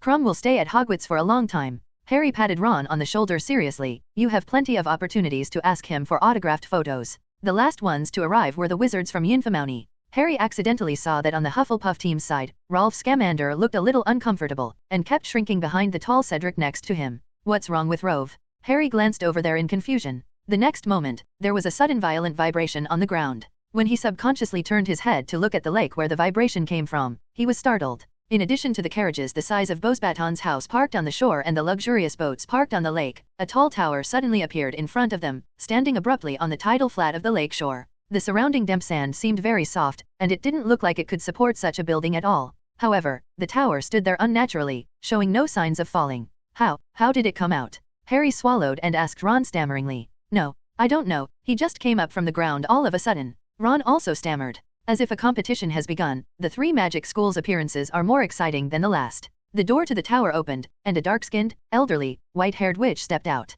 As soon as she saw Dumbledore, she waved her arms warmly to him. Long time no see, Professor Hicks. Dumbledore waved with a smile and hugged the professor named Hicks. It can be seen that Dumbledore is more familiar with the principle of infirmary than the previous 2 principals. Oh, it's been a long time since we last saw each other. We've become quite estranged. Professor Hicks blinked teasingly. Albus, I remember you should always call me Lally. Ah, that's my problem, Lally. Dumbledore also laughed. After all, this is a formal occasion for a meeting between 2 schools. I thought you would be a little more solemn. Really? Professor Hicks smiled and suddenly lowered his voice. If you were really so serious, you wouldn't try your best to deceive my outstanding disciple away. As she spoke, she looked at the Hufflepuff team. It's easy to identify. It's the same color as the scarf Newt often wears. Brat, stop hiding. I saw you. Rolf, who had been hiding behind Cedric, reluctantly stuck his head out and sighed deeply. Good evening, Grandma Hicks. He greeted Professor Hicks with a grimace. You still know that I am your stepmother. Professor Hicks scolded with an angrily smile. Rolf, when you carried your grandmother to Hogwarts to go to school, why didn't I notice that you thought about us? Luafu stood there weakly and did not dare to speak. The little wizards around him looked at him in surprise. They did not expect that this little badger who had transferred to another school would be like the principal of Yinfamuni Magic School on the other side of the ocean. Relationship. Faced with this situation, Dumbledore had no choice but to act as a peacemaker. Ahem. He coughed dryly. Lally, Rolf was just influenced by Newt and wanted to come to Hogwarts to experience Hufflepuff life. It turns out that it was Hogwarts that influenced him. A little more attractive. Humph, since you said so, Albus, I'll give that boy some face and save the punishment for him later. Professor Hicks said, but I want to see what Hogwarts is like during this time. What's so attractive about it? Rolf escaped Professor Hicks's disaster, but not the other. Compared to Beauxbatons and Durmstrang, there are not many students from Infirmary who came to Hogwarts.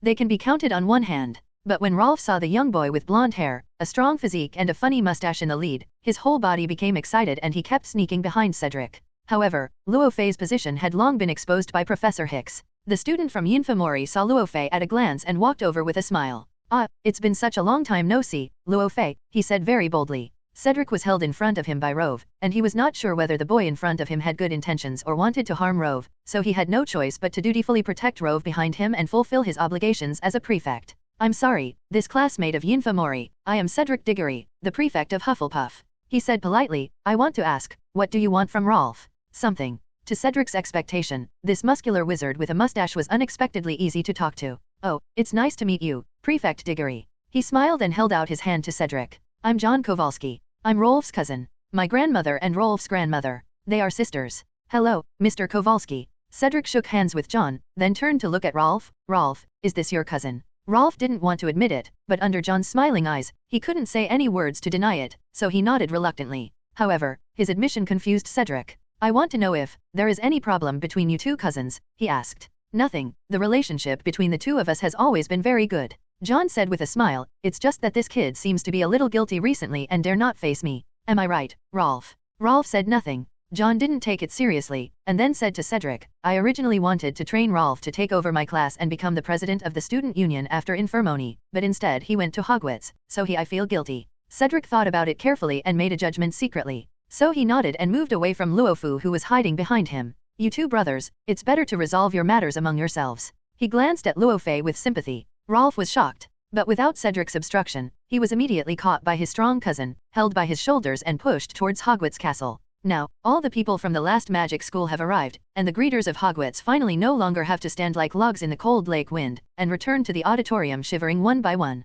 Harry and the others walked to the Gryffindor table and sat down, while Ron sat on the side facing the door because Crumb and his Durmstrang alumni were still gathered at the door, seemingly trying to nod aloud where they should sit. Led by John Kowalski, the president of the student union, the students of Infirmary naturally sat at Hufflepuff's long table, and a group of people surrounded the lonely Rove. Harry silently observed 2 seconds of silence for this good friend who once went on adventures together. Otherwise, the Beauxbatons students quickly took their seats at the smallest and quietest Ravenclaw table. After they sat down, they looked around the auditorium with gloomy expressions on their faces. It seemed that Hogwarts did not meet their imagination. 3 of the students had scarves and bandanas wrapped tightly around their heads. It's not that cold. Hermione glanced at them and said dissatisfied, why don't they wear cloaks? Here, come and sit here. However, Ron didn't notice what Hermione was saying at all, and shouted in a hoarse voice, here. Hermione, move over a little bit, make some room dash. What? Oh, it's too late. Ron said regretfully. Victor Krum and his fellow Durmstrang alumni were already seated at Slytherin's table.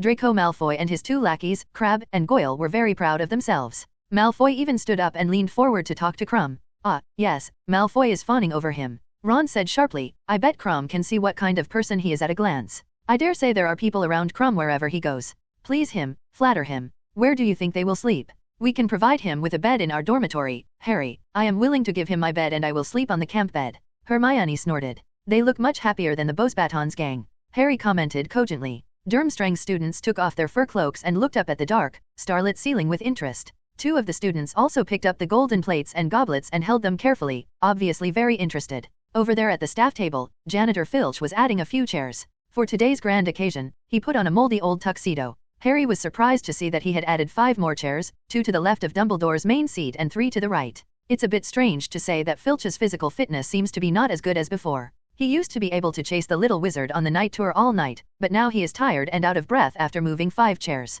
But there are only 3 more professors, Harry said doubtfully. Why did Filch bring out 4 chairs? Who else will come? Huh. Ron replied coyly, still staring at Krum longingly. After all the students entered the auditorium and took their seats at the tables in their respective houses, the faculty and staff also walked in and filed over to the guest of honor seat to sit down. At the end were Dumbledore, Professor Hicks, Karkaroff, and Madame Maxime. Beauxbatons' school rules seemed to be very strict. As soon as the Beauxbatons students saw their principal appearing, they stood up quickly and did not dare to sit down when the principal was standing. Seeing this scene, several young wizards at Hogwarts couldn't help laughing. But the Beauxbatons representatives did not look embarrassed at all, and they did not sit down again until Madame Maxime sat down on Dumbledore's left-hand side. Dumbledore did not sit down, but stood in front of his seat and waited for the auditorium to gradually quiet down. Good evening, ladies and gentlemen, ghosts, and especially our distinguished guests. Dumbledore looked at the students from other schools with a smile. It is with great joy that I welcome you to Hogwarts. I hope and trust that you will feel comfortable and happy here. A Beauxbatons girl still wrapped her scarf tightly around her cheek and let out a sneer that was undoubtedly questioning. No one forced you to stay, Hermione muttered in a low voice. At this time, a familiar voice suddenly came to her ears. The hardware facilities at Beauxbatons are indeed much better than those at Hogwarts. It's normal for them to look down upon them. Hermione turned around and saw Dracula standing beside him with a chuckle, looking at the Beauxbatons girls with their faces covered with interest. Professor Dracula. Hermione asked in surprise, I thought you should be on the professor's chair now. It was originally like this, but Potter cooperated well with me before. I think I should give him a reward. Dracula said, I may forget it in a few minutes, so why not give it to him directly? As he spoke, he took out a small object from his pocket and threw it to Harry. Professor, this is. Harry caught the little thing, but couldn't tell what it was. Oh, I just suddenly got some creativity and made a portable hand lamp. Dracula glanced at Harry's forehead and said with interest, it has a little magic attached to it. When the light shines on the lamp, people around will unconsciously look towards the place where the light shines. For example, when you meet Clum head-on, in order not to be overshadowed by him, you can use this hand light to shine on your forehead, so that other people's attention will be diverted to your scars.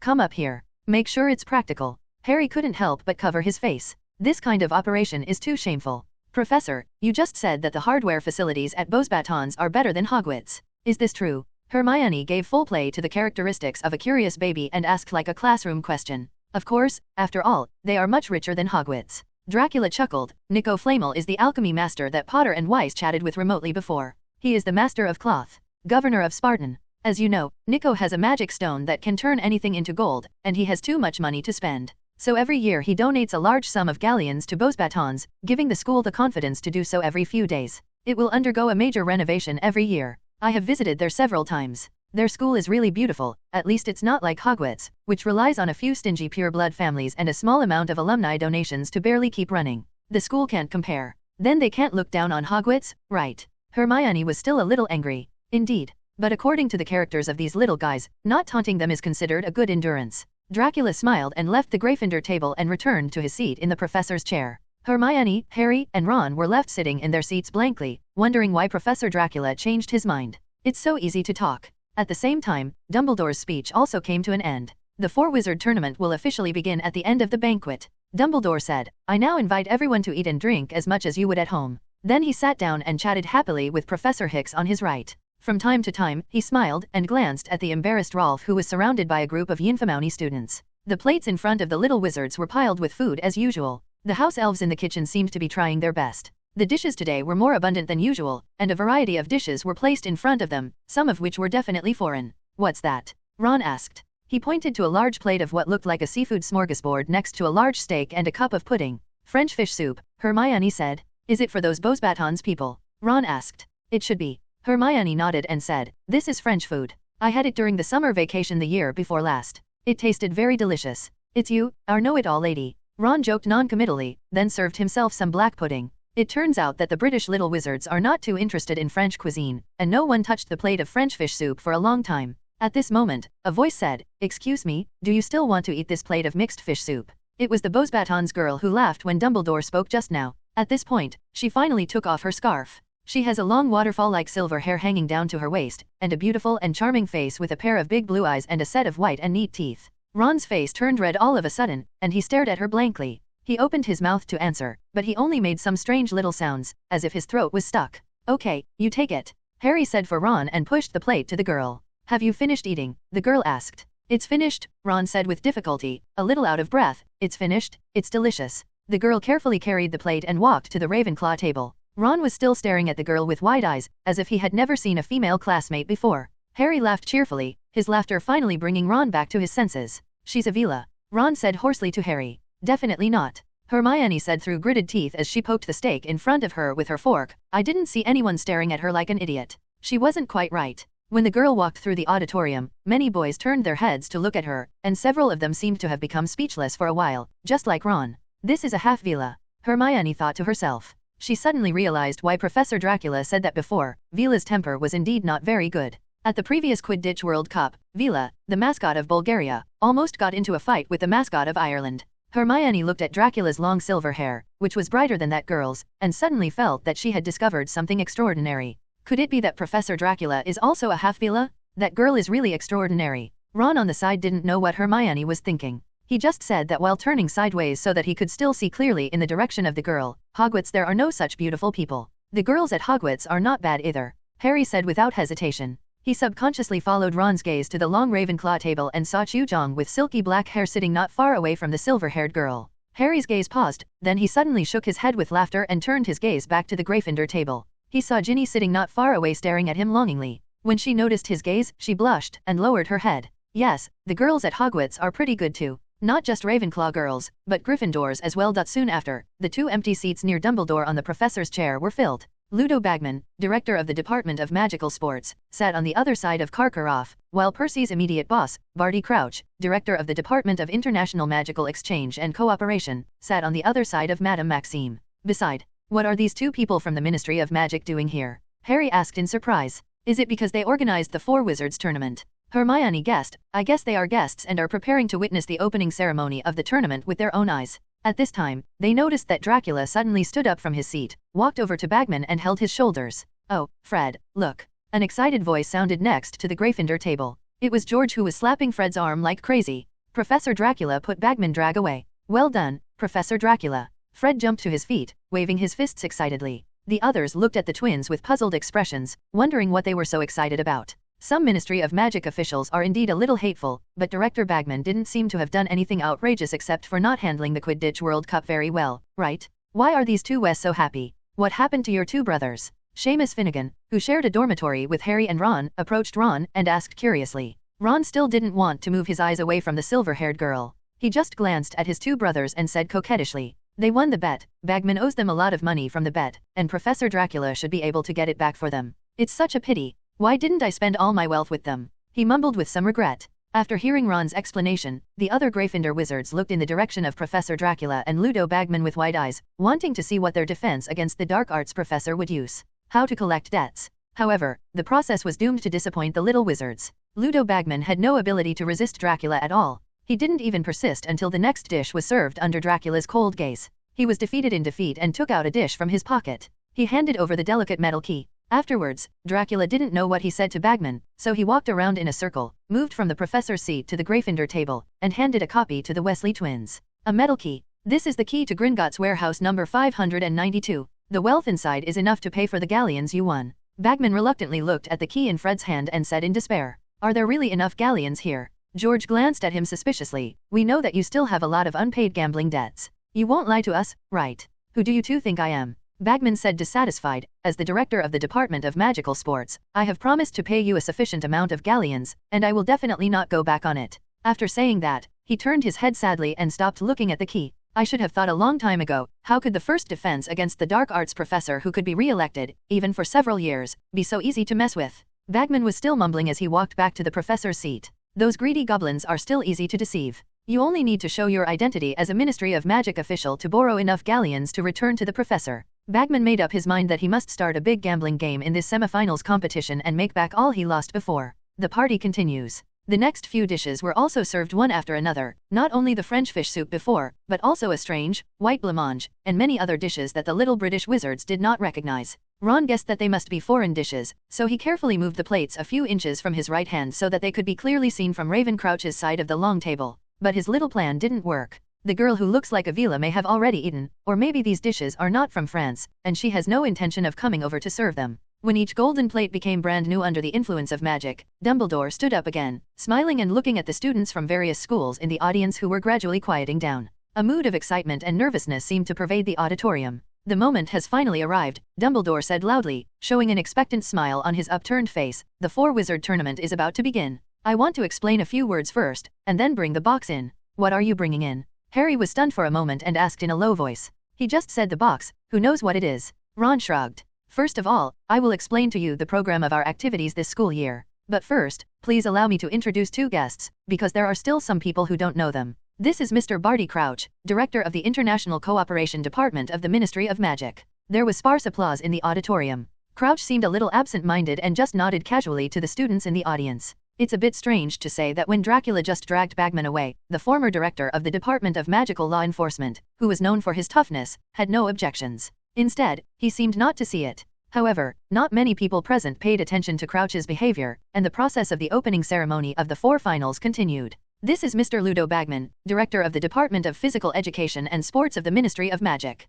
Dumbledore pointed to Bagman and introduced to the students. The applause for Bagman was much louder than for Mr. Crouch, perhaps because of his former reputation as a batsman, or perhaps simply because he was much more approachable. Bagman seemed to have completely forgotten the sadness of losing a large sum of money just now, and waved to everyone happily to express his gratitude. Mr. Bagman and Mr. Crouch have worked tirelessly over the past few months to arrange the Four Wizards tournament, Dumbledore continued. Professor Karloff and Madame Maxime formed a panel of judges to judge the efforts of the warriors. As soon as they heard the word warrior, the students immediately sat upright and became more attentive. Dumbledore seemed to notice their sudden silence. He smiled slightly and said, Mr. Filch, please bring up the box. No one noticed that the gatekeeper Filch, who had been squatting in a corner of the auditorium just now, stood up and walked towards Dumbledore, holding a large wooden box inlaid with jewels in his hand. The box looked old, at least a few decades old. The little wizards watched in fascination and discussed with interest. Some junior wizards simply stood on the chairs in order to see more clearly. But those little wizards are often too small. Even if they stand, their heads are not much higher than others. Mr. Crouch and Mr. Bagman have carefully reviewed the specific events for this year's Warriors competition. Dumbledore gestured to Filch to put the box on the table in front of him, and then said, they have also given many necessary arrangements have been made for each project. This four-wizard tournament has a total of 3 events, which are held at different times throughout the school year. They will test the warriors in many different aspects, test their talent in magic, their courage, and their reasoning ability. Of course, the warriors' ability to overcome danger will also be tested. At the end of the sentence, Dumbledore's expression became serious. The auditorium became silent, as if everyone had stopped breathing. As you already know, there will be 4 warriors participating in the competition, and 1 warrior from each school will represent the school, Dumbledore said calmly. We will rate them based on the quality of their completion of each competition event. At the end of the 3 events, the warrior with the highest score will win the Final 4 trophy. Everyone here must already know that the person responsible for selecting the warriors is a referee who is extremely fair. Now, we will reveal the true face of this referee, which is... At this point, Dumbledore suddenly paused. He drew his wand and tapped the lid of the box 3 times. The lid opened slowly and creakingly. Dumbledore reached in and pulled out a large, roughly carved wooden goblet. It's the Goblet of Fire. Everyone present turned their attention to the cup held in Dumbledore's hand. The cup itself was inconspicuous at all, but it was filled with dancing blue and white flames. The firelight was different from the magical flames that little wizards usually saw. There was a mysterious atmosphere blooming in it. Anyone could realize that the flames contained many different mysterious magics. Dumbledore closed the box and placed the cup on the lid so that everyone in the Great Hall could clearly see it. Every student who wants to run for a warrior must write his name and school name on a piece of parchment and throw it into this goblet, Dumbledore said. Students who are aspiring to become warriors can sign up within 24 hours. Tomorrow night, the night of Halloween, the goblet will select the names of the 4 students it thinks best represent the 4 schools. Tonight, the goblet will be placed in the foyer in front of the auditorium. All who are willing. It's accessible to students who are running for office. In order to prevent underage students from being tempted, said Dumbledore, when the goblet is placed in the hall, I will draw an age line around it. No one under the age of 17 can cross this line. Boundaries. Seeing that all the young wizards were eager to try, his expression suddenly became stern. Finally, I would like to remind every student who wants to participate in the election that this competition is not a child's play. Don't participate rashly. Once the warrior is selected by the Goblet of Fire, he must persevere in the competition to the end. To put it another way, whoever puts his name into the cup actually forms a magical contract that must be observed. Once you become a warrior, you are not allowed to change your mind. Therefore, please think twice and confirm that you really want to participate in the competition before putting your name into the cup. After repeatedly emphasizing it many times, Dumbledore looked down at the time and smiled again. Okay, it's almost time. I think it's time for everyone to go to bed. Good night, everyone. In the eyes of the students who were either looking forward to it, or worried, or anxious, the dinner party finally came to an end. Dumbledore's repeated warnings did dissuade many young wizards from participating. Of course, this kind of thinking before acting had no effect on the little lions of Gryffindor. Age limit. Fred patted the table, his eyes sparkling. That's easy to handle. You can definitely be fooled by age-enhancing drugs. Are you right, George?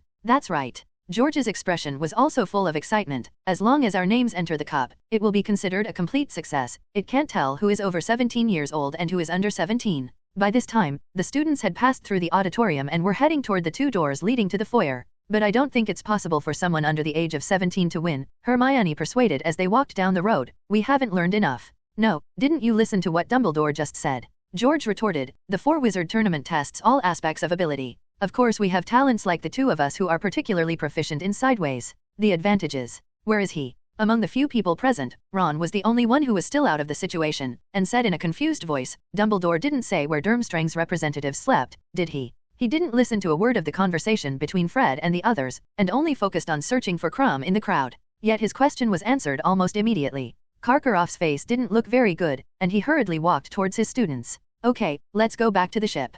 Do you plan to spend the night in the castle? He said. Victor, how do you feel? Are you full? Do you want me to send someone to bring some heat from the kitchen? Wine coming. Harry saw Crumb shake his head and put the fur cloak back on. The next day is Saturday. Generally speaking, students get up very late to have breakfast. This weekend, however, many people are waking up much earlier than usual. When Harry, Ron, and Hermione came downstairs and entered the foyer, more than 20 people were already watching the show. Several young wizards were still eating the bread taken out of the auditorium and carefully looking at the goblet of fire burning with blue and white fire. The cup now sat in the center of the foyer, on the stool where the Sorting Hat usually rested. A thin line of gold was drawn on the floor, sparkling with magic, surrounding the goblet of fire. Has anyone put their name in? Ron asked eagerly to a young wizard who had been staying here for a long time to watch the show. Yes, all representatives from Durmstrang, the little wizard replied, but I haven't seen anyone sign up for Hogwarts yet. Someone must have put the name in while we were sleeping last night. Harry said hesitantly, if it were me, I would do this. If the goblet of fire doesn't accept you, crumble your name into a ball and throw it out. How embarrassing that is. Suddenly, someone behind the little wizards laughed. They looked back and saw Fred, George, and Lee Jordan hurrying down the stairs, all three looking extremely excited. It's done. Fred whispered to Harry, Ron and Hermione in a proud tone, we successfully brewed a cup of age-enhancing potion and drank it just now. I've never seen you two have such good potion talents. Ron complained. Fred and George ignored him and walked excitedly towards the age line surrounding the goblet of fire. Look carefully, the next step is to witness the miracle. Fred was the first to take out a piece of parchment from his pocket, with the words Fred Weiss, Hogwarts written on it. He walked confidently to the edge of the age line and stood there, tiptoeing like a diver preparing to jump from a 50-foot platform. Then, with every eye in the hall watching, he took a deep breath and crossed the line in one fell swoop. For a moment, everyone present thought Fred had succeeded. George obviously thought so too, so he shouted triumphantly and jumped forward into the age line with Fred. However, both of them rejoiced too soon. There was a hissing sound like electricity passing through, and the twins were immediately thrown out of the golden circle, falling painfully on the cold stone ground 10 feet away. And it wasn't just physical pain, they were also mentally humiliated. With a loud popping sound, identical long white beards appeared on the chins of the two people, just like the beard on Dumbledore's chin, which looked particularly funny on the two young faces. The little wizards in the foyer roared with laughter. Even Fred and George couldn't help laughing when they saw each other's white beards. I warned you, said an amused voice. Everyone turned their heads and saw Dumbledore walking out of the auditorium, Dracula walking side by side with him, both of them with expressions of laughter on their faces. I understand, this age line must have been drawn by Professor Dracula. After Fred and George saw Dracula, they suddenly said, the only way to make us grow beards is so disgusting. He can do it. The smile on Dracula's face immediately dropped, the corners of his mouth twitched, and then he glanced at Dumbledore beside him. So this is how I look in your eyes. he said with a serious face. Isn't it? George said wittily, didn't we ask you a few days ago if there was any way to bypass the stipulated age? In the end, you asked us to think about it. You probably wanted to see us make a fool of ourselves at that time. Fred nodded in approval. Sure enough, Professor Dracula just wanted to satisfy his own evil taste, so he didn't tell us how to crack it. Dracula's face turned completely dark. You two think you are very smart, right? He sneered, but have you ever considered, if I want to make you look bad, I still have to wait until today. Dracula snapped his fingers. The whitebeards on Fred and George's chins that originally hung down to their chests suddenly grew again, extending from their chests to the soles of their feet, then wrapped around their backs and around their calves, wrapping the two people into two knots. Solid white mummy. Professor, we were wrong. Fred's grunting voice came from his white beard that looked like a big cocoon. We know we were wrong, Professor. George also shouted depressedly, let us out quickly, we are going to be out of breath. However, Dracula made it clear that he wanted to give the two people some punishment and had no intention of paying attention to them. He turned around and left the foyer, returning to the auditorium. After Dracula left, Dumbledore coughed twice and waved his wand. A hole opened in the huge discolored cocoon that enveloped Fred and George, revealing their faces. The twins held their breath for a long time, and finally got a chance to breathe again, breathing heavily. Mr. Weiss, to tell you the truth, you really guessed wrong this time. Dumbledore looked at the two of them with a smile and said happily, this age line was indeed arranged by me. Professor Gula has nothing to do with it. Fred and George stared at Dumbledore dumbfounded, completely unaware that the respected old headmaster had such a wicked side. Why do powerful professors have so many weird interests? Fred whispered. Is it true that only people with unusual interests can possess powerful magical power? Then I will have to find some unusual interests to cultivate in the future. George also muttered.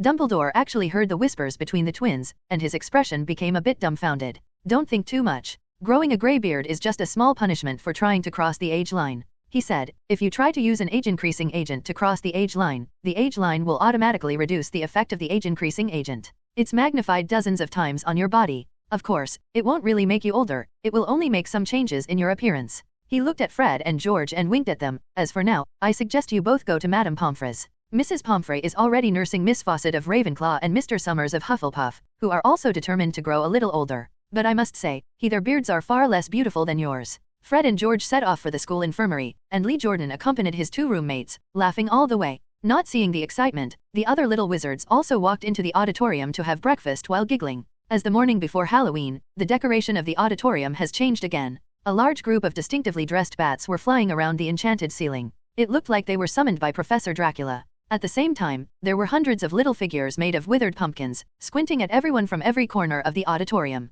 Harry, Ron, and Hermione walked towards Dean Thomas and Seamus Finnegan, both fourth-year Gryffindor students. The two of them were discussing those Harrys over the age of 17 who might participate in the tournament. Classmate Gwarts. Someone said Warrington got up early in the morning and put his name in, Dean told Harry. It's that big guy from Slytherin who looks like a sloth. Harry once played Quidditch against Warrington. The big guy could commit fouls better than Fred and George, and he was much more violent. After hearing what Dean said, he shook his head in disgust. We can't let a Slytherin become a Hogwarts warrior. Everyone in Hufflepuff is talking about Diggory, Seamus said beside him, but in my opinion, a guy with a handsome face like Diggory definitely has nothing worthy of praise for his strength. Cedric is still very good, at least he plays Quidditch well. Harry wanted to say a few more words, but found that Ron had covered Seamus' mouth with a look of horror on his face. How dare you say this? Ron lowered his voice and said, didn't you realize that Professor Dracula is also what you described? And Fred and George once told me that Cedric was Professor Dracula's favorite student. Dean and Seamus immediately closed their mouths, not daring to breathe out.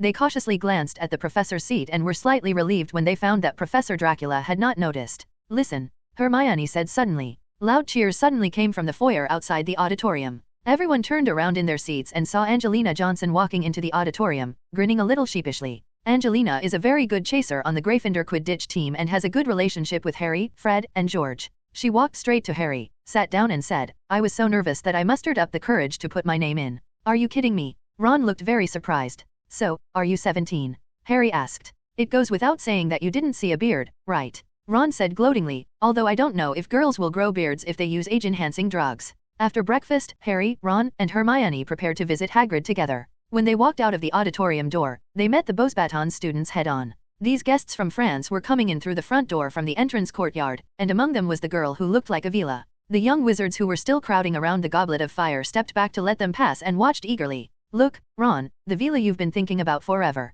Harry tugged on Ron's arm. Ron immediately looked over eagerly, and Hermione next to him took 2 steps away from him in disgust. Madame Maxime followed her students into the hall and ordered them to line up. One by one, bush-bottom students crossed the age line and threw their parchments into the blue-white flames. As each name was thrown into the flames quickly turned red and sparked. Tell me, what will happen to those who are not chosen? When the girl who looked like Avila threw her note into the goblet of fire, Ron asked Harry in a low voice. They returned to themselves. School, or stay here to watch the game? I don't know, Harry said. I guess she'll stay. Madame Maxime will still be a referee here, won't she? So, where are they sleeping? Ron said, taking a few steps towards the front door and looking at their backs. Maybe they will want to borrow the Gryffindor common room. The mystery of where the Beauxbatons students slept was soon revealed. When they approached Hagrid's hut on the edge of the Forbidden Forest, the huge pink-blue carriage Beauxbatons arrived in had stopped about 500 feet away from the main entrance of Hagrid's hut. Beauxbatons, the students are getting into the carriage one by one. The elephant-sized Pegasus pulling the carriage were grazing in a makeshift paddock next to the carriage.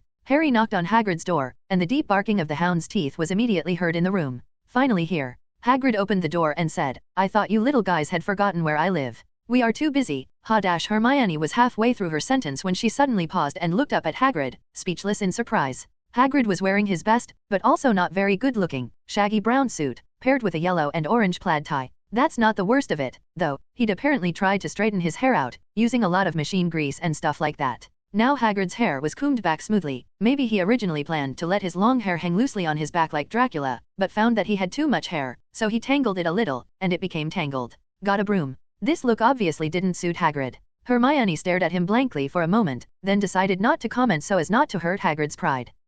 I heard that you successfully cultivated a few blast-ended snails, she asked. At the same time, Hermione glared at Ron in time to stop him from speaking. Ron kept staring at Hagrid's weird hairstyle and was about to open his mouth to make a comment. Harry and the other three little wizards stayed in Hagrid's shack until evening. At about 5:30, it was getting dark, and they felt it was time to return to the castle to attend the Halloween banquet, and more importantly, to attend the announcement ceremony of the warrior candidates of each magic school. I'll go with you. Hagrid stood up and put aside the half-eaten rock biscuit in his hand. Wait for me for a while. He walked to the chest of drawers next to the bed and started looking for something in it. Harry and the others didn't pay much attention at first, but they didn't realize the seriousness of the matter until a particularly unpleasant smell penetrated their nostrils. Hagrid, what does that smell like? Ron asked, coughing violently.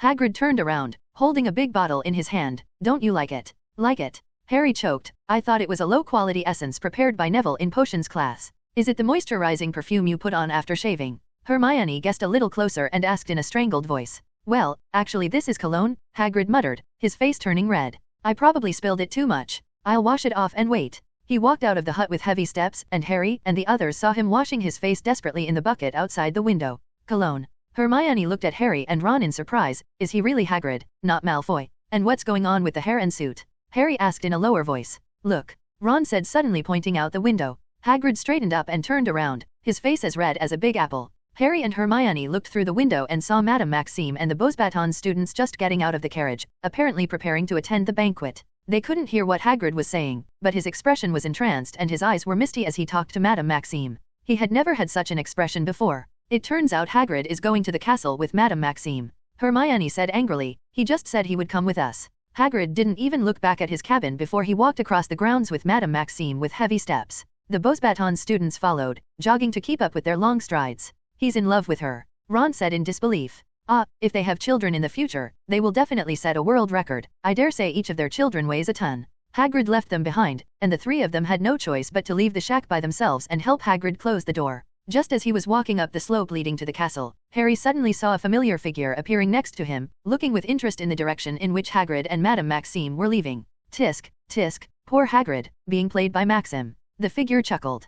Professor Dracula, why are you here? Harry asked in surprise. Obviously, I'm here to have fun, Dracula said happily, turning to the three little wizards. Fun? What fun is there? Hermione looked a little confused. What else could it be? Of course it's talking about Hagrid. Ron muttered in a low voice. Poor Hagrid was treated as amusement by Professor Dracula. Why does this sentence sound familiar? Dracula glanced at Ron. Actually, Hagrid came to see me last night, well, to ask me how I manage my image. He said with great interest. I realized at that time that he had something to enjoy, so I came here today. It turned out to be true. So, Professor, have you told Hagrid how you manage your image? Hermione said expectantly. Of course, I am still very helpful, so I told him not to worry about it, and it naturally became like this. Dracula said, yes, Miss Granger, Hagrid's eyes at that time were just like yours now. Pretty much. Obviously he doesn't quite believe me. Hermione nodded in approval. She also didn't believe that Professor Dracula could maintain his current good-looking appearance without taking care of himself. But I didn't expect it. Even if he doesn't believe me, what kind of operation is it to do the hairstyle the way I do?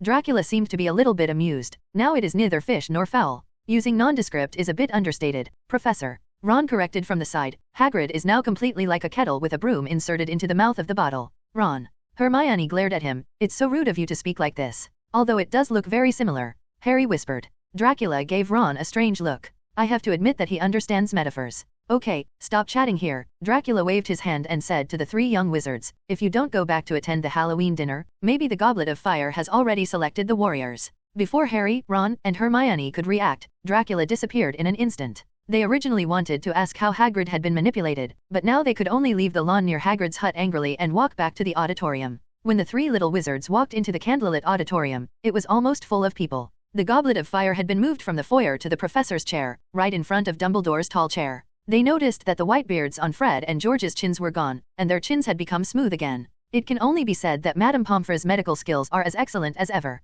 The twins seemed to have embraced their defeat and were tricking others into joining their bet on who would become the Hogwarts champion. I really hope it's Angelina, Fred said when Harry, Ron, and Hermione sat down, but in order to help Harry, we have already bet that he will become a Hogwarts warrior. If you suppress Angelina any longer, it will take away Harry's limelight. Don't be kidding. Harry looked a little embarrassed. I didn't even put my name into the Goblet of Fire. Oh, yes. George sighed in disappointment. We originally wanted you to try the age-enhancing agent we worked so hard to refine, but we didn't expect that the age line was so stupid that it didn't even give us a chance. Stop talking, the party is about to begin. Hermione reminded, and we will know soon who will be chosen as the champion of Hogwarts. Today's Halloween dinner seemed to take much longer than usual. Maybe it was because there were banquets for 2 consecutive days, so the little wizards didn't seem to like those elaborately prepared sumptuous dishes as much as usual. Of course, the bigger reason is that the students in the auditorium are constantly looking away, with anxious expressions on every face. There seemed to be nails on their chairs, and all of them were restless, standing up from time to time to look at Dumbledore in the middle of the professor's seat.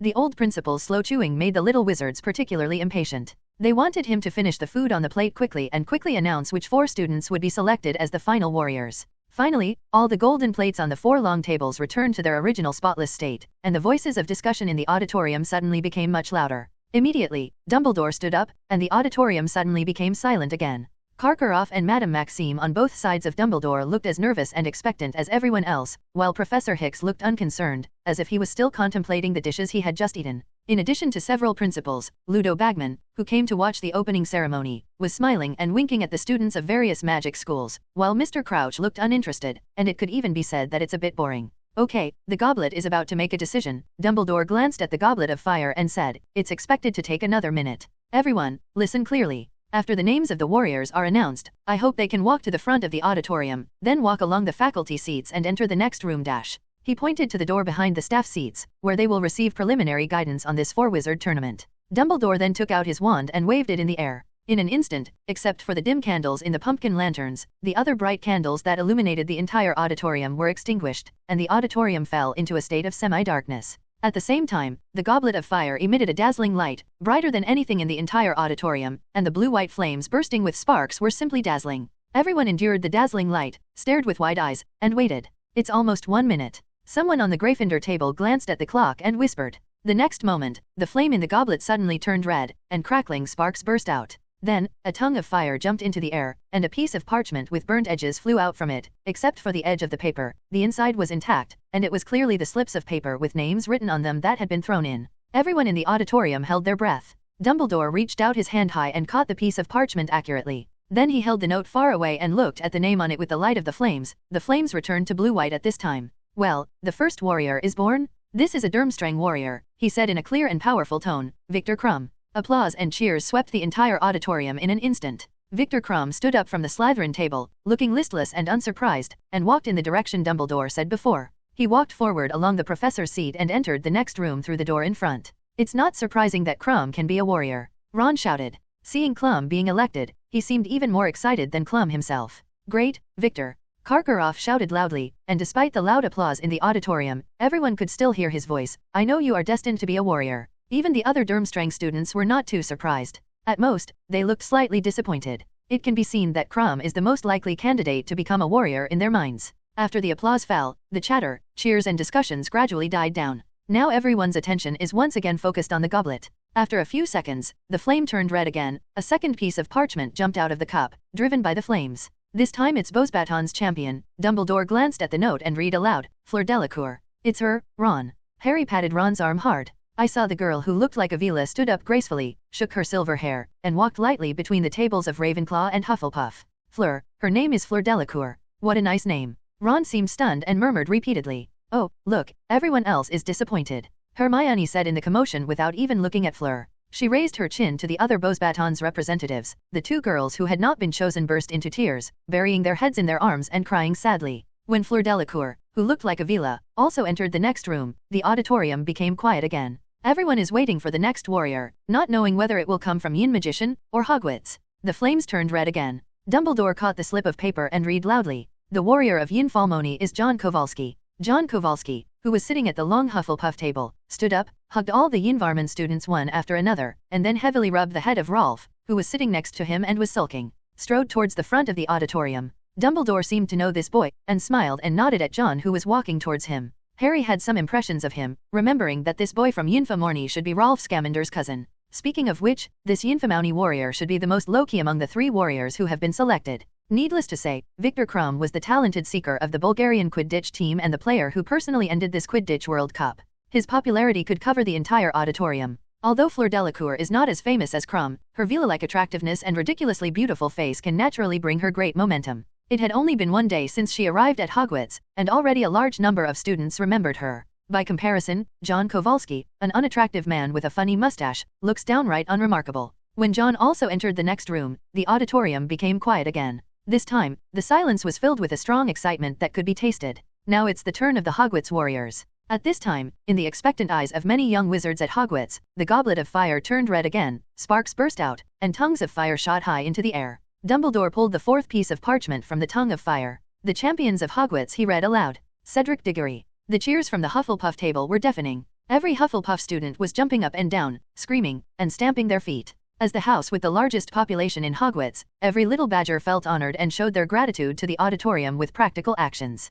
Adding to the warm atmosphere inside, Cedric walked past them with a huge smile on his face. Professor Sprout, who was sitting on the professor's chair, his cheeks flushed with joy, hugged Professor Flitwick, who was sitting next to him on a pile of books, and kissed him. Professor Flitwick's face also turned red, and he cast his eyes for help on Dracula on the other side, but Dracula had no intention of helping at all, and instead looked at him with an expression on his face as if he was watching a show. Professor McGonagall seemed a little disappointed that the Gryffindor students did not become warriors, but immediately became happy again and applauded Cedric. But Snape was not as generous as Professor McGonagall. He glanced in the direction of the Slytherin table with dissatisfaction, as if blaming the Slytherin prefect, why Warrington didn't become a warrior representing Hogwarts. The cheers for Cedric continued for a long time. After a long time, Dumbledore asked everyone to calm down and listen to him. Great. Dumbledore said happily when the noise finally subsided. Now our 4 warriors have been selected. I can understand everyone's excitement, and I hope that everyone will do their best in the future. Go out there to support the warriors in your various schools. Those who are not selected as warriors do not need to be disappointed.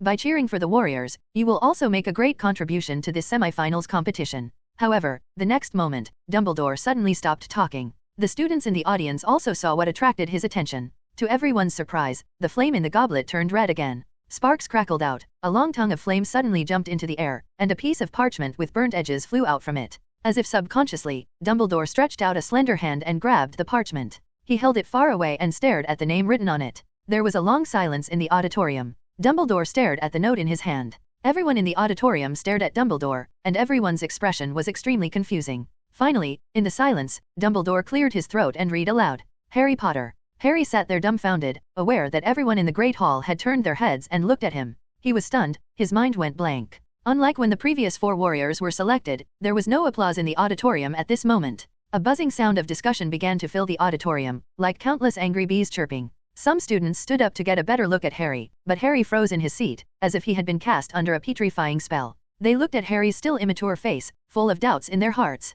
Even though he was the boy who survived, he was still too young at this time. Moreover, as the organizer, Hogwarts actually gave birth to 2 warriors. Doesn't it prove that the competition is unfair? Isn't that age line also in name only? The first to break the silence were Fred and George. After a brief moment of astonishment, the twins suddenly jumped up and strode towards the long Slytherin table. Malfoy, your galleons belong to us. Fred laughed loudly. See, Harry has really become a warrior. That's impossible. Malfoy blurted out. He looked at the note in Dumbledore's hand in disbelief, and then at Harry, who was sitting at the Gryffindor table with a dull expression on his face, and his eyes almost burst out with fire. A shady story? It's definitely a shady story. Malfoy protested loudly. I remember clearly that Potter is only 14 years old. He is younger than me, how can he cross the age line? Obviously, not only students from the other 3 schools would be dissatisfied with this result, Malfoy's protest also resonated with many Hogwarts students. People do not worry about scarcity but inequality. This has been the case from ancient times to the present. It would be fine if this competition strictly abides by the age limit, but even if there is an exception, the young wizards will inevitably be emotionally conflicted. Everyone wants to be that exception, and everyone feels that they may become that exception. Likewise, no one is willing to accept that the exception is not them. Malfoy felt very benefited from the attention. He smiled unconsciously, smoothed a handful of his light blonde hair with hairspray, and prepared to reveal the various crimes Harry Potter committed at Hogwarts. You may not know that Potter has been dishonest since he first entered school. Shut up, Draco. Just when Malfoy was about to start a long speech, a voice suddenly interrupted him. He originally thought it was the little Gryffindor fans of Harry shouting angrily, and he was about to ignore it, and then completely ruin the reputation of his nemesis in public. However, Crabbe and Goyle, who were beside Malfoy, bumped his ribs with their elbows. What are you two doing? Are you trying to stop me? Malfoy looked at his 2 followers impatiently. Crabbe shook his head vaguely, motioning for him to look towards the professor's seat. Malfoy turned his head inexplicably and found his headmaster staring at him with cold eyes. Professor, how do you? Be quiet, don't let me hear your noisy voice again, Snape said coldly. But Malfoy hesitated to speak, but finally kept his mouth shut. He couldn't understand why Dean Slytherin, who usually hated Potter the most, wanted to stand up for Potter today. At the same time, Snape, whose thoughts could not be guessed, had stood up with a sullen face and looked at Dumbledore, who was standing in the middle of the professor's seat. At this time, Professor McGonagall was whispering eagerly in Dumbledore's ear, while Dumbledore was listening attentively, frowning slightly. Headmaster Dumbledore, I want to know what the reason is, Snape asked bluntly, not caring that Dumbledore and Professor McGonagall were talking. Calm down a little, Severus, Minerva and I are already discussing countermeasures. Dumbledore said softly. Calm down? How can you tell me to calm down? Snape hissed in a low voice, don't you know the fatality rate in the Triwizard Tournament? What else can it mean for students of this age to enter the arena but not to die? He glanced at the Gryffindor table from a distance in the direction of Harry. The disgust in his eyes still had not subsided, but there was an unspeakable look of worry in it, which appeared very contradictory. In the same pair of eyes. No, Potter must not participate in the Final Four, Snape said firmly. Severus, this contract has been established. Dumbledore said solemnly, once the contract of the Goblet of Fire is established, the contestants must complete every project, otherwise they will be subject to the most serious punishment for violating the contract. Do you want Harry to completely lose his ability to use magic and become a muggle from now on? Snape's lips pursed tightly. Isn't there a way to cancel this contract? He glanced at Dumbledore and then turned his attention to Dracula. At this time, Dracula had curiously come to the Goblet of Fire, studying the runes on the Goblet of Fire and the magic contained in it with great interest. Huh? Don't look at me, I have no way to cancel the contract. Dracula noticed Snape's gaze, smiled, and shook his head. Once a contract is established, it already exists in the blood of wizards, no external force can take it away. Of course, Dracula himself doesn't care about the restrictions of various contracts at all. Because there is no contract that can restrain him, those contractual punishments that deprive him of magic power, blood, and even life have no effect on Dracula's physique. However, as an ordinary little wizard, Harry was obviously unable to cope with the contract punishment from the Goblet of Fire, so he could only participate in the 4 Wizards tournament from beginning to end, or it can now be said to be the 5 Wizards tournament. Race. When Dumbledore and Snape fell silent, Dracula was still circling the Goblet of Fire in the middle of the professor's chair with great interest, with wine-red light flowing in his eyes as he repeatedly looked at the burning goblet. Cup with blue and white flames. Have you discovered anything, Professor Dracula? Dumbledore asked. Well, I did find something. Dracula said, it can be seen that this Goblet of Fire was cursed without our attention. I have to say that this is really an excellent confusion spell. To be able to make an impact on this cup. Confusion spell. Professor McGonagall opened her eyes in shock. It is indeed a confusion spell. The magic breath in the cup still remains for a while. Dracula said with interest. This kind of magic residue is easy to identify. It is obviously the trace of the confusion spell. Judging by the time, it should have been late at night after the banquet yesterday when a sneaky figure came out to cast a spell on the Goblet of Fire. As for who it is, I have no clue at all. In the audience, Harry turned to look at Ron and Hermione. He saw the students at the long Gryffindor table behind them staring at him with their mouths open. I didn't put my name in. Harry said blankly and helplessly, you know I didn't, I've been staying with you. Ron and Hermione also looked blank, looking at him blankly. In this way, Harry has been sitting in his seat, waiting for Dumbledore and the professors to execute him. Harry Potter. Harry sat on the long Gryffindor table for a long time, his legs were almost numb, and finally he heard Dumbledore's voice from the front of the auditorium, Harry. Please come up here. Come. Go ahead, Hermione urged quietly, nudging Harry slightly. In his nervousness, Harry stood up and stepped on the hem of his robes, stumbling slightly.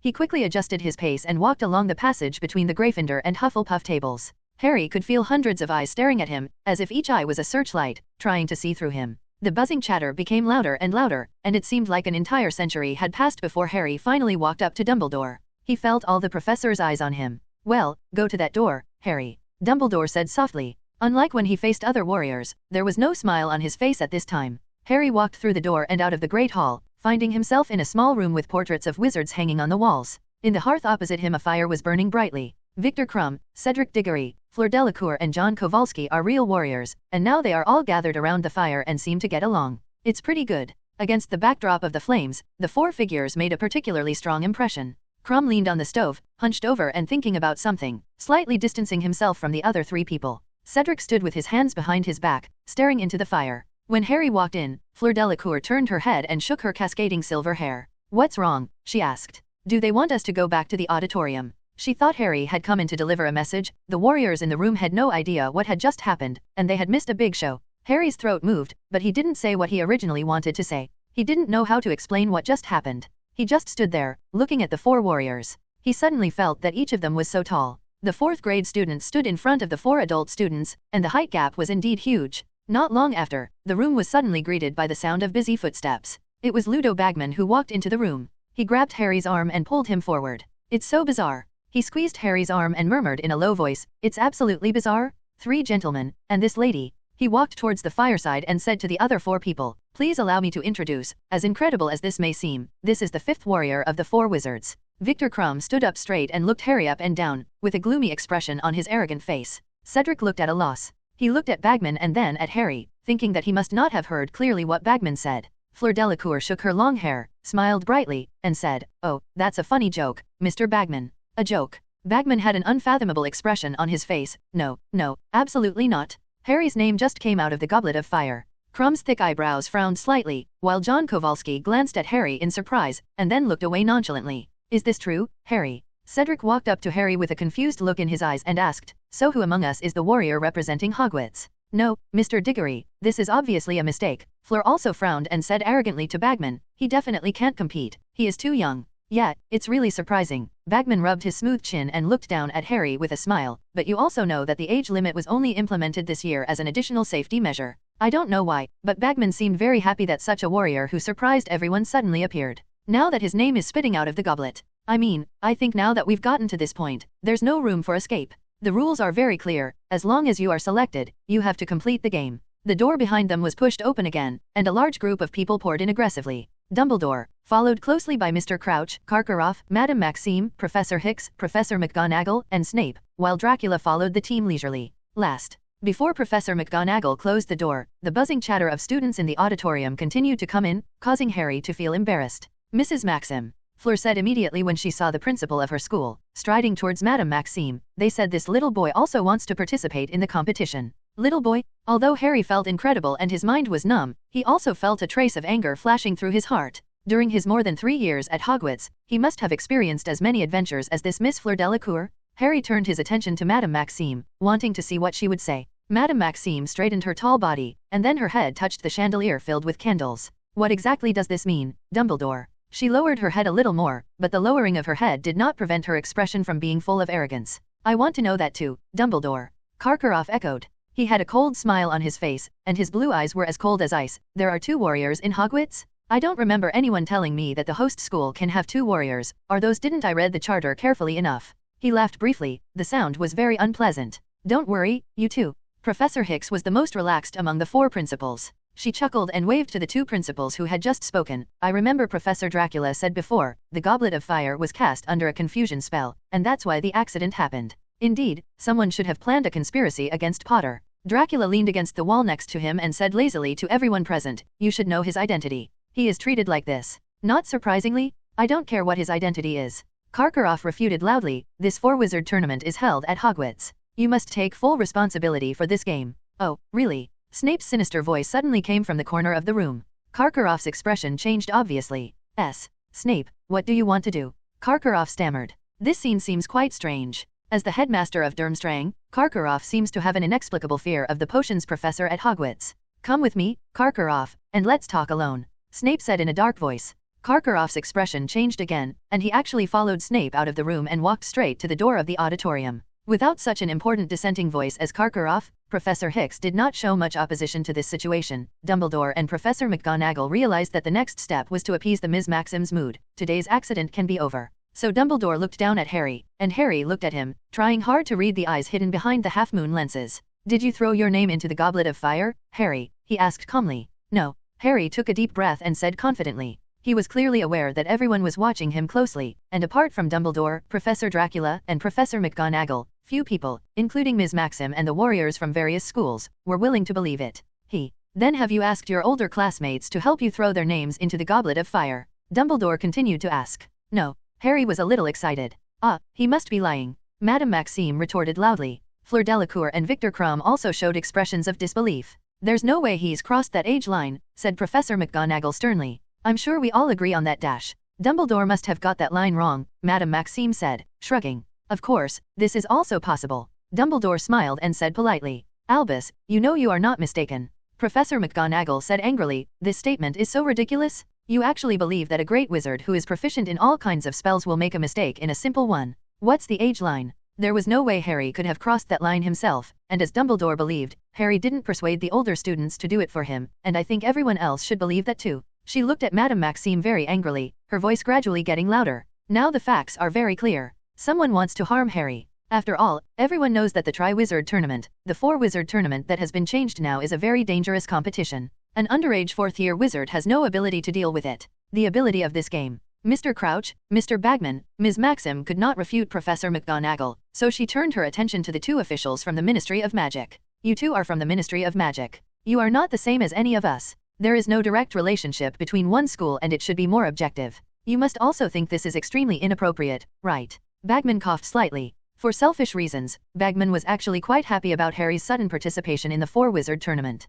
After all, he had always wanted to use the Four-Wizard Tournament as a platform to make money. Over the past year, he has secretly added a lot of secrets to the flow of the game. If a gambling game were opened, Harry, who was only in 4th grade, would definitely have a sky-high odds. If Bagman used his authority to make some small moves to allow Harry to win the final victory, it is conceivable that he can definitely make back all the money he lost before. Infinite expectations arose in Bagman's heart. He wiped his chubby baby face with a handkerchief and looked at Mr. Crouch. Mr. Crouch still has the final say. According to his integrity, this matter may be difficult to accomplish. Mr. Crouch stood outside the circle of fire, his face half hidden in shadow, looking strange. That half of the shadow made him look much older, almost like a skeleton. But when he spoke, his voice was as stiff as ever. We must abide by the charter, Mr. Crouch said. The charter clearly stipulates that anyone whose name comes out of the Goblet of Fire must participate in the Tri-Wizard Tournament. His words surprised many, including Bagman. The air was quiet for a few seconds. Hey, Barty knows the regulations by heart. A smile suddenly broke out on Bagman's face, breaking the silence.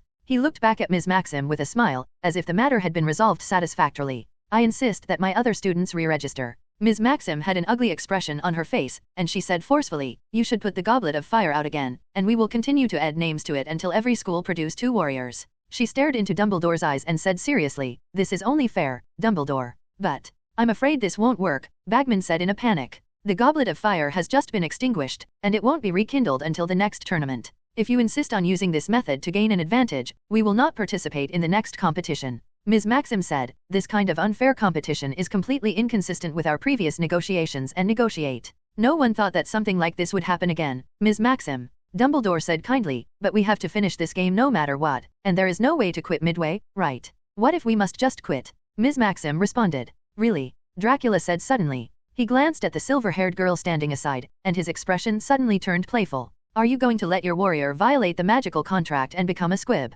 Dracula raised his lips and asked with interest, I am actually quite curious. If this Miss Delacour loses her magic power, what form will she take? Well, it is indeed more likely that she will maintain her human form, but it does not rule out that she will transform into another shape without the support of magic power. Furong's face suddenly turned pale. What do you mean? Ms. Maxim's expression also changed, trying her best to suppress her inner panic. You know what I mean, Ms. Maxim. Dracula said softly with the same smile on his face. Most of the other people present looked at Dracula in confusion, and then at Fleur and Ms. Maxime in confusion. They had no idea what riddles these people were playing. However, both Fleur and Ms. Maxim knew that what Dracula said was entirely possible. Fleur is a half-Vila. The prototype of Vila is not human. When this kind of creature is angry, they can transform into a bird-shaped banshee called harpies. They can use their natural magic to launch fireballs to attack. Dracula was curious about the hybrid Vila that had lost its magic power, because this way he could see whether the hybrid Vila still had the ability to transform into a bird-shaped banshee. Professor Dracula, can I think, you are threatening this? Ms. Maxim took a deep breath, trying to calm down the turbulent emotions in her heart, and said coldly, "You misunderstood, madam, I am really curious." Dracula smiled, "This kind of opportunity is rare. You, ahem. I'm sorry, Ms. Maxim." Dumbledore smiled secretly, and then calmed things down seriously. As an expert in defense against dark arts, it is understandable that Professor Dracula is interested in these things. Please don't mind. I can't tell if he really wants to harm Fleur. Ms. Maxim snorted coldly, but did not continue to pester her, because she always felt that Dracula's eyes were a bit dazzling, as if he really wanted to kick Fleur out of the game, just to see what the mixed blood Vila would look like after losing its magic power. Ms. Maxim, actually that's not the point. Professor Hicks from Yinmomani suddenly took a few steps forward and said to her, "If anyone has a reason to complain, it's Potter." "Why is he complaining?" Fleur Delacour was the first to ask, stamping her foot. "He's got a chance to play, hasn't he? For so long, every one of us has been hoping that he would be chosen. Bring glory to our school. And 1,000 galleons in prize money, this opportunity is what many people only dream of. But some people want Potter to die for this, Miss Delacour," Professor Hicks said with a smile. The comment from Yinfa made Ms. Maxim deep in thought. If the professors at Hogwarts might say this to give their school an advantage, then it is worth pondering that an opponent like Yinfa also said the same thing. "Professor Hicks, why do you also?" she said hesitantly. "Why would I stand for Hogwarts?" Professor Hicks smiled and waved his hand. "I didn't speak for Hogwarts.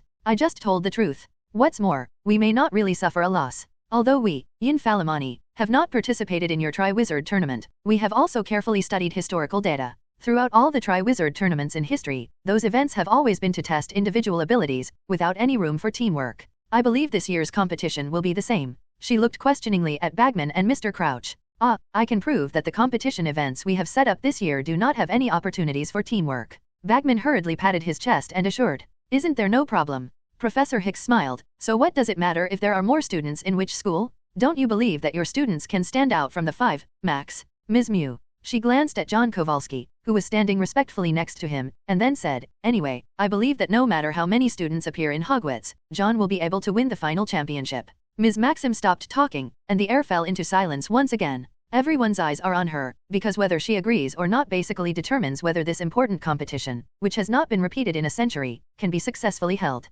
After a long silence, she finally nodded. "Now that Professor Hicks has said so, I agree with Harry Potter's participation in the competition," she said. "However, if I remember correctly, Professor Karkaroff has not been convinced yet. He has not. I'm so easy to talk to." At this moment, the door to the room was suddenly pushed open. "No, Karkaroff has agreed." Snape's unique greasy voice came over. Ms. Maxim looked towards the door and was surprised to see Karkaroff following Snape like a lackey. His face was very gloomy, but he did not raise any objection to Snape's words. "Karkaroff, you." Ms. Maxim spoke reluctantly. "I have no objection." Before she could finish speaking, Karkaroff said carefully. Madame Maxime hesitated for a moment, then turned her head and looked deeply at Snape. "Very good, it seems that the professors at Hogwarts are indeed full of talents." She exhaled a long breath from her nose and stared angrily, but in the end she did not object again. "Okay, let's continue." Bagman looked very excited, rubbing his hands and looking at the people in the room with a smile. "We're going to give guidance to our warriors, right?" he said. "Barty, will you do the talking?" Mr. Crouch seemed suddenly to snap out of his deep thoughts.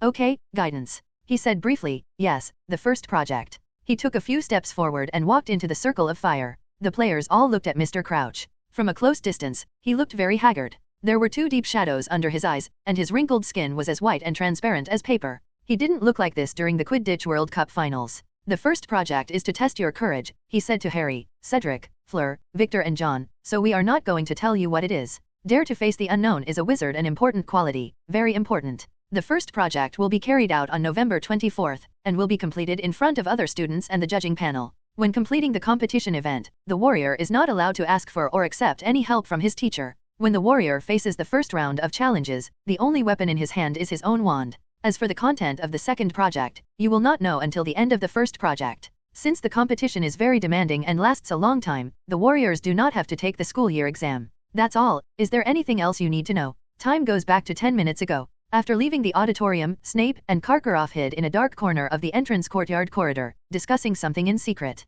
Neither of them opened their mouths to discuss the matter about the Four Powers tournament. Instead, after observing the surroundings vigilantly, they talked about another rather secret matter. Severus, do you feel it? Karkaroff asked mysteriously. Unlike in public, he called Snape by his first name, as if he knew the potions master very well. I don't understand why you are making such a fuss, Yingel. Snape said coldly, you are just scaring yourself. Severus, you can't pretend this didn't happen. Karkaroff's deliberately suppressed voice sounded frightened and hoarse, for fear of being heard. Over the past few months, it has become more and more obvious. I am very worried now, I can't deny it. Then run away, Snape said impatiently. Run away and I will excuse you. But I will stay at Hogwarts. Severus, you know exactly what I'm talking about. Karkaroff suddenly pulled open the sleeve of his left arm and growled hoarsely. This mark has become more and more active recently. That man is back. On the inside of his left forearm, there is a tattoo of a skull with a snake head spitting out of its mouth. It is the dark mark that represents the Death Eaters. If the Dark Lord could come back, wouldn't it be a good thing for us? Snape glanced at the dark mark on Karkaroff's arm and said nonchalantly, a good thing. Karkaroff sneered, since when can you, the Hogwarts professor who took refuge with Dumbledore right after the war, be considered a loyal believer of the Dark Lord? I have my own plans, which have nothing to do with you. Snape said stiffly, you'd better hope that I won't tell the Dark Lord about your performance today when I go back, otherwise you should know your fate. Oh, it seems you are determined to go back, right? Karkaroff gritted his teeth and said, in that case, I only have one thing to ask of you, Severus, until you see the Dark Lord when you really come back, you must tell me immediately. When the time comes, I will find a safe place to hide. As for how you want to describe me in front of the Dark Lord, it's up to you. Anyway, I have already left by then. I agree. Snape thought for a moment and said slowly, that's it for now. Now it's time for us to discuss the matter of this game. Mr. Crouch and Bagman left after explaining the game procedures and precautions, and answering questions from the 5 warriors. Bagman originally wanted to stay one more night at Hogwarts, and was planning to secretly give Harry some individual tips so that he could make money from gambling. But Mr. Crouch did not get his wish. As for Ms. Maxim and Karkaroff, because they were both dissatisfied with the current form of the competition, they each quickly left the room with their students. Thank you so much for your help today, Lally. Dumbledore looked at the only principal who had not left except himself, and smiled. If you hadn't suddenly stood up, I don't know if I would have been able to convince Maxie where are Mew and Karkaroff. If I remember correctly, Headmaster, Karkaroff should have been persuaded by me. Snape's gloomy voice suddenly sounded next to him. Ah, of course, thank you for your help, Severus. Dumbledore nodded happily, but Professor Hicks is not an employee of Hogwarts after all, so of course I still have to take care of the guests first. Emotions. You're too polite, Albus. Professor Eulalie Hicks waved her hand casually, I just said a few fair words. I really hope nothing happens to this little guy during the game. Take care of yourself this school year, little one. She looked at Harry with sympathetic eyes. I will, Professor Hicks, Harry said with a firm nod. After looking away from Harry, Professor Hicks said angrily to Dumbledore, Albus, you must find out who did this. They didn't even have one, even the children are not spared. It's true, the older I get, the less I see this kind of thing. She was mumbling as she took John Kowalski with her and left the room. Harry, Cedric, I suggest you go back to bed early. Dumbledore then turned to the 2 warriors of Hogwarts and looked at them with a smile. I believe that Gryffindor and Hufflepuff students are waiting to celebrate with you. They finally have an excuse to make a fuss, and it would be inappropriate to take away this opportunity from them. Professor McGonagall glanced at Dumbledore reproachfully, but rarely raised any objections. Harry looked at Cedric, who nodded, and they walked out of the room together. The auditorium was now empty, and the flames of the candles had been turned down very low, which made the grinning grin of the jack-o'-lantern look flickering and eerie. So, Cedric said with a forced smile, we are rivals again, outside of the Quidditch field. I guess so, Harry murmured. He had absolutely no idea what to say. His mind seemed to be in chaos, as if his entire brain had been robbed. So, tell me. Cedric hesitated for a while and finally asked, how on earth did you put your name in? I didn't, Harry said, looking up at him. I didn't vote, I told the truth. Oh, okay, Cedric said, and Harry could see that Cedric didn't believe him. Okay, then goodbye. Even though Professor Hicks analyzed all of this very reasonably and believed that someone wanted to harm Harry, most of the students did not think about it this way.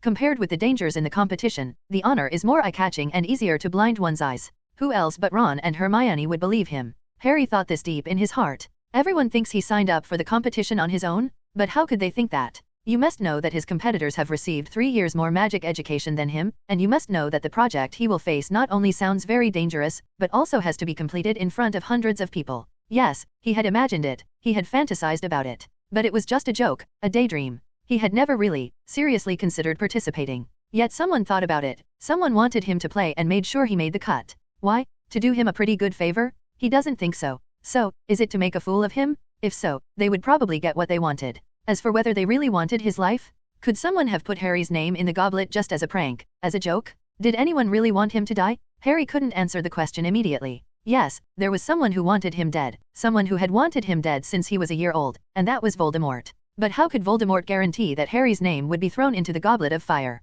Voldemort should be somewhere far away, hiding his whereabouts, alone, weak. But in the dream he had, the one in which he woke up and felt pain in his scar, Voldemort was not alone, he was talking to a young man. Harry suddenly woke up and found that he had arrived in front of the fat lady. At this time, there was another pale witch in the portrait. He vaguely remembered that she was originally hung in the small room in front of the auditorium. Okay, great, the fat lady said excitedly. Violet, it's a portrait painting friend of mine who just told me everything. Who was just chosen as the school warrior. Nonsense, Harry said dryly. I'm absolutely not talking nonsense, the pale witch said angrily. No, Violet, that's the command, the fat lady soothed, and she swung forward to let Harry into the common room. When the portrait opened, Harry almost fell over from the sudden noise that filled his ears. The next thing he knew, he was being dragged into the common room by about a dozen pairs of hands, facing the entire Gryffindor house. They were all screaming, cheering, and whistling. You should have told us you signed up. Fred yelled. He looked half annoyed, half excited. How can you get by without growing a beard? George yelled.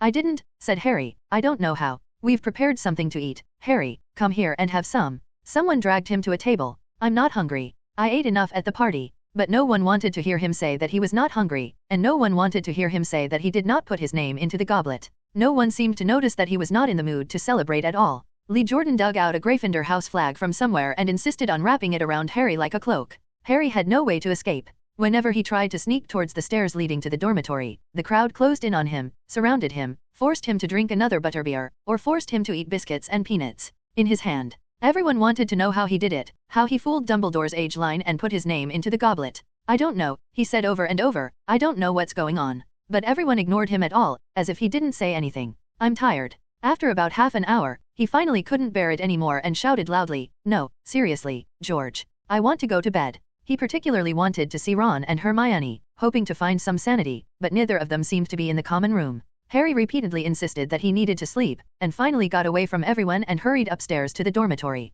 To his great relief, he found Ron lying on the bed fully clothed, alone in the dormitory. Ron looked up as Harry slammed the door shut. Where have you been? Harry asked. Oh, hello, Ron said stiffly. Ron was smiling, but it was a very awkward, forced smile. Harry suddenly realized that he was still wearing the bright red Gryffindor flag that Lee Jordan had just tied around him. He wanted to take it off quickly, but the knot was very tight. Ron lay motionless on the bed, watching Harry struggle to untie the flag. So, Ron said after Harry finally took off the flag and threw it into the corner, Congratulations. What do you mean, congratulations? Harry asked, looking at Ron. Nothing, no one else has crossed the age line. Ron laughed dryly, looking as ugly as crying with his mouth open, not even Fred and George. What did you use? The invisibility cloak. There's no way the invisibility cloak will get me over that line, Harry said slowly. Oh, by the way, Ron said, if it was an invisibility cloak, I think you would have told me, because the cloak can cover both of us, right? But you found another way, right? Look, said Harry, I didn't put my name into that goblet, someone else must have done it.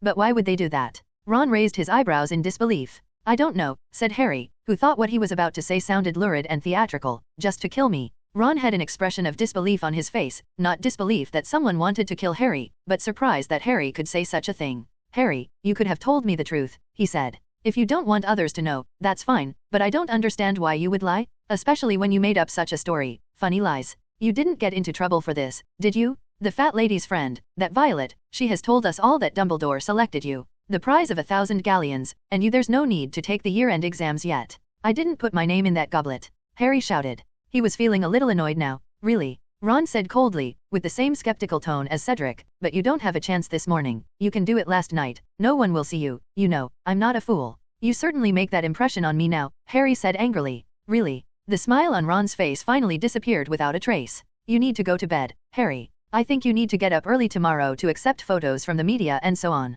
The two of them broke up unhappy, fell heavily on the bed, and said no more. Harry didn't expect that even his best friend was unwilling to believe him. Fortunately, he was still thinking naively before, and fortunately there are Ron and Hermione. At the same time, in the room in front of the auditorium, Dracula, Dumbledore, and Professor McGonagall were checking who had been in the hall last night and threw the note into the goblet of fire. The results of the investigation were unsatisfactory. Albus, do you think someone really wants to kill Potter? After everyone else left, Professor McGonagall pursed her lips hesitantly and looked at Dumbledore. Professor McGonagall, didn't you just agree with Dumbledore's ideas very confidently? Dracula came over and asked curiously, can an upright Professor McGonagall also use lies to deceive others? I'm not lying.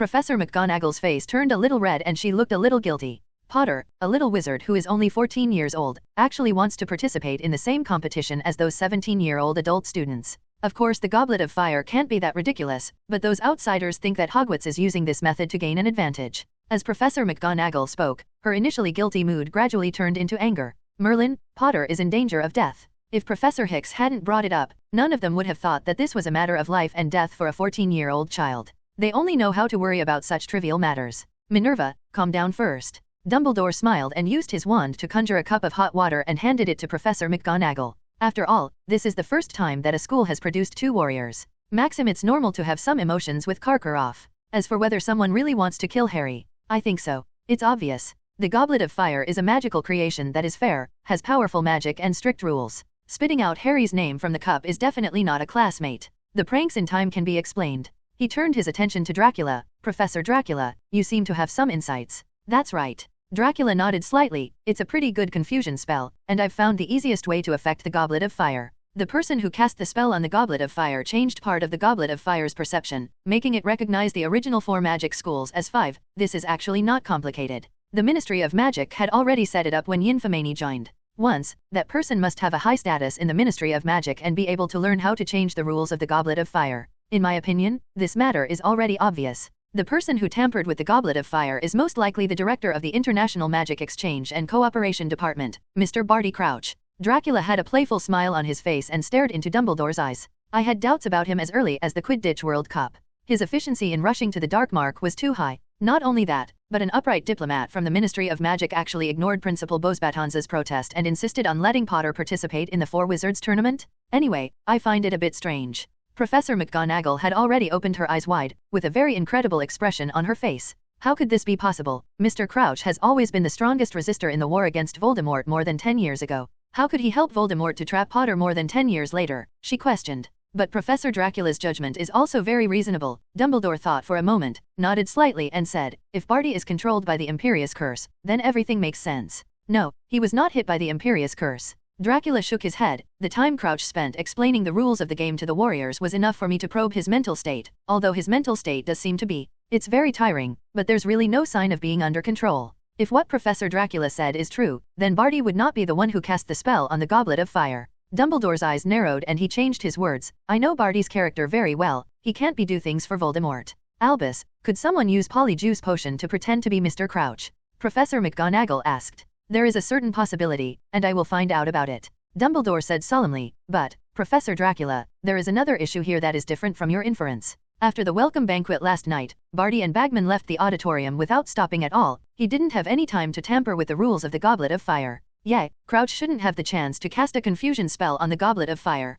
Professor McGonagall frowned tightly. The Goblet of Fire was always tightly sealed in the box before the banquet started. What if Crouch had already done something wrong when the Ministry of Magic revised the number of participating schools? Dracula asked. That's not right. The Goblet of Fire rules were revised in the presence of almost all senior officials, and Crouch also had no chance to do anything. Professor McGonagall shook her head. Is this so? Dracula finally fell silent. If judged based on the time of the crime, Barty Crouch does have sufficient alibi. There's no need to be so pessimistic. In fact, we have other directions. Dumbledore's voice interrupted Dracula's thoughts. In fact, there were people watching over the Goblet of Fire all night long. Maybe he has some clues for us. He looked at a portrait hanging on the wall next to him and smiled. Miss Violet, could you please help me call Mr. Argus Filch? The painting hanging on the wall was the fat lady's good friend. She accepted the principal's commission very excitedly and ran to other portraits in the castle to look for the Squib gatekeeper. Mr. Filch, does he have anything to do with this? Professor McGonagall looked a little confused. Minerva, of course I won't let students freely cross the age line to sign up without anyone watching over them. Dumbledore said with a smile, I asked Argus to look after the Goblet of Fire for me. One night. If any little wizard tries to cheat and crosses the age line and is punished, he can also help send them to the school infirmary. The 2 little guys in front of the twins from Wes are Argus and send them to Madame Pomfrey.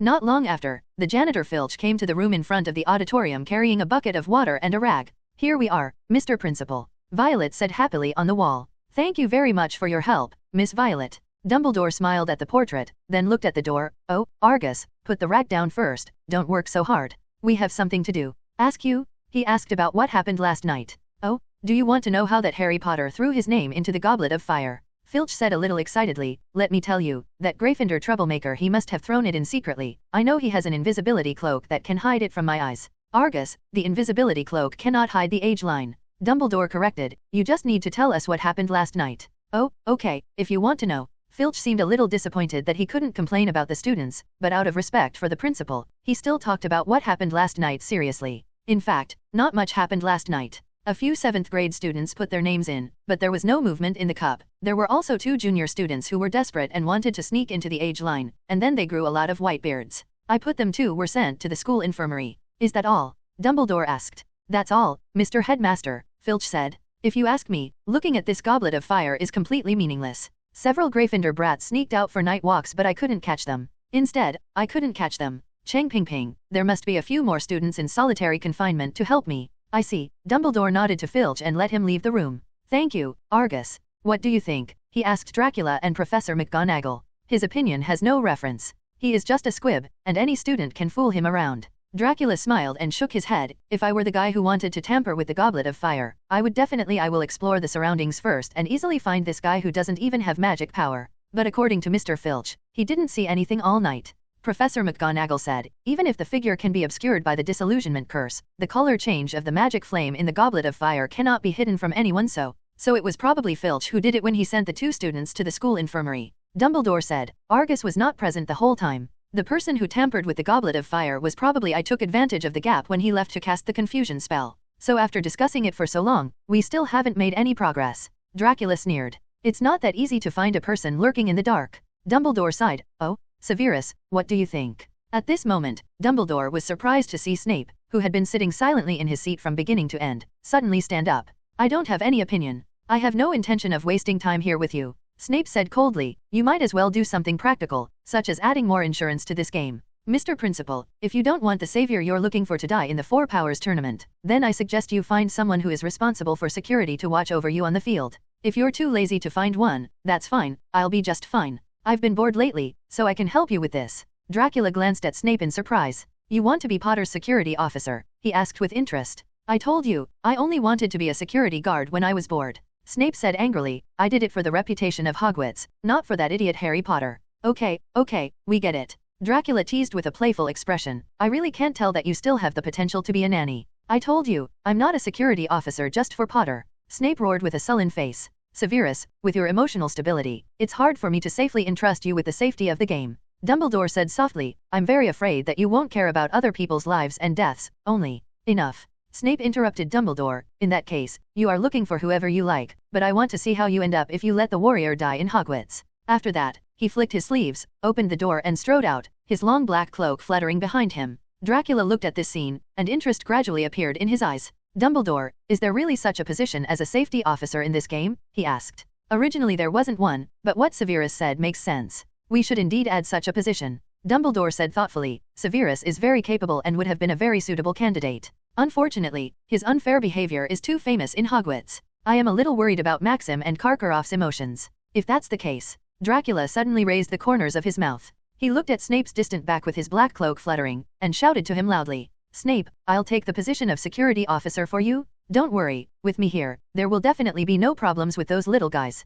Snape's steps paused. Dracula saw that his tense shoulders suddenly dropped together with the fluttering cloak behind him, as if he suddenly relaxed a lot. Then, he stopped staying and walked out of the auditorium again. After Halloween is over, there is less than a month until the start of the first project. The 5 warriors are basically trying to prepare for the upcoming game, except for one of the youngest warriors.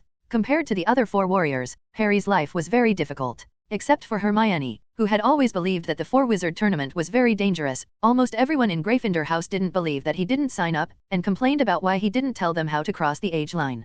Hufflepuff house had always had a good relationship with Gryffindor, but recently it had become visibly cold. Apparently they thought Harry had stolen Cedric's honor. As for the Slytherin students, Harry could have imagined this a long time ago, and they went even further. After lunch one day, he and Hermione went to Snape's underground classroom for potions class, and found that the Slytherin students were waiting outside the classroom, each with a large gold medal pinned to the front of their robes. Badge. The same words were printed on those badges, and each bright red letter shone in the dim light of the underground corridor, like it was on fire. Supporting Cedric Diggory. The true warriors of Hogwarts. Do you like it, Potter? Malfoy said loudly as Harry approached. They have other tricks too, look. He pressed the badge hard on his chest, and the words on it disappeared, and then another line of words appeared, shining green. Potter stinks? The Slytherins laughed strangely. Each of them clicked their badge, and finally the glaring words, Potter stinks, flashed all around Harry. Harry thought life as a warrior was terrible. In potions class, for some reason, Harry felt that Snape was more cruel to him. In this class, learn about antidotes. Snape said. He looked around the class, his cold black eyes flashing with an unpleasant light. You should prepare your own recipe now. I ask you to cook it carefully, and then we will choose one person to try it. Snape's eyes met Harry's, and Harry knew what was going to happen. Snape wanted to poison him. Potter, the warrior of the Four-Wizard tournament. He said coldly, if I were you, I would definitely force myself to study how to save my life during this short preparation time. For example, learn more knowledge. Why, you look unconvinced. Can you ensure that there won't be any poisoning scenes during the game? Or, we are arrogant warriors who think we can cope with all dangers. Harry watched helplessly as Snape picked up the poison at hand, his heart pounding, imagining that he would suddenly pick up the cauldron and hit Snape on the head when he wasn't prepared. At this moment, there was a knock on the door of the underground classroom, interrupting Harry's thoughts.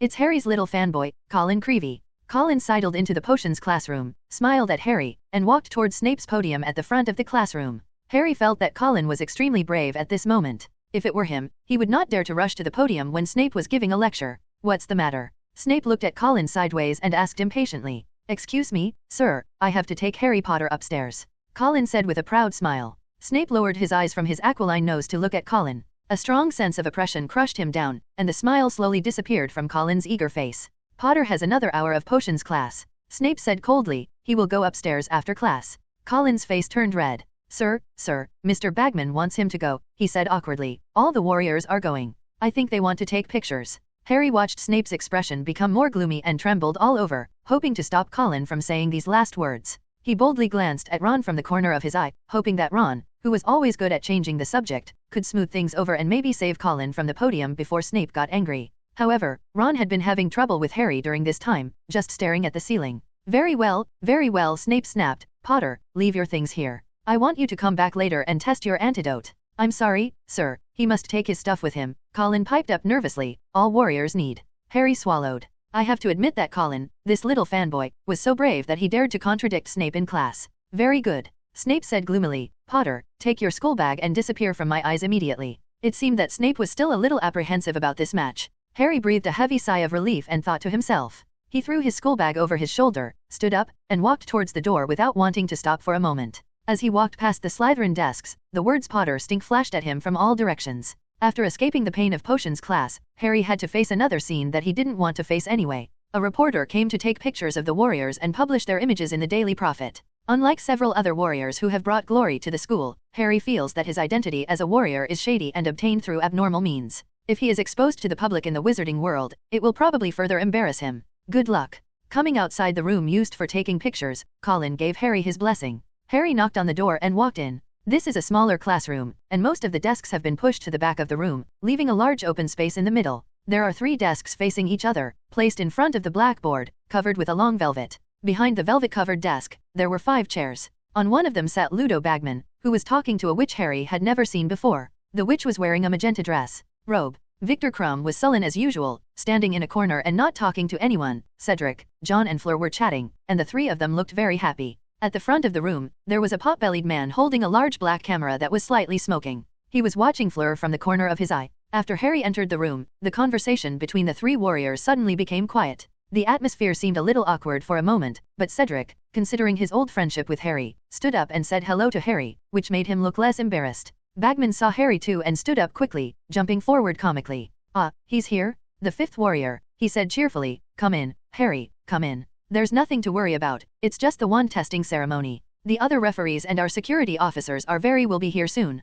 Detection wand? Security officer. Harry asked doubtfully. We must check whether your wands are fully functional and in good condition, because in future competitions, wands will be your most important equipment. Bagman explained. As for the safety officer, this is the request of Principal Dumbledore. Come out. In addition to the referee, a new safety officer will be added during the game who is enough to ensure your safety. The wand expert is upstairs with Dumbledore. Then he will take some pictures for you. He pointed to the witch wearing a magenta robe next to him. This is Rita Skeeter. She is writing a short article about the contest for the Daily Prophet. Maybe it's not a trivial matter, Ludo. Rita Skeeter smiled strangely, staring directly at Harry. Her hair was styled into delicate, stiff, weird curls, which looked particularly awkward when paired with her big-jawed face. A pair of jewelry-encrusted glasses rested on her face, and her fat fingers grasped the crocodile leather handbag. Her nails were about 2 inches long and were painted bright red. No matter how I look at it, I feel like this woman is not very reliable. Before we begin, can I have a few words with Harry? She asked Bagman, but still keeping her eyes firmly on Harry. The youngest warrior, you know, in order to give the article add a little color. No problem, Bagman said loudly. He very much hoped that Harry, the youngest warrior, could be publicized. Maybe more people would join his bet by then. It's just, I wonder if Harry objects. Harry snorted self-defeatingly. Great, said Rita Skeeter, excitedly grabbing Harry's arm with her bright red claw-like fingers and trying to drag him into the other room. At this moment, the door to the room where the warriors were located suddenly opened again. A head of silver hair that was even brighter than Fleur's hair came into view. Rita Skeeter's hold on Harry's hand relaxed unconsciously, and her eyes shone with more excitement than ever before. Ludo, which celebrity is this here to promote the Final Four? She asked Bagman without moving her eyes. Ah, you said Professor Dracula is a star. Bagman shook his head in amusement. This is the defense against the dark arts professor at Hogwarts. He is also the security officer for the upcoming competition. He is responsible for ensuring that warriors' safety. Wait, Ludo, you said, he is the defense against the dark arts professor at Hogwarts who was re-elected for the first time in decades. Rita looked startled, her eyes filled with annoyance, regret, excitement, shock and a range of other emotions. Yes, Professor Dracula has been the defense against the dark arts professor at Hogwarts for more than 3 years. Bagman didn't quite understand why Rita was acting so strangely, and stretched out his hand to scratch his head. You don't understand, this is big news. Rita stomped her feet angrily. This professor can occupy the first page of the newspaper with just one face, far better than the previous Gilderoy Lockhart, much stronger, not to mention he is also the powerful defense against the dark arts professor at Hogwarts. It's strange, why has such a character never appeared in the newspaper? Why didn't I discover this problem earlier? I thought you should know. Bagman said inexplicably. Professor Dracula has just started working at Hogwarts and some students have already reported that he looks quite good. As a reporter, you must have heard that. Did you get the news? But I didn't expect his appearance to be so good. Rita replied eagerly, and immediately stopped in front of Dracula who was looking at the room. Hello, Professor Dracula, I'm Rita Skeeter, a reporter for the Daily Prophet. She stretched out a claw-like hand covered with long red nails toward Dracula. Harry, who was originally being dragged by Rita, was dumbfounded as the reporter got rid of him and approached Professor Dracula. He stood alone in the center of the room, neither going back nor standing there. Cedric waved to Harry and pulled him to the stool prepared for the warriors. On the other side, Dracula lowered his head and glanced at Rita's red claws, and then at the weirdly curly hair and gaudy spectacle frames. He curled his lips in disgust, looked away directly, bypassed the reporter in front of him and came to Bagman. Mr. Bagman, I'm just a security officer. There shouldn't be any need to be interviewed, right? Dracula asked with a frown. If it were a reporter with a slightly more pleasing image, Dracula might have been interviewed. After all, being in a newspaper was a novel experience. But this reporter named Rita Skeeter was so weird that Dracula didn't even want to look at her to prevent it from affecting his mood. Bagman was a little embarrassed when he saw this. He had long heard that Professor Dracula was more willful in his behavior, but he didn't expect that he didn't even bother to follow the most basic greeting etiquette. Looking at Rita's constant winks, Bagman sighed. In order to repay Rita's favor for helping him make big news when he was still a popular Quidditch player, he had no choice but to say this. Professor Dracula, after all, this is the first time we have set up the position of safety officer, and there is no precedent for reference. From my personal point of view, there is nothing wrong with taking photos for publicity, as it can better promote our safety. Do you really think so? Dracula raised his eyebrows and asked with a half-smile. Ahem. Bagman trembled violently, feeling as if Dracula could completely see through his thoughts. Well, I must have this idea. Just look at Professor Dracula and I don't agree. Rita looked at Bagman like he was a piece of trash, but decided to take action herself. Professor Dracula, being interviewed by me will definitely do you no harm at all, she said with a very sincere expression. With an image like yours, you only need some special skills to become the top of the magic world. And you are also the first legendary figure to be re-elected as defense against the dark arts professor. You only need to publicize it in newspapers a few more times and publish a few books. You will definitely be more famous than Lockhart at that time. This is much faster than making money as a professor. Rita smiled confidently. She felt that no one could resist the temptation of being famous and making a lot of money at the same time. After listening to the reporter's introduction, Dracula seemed to be very interested and slowly raised the corners of his mouth. Don't worry, I'm a top reporter. I've worked with many Quidditch stars, singers, and drama stars. I'm the best at packaging images. Rita thought Dracula had an idea, so she quickly said while the iron was hot. Professor Dracula, I don't need any benefits, as long as you can give me the rights to conduct subsequent interviews and write biographies. Why do you think I would be interested in money and fame? Dracula suddenly interrupted Rita Skeeter. You are joking, who wouldn't be interested in money and fame? Rita felt a little uncomfortable and forced a smile. Aren't you working hard to hold such a dangerous professorship just to earn money and fame? I have worked with Gilderoy Lockhart. When he was the most famous, he wanted to be a defense against the dark arts professor for a year, just to become more famous. So you all think so? Dracula laughed with interest. Interesting. Indeed, most wizards who serve as defense against the dark arts professors have ulterior motives. At that time, Quirrell wanted to help Voldemort steal the Philosopher's Stone, and later Lockhart wanted to add gold to his resume. From this point of view, Dracula had another purpose. He came to Hogwarts to be a professor just for fun. Now it seems that there will probably be a lot of fun during the competition. Hello, everyone! As we wrap up this video, I want to share a quick note. I have a Patreon account.